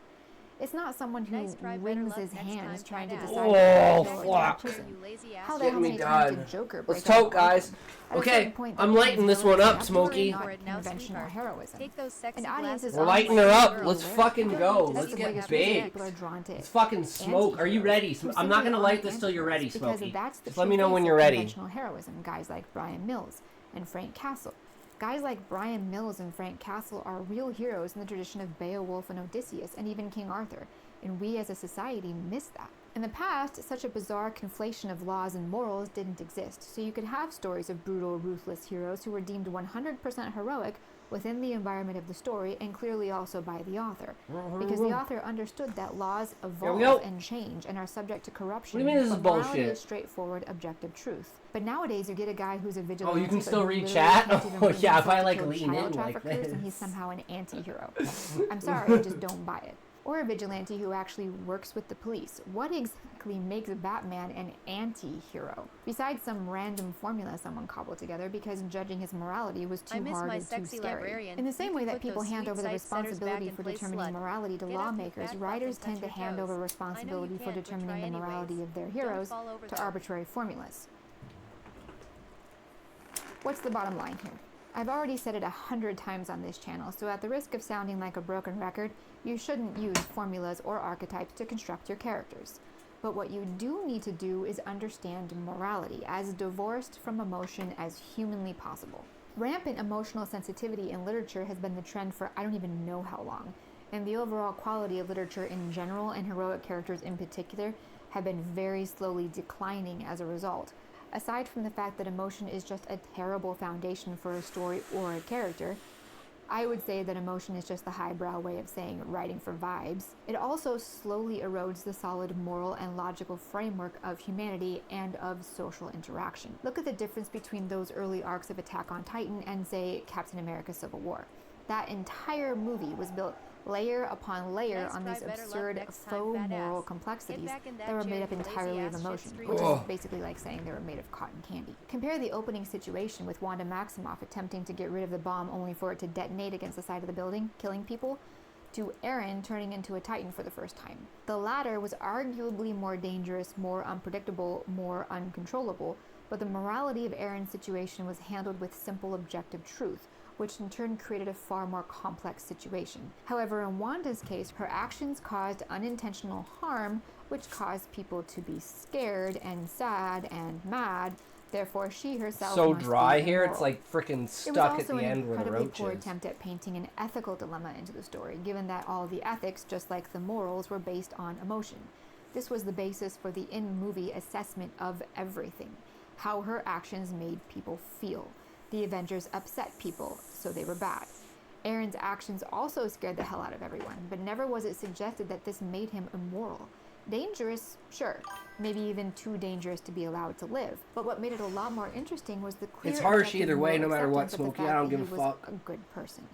Because that moral reality was made abundantly clear, those arcs' major question, whether or not Eren could be allowed to live, cut No, Smokey, really all at deep, once. which is more morally complex Why not, and interesting. Smokey? How a superhero's accidental mishandling of a situation made people feel, or having to decide whether or not to kill an innocent kid in order to save an entire city. For the Avengers, the question of whether or not they were morally good or bad was lost in the mire of emotion. The emphasis of the narrative was on how they made people feel, so the impactful emotions were drowned in accidental moral confusion. That's the key. Never rush a good time? Hell yeah, brother. Certainty, We love to edge and goon here. Ambiguity. I can't talk about Marvel anymore, and I think I've covered this topic fairly well. I find this subject interesting, the way the eroding sense of morality in stories has in turn eroded the quality of the heroes themselves. I'd be interested to hear your thoughts as well if you want to leave a note in the comments. I'd love to keep talking heroes. And I do intend to do another video on villains and maybe also anti-heroes in the not too distant future if that's of any interest. Heroes. In the meantime, thank you very much for watching, and for all you writers and storytellers out there, happy writing. Of my story are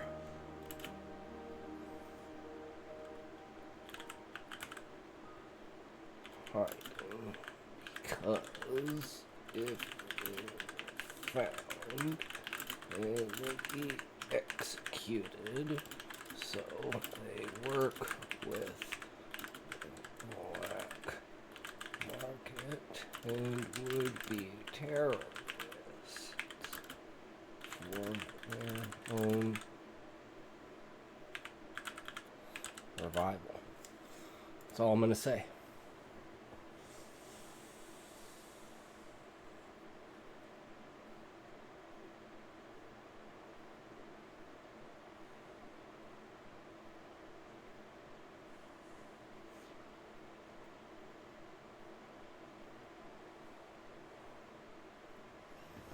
Oh, this is a good time, Smokey. This is a really good time. So now, we're going to figure out if I have what it takes to write. My name is Paul Priestley. Welcome to Paul Priestley Art. Now, today I'm going to do a video where I'm just going to give you 10 characteristics or traits that make an artist.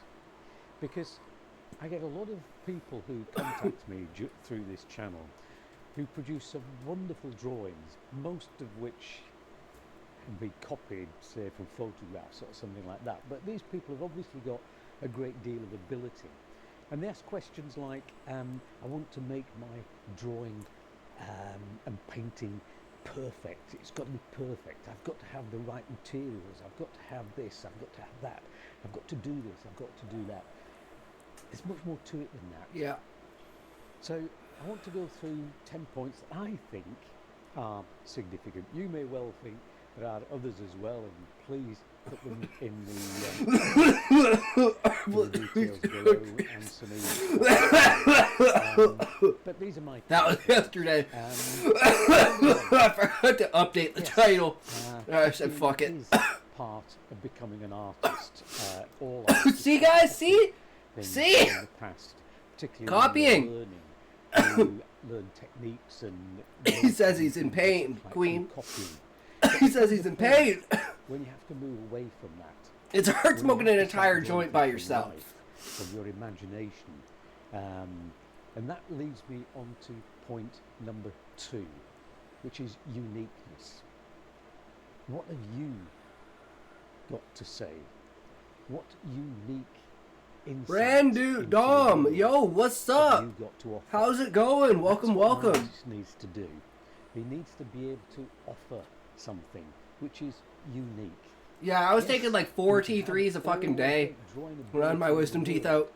But the problem is that a lot of people have got fantastic drawing ability, but they haven't got anything unique to say, and therefore never become really great artists.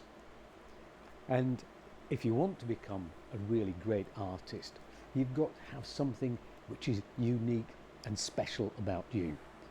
If you think of Van Gogh and the way he drew, Frog his days, drawings yo, weren't yo, what's up? Welcome, photographically welcome. How's it going? realistic, but they have a character about them. They Are have you something writers? Are you special about readers? them Are you which communicates purveyors something of about the human stories? condition. That is Creativity. where his greatness lies. Title of this So vid uniqueness is an interesting value. is have you got what it takes to become an artist?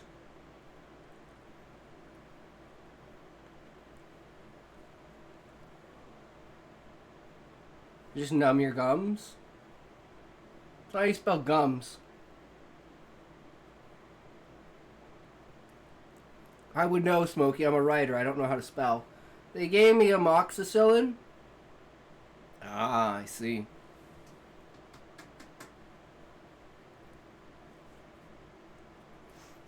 Burn off the end of this. The other third one is focus. When I was at art college, one of the tutors said to me, if you want to be a great artist, don't get married, don't have children, don't get a mortgage, focus. Yeah. And in some ways he's right. We don't get those crazy We drugs can't all like in exist America. Oh not yeah, that's right. You're having from the married UK. children, not having mortgages and so on. We've got to live in the real world. But what he's saying is true.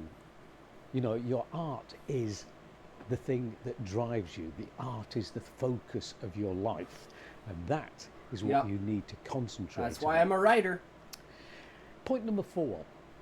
You've got to be able to challenge convention in some form or another. Yep. Not accept the accepted rules. You go to art colleges or training or whatever, and you'll be given a set of ideas, ways Fight of doing you? things. I'll and so on. lose though, But Smokey. when I'm a you little become bitch. an artist yourself, I'm a little you can fucking challenge these pussy ass things. bitch. Challenging convention is an important part of being an artist.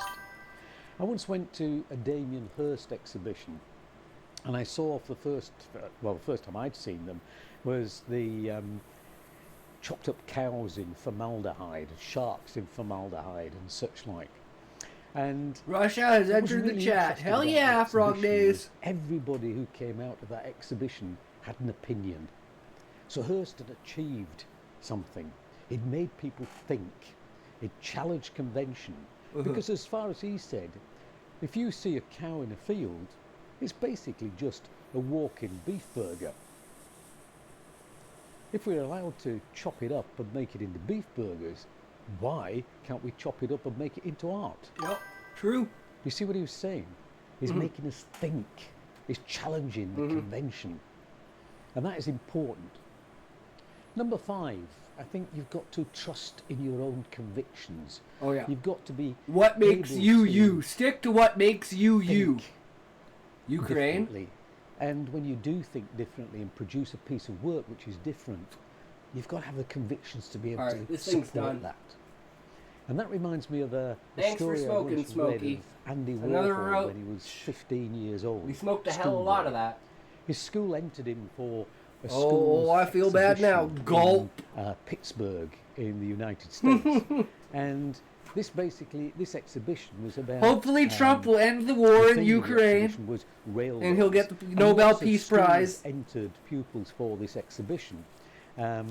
So you can That's the best way for the world, because you can have, like we were talking about with your morals, you could say, well, it makes me feel bad that Trump stopped the war, so that means that Trump stopping the Ukrainian war is bad. We need someone else to stop the war. It can't be Trump.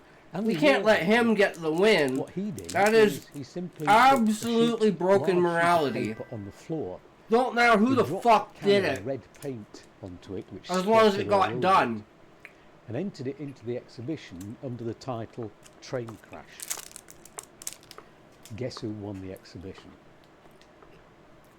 Because he had stuck to his own convictions and he'd also done something which was different.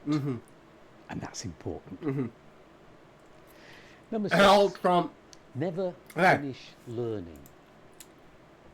He's a scammer. He's a liar. He's a womanizer.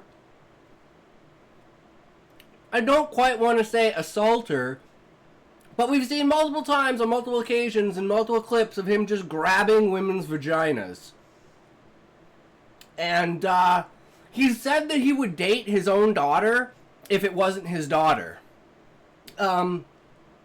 He purposefully, like, declares bankruptcy in order to fuck with tax stuff. And that's why his business is so ridiculous, because he just defaults on bankruptcy and then creates a new thing. But hey, if he's gonna solve all of the world's problems, I don't give a fuck who he is, as long as he solves the problems. He's a scammer. He knows how people scam, and he uses it against them. Good sir, do you know what the numbers on the back of the card are? Oh yes, thank you very much, good sir. Okay, so those are actually the numbers for your launch codes, correct? Yes, 1, 2, 8, 3. Okay, thank you. Oh no, it's at 3. Or okay, thank you very much, good sir. Okay, thank you. Yeah, we got their nuclear launch codes now, guys. I don't know why the fuck they would ever believe that, but you know, hey, some people are fucking dumb. How do you think I made all my money? So, you know, you can fault the guy all you want, but hey, if he's gonna stop wars and shit like that, I don't give a fuck. Yeah. Pretty much. It's really important you never... But I think that's a determining factor, is what actually was it what? Like, what was it? That you know? Carry a sketchbook with you everywhere. He's still a bad person. Just because he did something good doesn't make him a good person. But I do think he should get the Nobel Peace Prize if he did stop 5 wars. Upbringing, possibly 6. Remember words, remember phrases. Didn't Hitler get... Wait, hold on. What was the award? Oh, it was... Hitler was Man of the Year. Rolling Stone's Man of the Year. That's what it was. Put unusual things together. Come up with ideas. Let's see. As of now, Palestine, Israel... I don't know. I guess as of 3 days ago, whenever the ceasefire was, but now I keep hearing a bunch of different shit, so I have no idea. Then, India and Pakistan, Uganda, was it Syria or Libya? And, there was one in Asia.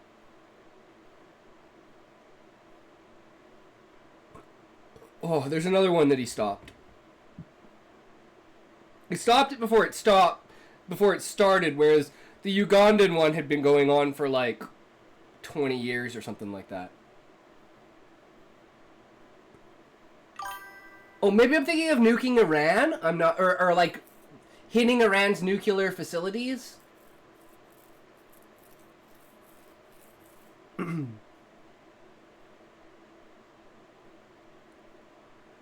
Well, that's true, Brandom, but it's like from what I heard, it was the hostages have been released.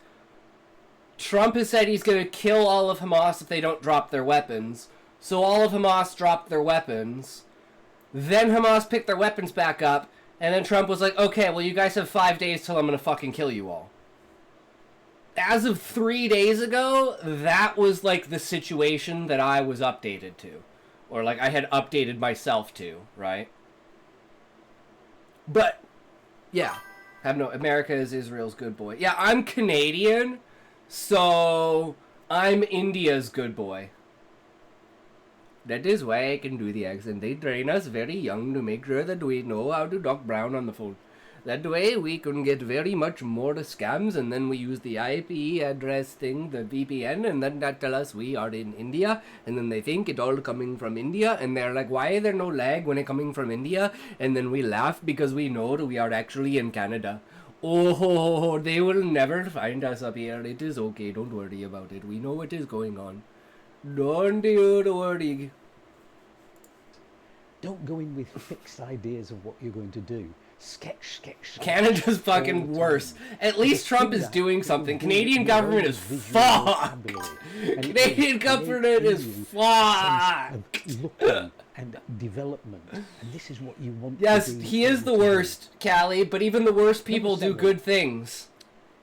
And you have to be able to acknowledge that even the worst people did good things. And you have to be able to... Smokey! What is this, like the 100th time you followed me, motherfucker? Artist.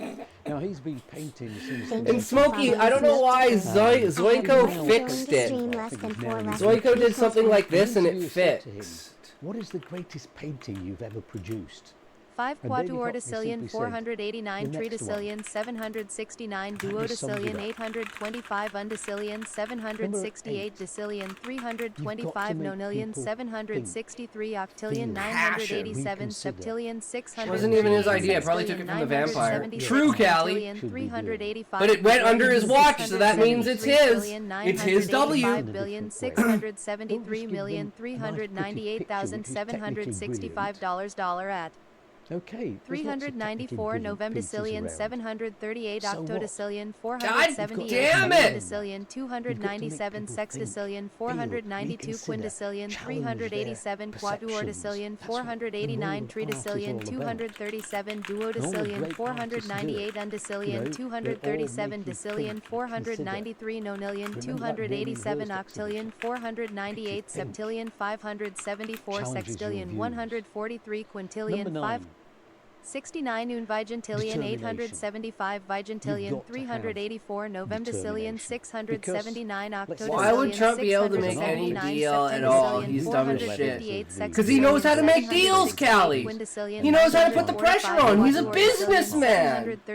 Of course he knows deals. Duodecillion 620 undecillion 274 decillion. Okay, so then how do you make all his money, Callie? 758 octillion 960 No. He purposely, Callie, that's what you're not understanding. He purposefully...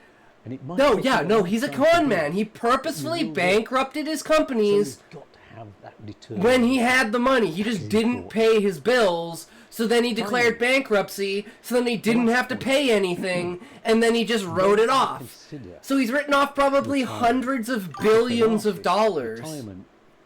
Why would you want to sound Indian to scam? Or because people are more willing to put their faith in you when you sound like this. Because they believe that he's a scammer. Oh, he is very much a scammer. Absolutely a scammer. He's a piece of shit scammer. Doesn't mean he can't do good for America. You know? Hey, if he scam Israel out of all their money, I think America would be happy. That would be much appreciated. But we all know Donald kissed the wall. What we'll do now is I'll sign off and I'll look... Yeah, a bunch of good things that, yeah, you know, you can't go too wrong with it, right? It's kind of one of those things. I have all of that for writing and half of that for drawing, let's say. He's still an idiot, clown, felon, no good lizard with 0 redeeming qualities. Yeah, but Callie, JFK didn't. Well, they killed him. So you want to hear something funny, Brandom? So my dad is huge into conspiracies and stuff like that. And he's huge into, I don't know if you know who Stephen Greer is. And like the Disclosure Project. Actually, Greer is releasing a new a new film on November 7th. I think it's coming out on Netflix. The Age of Disclosure. I love aliens and shit like that. I love this kind of shit. Yeah, so this is the trailer for The Age of Disclosure, which is Greer's new film.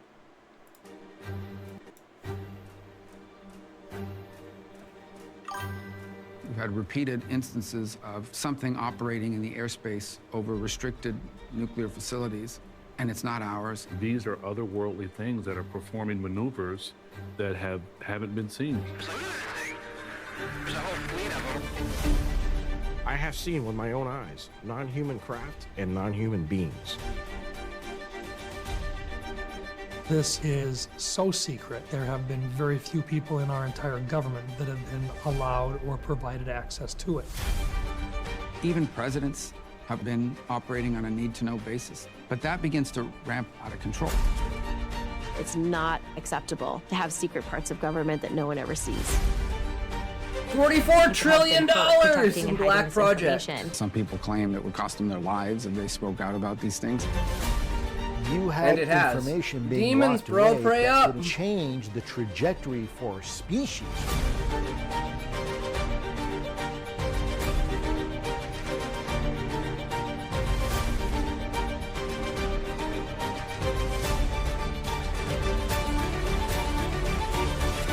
This is the biggest discovery in human history.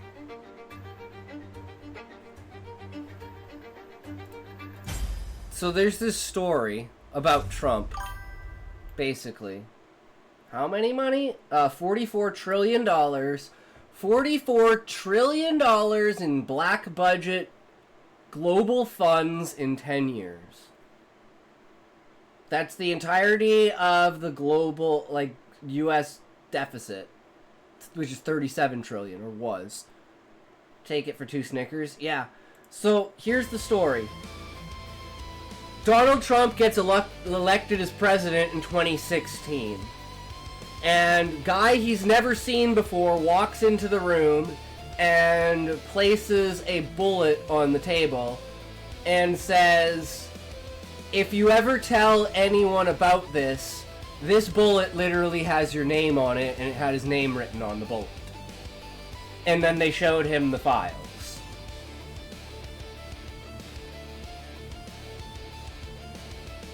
And that's literally how they indoctrinate you into the classification. They're like, if you tell any single person outside of this room this information, you will be dead before those words even leave your mouth.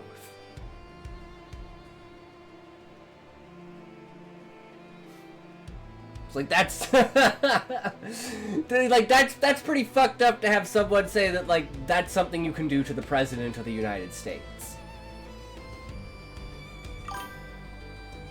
I don't do conspiracies. See, Callie, it's not that I believe them. I love them. Whether they're real or not is inconsequential to me. It's the fact that people think of them. It's the fact of the what ifs, the possibilities, the creativeness of it. I don't actually care whether it's real or not. I only care whether people think that it's real. And how can you use that to, you know, how can you work with that into your creativity? Can't let them take up brain space. I have a tiny enough brain already. No, you don't, Callie. Your brain is massive. Your brain is massive, bro.